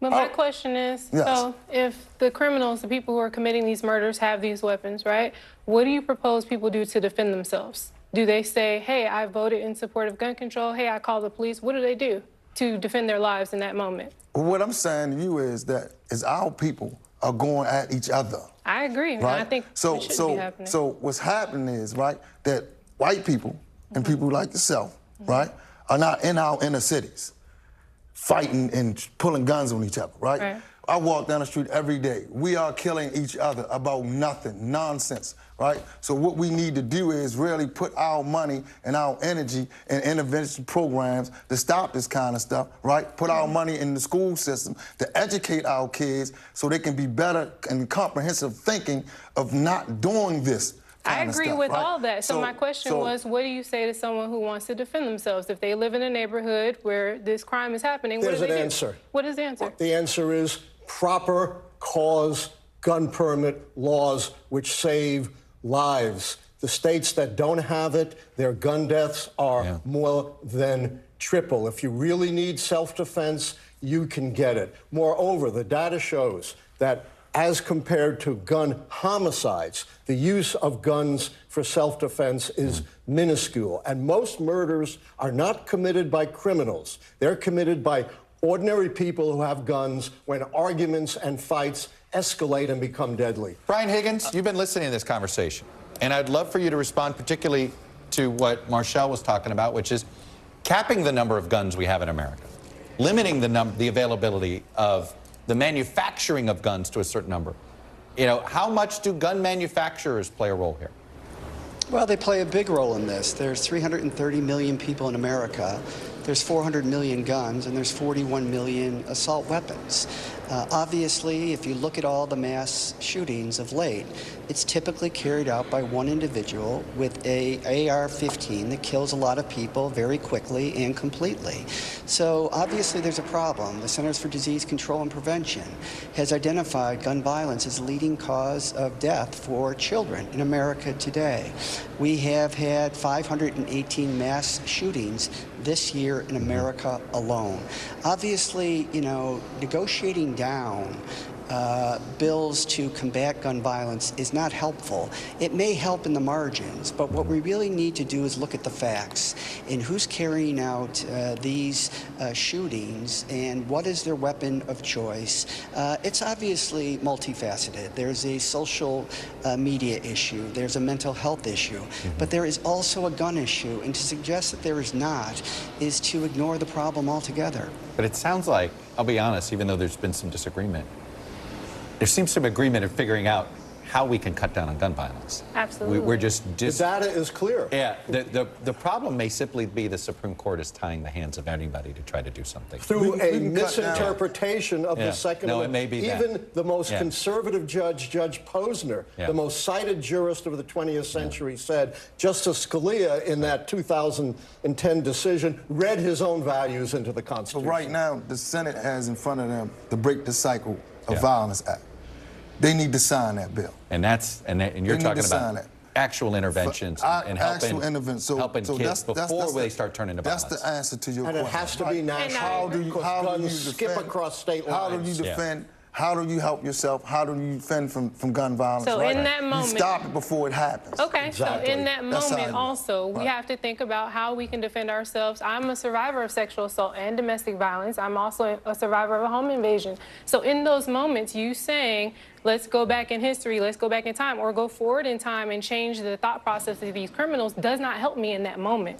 What helped me in that moment is being able to defend myself. What will help you in that moment is knowing that if I'm educated myself of knowing how to get out, I'm a survivor of gun violence. I've been in front of the gun and behind the gun. So I understand how to get out of this. And how we gonna get out of this is we have to help each other. In that the moment. Senate has to sign that bill. Put a little perspective It has on to this. sign that bill. I'm going to land this plane, Alan. I appreciate it. I think we've given a lot of perspective. Okay. I think this has been exactly the conversation I was hoping to have, because it's about surfacing this tension a little bit and surfacing these issues that we've got to figure out how to solve. You guys were terrific. Thank you all for this. Next time on Meet the Press Reports, 10 years ago, the bitterly fought recall of Wisconsin Governor Scott Walker foreshadowed the widening gulf between the two parties that would come to define American politics today. I'm going to travel to Wisconsin to report on the political dynamics that make the state ground zero for our country's polarization, and which could determine which party controls Congress in the coming elections. I'll see you next time on Meet the Press Reports, and this Sunday on Meet the Press.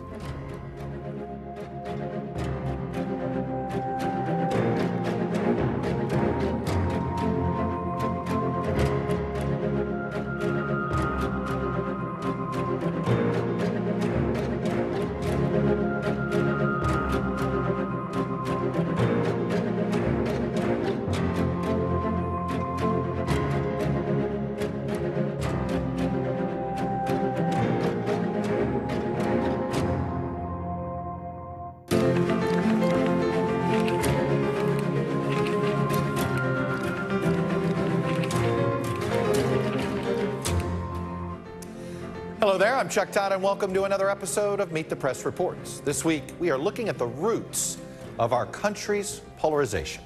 Look, it's no secret this country is deeply polarized. Just take a look at Washington and take a look at it by the numbers. Our current Senate, dead even, 50-50 split. The House is nearly dead even, 220 to 212. And the 2020 election, exactly 25 states gave their electoral votes to Joe Biden, and the other 25 states went to Donald Trump. And those divides are becoming pretty baked in. In fact, 44 of the 50 states have voted for the same party in at least 5 of the last 6 presidential elections. It is pretty remarkable. And it has created an environment in which so much now is seen as a partisan attack. Working with the other side on any issue is viewed as betraying your team and giving the bad guys a win, whoever you think the bad guys are.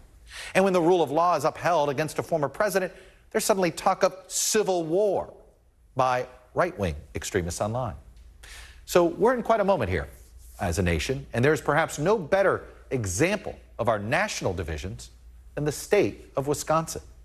The state's unique political, geographical, and cultural dynamics have made it ground zero for our nation's polarization. Wisconsin's actually been dealing with these bitter divides for over a decade. Maybe they're patient zero. So I traveled there to take a look at where these divisions came from and what the rest of the country might be able to learn from this microcosm of America. Go, Birds, go! At Green Bay's first home game of the season, the Packers bring Wisconsin's red and blue voters together. 3.5 hours every single week. People put their political needs aside, and they just want to cheer for the green and gold. It can take people from either side of the political spectrum and bring them together. Packers. Of course, Packers. But even at Lambeau Field, political divisions calcified by a decade of tribal politics are impossible to escape. An election year like this, you can kind of feel it in groups of people, maybe a little bit of tension if they know that someone's on the opposite side of the political spectrum. Sure, I'd have political divide in my own family if we talk politics. Some people in my friend group have left our group just based on like political views. Not a year goes by without at least one statewide race dividing Wisconsin. And 2022 is no different, as the state hosts 2 nationally watched nail-biters, with both the Senate and governor races up for grabs and on a knife's edge. What's unclear about this divide is whether the state even has many voters who vacillate between the two parties. In Wisconsin, the majority of swing voters appear to be those folks who swing between voting and not voting. While 4 of the last 6 presidential elections here in Wisconsin were decided by less than a percentage point, Wisconsin is less a purple state than it is 2 states in 1. In fact, in 2020, just 9 of the state's 72 counties were decided by less than 5 percentage points. That number has been cut in half since 2000. Overall, it's been nearly 25 years since a Senate and governor candidate from different parties won on the same ballot, with voters splitting their tickets. Democrat Lena Taylor has been a state senator since 2005. She's been in the majority twice, the minority 7 times. I think about Tommy Thompson. Now, those were really, arguably now, right, the good old days. It's when there was a Republican governor and a Democratic legislature. I believe divided government also creates a different way that You noticed it these 4 years? It's the difference between, do I listen to you, do I work with you, or do I bring you a takeout meal and tell you this is what we're having? America's very polarized, in some ways calcified. Wisconsin, patient zero. Do you accept that?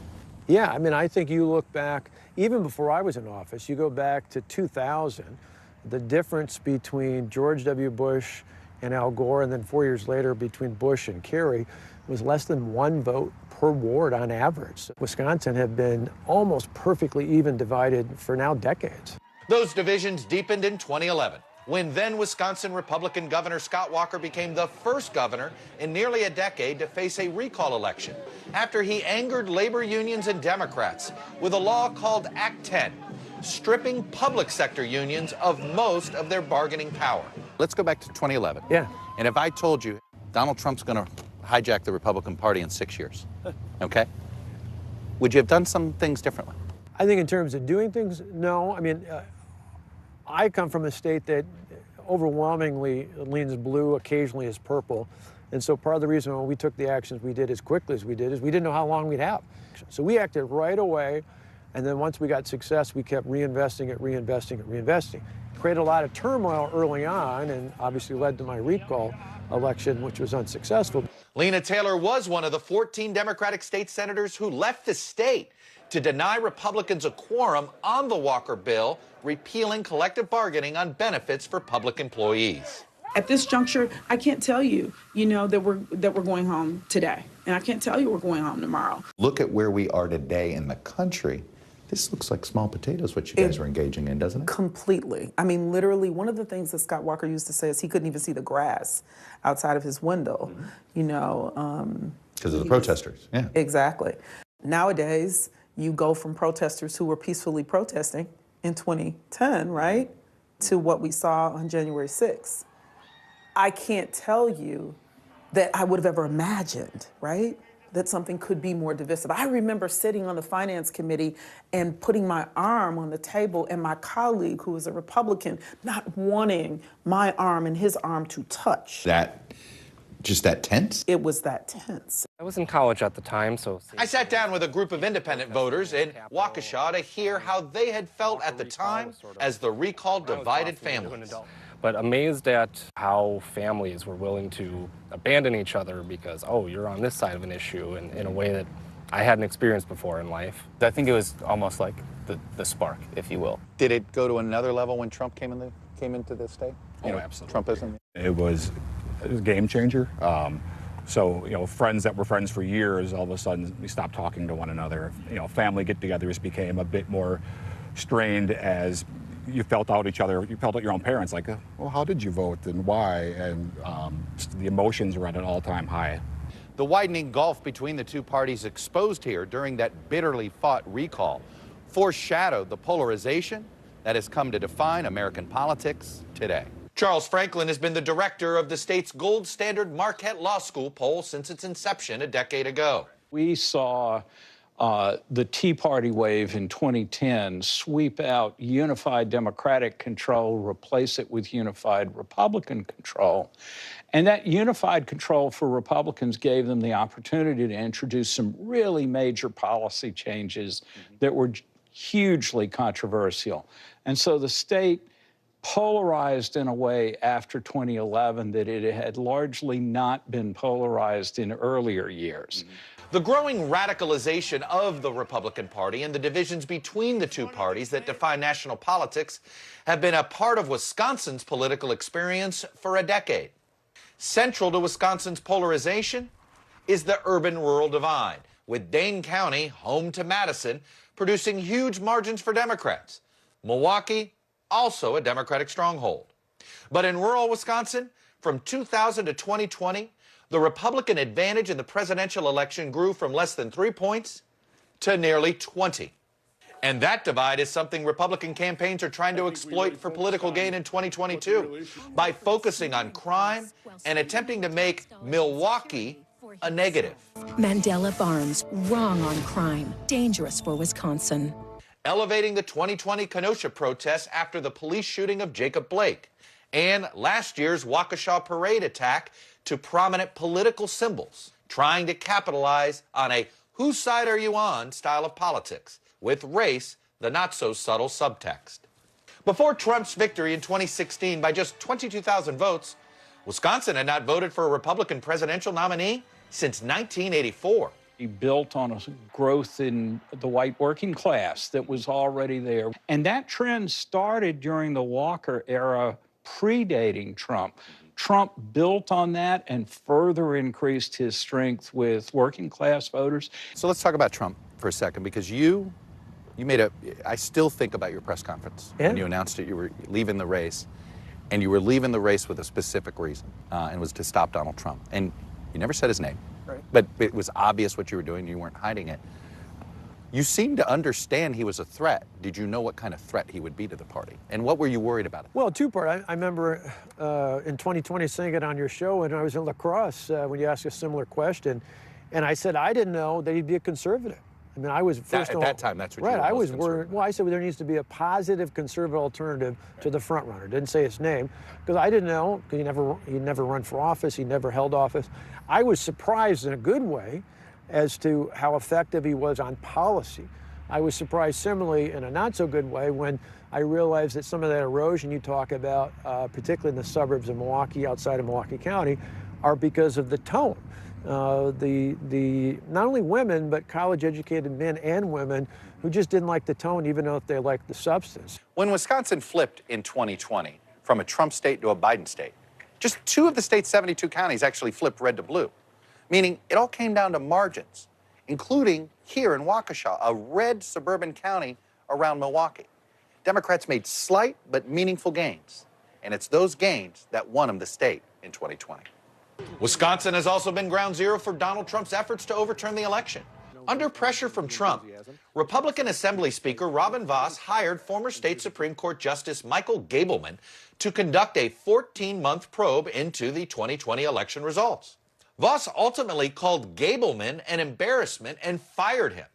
Gableman and Trump supported a primary challenger to Vos, who Vos beat by just 260 votes. Adam Steen is running to defeat your rhino Speaker of the House, Robin Vos.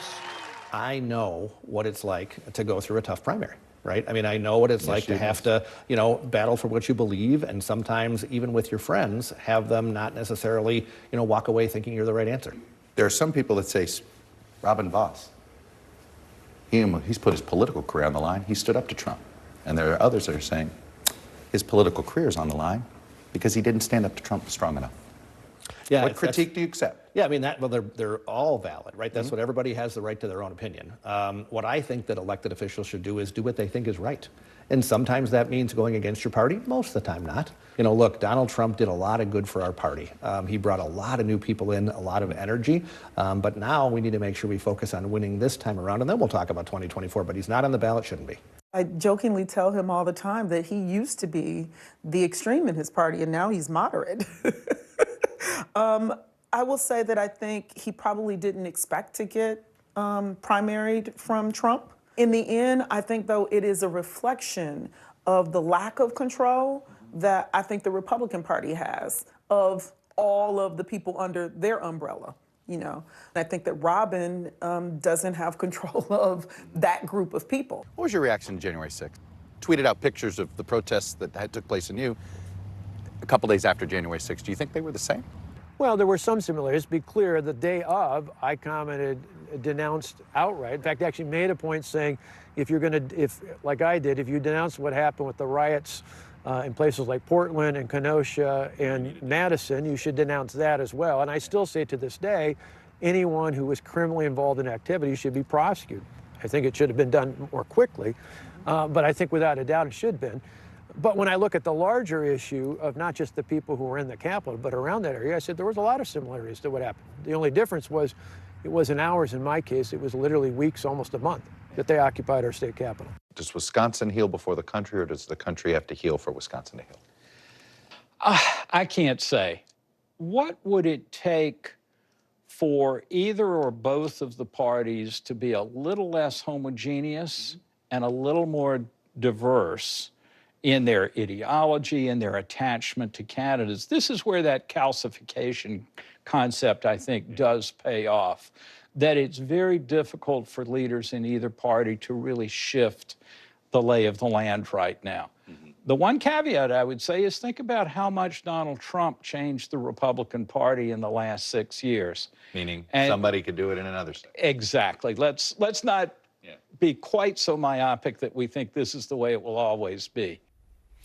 When we come back, quite the conversation I have with two former Wisconsin governors, Republican Tommy Thompson, Democrat Jim Doyle, about how they governed a divided state. Watch NBC Nightly News with Lester Holt or listen wherever you get your podcasts. Stay on top of breaking news and the biggest stories of the day with NBC News Daily. Thank you so much for joining us. I'm Morgan Radford. And I'm Vicki Wynn. I'm Aaron Gilchrist. And I'm Kate Snow. Get in-depth reporting from across the country. What's your reaction to the president's comments? And around the world. Are Ukrainians continuing to make advances? And ways you can take care of your health. Who should be getting tested? And frankly, how often? And your wallet. Costs are skyrocketing. How to manage soaring prices. NBC News Daily. Weekdays from 12 to 4 p.m. Eastern on NBC News Now. As we look out over the latest city-turned-crime scene, we see the things left behind.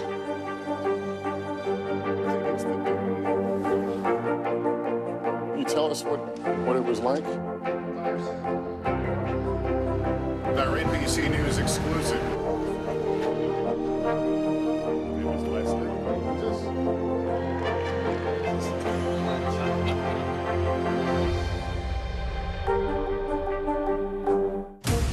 Right now on NBC News Now. As we come on the air, here's what we know. It has been dramatic, powerful. We begin with breaking news just coming in. What's happening now, what's happening next, and what it means for you. We're continuing to follow the Russian attack on Ukraine. There's an intense artillery battle underway. We're getting out of this area right now because more air raid sirens are sounding. As we look out over the latest city-turned-crime scene, we see the things left behind. Was there a school officer on campus? Because that's what we've been told. No. Fewer people are content to just offer their thoughts and prayers. And the House has answered the call to create new gun laws. The stunning testimony at the January 6th hearing on Capitol Hill. Americans face the highest inflation rate in decades. Parts of Virginia cleaning up after severe storms. A terrifying night of flash floods. What are the resources that people need right now? Can they get basic necessities?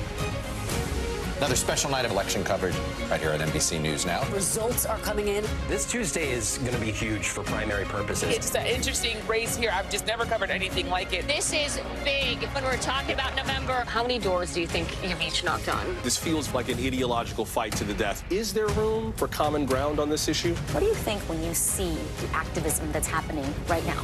Do you think this movement could have happened without social media? A lot to talk about as we continue our rolling coverage. We're coming on the air with the news NBC Scoop. Bringing the news to you is not only a job, it's an honor.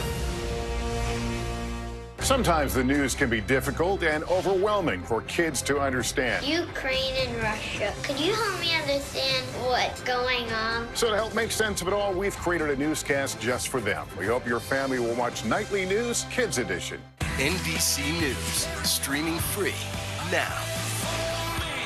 For Dateline Premium, subscribe now on Apple Podcasts. Welcome back. So, to understand how we got to this point in the state of Wisconsin and the nation, I sat down in Madison with two giants of Wisconsin politics. Former Republican Governor Tommy Thompson, who served from 1987 to 2001, and former Democratic Governor Jim Doyle, who served from 2003 to 2011. By the way, Doyle was also Attorney General, a state-elected position during much of Thompson's governorship. Both men knew how to win big in Wisconsin. Thompson's first margin of victory was 7 points, but he would later grow those margins to as high as 36 when he won every county but one in 1994. All of his elections were decided by 5 points or more.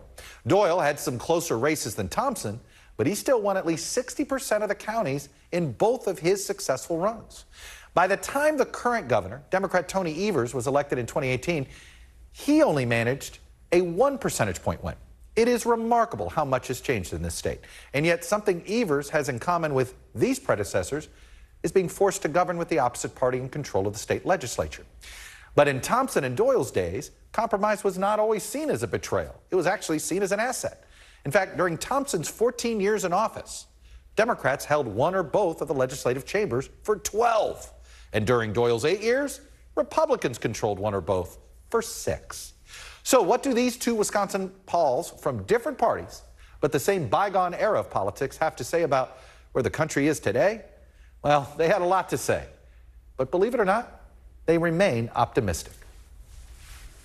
America's obviously polarized. It feels like Wisconsin is patient zero. Do you accept that? Yeah, I mean, it's pretty wild out there. I mean, there's just so much anger, so much hatred. And I take it back, Chuck, to the fact that computers have become so successful to determine how a person is going to vote on a particular block or street. Mm-hmm. And reapportionment has allowed the computer system and the partisans to pick and choose so that a Republican district will remain Republican and a Democrat district will remain Democrat. You get to pick your voters. You pick your voters, and therefore, Jim and I, are friends, yeah. But I would never, if in modern day politics, I would not want to debate him. I wouldn't even want to talk to him. Right. Because I'm afraid somebody from my right would run against me. Jim would feel the same way. Somebody from the George Soros left would come against him. Right. So we have become paralyzed because we have redistricted to such an extent that a Republican state is going to be a Republican state, a Democrat, except on a statewide ballot. But individual districts, and that has become the partisan parochialism that it is today. Sir, would you disagree with anything he just said there? No, I agree, but I would add this. One of the reasons Wisconsin is so much the center of this now is you look at the demographics of the state and the big divisions that have happened in the country, rural and small town against cities, big expanding economies like Madison against rural economies that are struggling. Those have happened all over. It's just in Wisconsin, when you add those up, it's a 50-50 state. So, I was the Attorney General when Governor Thompson was governor, and we certainly had our fights. But there were times that he would win 60% of the vote at the top of the ballot, right. And then the next line down would be me, and I'd win 60% of the vote. That is never going to happen. 59%. You've never gotten 60. I got 60 in that. It's now, there are no swing voters. It's two states in one. That's what Dan Ball's called it. It's really 2 states, right? It has become so partisan and so divided that I would have to say it's almost 2 states, but I would say it's the urban areas, it's Dane County and Milwaukee County, where the vast majority of the Democrat votes come from, versus rural Wisconsin. And rural Wisconsin, when Jim and I were running, used to be a lot of counties up north were very strong blue counties. They have switched over to being red. Mm-hmm. The red counties become more red, the blue counties have become a lot more blue. So how do you de-escalate? How would you de-escalate? I'll start with you, Governor Doyle. Well, we really do need to have nonpartisan redistricting, no question about it. And both sides, in my final 2 years as governor, after 8 years, I finally had a Democratic legislature. We had started all Republican, built up, had a Democratic legislature. I went to him in 2008 and said, let's create a nonpartisan reapportionment commission, like some states were doing. Iowa did it, Arizona had done it. And I went around the state, talked to the editorial boards, not a whole lot of interest. They kind of liked it. Democrats said, 2008, at least the leadership, no, we don't have the votes. Plus, we're in majority now. I said, you're in the majority by 2 votes. Don't count on, we're in the majority now. They thought they were going to be in the majority forever. 2010 comes along, the wave hits, and there they are. So but I really do think you have to do that. I also think, I don't know, I wish I had the answer to this. You have to put some ethics back into government. You can hit somebody hard, but you can't just lie about it. And, you know, we would fact check every ad I ever read 100 times. We were so worried we'd get caught there's on no something penalty. being wrong. There's no penalty. The incentive structure, there's no penalty for lying about something. Well, that's the problem. Leadership, ethics. I'm not so sure reapportionment would change that much. It might, but the truth of the matter is, when you become so partisan and have so many people that you know exactly that the Republicans are going to win, why do you want to reach over and be bipartisan? And that's the problem all over. It's now permeated down into the school boards, and to the counties, the cities, the village, and the legislatures and Congress. So everywhere else around the country, the first person to be blamed would be Trump. Where does the blame lie here? I'll start Lack of leadership. I really think, you know, and I'm just not saying it's the Democrats don't have leaders. I mean, Republicans and Democrats have got to come forth and say, you know, this just is not working. Ads, you got to have some sort of accuracy in an ad. You just can't just go out and lie about somebody, and that's happening. They can. And that's what happened. And the leadership of both political parties got to come together and say, let's set up some ethics. Where do you lie it? Where do you put it? There's no doubt Trump is a huge factor. Whether he started it, there's a debate that's certainly understandable. He exploited it. There were divisions that he drove those divisions so deep. I've said to Tommy before, you know, if you had told him when he was governor that some group of people wasn't voting for him, his first instinct wasn't going to be to go and call those people names. His instinct would have been, I'm going to go over there and try to get them to love me. Now, some of them would and some of them wouldn't, but that's what his instinct would have been. Right. I want to throw this by you, and I want both of you to respond to this. But I had one person lay out a theory that one of the reasons why Wisconsin, there's never a moment of de-escalation, is that even after the elections are too close. So if you lose by less than a percentage point, you don't go back and think, maybe my message was wrong. You think, I just registered a couple more voters.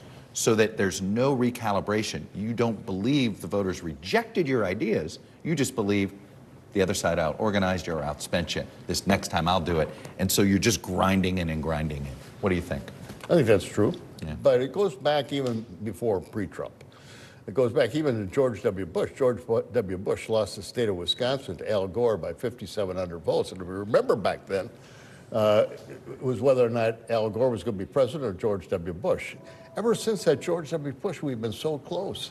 And President, it's almost like you're too close, and it's made everybody dig in. And it's human nature. Don't blame me. Blame that other guy, Chuck. You know, I couldn't have been wrong. And when you only have 20 or 30,000 votes, and you've got over 2 million votes, you know, it's easy to point your finger. I think it's wrong. I think elections are fair, and I think Wisconsin is a fair state. But the truth of the matter is, we have to be able to disengage this partisan rhetoric. All right, the future of this democracy, are you optimistic or pessimistic? I'm always optimistic. Well, most former electeds are. Why are you optimistic? Because we're Americans. We overcame the Civil War. We overcame a lot of racial disharmony, and we had 2 world wars. I think we can still save and salvage our democracy. I'm very optimistic we will. It's one way to be optimistic when you bring up all of our bleak, right? Yeah. No, I'm with you. What about you, Governor? Well, I'm optimistic only because if you don't have a democracy, what do you have? And that's pretty simple. But I will say this. I once asked that same question of a number of people, in 3 or 4 my friends who are in your business who have been covering Washington forever, and this was even before Trump. But when in 2014, 2015, and they said they've never seen the country so divided. One of them since died hasn't even been able to see it today. When I asked them what would it take, and this is the scary thing to me, they said they thought it was going to take some cataclysmic event. I think so too. Now, you would have hoped COVID would have been the cataclysmic event where we all had to pull together, we all had to, and in fact, because of how polarized we were going in, we ended up more polarized coming out. I hope that isn't true. I hope it isn't true. And this is the scary thing to me about all of these recounts and all of the stuff with what Trump's doing. It's such an attack. There were real courageous people. Richard Nixon knew that there may have been some votes in Illinois that hadn't gone his way. But for the good of the country, it's pretty historically documented. He said, I'm stepping back.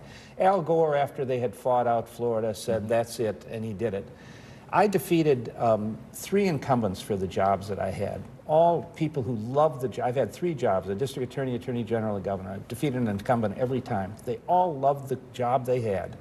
Every single one of those men who were good men and who had lost something that they wanted so badly called me up that day, that night, and congratulated me and said that they would help. 9/11, I was Secretary of Health and Human Services. I went to New York. I was the first secretary before even George W. Bush went to New York. I came back that night, and on the square around the Capitol, Democrats and Republicans were crying, embracing, singing, holding hands. And I walked in the next day with President George W. Bush to the chambers. Everybody stood up. Everybody applauded. There was such a feeling of togetherness. We are Americans. We're not Republicans and Democrats now. We are Americans, and that has got to come through loud and clear. I agree with Jim. We got to be able to come and say, you know, this democracy is worth saving, and we got to forget about our petty differences and look at the big picture. So there you go. That's all for this edition of Meet the Press Reports. Tune in next week for our episode on securing the vote. We're going to sit down with elected officials who've been victimized by the big lie and talk to those in both parties who say they're trying to keep the system honest, but they're frightened of what might happen if they fail. I'll see you next week here on Meet the Press Reports and this Sunday on Meet the Press.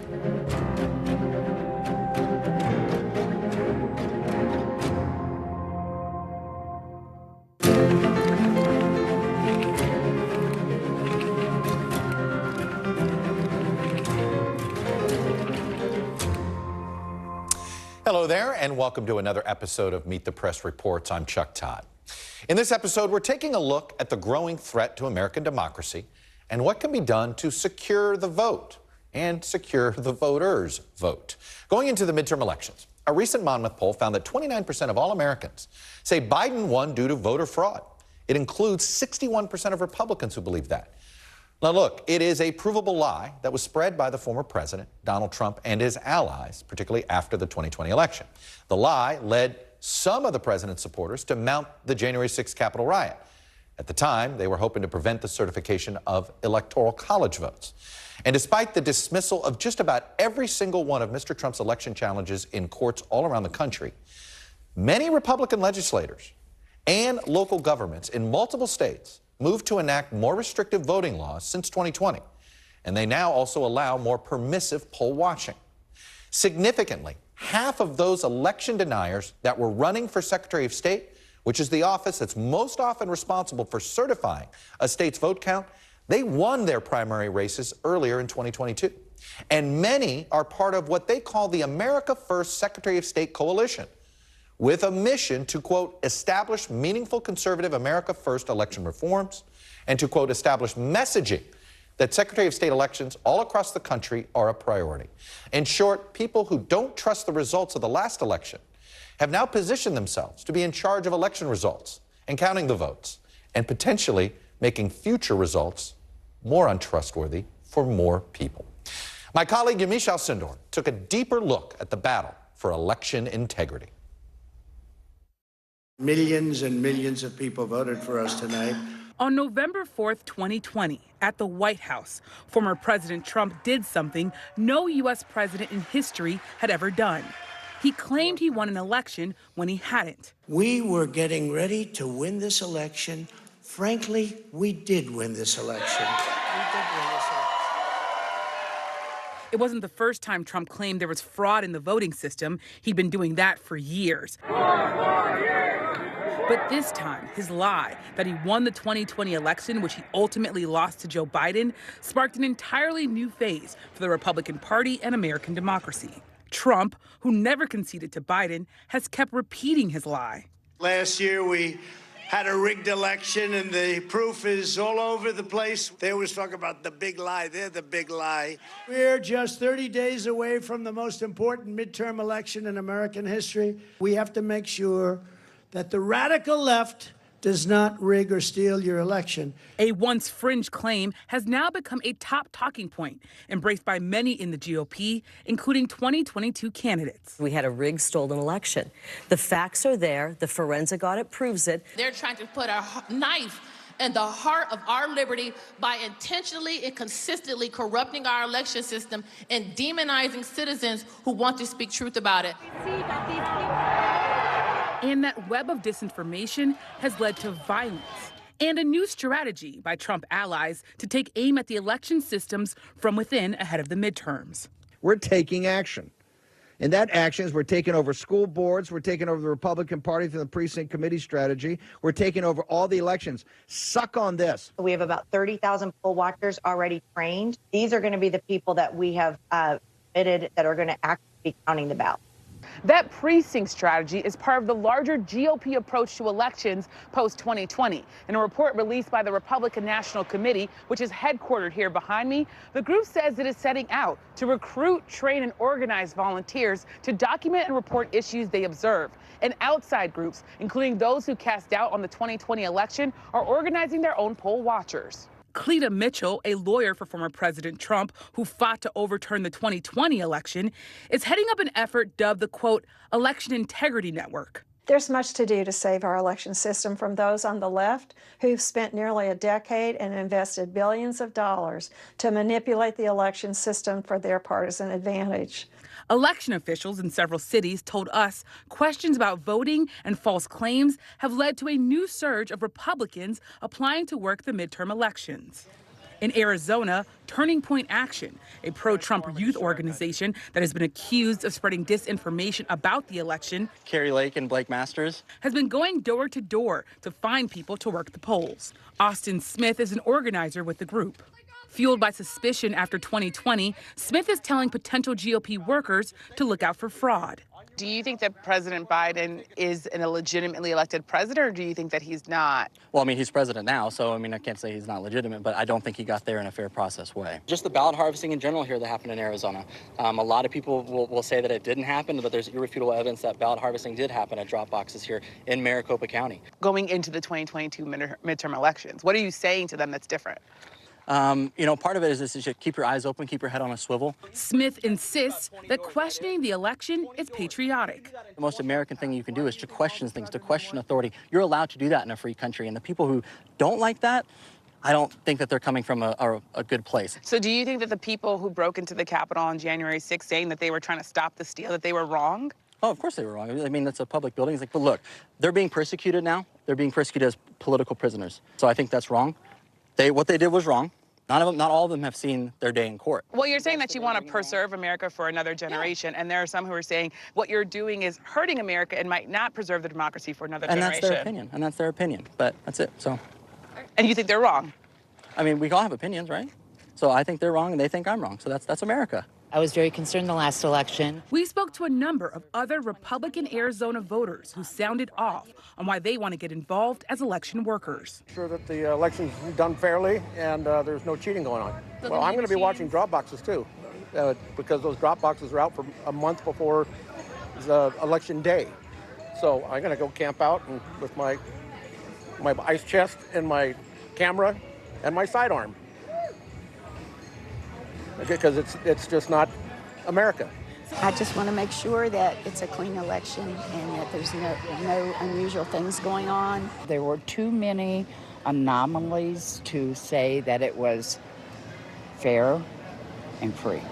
Arizona election officials tell us they welcome bipartisan participation in the voting process, but they're worried about nefarious actors infiltrating their systems or workers challenging votes because of political disagreement. Okay, so now we are going back to our warehouse. Scott Jarrett showed us the multiple security measures at this election facility where votes in Maricopa County will be counted.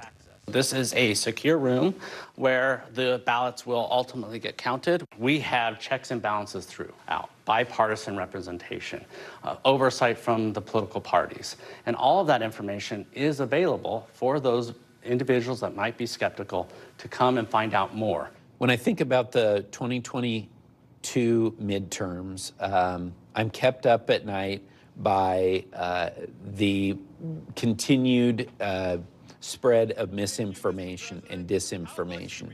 Bill Gates says he is deeply troubled by his party's embrace of election deniers and lies. I'm frustrated by, and what is tearing at the foundations of our democracy, are people who know better, who are raising questions in bad faith.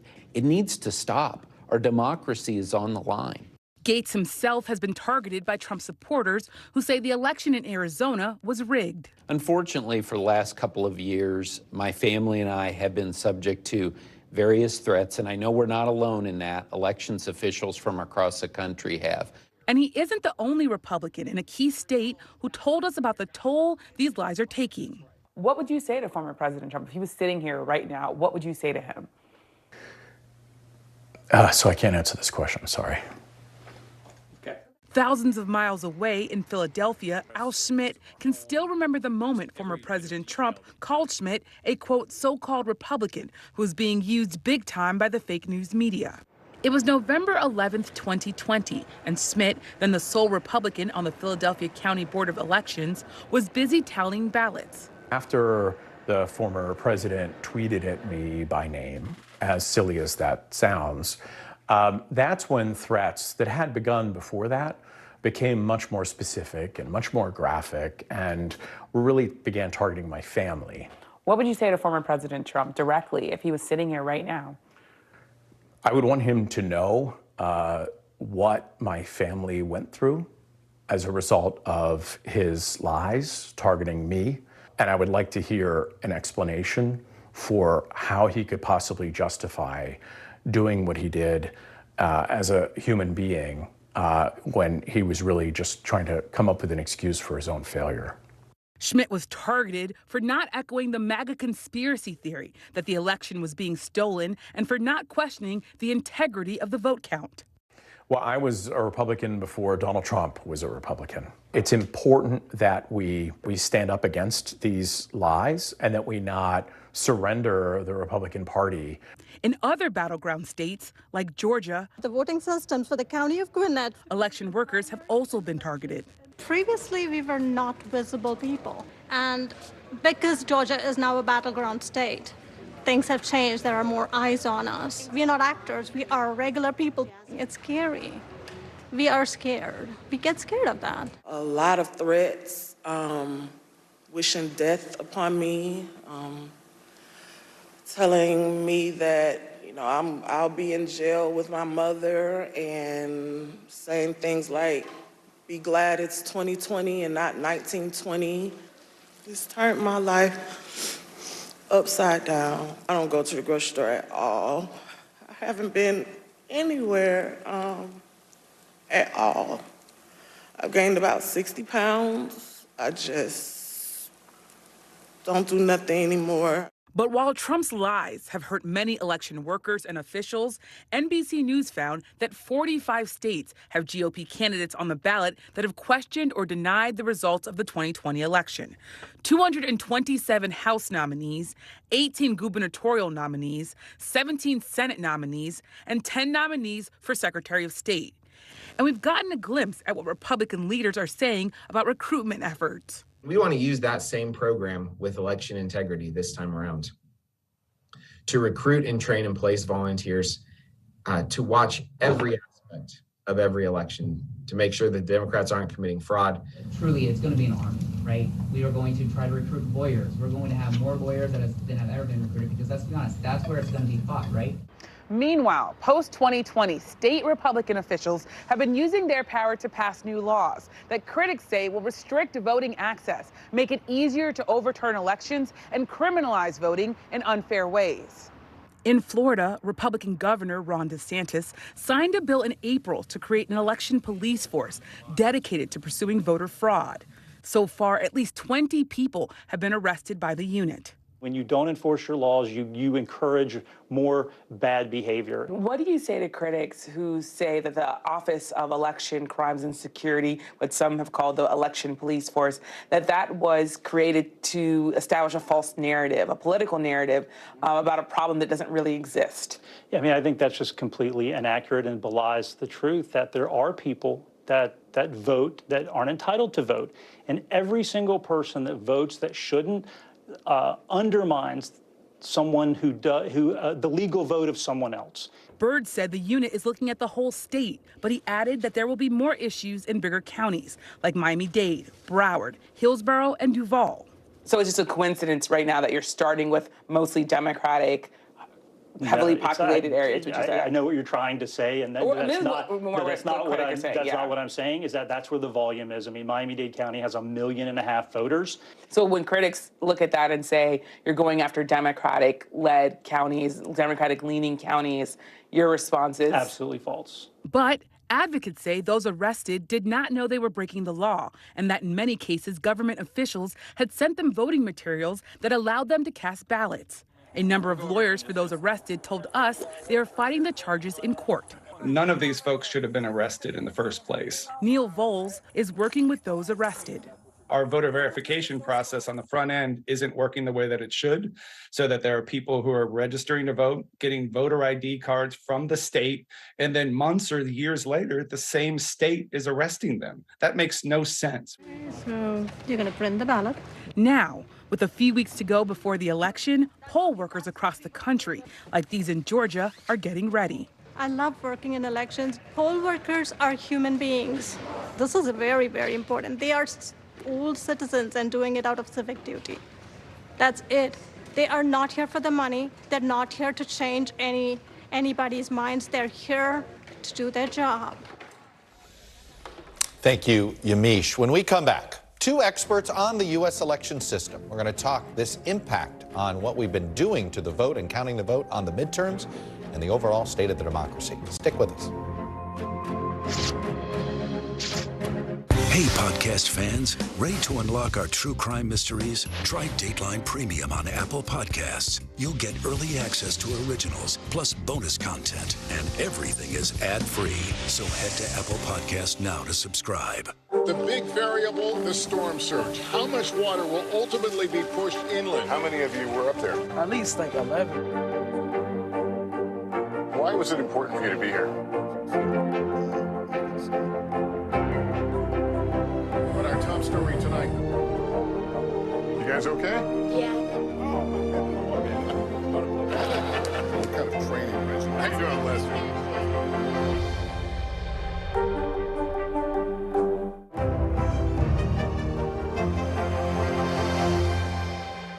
NBC News, streaming free now.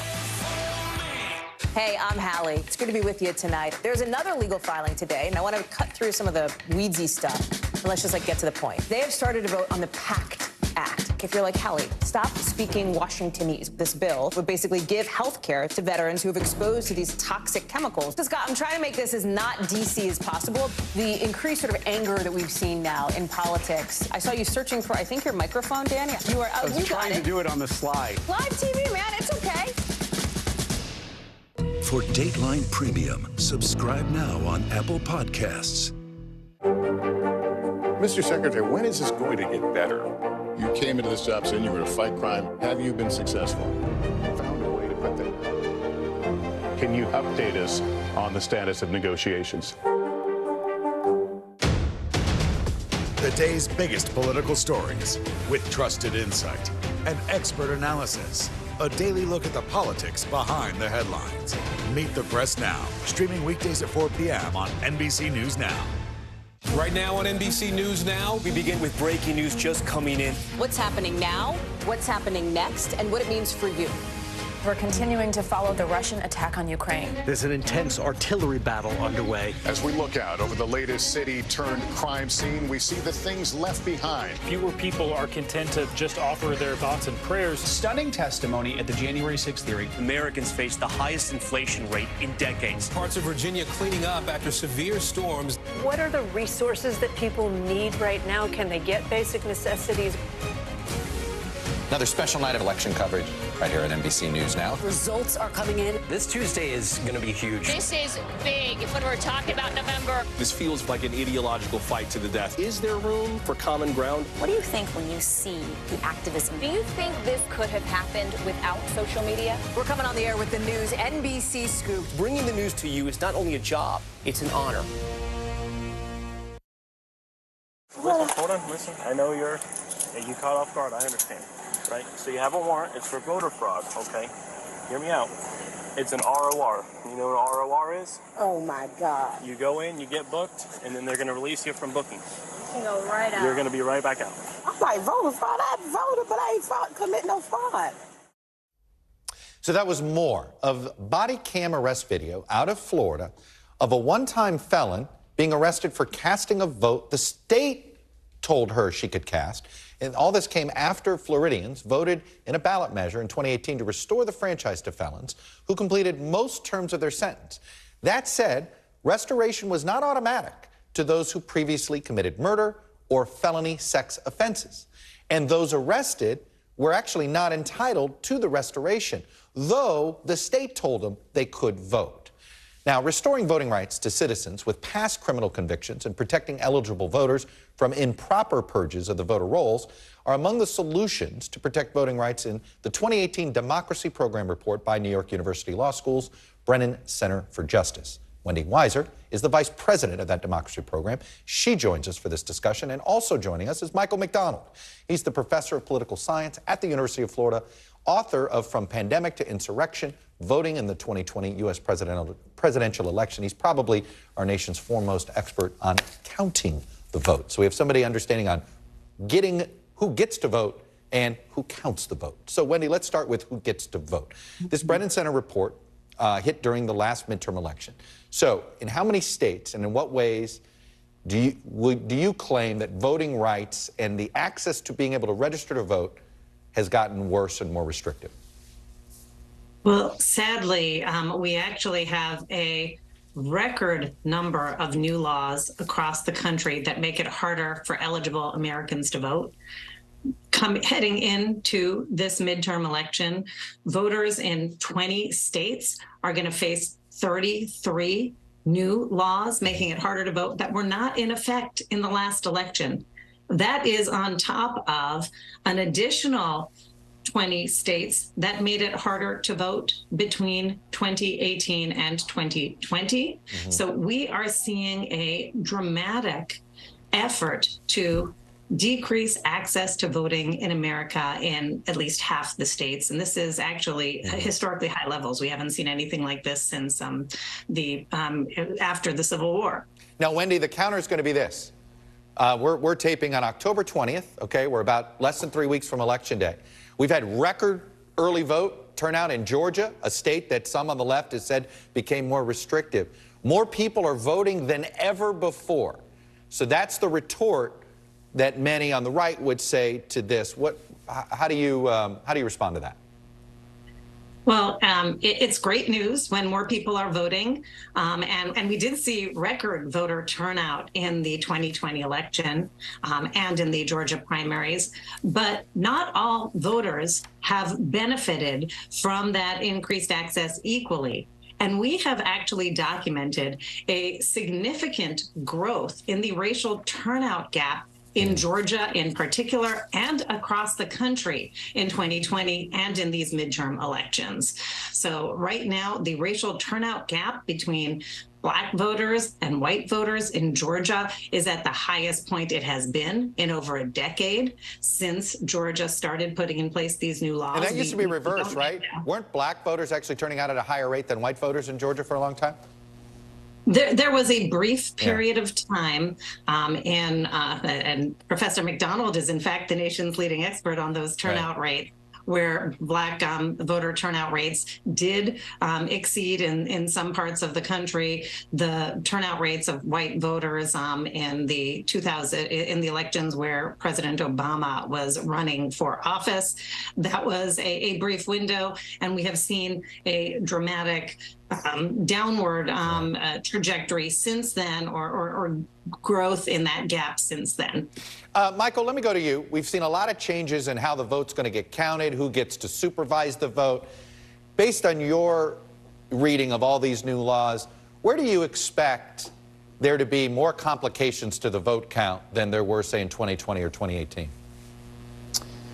Well, unfortunately, we really haven't resolved problems with the voting counting in places where we had problems in 2020. So we can just look back at those same states, particularly with the mail ballots, in places like Pennsylvania, Michigan, and Wisconsin, where election officials were delayed in even beginning the counting of the mail ballots within those states until Election Day, and that delayed the count, and then it leads to these false perceptions that there were these big mail dumps of ballots coming out on election night. Those were just the ballots being counted, and unfortunately election officials in those states couldn't do it. You know, in contrast, you look at Florida, our election officials can count those ballots beforehand. They process those ballots, and they're the very first numbers that we get out of Florida on election night. So there's no reason why Florida can do something. Hey, look, you know, since 2000, Florida's actually done better in some ways in its election administration. Right. Why can't the rest of the country follow our lead?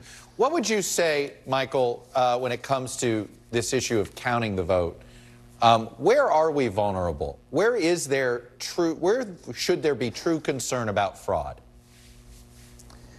Well, look, there have been studies done even by the Heritage Foundation, which is one of the groups that has been leading this drumbeat of voter fraud. And it's a very, very small problem. Where it does happen, where we do see vote fraud, it's in local elections, like primary elections, where the turnout is really, really low. And so there's actually a way to manipulate an election outcome. But there's no evidence, zero, no evidence, none in court, none from any Republican elected officials that says that there were any fraudulent votes that would have changed the outcome of the 2020 election. It's just so hard to do for a statewide election. The decimal point of this, I mean, are we talking 0.00%, 1% chance of fraud? I mean, how many zeros are there before you get to a numeral? I mean, it depends on how you want to count it, but there are lots of zeros in front of that decimal. And so it's, yes, you can't rule out, there are people who commit fraud, all right? Any activity that we do as human beings, there are some people who do that. But a sort of massed, organized fraud, that doesn't happen. All right, I want to talk about two potential fixes on both sides of this equation, counting the vote and registering the vote. So, Wendy, let me start with you. You know, when you think about it, how we go through airline screening, okay?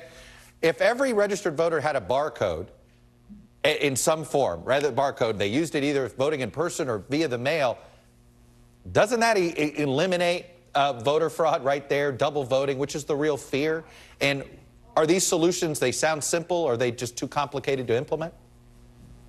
Well, there are versions of that kind of solution that are being put in place across the country.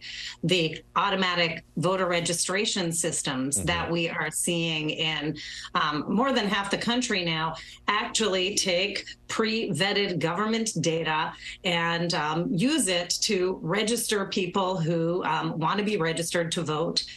We also see barcoding being used in mail voting as a way of maintaining the security and integrity of those ballots as well. And you could pass a federal law that said you have to have some form of this without having to encroach on the states and how they would implement it, correct?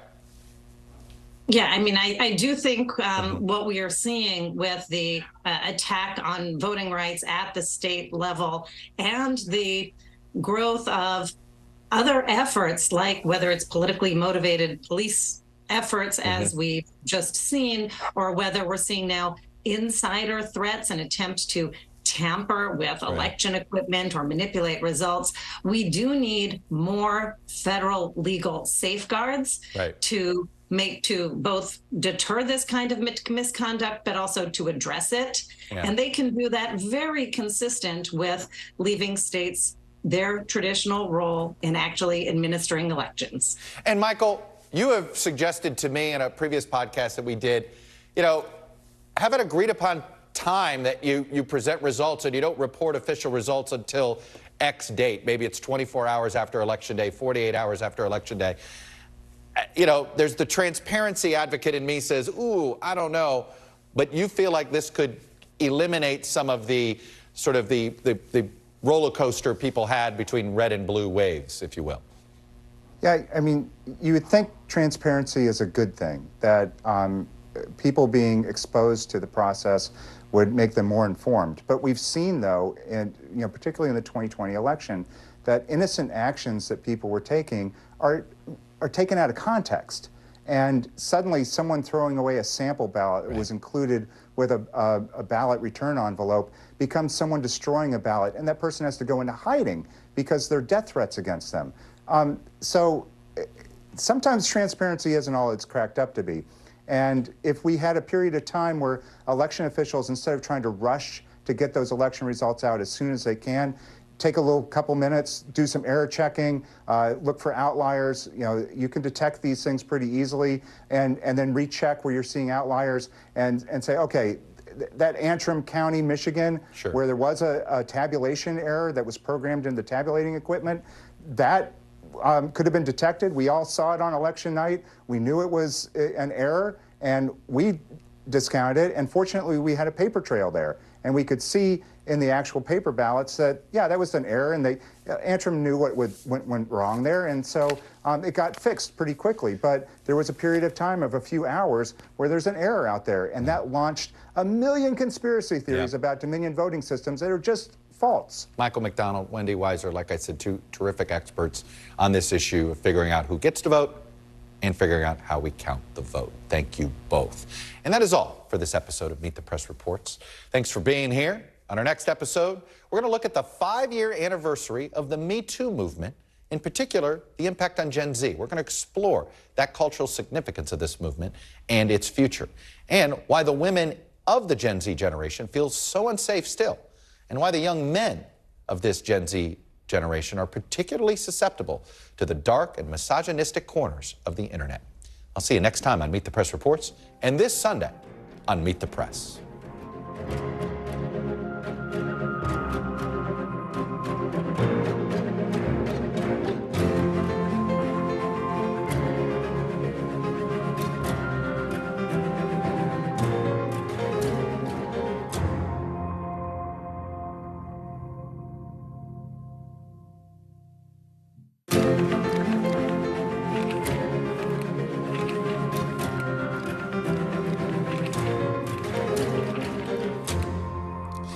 And welcome to another episode of Meet the Press Reports, where we do a deep dive into a single topic.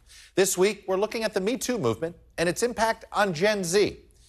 The term was first coined by Tarana Burke and surged into the public consciousness in 2017, when the hashtag Me Too sparked a reckoning of the sexual violence perpetrated by high-profile and powerful people, usually men, against those who are often younger, more vulnerable, usually female. What effect has the Me Too movement had 5 years later, especially among the generation that was coming of age at the time, Gen Z? Let's start with some good news. While Me Too did not have much effect on federal legislation, states got busy. According to data from the Gender Equity Legislation Database, 38 states passed 296 bills dealing with sexual assault since 2016. Many of those new laws focused on anti-harassment training, non-disclosure agreements for settlements, and accountability for government officials. Our cultural awareness of sexual assault also seems to be at an all-time high. And yet, over half of women and almost 1 in 3 men say they have experienced sexual violence involving physical contact during their lifetime. And though a majority of American adults think Me Too changed workplaces for the better, not so much for Gen Z high schoolers. Fear of sexual assault is a top fear. It ranks even ahead of gun violence for these folks. In a moment, my interview with Anita Hill, whose claims decades ago of sexual harassment by Clarence Thomas were largely dismissed by the public. But we're going to begin with what the Me Too movement has or hasn't meant for Gen Z. Here's NBC News correspondent Savannah Sellers. Many of us had been holding this secret about Harvey Weinstein for many years, and a lot of people have a lot of shame that is built around any kind of sexual assault. Some people can never talk about it and never do, and can die with that, holding that secret. In October of 2017, actress Rosanna Arquette, best known for her roles on Pulp Fiction and Desperately Seeking Susan, was one of the first of about 100 women to come forward with sexual harassment allegations against Hollywood media mogul Harvey Weinstein. So when you just think about the fact that it's been 5 years since the start of the Me Too movement, what's just your first reaction to that, 5 years passing? Galvanized the movement amongst globally around the world for women and all survivors. I'm proud of it. Look where we are now.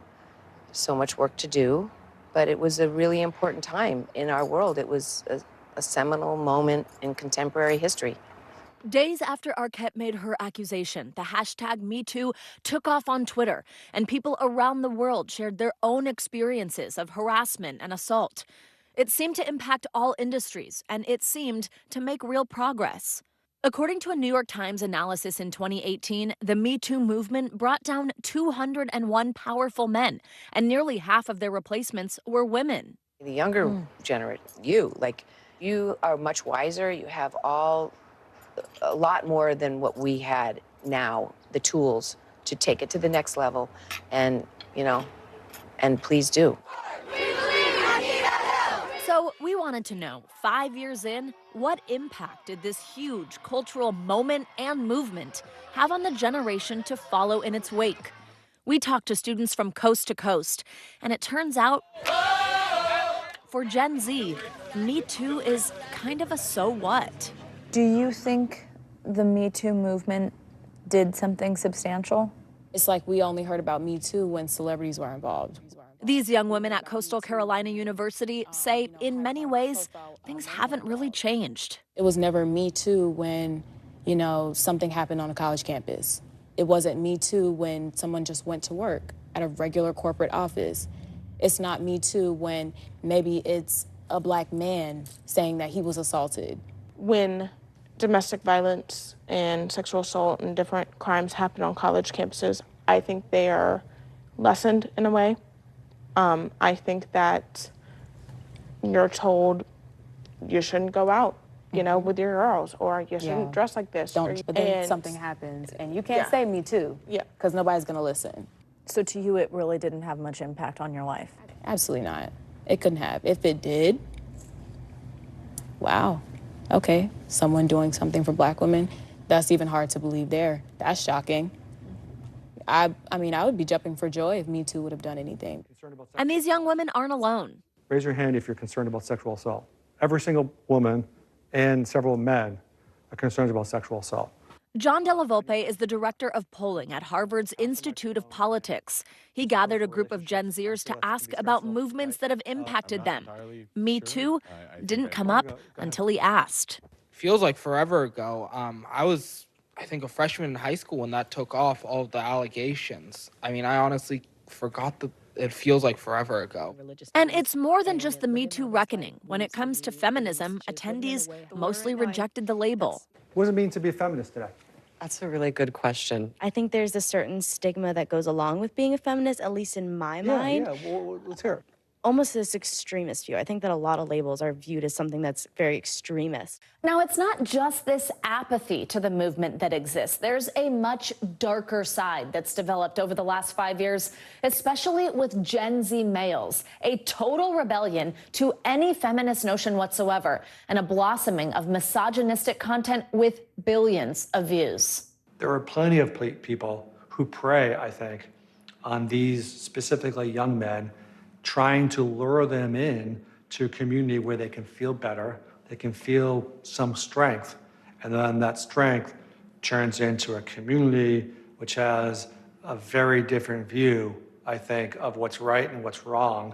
They talk very openly about their views of women and the rules around rape.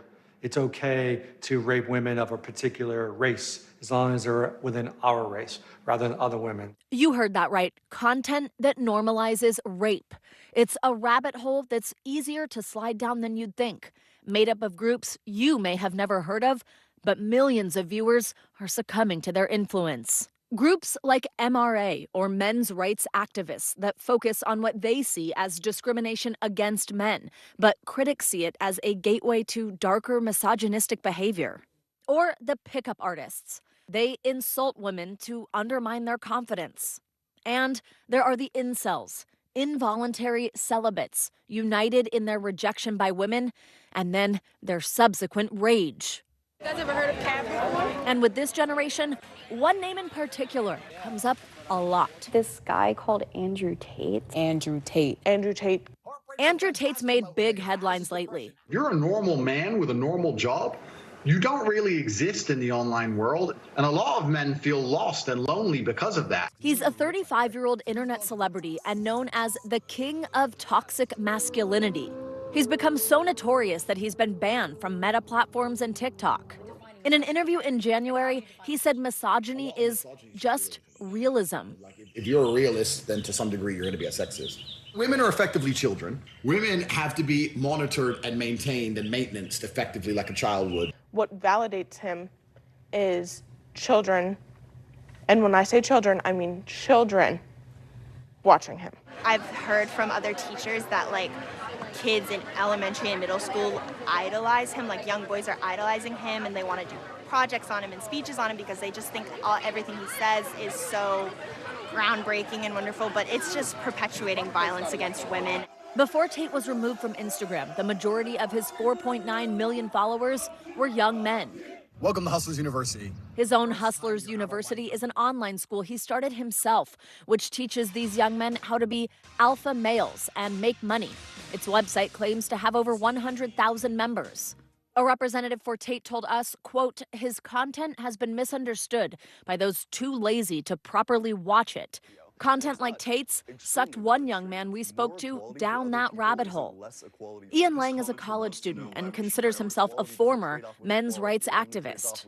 You see that video, what do you start seeing pop up on your YouTube? On my YouTube feed just becomes flooded with all these feminist-owned men's rights activists. Feminists don't want you to watch this video, clickbait targeted at people just like me. And what did you think when you start noticing this is what you're being served up, video after video on YouTube? When you're a 14-year-old who's just looking for something to watch, I don't think you think about a whole lot. I don't think it really comes through your head. What do you think that says about 14-year-old young men who are just on a continual loop for whatever YouTube suggests, or TikTok for that matter? I think the algorithm is really stacked against them on that one. I think after you watch a video or two, I think it's hard to not go deeper because it's really easy to keep on going. If you hadn't been served a video like that based on what you had been watching prior, would you ever have sought out content about men's rights activism? I don't think so. If there's not an outside factor, if there's not someone who can come in and help pull them out, they will not get out. And Lang hopes to be that outside factor. More equality for other people isn't less equality for you. Now, his TikTok channel focuses on bringing other young men away from an algorithm he says is stacked against them and geared toward making them hate women. I joined the feminist community and I haven't looked back since. Do you think the Me Too movement almost fired up some of these communities more? I think so, yeah. I think when there's a lot of discussion about men being potential like sexual assaulters, rapists, etc., I think it's really easy for a lot of men to get defensive about that, even though that's not a label that would apply to them.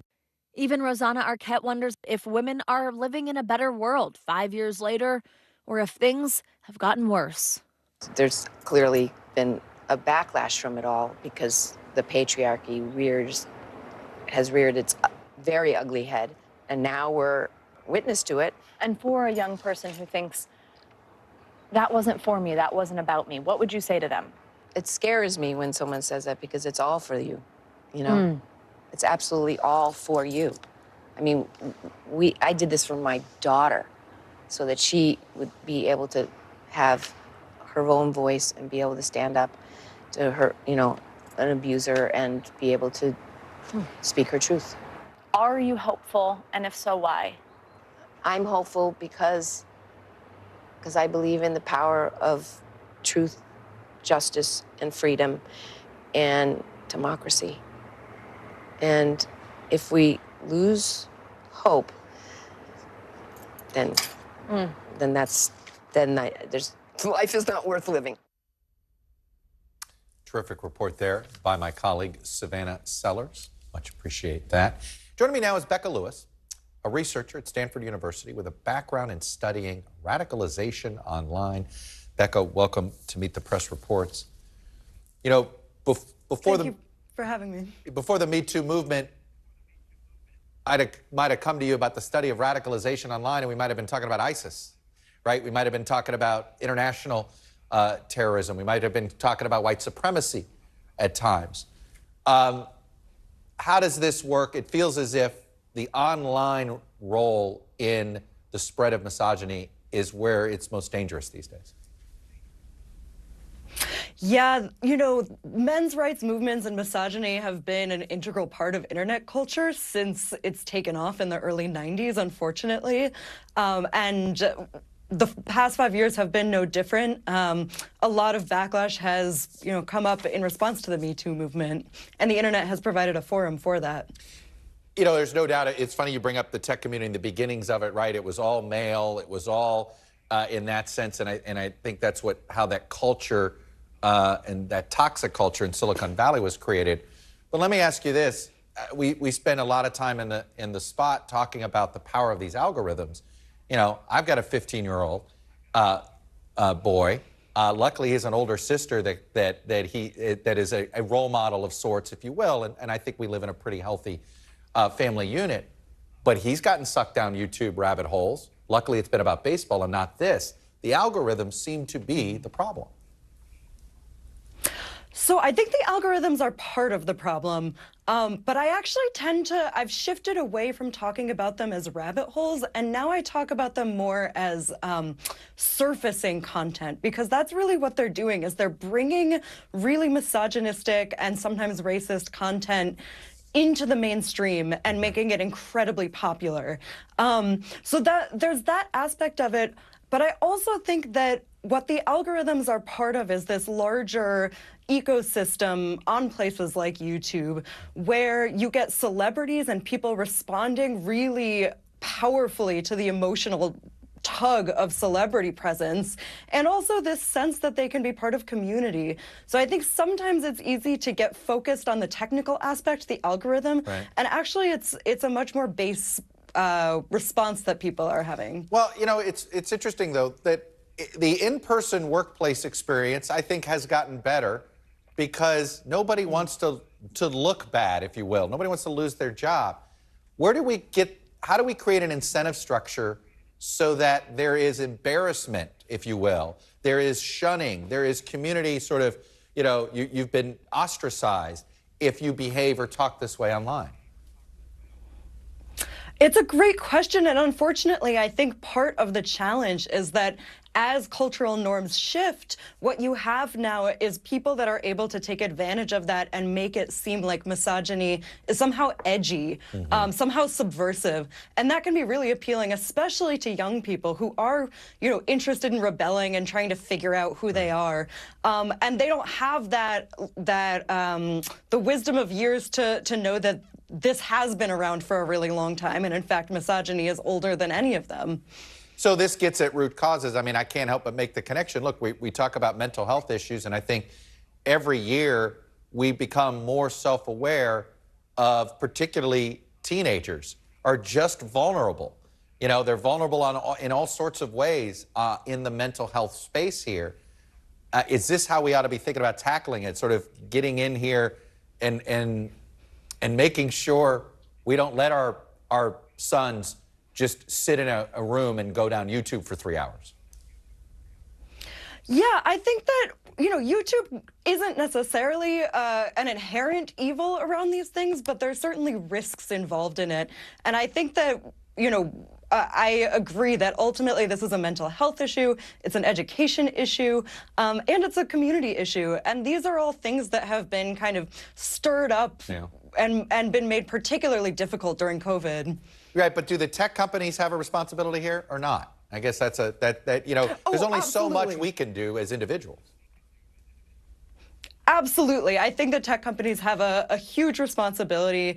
I think they do need to pay close attention to their algorithms and also figure out, you know, their moderation policies are incredibly important as well. And so that's one thing we saw with someone like Andrew Tate, who, you know, since has been removed from platforms, but it's tricky because it's a reactive process. And so he became huge before tech platforms took any action against him because their policies right now are inherently reactive. Well, and there's an incentive structure, as you say, if you're, quote, canceled, you can actually go and monetize that. Exactly, yes. Anyway, Becca Lewis, a researcher when it comes to radicalization, online extremism. This is a topic that falls into that category. Really appreciate you offering your expertise to us. Thank you. Thanks so much.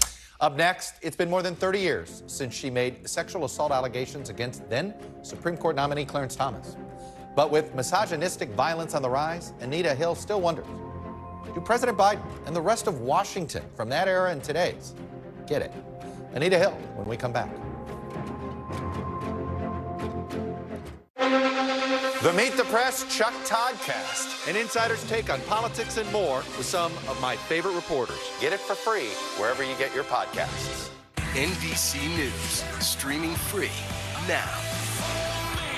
Hey, I'm Hallie. It's good to be with you tonight. There's another legal filing today, and I want to cut through some of the weedsy stuff. And let's just get to the point. They have started to vote on the PACT Act. If you're like Hallie, stop speaking Washingtonese. This bill would basically give health care to veterans who have exposed to these toxic chemicals. So, Scott, I'm trying to make this as not DC as possible. The increased sort of anger that we've seen now in politics. I saw you searching for, I think, your microphone, Danny. You are. I was trying to do it on the slide. Live TV, man. It's okay. News is happening now. Look at what's making headlines around the world. Whenever it happens, wherever you are, it's here now.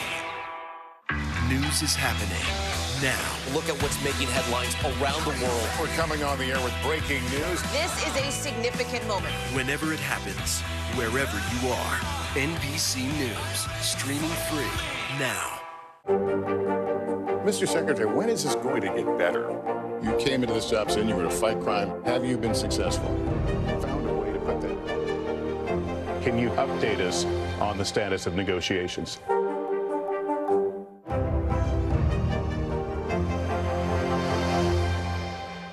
For Dateline Premium, subscribe now on Apple Podcasts. Mr. Secretary, when is this going to get better? You came into this job saying you were going to fight crime. Have you been successful?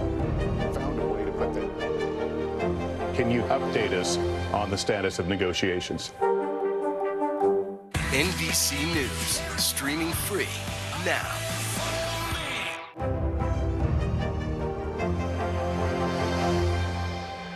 Sometimes the news can be difficult and overwhelming for kids to understand, so we've created a newscast just for them.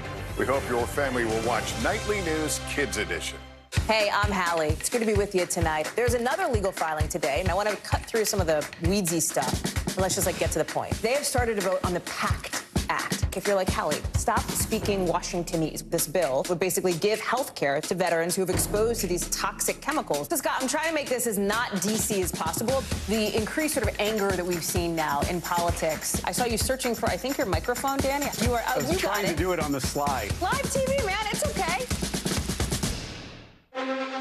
The Meet the Press Chuck Toddcast, an insider's take on politics and more with some of my favorite reporters. Get it for free wherever you get your podcasts. Watch NBC Nightly News with Lester Holt or listen wherever you get your podcasts. For Dateline Premium, subscribe now on Apple Podcasts.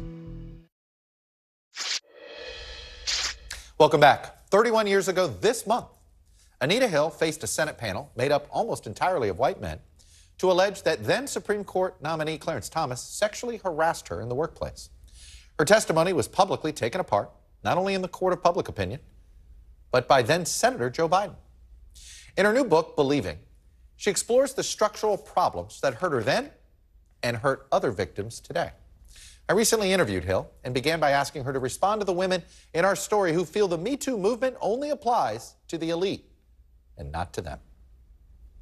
Harassment has not ended in every corner. And I've talked about this before, and that's one of the shortcomings, I think, of the movement, that it hasn't been inclusive enough, that it hasn't reached into all of the corners and the places where where harassment and sexual assault and abuse has happened. And so I think they are really justified in feeling abandoned to some extent. I don't think that's the problem of the movement. I think that what they are realizing is that resistance to solving this problem is still out there. It is perhaps greater on the people who don't have visibility, who don't have power. It is most often greatest on those people, and that we all have to do more to reach them. And we even have to do more to reach them at a younger age. One of the things that we're not talking about enough is prevention. How do we prevent this from even becoming a part of someone's lived experience that can continue throughout a lifetime? Look, this has to begin in adolescence, right? It begins with how we raise our boys and how we raise our girls, does it not? Well, it absolutely, the behavior begins in adolescence. I mean, in any, and I talk about this in my book, which really takes us through a lifetime experience of this issue. And what we find is that it happens in elementary schools. It happens, about a third of the students in middle schools. And so the problem builds and builds. And what is important to recognize is that it's affecting not only direct victims, but it's affecting all of the people around them, because they're learning that this is something that you just have to put up with, or that the institution isn't going to do anything about. So it's why bother to complain? And we've got to send better messages to children than that, because what we're doing is, in essence, we're grooming them to expect that it's normal or that it can't be addressed. During your testimony in 1991, you were asked why, if he was treating you this way, you continued to work there and you continued to work for Clarence Thomas. And at the time you said, look, I don't have a good explanation, but we're sort of getting at this issue, which is a lot of women stay in a job or stay in a relationship because they feel trapped. Knowing what you know now and the Me Too movement, do you think you would have stuck? You felt you had no choice but to stick in that job back then, is that right? I do feel like I had no choice, but let me also tell you, what I am tired of is hearing people say, why don't you just leave? Instead of saying to the person who is having this problem that we can fix this problem for you. You shouldn't have to leave a job or a school or any kind of position that you're in because someone is behaving badly. I mean, we need to get over that notion and stop asking people, why don't they just leave? There are many reasons that people don't leave, but mostly people want to stay because they want to do the work that they're doing, or they want to get the education that was promised to them when they enrolled in an institution. Here we are looking at a Supreme Court that has never been more unpopular, never been less trusted. 2 of the 9 members of the Supreme Court were credibly accused of sexual assault. It's hard not to say that doesn't seem to contribute to the credibility of the court. I'm sure it does. I mean, and I've heard it more and more. And I think in particular, people don't feel that they can trust this court, given the 2 justices that we're referring to, Justice Thomas and Kavanaugh, that we can trust these individuals to make unbiased decisions about what should happen when someone comes forward with a claim of sexual assault, sexual harassment, or other workplace violations. I mean, that really is just a sort of tip of the iceberg. I think what people understand, if these 2 individuals don't trust our lived experiences, then why should we entrust them to be able to give us justice or to mete out justice to any of us in these cases or other cases? President Biden apologized to you. Do you think he gets it? I'm not sure he gets it entirely, but he gets it, I think, enough to understand that the government, the leadership at all levels have a responsibility. He must know about the horrible rates of harassment and abuse that are coming out of our military and the incidents. He cannot be oblivious to that. He can't be oblivious to even the numbers that are coming out of our federal positions in government offices. So it is clear that we're not just talking about the Supreme Court being compromised. We're talking about our national offices, our judiciary system has incidents of harassment and abuse. We're talking about our government offices. We're talking about our military. And he must know of all of these things. And I think he knows enough about government and leadership to know that this change has to start from the top. I was just going to say, is it fair to say if government can't change itself, then we can't expect the rest of society to follow suit? There is no better model for us at this point than would be to see government really take a strong position on this and to begin to own it and take accountability for their role in changing it, not only in government, but throughout our systems, whether you're talking about our workplace systems or our educational systems or even our religious systems. I mean, look at how widespread this problem is. We're talking about a systemic problem on a societal level, and who better to get out in front and really lead on this than someone who has, the attention of the world. Anita Hill, professor from Brandeis University, among other things. Always appreciate getting your perspective. Thank you. Thank you. And that's all we have for this season of Meet the Press Reports, and quite the season it was. Catch up on the full season on YouTube, Peacock, or MeetThePress.com.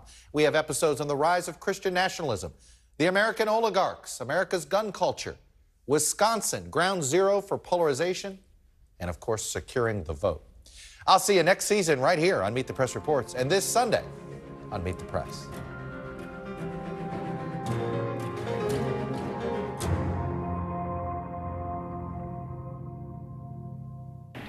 Tonight, the search for a motive as another community struggles to make sense of a mass shooting. What we're learning about the Walmart manager who opened fire Tuesday night inside a Virginia store. And the legislation President Biden said today he'll push for.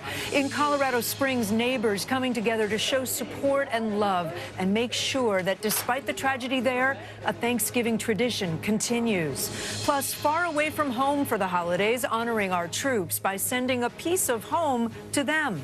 Ukraine in the dark, the race to restore power after another onslaught of Russian missile attacks. Will inflation dampen holiday spending? How retailers are gearing up for the biggest shopping day of the year.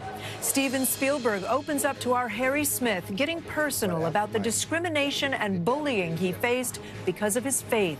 How he believes we can stop the hate. And a Minnesota chef trying to heal the wounds of a painful history through his unique recipes. This is NBC Nightly News with Lester Holt. Good evening. I'm Kate Snow in for Lester tonight. On this Thanksgiving Day, we saw people coming together in the face of tragedy. Two communities finding ways to share gratitude as they struggle with profound loss and grief. In Colorado Springs, there was a tradition of holding a Friendsgiving at Club Q every year on the holiday. And after the shooting tragedy there, volunteers found a way to make that happen at a community church. And in Chesapeake, Virginia, a community coming together through prayer vigils and a memorial put in place just today to honor the 6 lives lost at a Walmart. President Biden today saying he will push Congress to change gun laws. We begin in Virginia with Cal Perry. Tonight, Chesapeake, Virginia, a community that should be celebrating Thanksgiving is in mourning. It just keeps happening, and then we go back to our regular lives, and then it happens again. At this Walmart, 6 people were killed, all employees according to the company. At least 4 others were wounded before police say the shooter turned the gun on himself. It felt like forever getting out that store. He just opened fire and he literally was just doing like this. He was not aiming at anybody specific. He was just shooting all throughout the room. Already this year, by one count, there have been 609 mass shootings in the United States. An epidemic President Biden addressed today with reporters. Can you do anything about gun laws during a lame duck, sir? I'm going to try. What will you try and do? I'm going to try to get rid of assault weapons. An effort that could become harder next year with a divided Congress. Police say the 31-year-old shooter worked at Walmart since 2010. This video from years ago appearing to show him at the store. So far, there's no word on motive or if the suspect obtained his handgun legally. For now, law enforcement will do what they can, and I promise you, more information will follow. Until then, please know that we will get through this. Matt Salento built these 6 white crosses, one for each victim, a delivery becoming all too familiar as yet another American community is left to grapple with the impact of gun violence. Hopefully it just gives the family a little bit of closure, just let the families and friends of people who are affected know that we're here to support them. And Cal's with me now. Cal, what's the latest on the investigation there? Well, Kate, now that investigators know the 6 who were killed worked inside the Walmart with the shooter, they want to know more about why employees were targeted in particular. We spoke to one employee who said inexplicably the gunman let her go while killing others around her. Kate. Just so horrible. Cal, thank you. The president and the first lady called today the owners of the Colorado Springs gay nightclub where 5 people were shot to death last weekend. The Bidens offered condolences and expressed their support for the city's LGBTQ community, a community coming together on this day. Maura Barrett is there. As Colorado Springs mourns a lost sense of security, this Thanksgiving, the LGBTQ community gathering to share strength. No amount of hate is going to stop us from being a family and being together and showing each other that support. For those whose families don't accept them, a Thanksgiving meal at Club Q became a place to find a chosen family. This year, the club remains behind police tape, but at Pikes Peak Metropolitan Community Church, a feast for hundreds has been prepared in just days. We hope to see more a celebration. We're still here. We're still doing this. This is going to continue for many, many years to come. That support especially meaningful for Wyatt Kent, who lost his boyfriend, Daniel Aston, in the shooting. What do you hope that does for people today? I hope being together with family, regardless of chosen or blood or circumstance, can help everyone find some form of laughter, because that's what all 5 of those would have wanted us to have. They would have wanted to smile with us, and so we have to smile for them. The couple met at the club, where Daniel was a bartender and Wyatt performed in drag. I'm so thankful for so many things, but I'm so thankful to have known him and to have been loved by him. The community built inside Club Q, just as strong outside of it, as new signs around town demonstrate the power of love over hate, sharing grief while giving thanks. And I'm just so lucky to have had every second that I had with him. Maura Barrett, NBC News, Colorado Springs. Overseas now, across Ukraine tonight, many are still without power. Officials in the capital of Kyiv say 70% of residents have no electricity. The country was pounded yesterday by Russian airstrikes that targeted energy facilities. Ellison Barber reports from Kharkiv, where people are spending the night in the cold and dark, struggling to stay warm. When Russian forces fired a barrage of missiles at Ukraine, the impact was instantaneous. Fear, and then darkness. Russia's Ministry of Defense claims Wednesday's attack targeted the military control system of Ukraine and energy facilities related to it. But the people now combing through the rubble, waiting to collect water and looking for warmth, are civilians in survival mode. We don't have cell phone coverage, we don't have internet. We have a truck with humanitarian aid coming to Kharkiv. We can't get in touch with people in the warehouse. This is a frantic effort to turn the basement of a church into a warming center. Ultimately, all of this, it won't be necessarily warm, but the goal is that it will be bearable. Right now, this stove, it is the only source of warmth in this basement.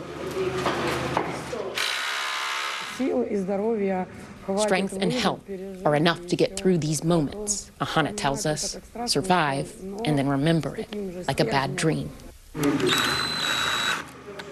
Out of the darkness and bitter cold, Ukrainians like Ahana are coming together and finding strength. There is more heartfulness, she says. We all get together, eat, cook on a fire, look at the Ukrainian night at the starry sky, and I think that this makes us stronger. Ellison Barber, NBC News, Kharkiv, Ukraine.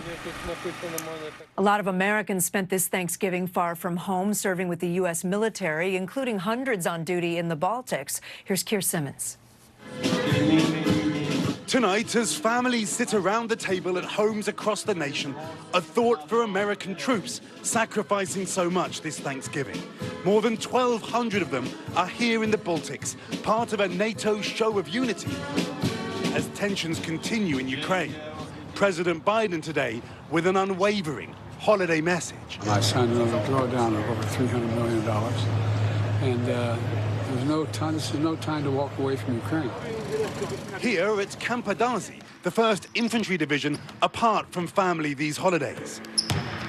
5,000 miles from home, heading into a bitter winter, but with beloved American traditions to keep them going. The holiday is going to be kind of hard, seeing them at the table without me, but like I said, I have a family here and we have a mission here as well. They are on constant alert and with not much downtime. But when it comes to the Thanksgiving feast, it's the full drill. Turkey, macaroni and cheese, collard greens, like everything. Oh, yeah. And in place of the Thanksgiving parade, the 1st Infantry Division's Big Red Band, who traveled all the way from Kansas, sharing songs from home. We get to play music that they're looking forward to, hopefully bring some remembrance of home to them, even though we're all away from our families. But we can still show that we're here for each other. A parade far away from home, but full of cheer and pride. Keir Simmons, NBC News, London. Coming up, Ready, Set, Shop. Retailers hoping to draw customers online and at the mall despite the inflation blues. Plus, the child care crunch busy parents are facing made worse as kids come down with RSV or the flu. The holiday shopping season kicks off tomorrow. You have 30 days to buy your Christmas gifts, and this Black Friday may look a little different. Dana Griffin explains. Move over Thanksgiving. This Black Friday may be unlike shopping we've seen in years. Good morning. Gone are the days of midnight madness. Instead, retailers like Best Buy, Walmart, and Kohl's are opening their doors before sunrise. They'll just be monitoring to see what consumers are biting on. Unlike last year when retailers had supply chain backlogs, this year stores have a surplus, which may explain earlier and extended Black Friday deals. Just grabbing a few things for now because there's going to be more deals. It's not just wants, but needs. Got an old fridge you need to replace? Experts say Friday is still the best day for large appliances. Some deals 25% off. Laptops are marked down at Best Buy and Amazon. Beauty products up to 50% off at Ulta and Sephora. If you see a good deal, experts say don't wait. The big challenge for consumers is that the popular items actually run out. But consumers are expected to purchase fewer gifts compared to 2021. This year, the gifts are going to be like one per person, especially for the children. To stretch their budget, nearly half of Black Friday Cyber Monday shoppers plan to turn to credit cards, with 37% using buy now, pay later programs. Some of these plans do charge interest, and so you have to be really careful about knowing what you can really take on. The deals continue to Cyber Monday, which is expected to remain the biggest shopping day of the year. Consumers on track to spend more than $11 billion, an increase from last year as inflation stretches wallets, forcing many to shop savvy to afford gifts for everyone on their list. Dana Griffin, NBC News. Rising cases of the flu, RSV, and COVID in some areas are already straining schools and hospitals, but it's also making things even harder for parents who struggle to find affordable childcare. Kathy Park reports.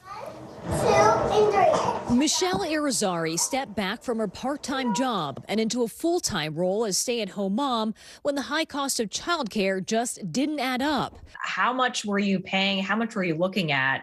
It would have been $2,340 a month for both kids, which is more than our mortgage now. I'm in the process of building a business, and it's really tough not to have the option of like a committed childcare option. Experts say she's not alone. Given the cost of childcare, which ranges anywhere between 20 and 30% of a household budget, it makes sense that parents might decide someone should just stay home and care because it might be more financially feasible for the family. Last month, a record 104,000 Americans missed work due to childcare challenges. Many families being pushed to the brink with kids out sick with the flu, RSV, or COVID. The outbreaks are happening as daycare centers and public schools nationwide struggle to stay fully staffed. When infections soared earlier this month, some school districts in Tennessee and Kentucky shut down. We were sending a lot of children homesick. We just got to the point where we just couldn't sustain being in school. Experts say to avoid the child care crunch, expand your search area to include more towns and zip codes. Consider getting on a wait list because openings can come up unexpectedly. And ask your network of friends, neighbors, and coworkers for suggestions. Across the country, a balancing act for parents caught between finding care and high costs. Kathy Park, NBC News. Some exciting shots at the World Cup in Qatar today. Brazil's star forward Richarlison scored both goals for Brazil, including this amazing kick as the top-ranked five-time champs defeated Serbia 2-0. And Cristiano Ronaldo led Portugal to a 3-2 victory over Ghana. Ronaldo is the first player to score in 5 World Cups. The U.S. plays England tomorrow. Big game. We're back in a moment with Harry Smith's one-on-one with director Steven Spielberg, his revealing message of hope to fight hate. Don't argue. Steven Spielberg's most personal film, The Fabelmans, is out in theaters now. In it, Spielberg addresses the ugliness of anti-Semitism he encountered at a young age. Harry Smith had a chance to talk one-on-one with the iconic director. Sergeant, he comes over the hill here. Steven Spielberg's new film is as close to autobiography as we will likely see. I want to make movies, though. The Fabelmans is deeply personal. I've been living with the story my whole life, so this is something. I'm a very private person. I would never ordinarily take anything like this public. And shies away from nothing, including a scene where the teenage filmmaker is set upon in high school. Hey, new kid. What's your name? Sam? Sam, what? Fabelman. Told you he's a He doesn't like Jews. Nobody likes Jews. Except other Jews, right? Well, I don't think there hasn't been a year where there hasn't been anti-Semitism in this country, throughout the world. I've been aware of it my whole life because I was certainly the subject of anti-Semitic bullying. Incidents of anti-Semitism are up. The ADL reports 2021 had the highest level of anti-Semitic events since they started keeping track 50 years ago. I don't remember a time in my 75 years that it's been as bad as it's gotten. But were it ever thus, one of his most powerful films laid waste to a lie, Holocaust denial. The list is an absolute good. The list is life. One of the things that motivated me to do Schindler's List, because I had the book for 10 years before I actually directed the movie, was this rise of Holocaust denials. Anti-Semitism is as ancient as the Inquisition, as current as yesterday's news. Kanye West's Twitter and Instagram accounts have been locked because of anti-Semitic posts. After his recent offensive comments about Jewish people. How, we wondered, could it be drawn down? What's the answer? But there's nothing we could really do in our culture to really move the needle. What is going to move the needle is people of opposing views and ideologies to get together into a room and start having civilized conversation with each other. You know, the only thing that is the only real treatment for this sickness is conversation. And I've always believed that, and I think that is really the only cure. No doubt, it's up to us to start the conversation. Harry Smith, NBC News, Los Angeles. When we come back on this Thanksgiving, the power of food to help us heal. The Thanksgiving spirit was on full display today at parades across the country. Here in New York, thousands lined the streets for the annual Macy's Thanksgiving Day Parade. This year, it featured 16 giant balloons, 12 marching bands, and, of course, Santa Claus. But one of the standout moments going viral, 80s star Paula Abdul singing and tap dancing to one of her big hits, Straight Up. Finally tonight, on this Thanksgiving, a chef's mission to heal the wounds of our country's history using special ingredients. Here's Maggie Vespa. This holiday season, in a bustling Minneapolis kitchen, a groundbreaking mission gains undeniable momentum. Okay, let me take a look for you. The fight for a table at Owamni, named for a waterfall once flowing nearby, validation to a visionary. Meet Sean Sherman, a member of the Oglala Lakota Sioux tribe, dubbed the Sioux Chef. You describe your food as decolonized. What is that? We're just pushing back on what that colonization brought. Everything on Owamni's menu grows or grazes in North America and predates European settlers. We took away things that were introduced, like dairy, wheat flour, cane sugar, beef, pork, chicken. All those items didn't exist here not that long ago. To Sherman, dishes of bison, beans, corn, even crickets, honor land stolen and a culture crushed. We're just looking at how indigenous peoples basically around the world had the blueprint to live sustainably, utilizing the world around us. For co-owner Dana Thompson, it's an homage to resistance, recipes preserved by ancestors who at one time could have been jailed for preparing indigenous food. We have people that actually are weeping into their plates some days because this is the first time they've had a completely decolonized meal. Today's customers mystified. It was incredible. I haven't seen most of this stuff before, so it's kind of cool to try duck sausage. Since opening in 2021, Owamni's success has been staggering, earning an esteemed James Beard Award and Sherman a trip to the White House. Thanksgiving, he notes, is a painful day for indigenous people. We're at a point where we can start to reclaim a lot of this, but we're hoping that non-indigenous peoples can really start to think and pay respect to the land that they're standing on and think about the privileges that some people have. What better way to start than with food? Maggie Vespa, NBC News, Minneapolis. That is Nightly News on this Thursday. We hope you've had a happy Thanksgiving. Stay safe and have a great night.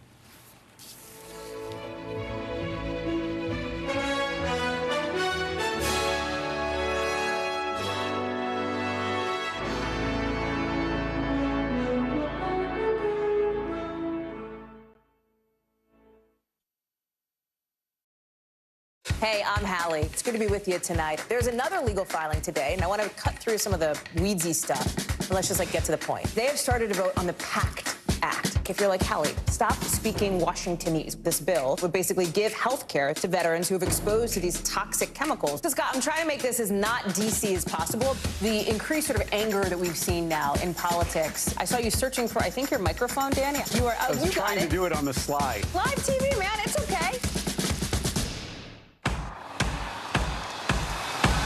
News is happening now. Look at what's making headlines around the world. Right now on Morning News Now. We're coming on the air with breaking news. And this is a significant moment. Whenever it happens, wherever you are, NBC News, streaming free now. Hey, podcast fans, ready to unlock our true crime mysteries? Try Dateline Premium on Apple Podcasts. You'll get early access to originals, plus bonus content, and everything is ad-free. So head to Apple Podcasts now to subscribe.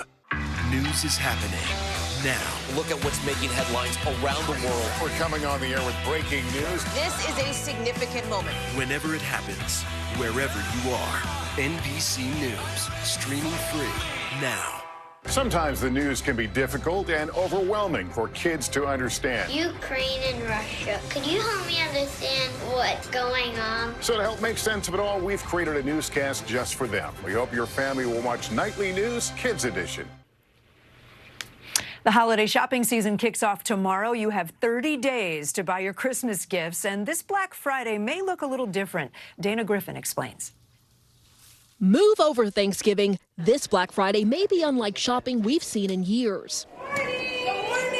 Gone are the days of midnight madness. Instead, retailers like Best Buy, Walmart, and Kohl's are opening their doors before sunrise. They'll just be monitoring to see what consumers are biting on. Unlike last year when retailers had supply chain backlogs, this year stores have a surplus, which may explain earlier and extended Black Friday deals. Just grabbing a few things for now because there's going to be more deals. It's not just wants, but needs. Got an old fridge you need to replace? Experts say Friday is still the best day for large appliances. Some deals 25% off. Laptops are marked down at Best Buy and Amazon. Beauty products up to 50% off at Ulta and Sephora. If you see a good deal, experts say don't wait. The big challenge for consumers is that the popular items actually run out. But consumers are expected to purchase fewer gifts compared to 2021. This year, the gifts are going to be like one per person, especially for the children. To stretch their budget, nearly half of Black Friday Cyber Monday shoppers plan to turn to credit cards, with 37% using buy now, pay later programs. Some of these plans do charge interest, and so you have to be really careful about knowing what you can really take on. The deals continue to Cyber Monday, which is expected to remain the biggest shopping day of the year. Consumers on track to spend more than $11 billion, an increase from last year as inflation stretches wallets, forcing many to shop savvy to afford gifts for everyone on their list. Dana Griffin, NBC News. Rising cases of the flu, RSV, and COVID in some areas are already straining schools and hospitals, but it's also making things even harder for parents who struggle to find affordable childcare. Kathy Park reports. Michelle Irizarry stepped back from her part-time job and into a full-time role as stay-at-home mom when the high cost of childcare just didn't add up. How much were you paying? How much were you looking at? It would have been $2,340 a month for both kids, which is more than our mortgage now. I'm in the process of building a business, and it's really tough not to have the option of like a committed childcare option. Experts say she's not alone. Given the cost of childcare, which ranges anywhere between 20 and 30% of a household budget, it makes sense that parents might decide someone should just stay home and care because it might be more financially feasible for the family. Last month, a record 104,000 Americans missed work due to childcare challenges. Many families being pushed to the brink with kids out sick with the flu, RSV, or COVID. The outbreaks are happening as daycare centers and public schools nationwide struggle to stay fully staffed. When infections soared earlier this month, some school districts in Tennessee and Kentucky shut down. We were sending a lot of children homesick. We just got to the point where we just couldn't sustain being in school. Experts say to avoid the child care crunch, expand your search area to include more towns and zip codes. Consider getting on a wait list because openings can come up unexpectedly. And ask your network of friends, neighbors, and coworkers for suggestions. Across the country, a balancing act for parents caught between finding care and high costs. Kathy Park, NBC News. Some exciting shots at the World Cup in Qatar today. Brazil's star forward Richarlison scored both goals for Brazil, including this amazing kick as the top-ranked five-time champs defeated Serbia 2-0. And Cristiano Ronaldo led Portugal to a 3-2 victory over Ghana. Ronaldo is the first player to score in 5 World Cups. The U.S. plays England tomorrow. Big game. We're back in a moment with Harry Smith's one-on-one with director Steven Spielberg, his revealing message of hope to fight hate. Don't argue.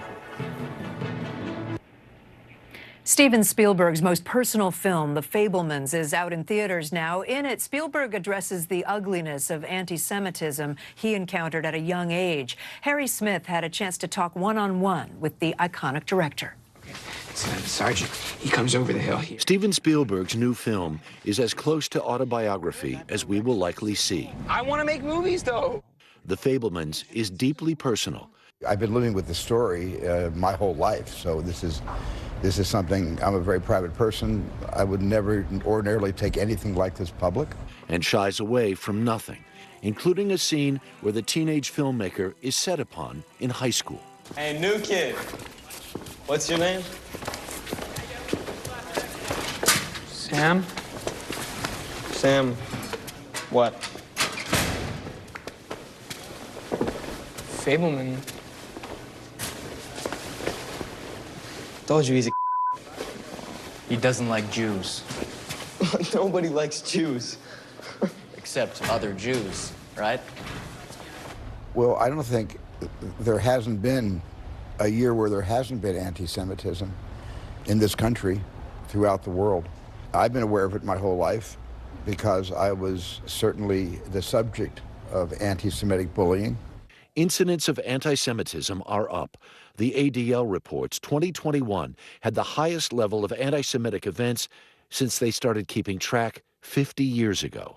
I don't remember a time in my 75 years that it's been as bad as it's gotten. But were it ever thus, one of his most powerful films laid waste to a lie, Holocaust denial. The list isn't absolute good.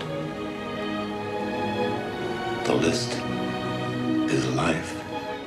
One of the things that motivated me to do Schindler's List, because I had the book for 10 years before I actually directed the movie, was this rise of Holocaust denials. Anti-Semitism is as ancient as the Inquisition, as current as yesterday's news. Kanye West's Twitter and Instagram accounts have been locked because of anti-Semitic posts. After his recent offensive comments about Jewish people. How, we wondered, could it be drawn down? What's the answer? But there's nothing we could really do in our culture to really move the needle. What is going to move the needle is people of opposing views and ideologies to get together into a room and start having civilized conversation with each other. You know, the only thing that is the only real treatment for this sickness is conversation. And I've always believed that, and I think that is really the only cure. No doubt it's up to us to start the conversation. Harry Smith, NBC News, Los Angeles. When we come back on this Thanksgiving, the power of food to help us heal. Here's to a really crazy year, getting through another.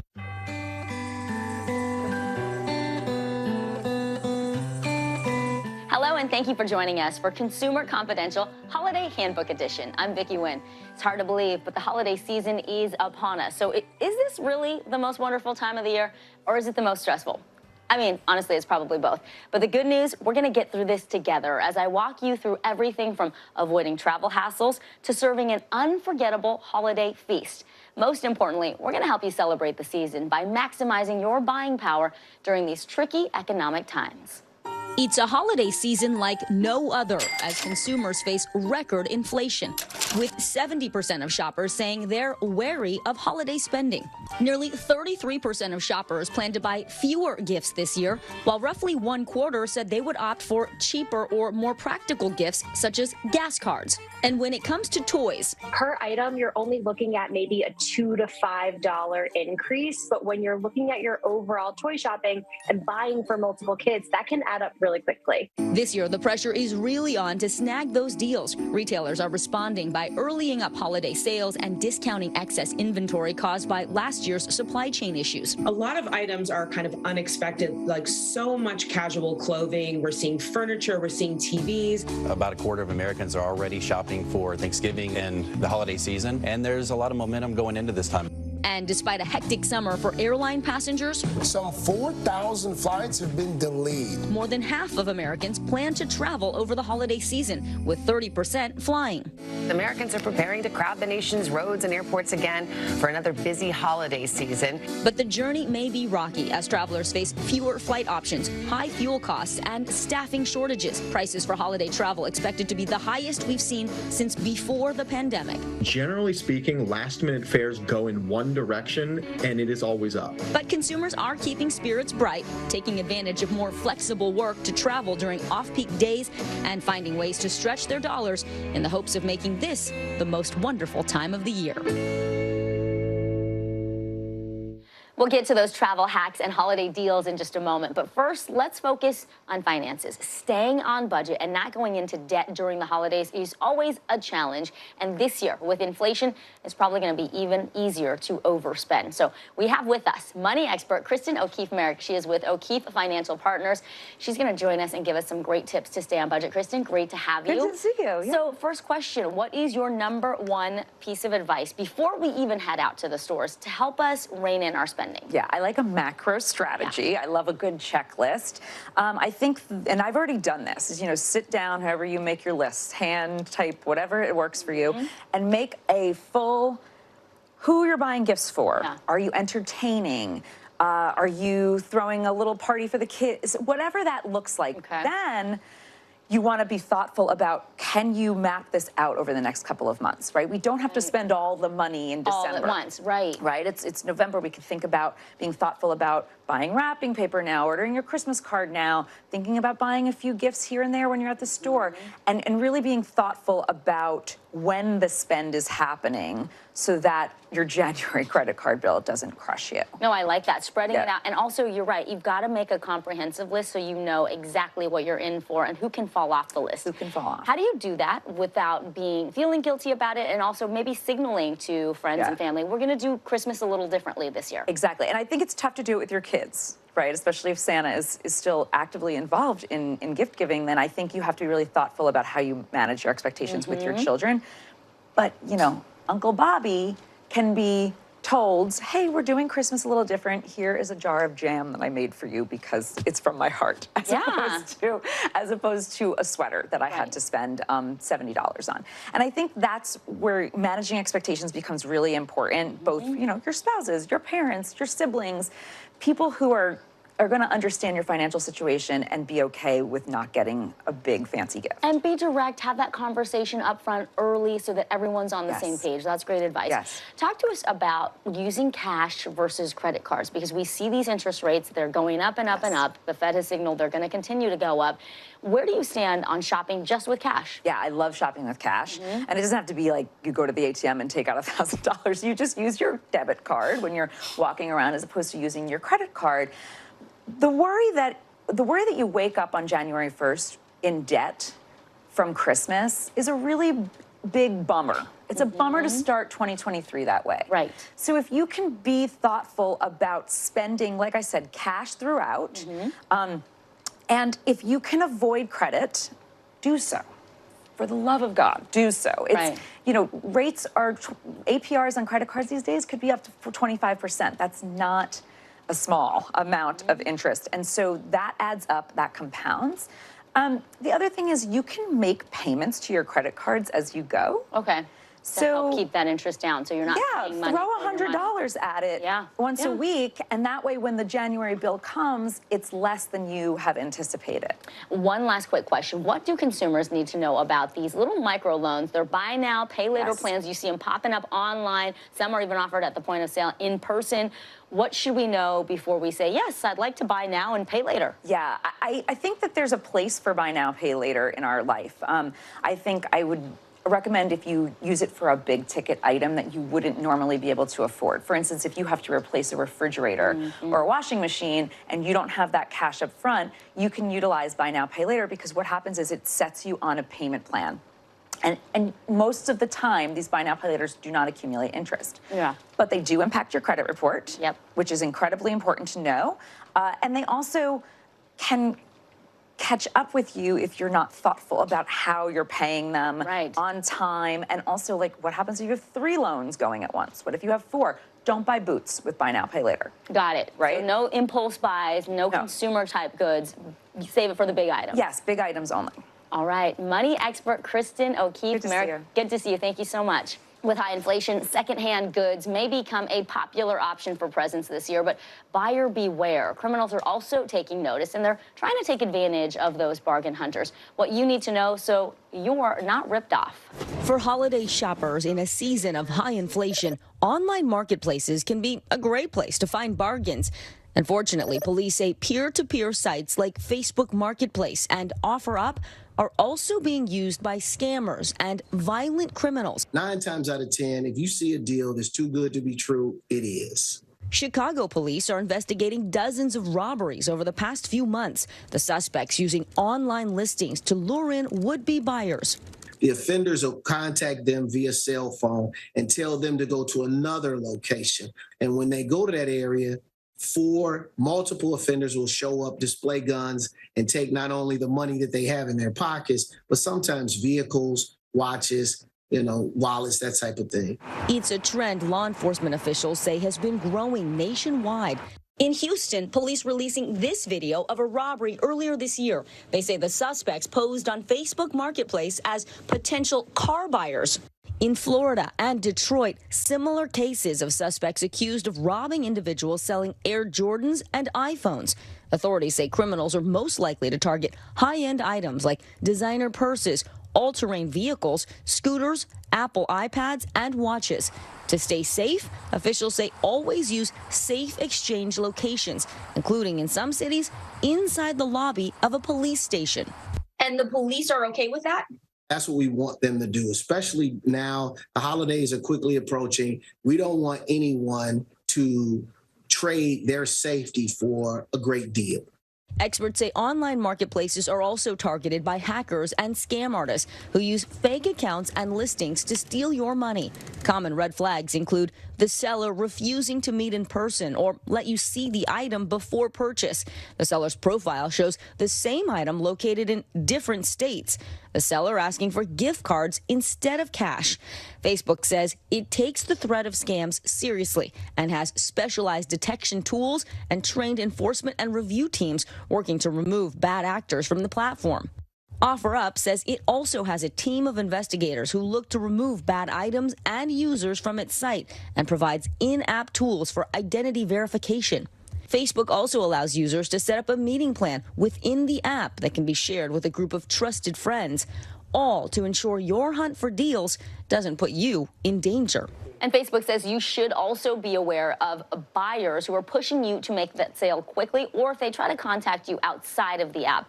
Always try to meet up during the day in a public location. And another way to protect yourself, experts say use a secure credit card or PayPal option whenever you can. Those offer additional fraud protection. And remember, if someone is offering a price that's far lower than market value, that is a big red flag. Coming up, we'll have the 411 on holiday travel, from finding deals to dealing with crowds and cancellations. What you need to know about going home for the holidays. Later, skimp, splurge, or swap. How to pull off that unforgettable feast without going broke. You're watching Consumer Confidential on Today All Day.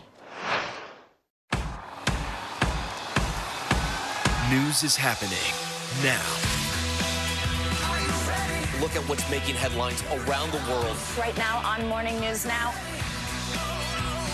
We're coming on the air with breaking news. And this is a significant moment. Whenever it happens, wherever you are, NBC News, streaming free now. The big variable, the storm surge. How much water will ultimately be pushed inland? How many of you were up there? At least like 11. Why was it important for you to be here? What our top story tonight? You guys okay? Yeah. What kind of training regimen? How you doing, Lester? Sometimes the news can be difficult and overwhelming for kids to understand. Ukraine and Russia. Could you help me understand what's going on? So to help make sense of it all, we've created a newscast just for them. We hope your family will watch Nightly News Kids Edition. News is happening now. Look at what's making headlines around the world. Right now on Morning News Now. We're coming on the air with breaking news. And this is a significant moment. Whenever it happens, wherever you are, NBC News, streaming free now.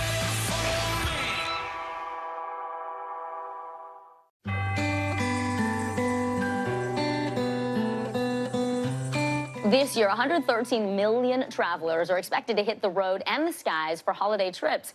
That means busier airports and higher travel costs due to inflation. Here to help us navigate the season ahead is Alicia Prakash. She's the Associate Editorial Director at Travel and Leisure Magazine. Alicia, welcome. Thank you for being here. Thank you for having me. Everyone wants to know, what are your top tips to make travel this holiday season as stress-free as possible?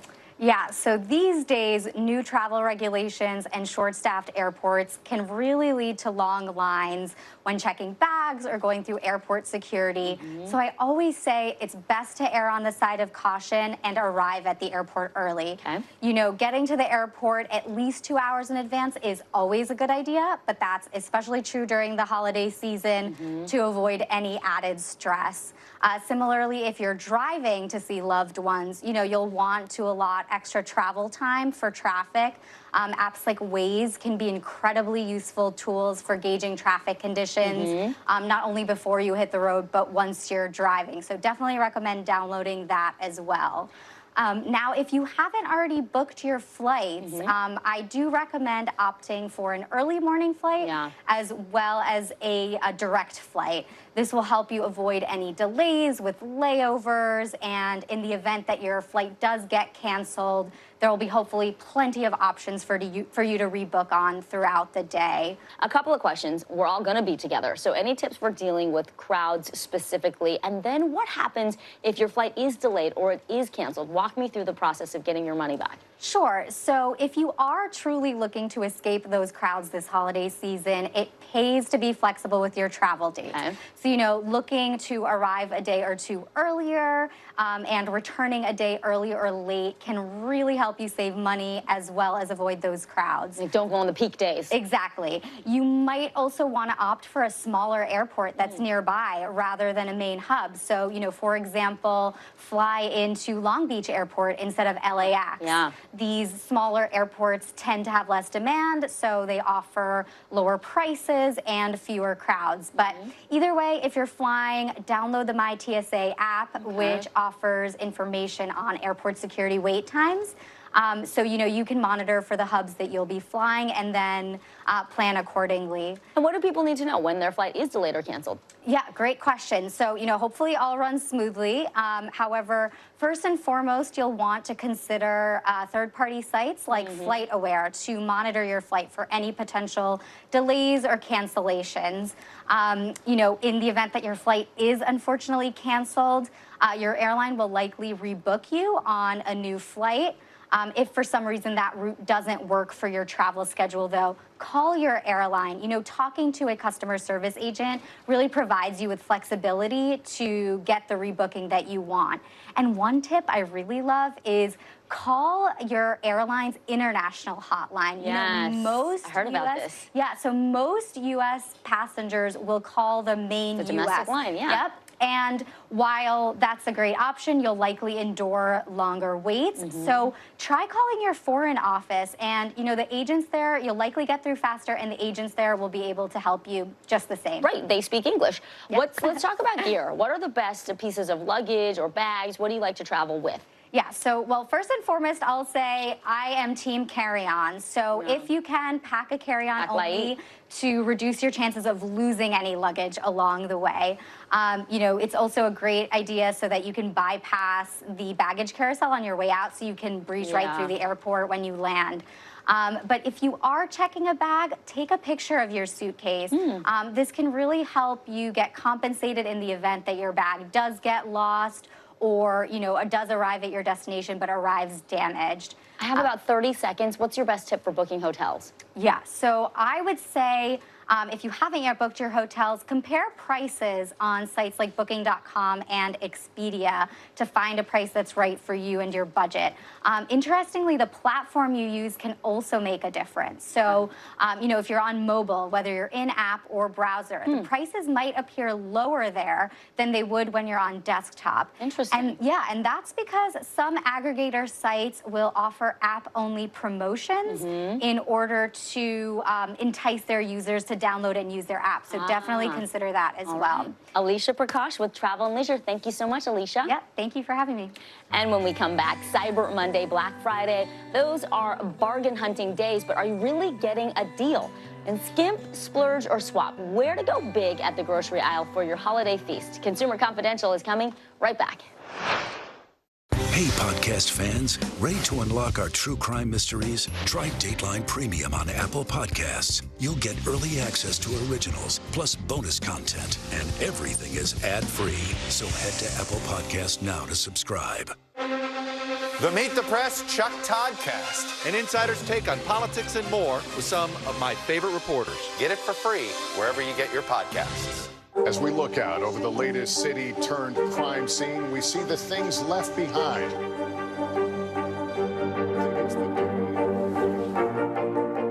Can you tell us what it was like? Our NBC News exclusive.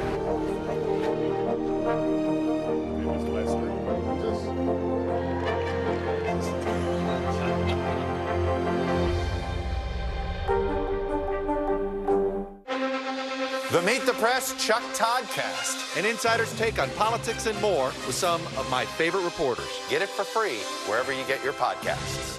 Watch NBC Nightly News with Lester Holt or listen wherever you get your podcasts.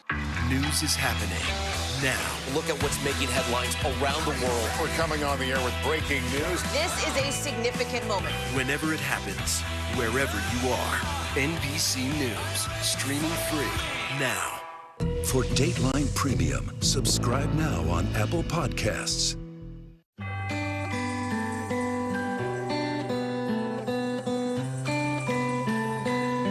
If you have started your holiday shopping, chances are you have already seen signs for deep discounts. But should you snap up those deals right away? Kevin Bressler is the executive editor at Consumers Checkbook. It's a nonprofit with a mission to help consumers get the best service and lowest prices. Kevin, that's music to our ears, especially right now. Yeah. Welcome.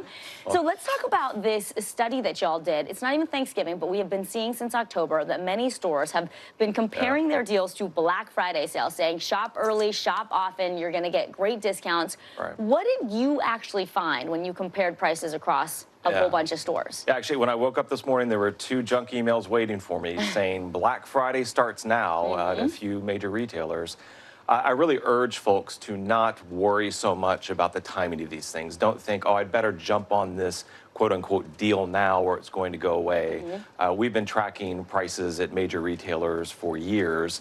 We recently completed a study where we looked at 25 major retailers over 33 weeks. We checked in on their prices once a week and found that almost all of them these days are guilty of holding what we call misleading sales, where, you know, the sales, these supposed discounts never end, that week after week when we checked in, these products were listed as being on sale, but what they're doing is essentially they're crossing out a price, a list or regular price, that they rarely, if ever, charge, so that they can tell you that they're selling it for 20% off, 40% off, 60% off. So it's like a perma sale. It's just always happening, yes, and you think, okay, I'm getting a better deal, but in some cases, it's never was at that regular price. Right, and in many cases, these stores never charged that list price, or at least, you know, only charged it for 10 minutes or for a few hours or something. I think that, you know, these are misleading sales. We call them fake sales. It's an attempt to get you to not shop around, to make you think, oh, you got to do it now, act now, buy now. And by, you know, if it says it's 60% off, what's your inclination is to say, Well, they're practically giving it away. Why would I bother shopping? There is a real psychology to it. So, okay, you found this. You looked at 25 stores, 33 weeks. What is the best way then to know if a sale really is a sale and if this really is the good time to buy that item? Right. Don't be pressured. Don't think, okay, if I don't do this right now, this deal's going to go away, because that's rarely the case. We rarely found that, you know, prices dip below a certain threshold for very long, and that you really, if you hadn't jumped on something, you would have lost out. Okay. You know, stores, some of them even on their websites have countdown clocks now. That's to get you to ramp up the anxiety, to make sure that, you know, that you buy then and there without shopping around. So the key is to shop around. Okay, so compare prices, shop around. Make sure you can't get a better price somewhere else. Do a quick internet search to see if other major retailers are offering it for less. Sometimes I'll just search it right there in the store. There you go. And if you're in the store, you can even use apps that let you scan barcodes, and they'll do comparison shopping for you. There are price shopping bots out there. There's a few that we've tried that seem to work okay. Or Price Grabber has one. Yahoo Shopping has one. There are, you know, extensions you can add to your web browser that will, like, called Honey. It will look around to see if there are coupon codes that can apply, or maybe better deals other places. I'll tell you, none of these things are perfect, right? None of them work great. But overall, the key is to just make sure you do some shopping around before you buy, especially if it's a big ticket item. Kevin, what are you finding in terms of stores and their willingness to do two important things? One, price match. Are stores generally willing to price match if you find a better price and can show it to them? And two, are they willing to do price adjustments more now than they have in the past? Yeah, both those things, yes. Okay, especially if you're in a store and you find that a competitor is charging less money for that item. Most stores will price match, and it sounds like a pain, but our researchers have found that when they've tried to do it, it's quite easy. Somebody at the register can do it. Sometimes you have to go to customer service, but we found it was a pretty simple, straightforward process. Another thing you can do is, and this is even also kind of a pain, is that after you've bought something, if prices go down, and so you could have bought it for less at that retailer, you can usually go back and they'll go ahead and make an adjustment to your bill. You'll get a refund. And being nice goes a long way. It does, nice. yeah. Okay. And, you know, in a lot of these stores, they're set up, they're used to it, surprisingly. I mean, I just didn't think many people did this, but it was quite easy when we tried to get these adjustments made. Kevin Brassler with Consumers Checkbook. Thank you so much for your time, Kevin. Good to see you. Well, next up, take the pressure off of your holiday meal. Enjoy the feast without the fuss. We're going to show you how to save time and money when Consumer Confidential comes right back.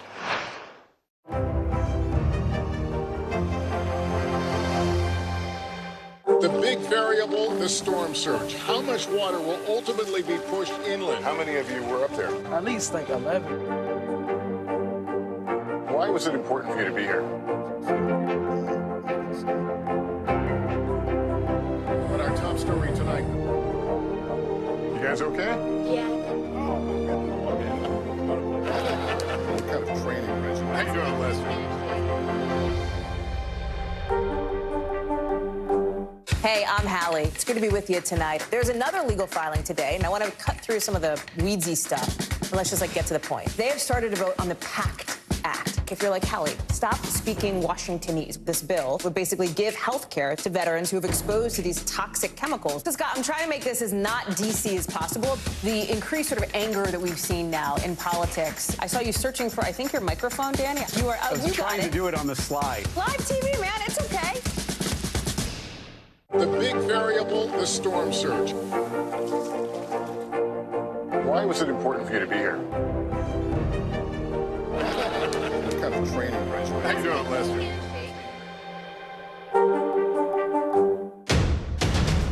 The day's biggest political stories with trusted insight and expert analysis. A daily look at the politics behind the headlines.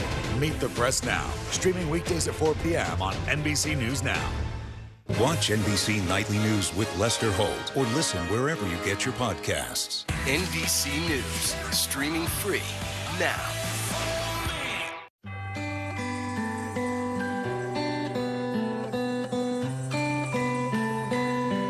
Well, it sure can feel like you have a lot on your plate when it comes to planning that holiday meal, especially this year with food prices going up. Have no fear. You can have that feast without the fuss. With me now to help walk us through it all is Real Simple Editor-in-Chief Lauren Ionati. Lauren, welcome. Thank you so much for being here with us on Consumer Confidential. So let's talk a little bit about the big holiday coming up. where turkey is the star, and turkey prices we know are up 73% from last year. It's expensive. So what are your best tips in terms of how you can save on the staples and still have a wonderful meal? Where can we skimp? Where should we splurge? Where should we swap? Sure. Okay. Don't buy the breast. Don't buy the whole bird. Buy the legs. So we actually, our main event this year, I know it's a little bit crazy, and I remember talking to my food director, and she's like, this is nuts. Legs. They're much cheaper because they're less in demand. They're totally delicious. It's dark meat. Dark meat. Yeah, and absolutely. And we have a great recipe for them, and they can be just as delicious as anything else. So I just say that's where you're going to save right there. If you go for the legs instead. Also, they're also like a pound each or a pound and a half, which basically takes some of the hard math out of figuring it out. How many people? Each of you gets a leg. One leg per person. Oh, I love that. Okay. Stuffing. Don't worry about using dried spices. You absolutely can use dried spices. You can use the spices that are in your cupboard right now. Just anything. I know a lot of recipes call for fresh, right? And you feel like, oh, I got to do that. Nope. You can use dried. 1 tablespoon of fresh equals 1 teaspoon of dried. Got it. Okay. I was very careful not to mix it up. I don't want people poisoning their relatives. Too much rosemary. Exactly. So, and if you want to get fresh, absolutely don't worry about wasting, because there are ways to preserve them and save them. You basically cut them like fresh cut flowers, the leftovers, and put them in a glass on the counter, and they can stay for a couple of days. Just change the water every day. And then, you know, if you're worried about still not using them, just chop them up and put them in an ice cube tray with olive oil. I love this trick. Put it in the freezer. And then you've got these little flavor bombs you can put in soups and stews and sauces. Yes. Okay, that's a great tip. What about beverages? Those tend to add up. They get pricey. What are your tips on saving there? So don't feel like you have to have a varietal of wine for every single person. Like Uncle Doug really likes that Côte du Rhône. Well, then he can bring it. Your job is to get 1 red and 1 white. Crowd pleasers. They don't have to be expensive. If you talk to your wine shop, they'll have good bottles for like $12 a bottle. And the more you buy, the cheaper it is. So if you get a case, if you have a big crowd coming, 1 red, a medium-bodied red that goes nicely with your turkey. 1 white, let's say a Sancerre, a nice acidic Sancerre, a Sauvignon Blanc that goes nicely with your turkey, and they get to choose, and you're done. I like that. You know, people did that for weddings, too, because if you have an open bar, it can be really crazy, but if you just choose a few select drinks, nobody really even feels like they're missing out. Totally. Let's talk about the grocery store. Where can we cut costs? What should we be keeping an eye out when it comes to bargains? So the big thing about saving at the grocery store, and we know it's tough out there. I mean, the prices are skyrocketing.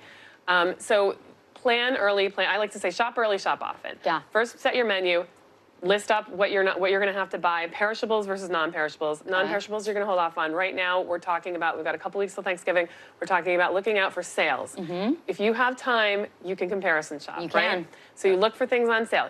Sign up for your store's points card or points. Yeah, the loyalty program. Yeah. And the rewards. You know, I don't know what you've been waiting for, but if you haven't done it yet, do it now. You'll get deals.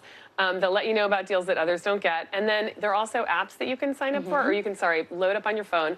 And it's Basket, and the other one that we really like is Flip with 2 Ps. Flip with 2 Ps. And they will do the comparison shopping for you. They're like you're going through your circulars for you, basically, and telling you where the best deals are and how to get to them. I got 20 seconds. What about cooking? Best tip there. Oh my God. I guess make ahead. I mean, so like I map it out and I write it down. Here, actually, my best tip is write it down, because that way you don't have to keep deciding over and over again. You know what you're making on Wednesday. You know what you're making on Thursday. You have to spread it all out. You have to make sure you're preparing and making things ahead, and you will have the best Thanksgiving ever. I love it. Great tips, Lauren Iannati with Real Simple. We appreciate you. Thank you. Thank you very much for having me. That is going to be our time for now. Catch me on NBC News Now weekdays from 12 to 2 Eastern.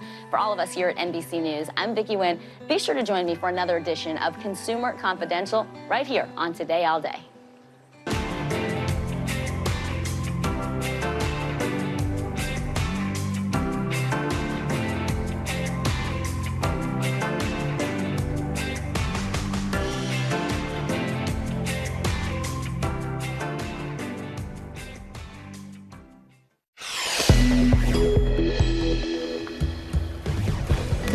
Making sense of the senseless. The new clues for a motive in the mass shooting inside a Virginia Walmart Tuesday night. Lights out in Ukraine, the race to restore power before winter sets in after Russia targeted key infrastructure. Get ready for a Twitter free-for-all. Elon Musk offers up amnesty for most suspended accounts. Why it could put the company on a collision course with tech titans like Apple and Google. 'Tis the season for savings. Little Thanksgiving leftovers are in the fridge now. That means it's time to shop. We are making a list of the best Black Friday deals. And there can only be one top dog who took home Best in Show at the 2022 National Dog Show. Thanks for waking up from your turkey coma to start your Friday with us here in Early Today. Good morning. I'm Philip Mena. America's unofficial holiday is back across the country this morning. Shoppers will be digging for the best bargains on Black Friday. 166 million Americans are expected to hit the malls between Thanksgiving and Cyber Monday. That's according to the National Retail Federation. Inflation has been driving up the price of just about everything this year, so all eyes will be on those price tags to see how deep those discounts will be. And here to help us knock out that holiday wish list is Michelle Grossman. Michelle, good morning. What is in the forecast? Good morning, Phil. So good to see you. Well, we're looking at some rain in the forecast. We're much more active than we have been. Today, we're going to see that activity increase tomorrow and also through Sunday as well. So taking a look at satellite radar, you can see lots of green on the map. That's indicating where rain is falling. So we're seeing some heavy rain throughout the southeast, even seeing those brighter colors, the yellows, the reds, the oranges, where that heavy rain is falling. You're seeing some blue in portions of New Mexico, also Texas. That's where snow is falling. We could see up to a foot in some spots. But much of the east is seeing some showers early this morning. They should clear out later on today, but if you're out early shopping, you're going to contend with some showers there. Even seeing some of those brighter colors too in interior northeast of Pennsylvania, also New York, into portions of the Carolinas. So you may need to dodge some rain as you head out shopping early this morning. So this is a setup today. We're looking at showers quickly exiting the East Coast, but those showers are going to linger across Texas, also New Mexico, including the snow. It's going to be windy too, with winds up to 35 miles per hour. Then tomorrow, another storm system impacting portions of the southern plains. We're going to see heavy rain into portions of the lower Mississippi Valley, the Tennessee Valley. That's going to lead to the potential for some flash flooding because we have some saturated soil there. We'll talk more about this storm system, talk more about traveling home with some rain in the Northeast on Sunday. Back to you. All right, we'll see you in a bit, Michelle. Thank you. The community of Chesapeake, Virginia, devastated after the deadly mass shooting at a Walmart that left 6 employees dead. Residents coming together through prayer vigils and a memorial put in place to honor the 6 lives lost at that Walmart. Here's Cal Perry. Chesapeake, Virginia, a community that should be celebrating Thanksgiving, is in mourning. It just keeps happening, and then we go back to our regular lives, and then it happens again. At this Walmart, 6 people were killed, all employees according to the company. At least 4 others were wounded before police say the shooter turned the gun on himself. It felt like forever getting out that store. He just opened fire and he literally was just doing like this. He was not aiming at anybody specific. He was just shooting all throughout the room. Already this year, by one count, there have been 609 mass shootings in the United States. An epidemic President Biden addressed with reporters. Can you do anything about gun laws during the lame duck, sir? I'm going to try. What will you try and do? I'm going to try to get rid of assault weapons. An effort that could become harder next year with a divided Congress. Police say the 31-year-old shooter worked at Walmart since 2010. This video from years ago appearing to show him at the store. So far, there's no word on motive or if the suspect obtained his handgun legally. For now, law enforcement will do what they can, and I promise you, more information will follow. Until then, please know that we will get through this.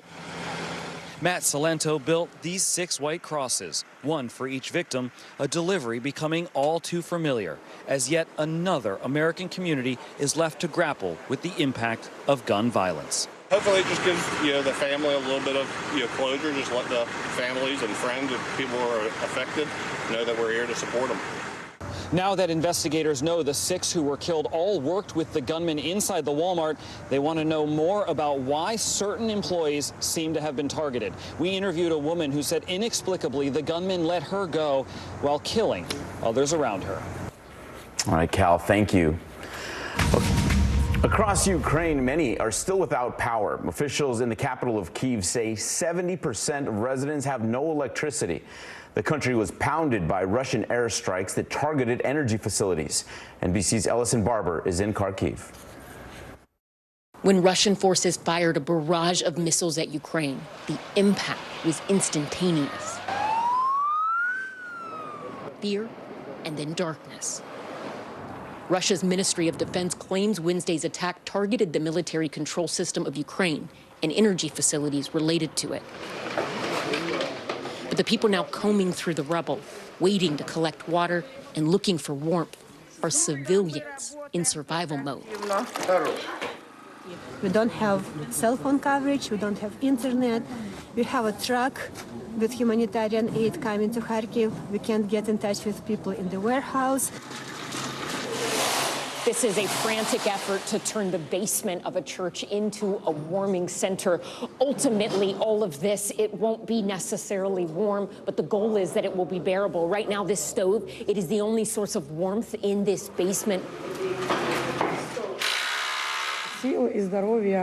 Strength and health are enough to get through these moments, Ahana tells us, survive, and then remember it, like a bad dream. Out of the darkness and bitter cold, Ukrainians like Ahana are coming together and finding strength. There is more heartfulness, she says. We all get together, eat, cook on a fire, look at the Ukrainian night at the starry sky, and I think that this makes us stronger. Ellison Barber, NBC News, Kharkiv, Ukraine. New this morning, Elon Musk says he is granting amnesty to suspended Twitter accounts. In an online poll, the new CEO asked his followers if the bans should be lifted as long as the accounts hadn't broken the law or engaged in spam. 72% said yes. Musk used the same method to decide that Donald Trump's account should be back online, although the former president has not tweeted anything new. These polls are not scientific and can be easily influenced by bots. This move raises more concerns about harmful content on the site. And there's a risk that Twitter could violate the content moderation rules at Apple or Google, which could get the platform booted from app stores. Now to our troops serving overseas, hundreds spending their Thanksgiving on duty in the Baltics. Here's Keir Simmons. As families sit around the table at homes across the nation, a thought for American troops sacrificing so much this Thanksgiving. More than 1,200 of them are here in the Baltics, part of a NATO show of unity. As tensions continue in Ukraine, President Biden with an unwavering holiday message. I signed another drawdown of over $300 million, and there's no time. This is no time to walk away from Ukraine. Here at Campadasi, the 1st Infantry Division apart from family these holidays. 5,000 miles from home, heading into a bitter winter, but with beloved American traditions to keep them going. The holiday is going to be kind of hard, seeing them at the table without me, but like I said, I have a family here, and we have a mission here as well. They are on constant alert, and with not much downtime. But when it comes to the Thanksgiving feast, it's the full drill. Turkey, macaroni and cheese, collard greens, like everything. Oh, yeah. And in place of the Thanksgiving parade, the 1st Infantry Division's Big Red Band, who traveled all the way from Kansas, sharing songs from home. We get to play music that they're looking forward to, hopefully bring some remembrance of home to them, even though we're all away from our families. But we can still show that we're here for each other. A parade far away from home, but full of cheer and pride. Keir Simmons, NBC News, London. We appreciate their service. All right, let's bring back Michelle for a look at the weekend forecast. Hello again, Michelle. Hi there, great to see you. And we're looking at some rain in the forecast, especially in the southern plains. Could see some localized flooding, especially along the Gulf Coast of Texas. So that will be the story over the next several days. The big story on the cold side of the storm. We're looking at some snow in portions of New Mexico, also Texas. We do have some winter storm warnings, some winter weather advisories there. Heavy snow up to a foot in some spots, along with some really gusty winds gusting up to 35 miles per hour. So we're going to be watching that very closely as well. It's going to cause some impacts in the air. Today, we're looking at some slowdowns in Dallas, also Houston, especially along the East Coast, too. We're looking at possible slowdowns from Boston and New York, Philadelphia, D.C., down to Charlotte, Atlanta, Orlando, and Miami. You look good. Looking good, too, in San Francisco, Las Vegas, and Los Angeles. And then as we near Saturday, we're going to clear it out on the East Coast, looking really good from Boston to Miami. More slowdowns in Dallas and Houston. And then Sunday, we are looking at likely slowdowns because we're looking at another storm system and lots of rain on Sunday in the East Coast from Boston to D.C. TC. That's a look at the big weather story of the day. Here's a closer look at your day ahead.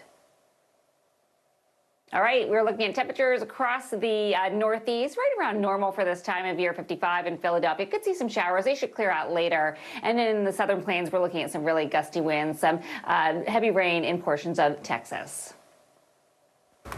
All right, it's Friday. It's big shopping day. We're going to take a look at today's forecast and the weekend ahead. It sure is, and we're looking forward to that. Thanks, Michelle.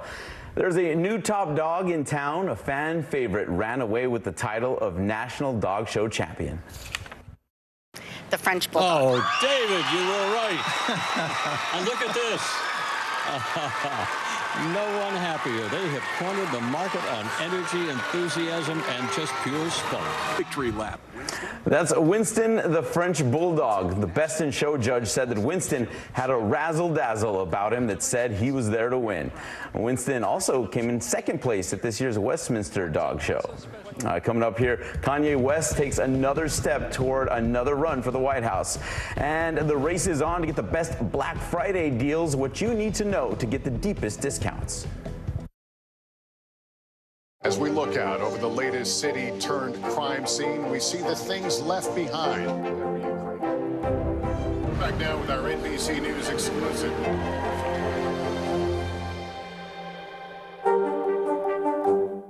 News is happening now. Look at what's making headlines around the world. We're coming on the air with breaking news. This is a significant moment. Whenever it happens, wherever you are, NBC News, streaming free now.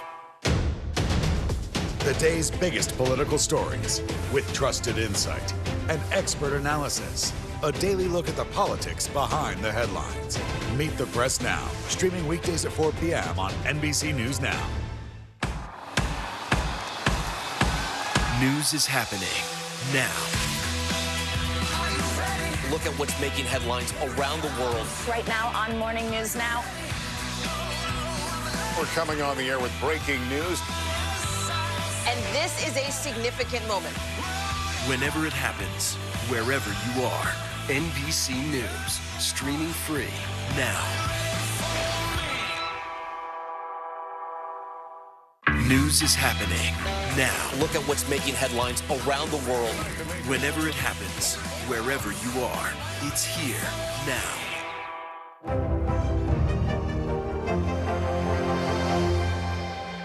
NBC News, streaming free now. Hey, podcast fans, ready to unlock our true crime mysteries? Try Dateline Premium on Apple Podcasts. You'll get early access to originals, plus bonus content, and everything is ad-free. So head to Apple Podcasts now to subscribe. For Dateline Premium, subscribe now on Apple Podcasts. Celebrating 75 years of Meet the Press, the longest-running show on television. New this morning, Ye is running for president again. They can control LeBron James. They can control Jay-Z and Beyonce. Not you, man. But they can't control me. You see, it ain't no name I won't name. It's up. The rapper claimed that he asked former President Donald Trump to be his running mate in 2024. His announcement comes after several companies cut ties with him over his anti-Semitic remarks. And the hits keep coming. Adidas is now looking into allegations that the rapper created a toxic work environment while working with the brand. Rolling Stone reported claims from anonymous staff members who described Ye's intimidating behavior as provocative, frequently sexualized, and often directed toward women. West, who was dropped by the company last month, has not responded. Right, if you are watching right now, there's a good chance that you are heading out to score some Black Friday deals, and it might just be your best chance to fight sky-high inflation. NBC's Brian Chung has shopped around for us in our series Race to Deliver. Amid a growing unease in the nation's economy, the dash for holiday deals is on. With consumer prices up 7.7% compared to last season, and 1 in 3 households saying their finances are worse off from a year ago, shoppers are left with tighter budgets. Retailers are aware of the fact that consumers only have so much to spend. That's why even before Black Friday, many retailers are already offering deep discounts, vying for your holiday dollars. The most discounted items this season, everything from TVs, laptops, to home appliances and beauty products. For electronics, consider older models for an even better deal. Many clothing retailers are also offering extra deep discounts this season, in part because of excess inventory following supply chain lockups last year. We are seeing a lot of overstock still, and retailers have been spending the last couple of months trying to sell through that merchandise, which could lead to even deeper discounts. I do expect to see discounts deeper than usual in categories like casual apparel, TVs, furniture, home decor. And so in addition to the exciting Cyber Weekend sales that we'll see, we'll also see kind of extra discounts as retailers look to clear out all those overstocks. Experts say shopping with strategy will save you big bucks. Start by creating a shopping list with a spending cap. Then compare prices online and in store. And check your credit card for additional discounts and offers. And don't forget about gift cards, which are always a hot item every year. Many can actually be bought at a discount. There you go. Our thanks to Brian for those tips. Still to come, the U.S. men's national team is getting ready for their big match against England. But first, we've got the latest World Cup highlights. We'll also have the biggest moments from the NFL games on this Thanksgiving, including a last-minute win in Detroit. Right now on NBC News Now, we begin with breaking news just coming in. What's happening now, what's happening next, and what it means for you. We're continuing to follow the Russian attack on Ukraine. There's an intense artillery battle underway. As we look out over the latest city-turned-crime scene, we see the things left behind. Fewer people are content to just offer their thoughts and prayers. Stunning testimony at the January 6th hearing. Americans face the highest inflation rate in decades. Parts of Virginia cleaning up after severe storms. What are the resources that people need right now? Can they get basic necessities? Another special night of election coverage right here at NBC News Now. Results are coming in. This Tuesday is going to be huge. This is big when we're talking about November. This feels like an ideological fight to the death. Is there room for common ground? What do you think when you see the activism? Do you think this could have happened without social media? We're coming on the air with the news, NBC Scoop. Bringing the news to you is not only a job, it's an honor.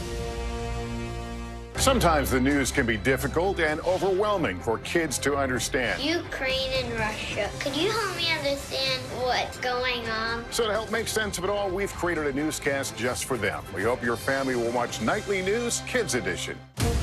Right now on NBC News Now. As we come on the air, here's what we know. It has been dramatic, powerful. We begin with breaking news just coming in. What's happening now, what's happening next, and what it means for you. We're continuing to follow the Russian attack on Ukraine. There's an intense artillery battle underway. We're getting out of this area right now because more air raid sirens are sounding. As we look out over the latest city-turned-crime scene, we see the things left behind. Was there a school officer on campus? Because that's what we've been told. No. Fewer people are content to just offer their thoughts and prayers. And the House has answered the call to create new gun laws. The stunning testimony at the January 6th hearing on Capitol Hill. Americans face the highest inflation rate in decades. Parts of Virginia cleaning up after severe storms. A terrifying night of flash floods. What are the resources that people need right now? Can they get basic necessities? Another special night of election coverage right here at NBC News Now. Results are coming in. This Tuesday is going to be huge for primary purposes. It's an interesting race here. I've just never covered anything like it. This is big when we're talking about November. How many doors do you think you've each knocked on? This feels like an ideological fight to the death. Is there room for common ground on this issue? What do you think when you see the activism that's happening right now? Do you think this movement could have happened without social media? A lot to talk about as we continue our rolling coverage. We're coming on the air with the news, NBC Scoop. Bringing the news to you is not only a job, it's an honor.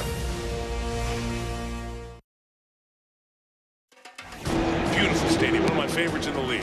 Now open for its 7th year. Kane Wanwu will take it back to the 4. Patriots doing a good job, but Wanwu gets free down the sideline. He's in bounds. He's going. Wanwu 30, 20. He will score. To the house, Kenna Owangu making the Thanksgiving feast out of the Patriots with that 97-yard kickoff return for the touchdown. And that run gave the spark the Vikings needed.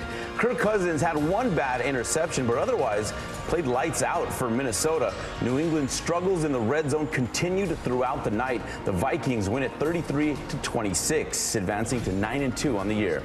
Down in Dallas, the Cowboys hosted the Giants for an NFC East rivalry matchup. New York got out to an early lead, but they ran out of steam real quick. Cowboys quarterback Dak Prescott connecting twice with tight end Dalton Schultz, and the Giants just could not keep up. The boys win it 28-20. That is their 10th win in a row against New York.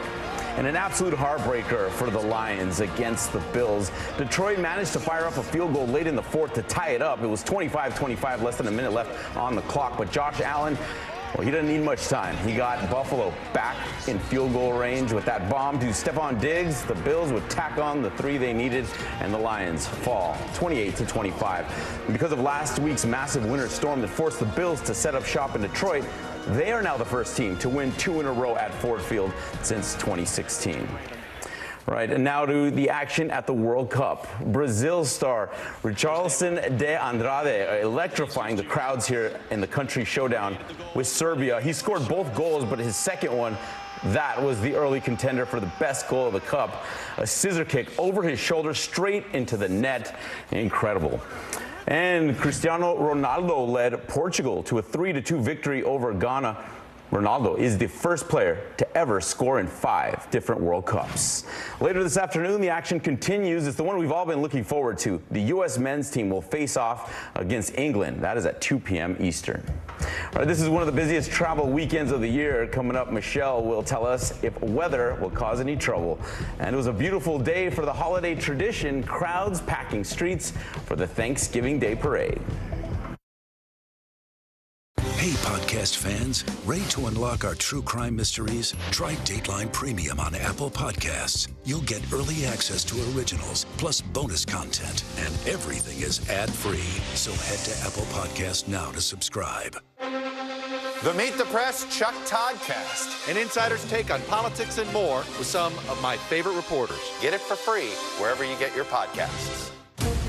Right now on NBC News Now. As we come on the air, here's what we know. It has been dramatic, powerful. We begin with breaking news just coming in. What's happening now, what's happening next, and what it means for you. We're continuing to follow the Russian attack on Ukraine. There's an intense artillery battle underway. We're getting out of this area right now because more air raid sirens are sounding. As we look out over the latest city-turned-crime scene, we see the things left behind. Was there a school officer on campus? Because that's what we've been told. No. Fewer people are content to just offer their thoughts and prayers. And the House has answered the call to create new gun laws. The stunning testimony at the January 6th hearing on Capitol Hill. Americans face the highest inflation rate in decades. Parts of Virginia cleaning up after severe storms. A terrifying night of flash floods. What are the resources that people need right now? Can they get basic necessities? Another special night of election coverage right here at NBC News Now. Results are coming in. This Tuesday is going to be huge for primary purposes. It's an interesting race here. I've just never covered anything like it. This is big when we're talking about November. How many doors do you think you've each knocked on? This feels like an ideological fight to the death. Is there room for common ground on this issue? What do you think when you see the activism that's happening right now? Do you think this movement could have happened without social media? A lot to talk about as we continue our rolling coverage. We're coming on the air with the news NBC Scoop. Bringing the news to you is not only a job, it's an honor. The day's biggest political stories with trusted insight and expert analysis. A daily look at the politics behind the headlines. Meet the Press Now, streaming weekdays at 4 p.m. on NBC News Now. Mr. Secretary, when is this going to get better? You came into this job saying you were going to fight crime. Have you been successful? Found a way to put that. Can you update us on the status of negotiations? NBC News, streaming free now. Welcome back on this Friday. We're watching a few spots that could slow us down today. Traveling, also shopping. We're looking at a storm system bringing some heavy rain to portions of Texas. Also along the Gulf Coast, could see some localized flooding as well. On the cold side, we're looking at some snow in New Mexico, also the higher elevations. Right now on NBC News Now. We begin with breaking news just coming in. What's happening now, what's happening next, and what it means for you. We're continuing to follow the Russian attack on Ukraine. There's an intense artillery battle underway. As we look out over the latest city-turned-crime scene, we see the things left behind. Fewer people are content to just offer their thoughts and prayers. Stunning testimony at the January 6th hearing. Americans face the highest inflation rate in decades. Parts of Virginia cleaning up after severe storms. What are the resources that people need right now? Can they get basic necessities?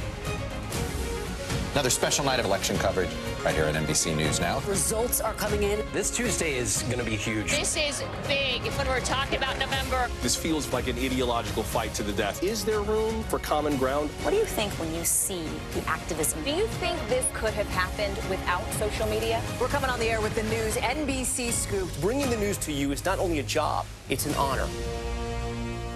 As we look out over the latest city-turned-crime scene, we see the things left behind.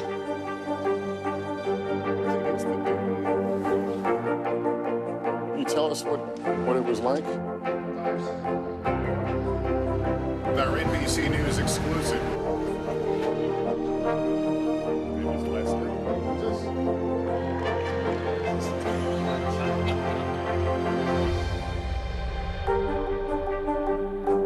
Stay on top of breaking news and the biggest stories of the day with NBC News Daily. Thank you so much for joining us. I'm Morgan Radford. And I'm Vicki Wynn. I'm Aaron Gilchrist. And I'm Kate Snow. Get in-depth reporting from across the country. What's your reaction to the president's comments? And around the world. Are Ukrainians continuing to make advances? And ways you can take care of your health. Who should be getting tested, and frankly, how often? And your wallet. Costs are skyrocketing. How to manage soaring prices. NBC News Daily. Weekdays from 12 to 4 p.m. Eastern on NBC News Now.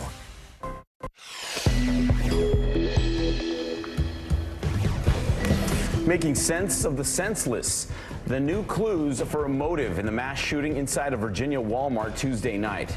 Lights out in Ukraine, the race to restore power before winter sets in after Russia targeted key infrastructure.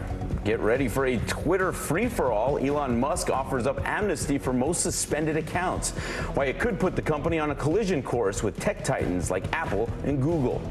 'Tis the season for savings. Little Thanksgiving leftovers are in the fridge now. That means it's time to shop. We are making a list of the best Black Friday deals. And there can only be one top dog who took home Best in Show at the 2022 National Dog Show. Thanks for waking up from your turkey coma to start your Friday with us here in Early Today. Good morning, I'm Philip Mena. America's unofficial holiday is back across the country this morning. Shoppers will be digging for the best bargains on Black Friday. 166 million Americans are expected to hit the malls between Thanksgiving and Cyber Monday. That's according to the National Retail Federation. Inflation has been driving up the price of just about everything this year, so all eyes will be on those price tags to see how deep those discounts will be. And here to help us knock out that holiday wish list is Michelle Grossman. Michelle, good morning. What is in the forecast? Good morning, Phil. So good to see you. Well, we're looking at some rain in the forecast. We're much more active than we have been today. We're going to see that activity increase tomorrow and also through Sunday as well. So taking a look at satellite radar, you can see lots of green on the map. That's indicating where rain is falling. So we're seeing some heavy rain throughout the southeast, even seeing those brighter colors, the yellows, the reds, the oranges, where that heavy rain is falling. You're seeing some blue in portions of New Mexico, also Texas. That's where snow is falling. We could see up to a foot in some spots. But much of the east is seeing some showers early this morning. They should clear out later on today, but if you're out early shopping, you're going to contend with some showers there. Even seeing some of those brighter colors too in interior northeast of Pennsylvania, also New York, into portions of the Carolinas. So you may need to dodge some rain as you head out shopping early this morning. So this is the setup today. We're looking at showers quickly exiting the East Coast, but those showers are going to linger across Texas, also New Mexico, including the snow. It's going to be windy too, with winds up to 35 miles per hour. Then tomorrow, another storm system impacting portions of the southern plains. We're going to see heavy rain into portions of the lower Mississippi Valley, the Tennessee Valley. That's going to lead to the potential for some flash flooding because we have some saturated soil there. We'll talk more about this storm system, talk more about traveling home with some rain in the Northeast on Sunday. Back to you. All right, we'll see you in a bit, Michelle. Thank you. The community of Chesapeake, Virginia, devastated after the deadly mass shooting at a Walmart that left 6 employees dead. Residents coming together through prayer vigils and a memorial put in place.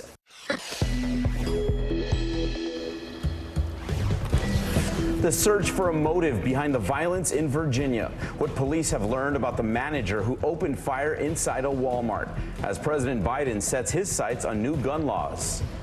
Tweet all about it.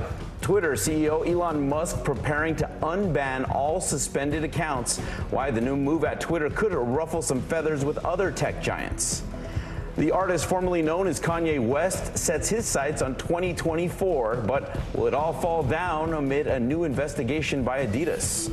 Ready, set, shop. How to find the best Black Friday deals today to fight soaring inflation. And if you conked out early from a turkey coma, we'll have all the Thanksgiving action in the NFL for you. Thanks for starting your Black Friday with us on Early Today. Starts now. Good morning, I'm Philip Mena. We begin this morning in Chesapeake, Virginia. The community there spent their Thanksgiving in mourning after this week's mass shooting at a local Walmart. 6 people were killed, and according to the company, they were all employees. 4 others were wounded before police say the shooter turned the gun on himself. Police say the 31-year-old gunman worked at Walmart since 2010. Witnesses describing the terror when he began shooting. I don't stop. It felt like forever getting out that store. He just opened fire and he literally was just doing like this. He was not aiming at anybody specific. He was just shooting all throughout the room. Already this year, by one count, there have been 609 mass shootings in the United States. President Biden addressing that issue with reporters. Can you do anything about gun laws during the lame duck, sir? I'm going to try. What will you try and do? I'm going to try to get rid of assault weapons. So far, there's no word on a motive or if the suspect obtained his handgun legally. Meanwhile, the community of Colorado Springs also struggling to make sense of a mass shooting. After the tragedy at Club Q, neighbors came together to make sure that a Thanksgiving tradition continued. Our Mara Barrett is there. As Colorado Springs mourns a lost sense of security, this Thanksgiving, the LGBTQ community gathering to share strength. No amount of hate is going to stop us from being a family and being together and showing each other that support.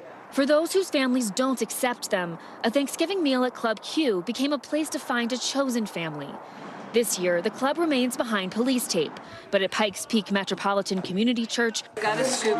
A feast for hundreds has been prepared in just days. We hope to see more a celebration.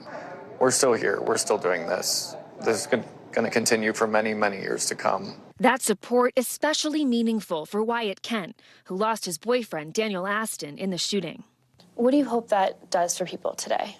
I hope being together with family, regardless of chosen or blood or circumstance, can help everyone find some form of laughter, because that's what all 5 of those would have wanted us to have. They would have wanted to smile with us, and so we have to smile for them. The couple met at the club, where Daniel was a bartender and Wyatt performed in drag. I'm so thankful for so many things, but I'm so thankful to have known him and to have been loved by him. The community built inside Club Q, just as strong outside of it, as new signs around town demonstrate the power of love over hate, sharing grief while giving thanks. And I'm just so lucky to have had every second that I had with him. Maura Barrett, NBC News, Colorado Springs. New this morning, Elon Musk says he is granting amnesty to suspended Twitter accounts. In an online poll, the new CEO asked his followers if the bans should be lifted as long as the accounts hadn't broken the law or engaged in spam. 72% said yes. Musk used the same method to decide that Donald Trump's account should be back online, although the former president has not tweeted anything new. These polls are not scientific and can easily be influenced by bots. This move has raised more concerns about harmful content on the site, and there's a risk that Twitter could violate the content moderation rules at Apple or Google, which could get the platform booted from app stores. Ye is running for president again. They can control LeBron James. They can control Jay-Z and Beyonce. I know you, man. But they can't control me. You see, it ain't no name I won't name. It's up. The rapper claimed he asked former President Donald Trump to be his running mate in 2024. This announcement comes after several companies cut ties with him over his anti-Semitic remarks. And the hits keep coming. Adidas is now looking into allegations that the rapper created a toxic work environment while working with them. Rolling Stone reported claims from anonymous staff members who described Ye's intimidating behavior as provocative, frequently sexualized, and often directed toward women. West, who was dropped by the company last month, has not responded. President Biden and First Lady Dr. Jill Biden spent Thanksgiving with family in Massachusetts. The first couple, along with their grandson, took time out of their celebrations to visit a local fire station in Nantucket to deliver some pies. The president also spoke with firefighters and thanked them for their service. Amazon could face an extra challenge today in one of the tech giant's biggest and busiest days of the year. Workers in around 40 countries, including the U.S., plan to strike today.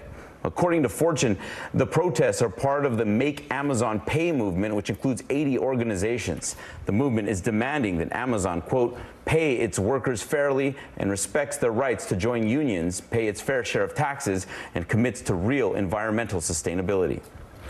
The holiday shopping season kicks off today. 166 million Americans expected to hit the malls this weekend. That is according to the National Retail Federation. So get ready for several days of deals. Tomorrow it's Small Business Saturday, then Cyber Monday, and Giving Tuesday after that. And as stores deal with excessive inventory, Black Friday may look a little different this year. NBC's Dana Griffin explains. Move over Thanksgiving. This Black Friday may be unlike shopping we've seen in years. Gone are the days of midnight madness. Instead, retailers like Best Buy, Walmart, and Kohl's are opening their doors before sunrise. They'll just be monitoring to see what consumers are biting on. Unlike last year when retailers had supply chain backlogs, this year stores have a surplus, which may explain earlier and extended Black Friday deals. Just grabbing a few things for now because there's going to be more deals. It's not just wants, but needs. Got an old fridge you need to replace? Experts say Friday is still the best day for large appliances. Some deals 25% off. Laptops are marked down at Best Buy and Amazon. Beauty products up to 50% off at Ulta and Sephora. If you see a good deal, experts say don't wait. The big challenge for consumers is that the popular items actually run out. But consumers are expected to purchase fewer gifts compared to 2021. This year, the gifts are going to be like one per person, especially for the children. To stretch their budget, nearly half of Black Friday Cyber Monday shoppers plan to turn to credit cards, with 37% using buy now, pay later programs. Some of these plans do charge interest, and so you have to be really careful about knowing what you can really take on. The deals continue to Cyber Monday, which is expected to remain the biggest shopping day of the year. Consumers on track to spend more than $11 billion, an increase from last year as inflation stretches wallets, forcing many to shop savvy to afford gifts for everyone on their list. Dana Griffin, NBC News. And got to be prepared if you're out and about today. Let's bring in Michelle Grossman. She's got the forecast for us. Good morning, Michelle.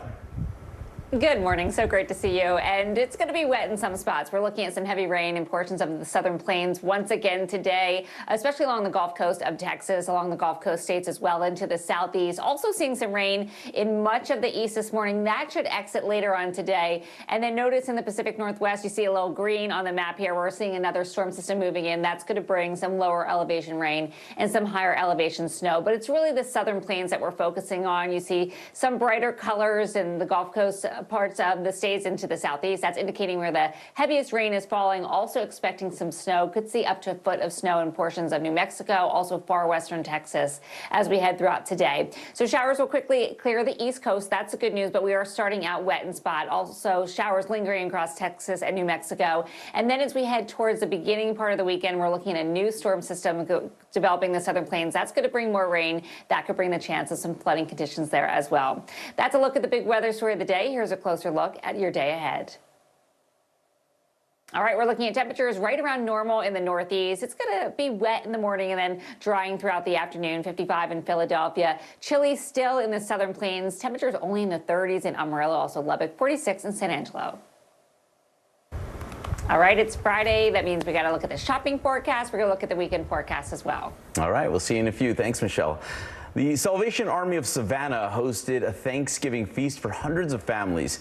250 people got a warm, home-cooked meal with turkey, sides, and dessert. Children there also got to enjoy some arts and crafts. Organizers say that they were thankful for the community who stepped up to help make this a special day for so many families. All right, from one tradition to another, you've got your Thanksgiving Day football highlights next, plus some major groundbreakers. Meet the first ever all-female sports broadcast team. We're back in 60 seconds. Sometimes the news can be difficult and overwhelming for kids to understand. Ukraine and Russia. Could you help me understand what's going on? So to help make sense of it all, we've created a newscast just for them. We hope your family will watch Nightly News Kids Edition. News is happening now. Look at what's making headlines around the world. Whenever it happens, wherever you are, it's here now. Mr. Secretary, when is this going to get better? You came into this job saying you were going to fight crime. Have you been successful? Found a way to put that. Can you update us on the status of negotiations?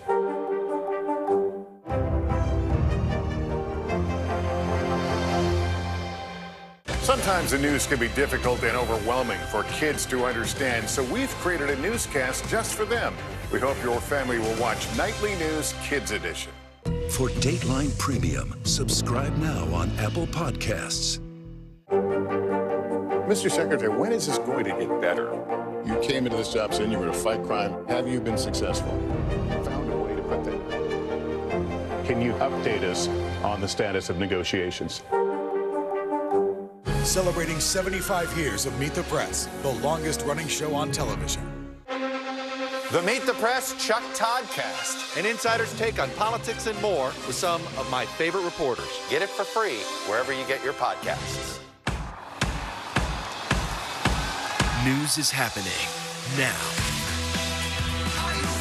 Look at what's making headlines around the world. Right now on Morning News Now. We're coming on the air with breaking news. And this is a significant moment. Whenever it happens, wherever you are, NBC News, streaming free now.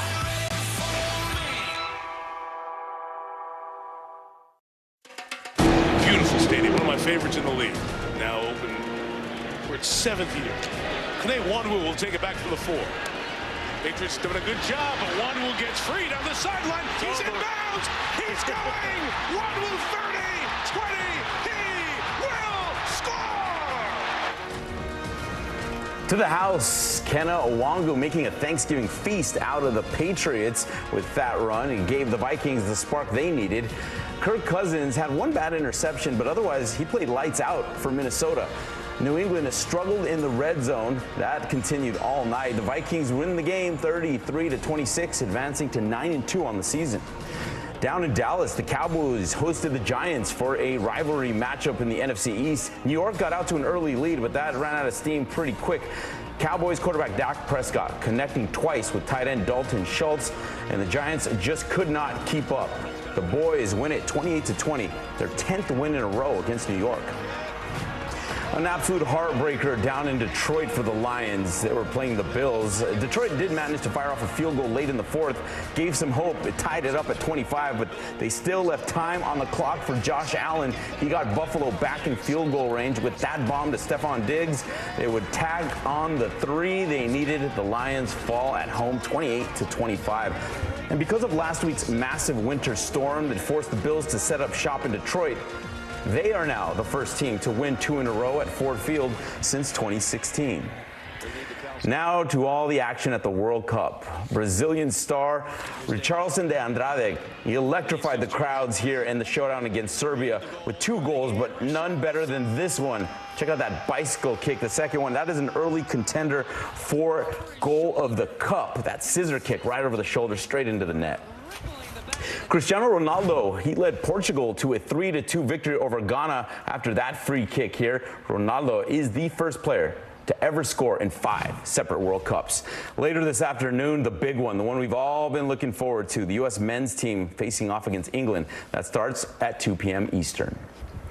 Some groundbreaking news now in the world of media. HBCU Go TV has just announced their first ever all-female broadcast team.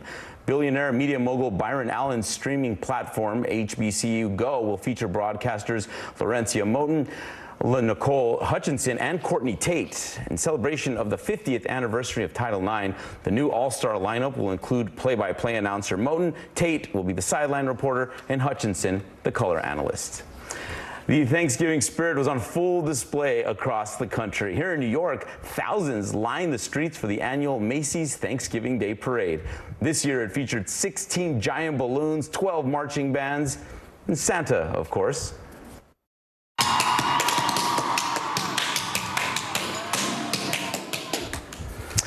But the standout moment, if not one of them, going viral, 80s star Paula Abdul singing and tap dancing to one of her big hits, Straight Up. Still to come, a Thanksgiving tradition started by some Navy veterans, giving our sailors something to be thankful for this Thanksgiving, and why this season is wreaking havoc on parents with small children. Celebrating 75 years of Meet the Press, the longest running show on television. The big variable, the storm surge. How much water will ultimately be pushed inland? How many of you were up there? At least like 11. Why was it important for you to be here? What our top story tonight? You guys okay? Yeah. What kind of training regimen? How you doing, Lester? Celebrating 75 years of Meet the Press, the longest running show on television. Hey, I'm Hallie. It's good to be with you tonight. There's another legal filing today, and I want to cut through some of the weedsy stuff. And let's just get to the point. They have started to vote on the PACT Act. If you're like, Hallie, stop speaking Washingtonese. This bill would basically give health care to veterans who have exposed to these toxic chemicals. So, Scott, I'm trying to make this as not DC as possible. The increased sort of anger that we've seen now in politics. I saw you searching for, I think, your microphone, Dan. You are. I was trying to do it on the slide. Live TV, man. It's okay. Hey, podcast fans, ready to unlock our true crime mysteries? Try Dateline Premium on Apple Podcasts. You'll get early access to originals, plus bonus content, and everything is ad-free. So head to Apple Podcasts now to subscribe. Sometimes the news can be difficult and overwhelming for kids to understand, so we've created a newscast just for them. We hope your family will watch Nightly News Kids Edition. News is happening now. Look at what's making headlines around the world. We're coming on the air with breaking news. This is a significant moment. Whenever it happens, wherever you are, NBC News, streaming free now. The big variable, the storm surge. Why was it important for you to be here? What kind of training regimen? How you doing, Lester?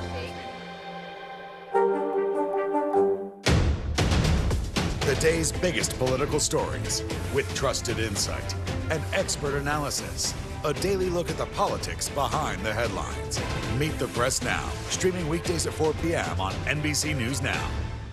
Hey, podcast fans, ready to unlock our true crime mysteries? Try Dateline Premium on Apple Podcasts. You'll get early access to originals, plus bonus content, and everything is ad-free.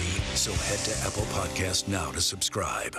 Sometimes the news can be difficult and overwhelming for kids to understand, so we've created a newscast just for them. We hope your family will watch Nightly News Kids Edition.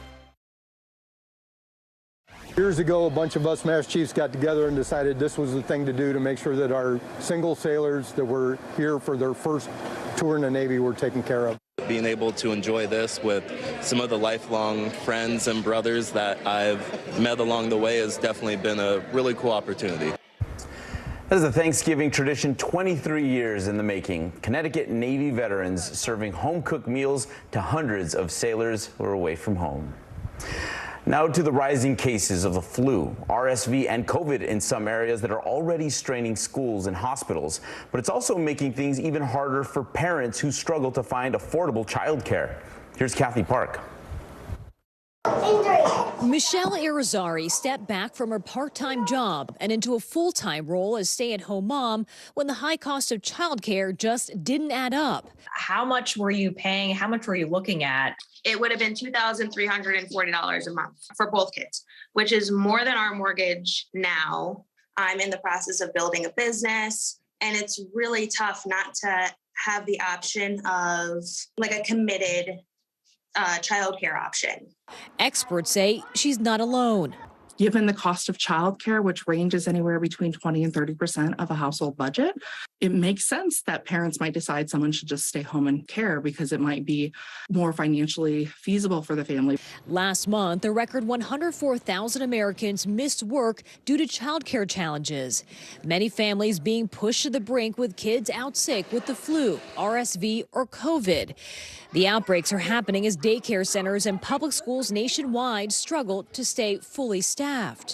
When infections soared earlier this month, some school districts in Tennessee and Kentucky shut down. We were sending a lot of children homesick. We just got to the point where we just couldn't sustain being in school. Experts say to avoid the child care crunch, expand your search area to include more towns and zip codes. Consider getting on a wait list because openings can come up unexpectedly. And ask your network of friends, neighbors, and coworkers for suggestions. Across the country, a balancing act for parents caught between finding care and high costs. Kathy Park, NBC News. The travel rush will be picking back up this weekend. Michelle Grossman will be back with us with the travel weather forecast. And we will go to Dollywood, where a star-studded Christmas special is in the works. Dolly gives us a first look.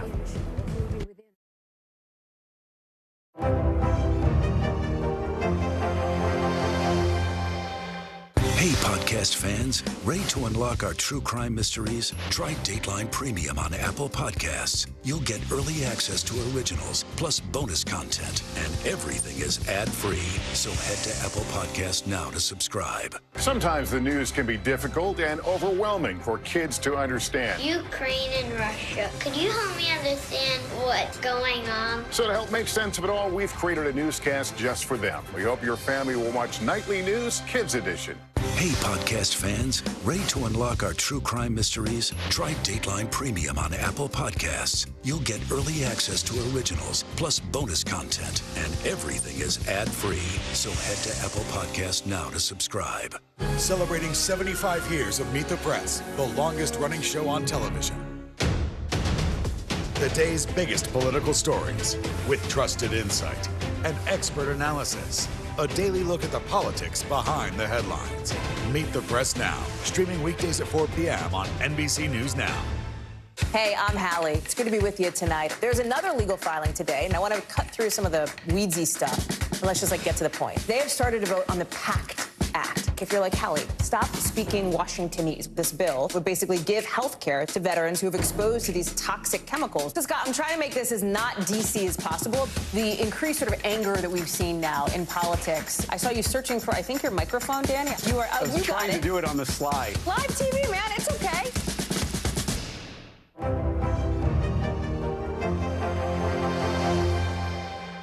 NBC News, streaming free now. News is happening now.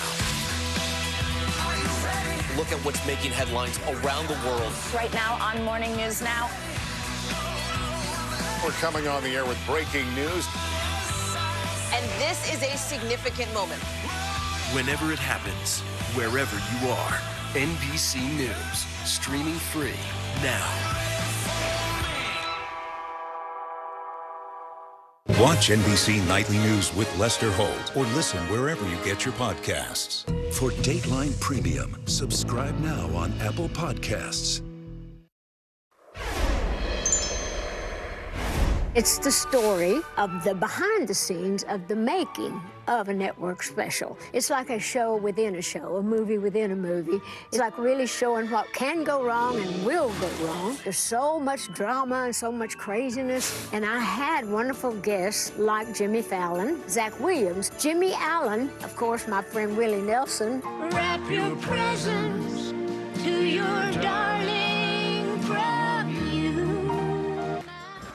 Country legend Dolly Parton enlisted the help of so many of her friends to spread Christmas cheer. Her Mountain Magic Christmas special airs on NBC and Peacock on December 1st. That is it. The holidays have kicked off. It is a big weekend to be out shopping and traveling. Here again is meteorologist Michelle Grossman with that weekend forecast. Hello again.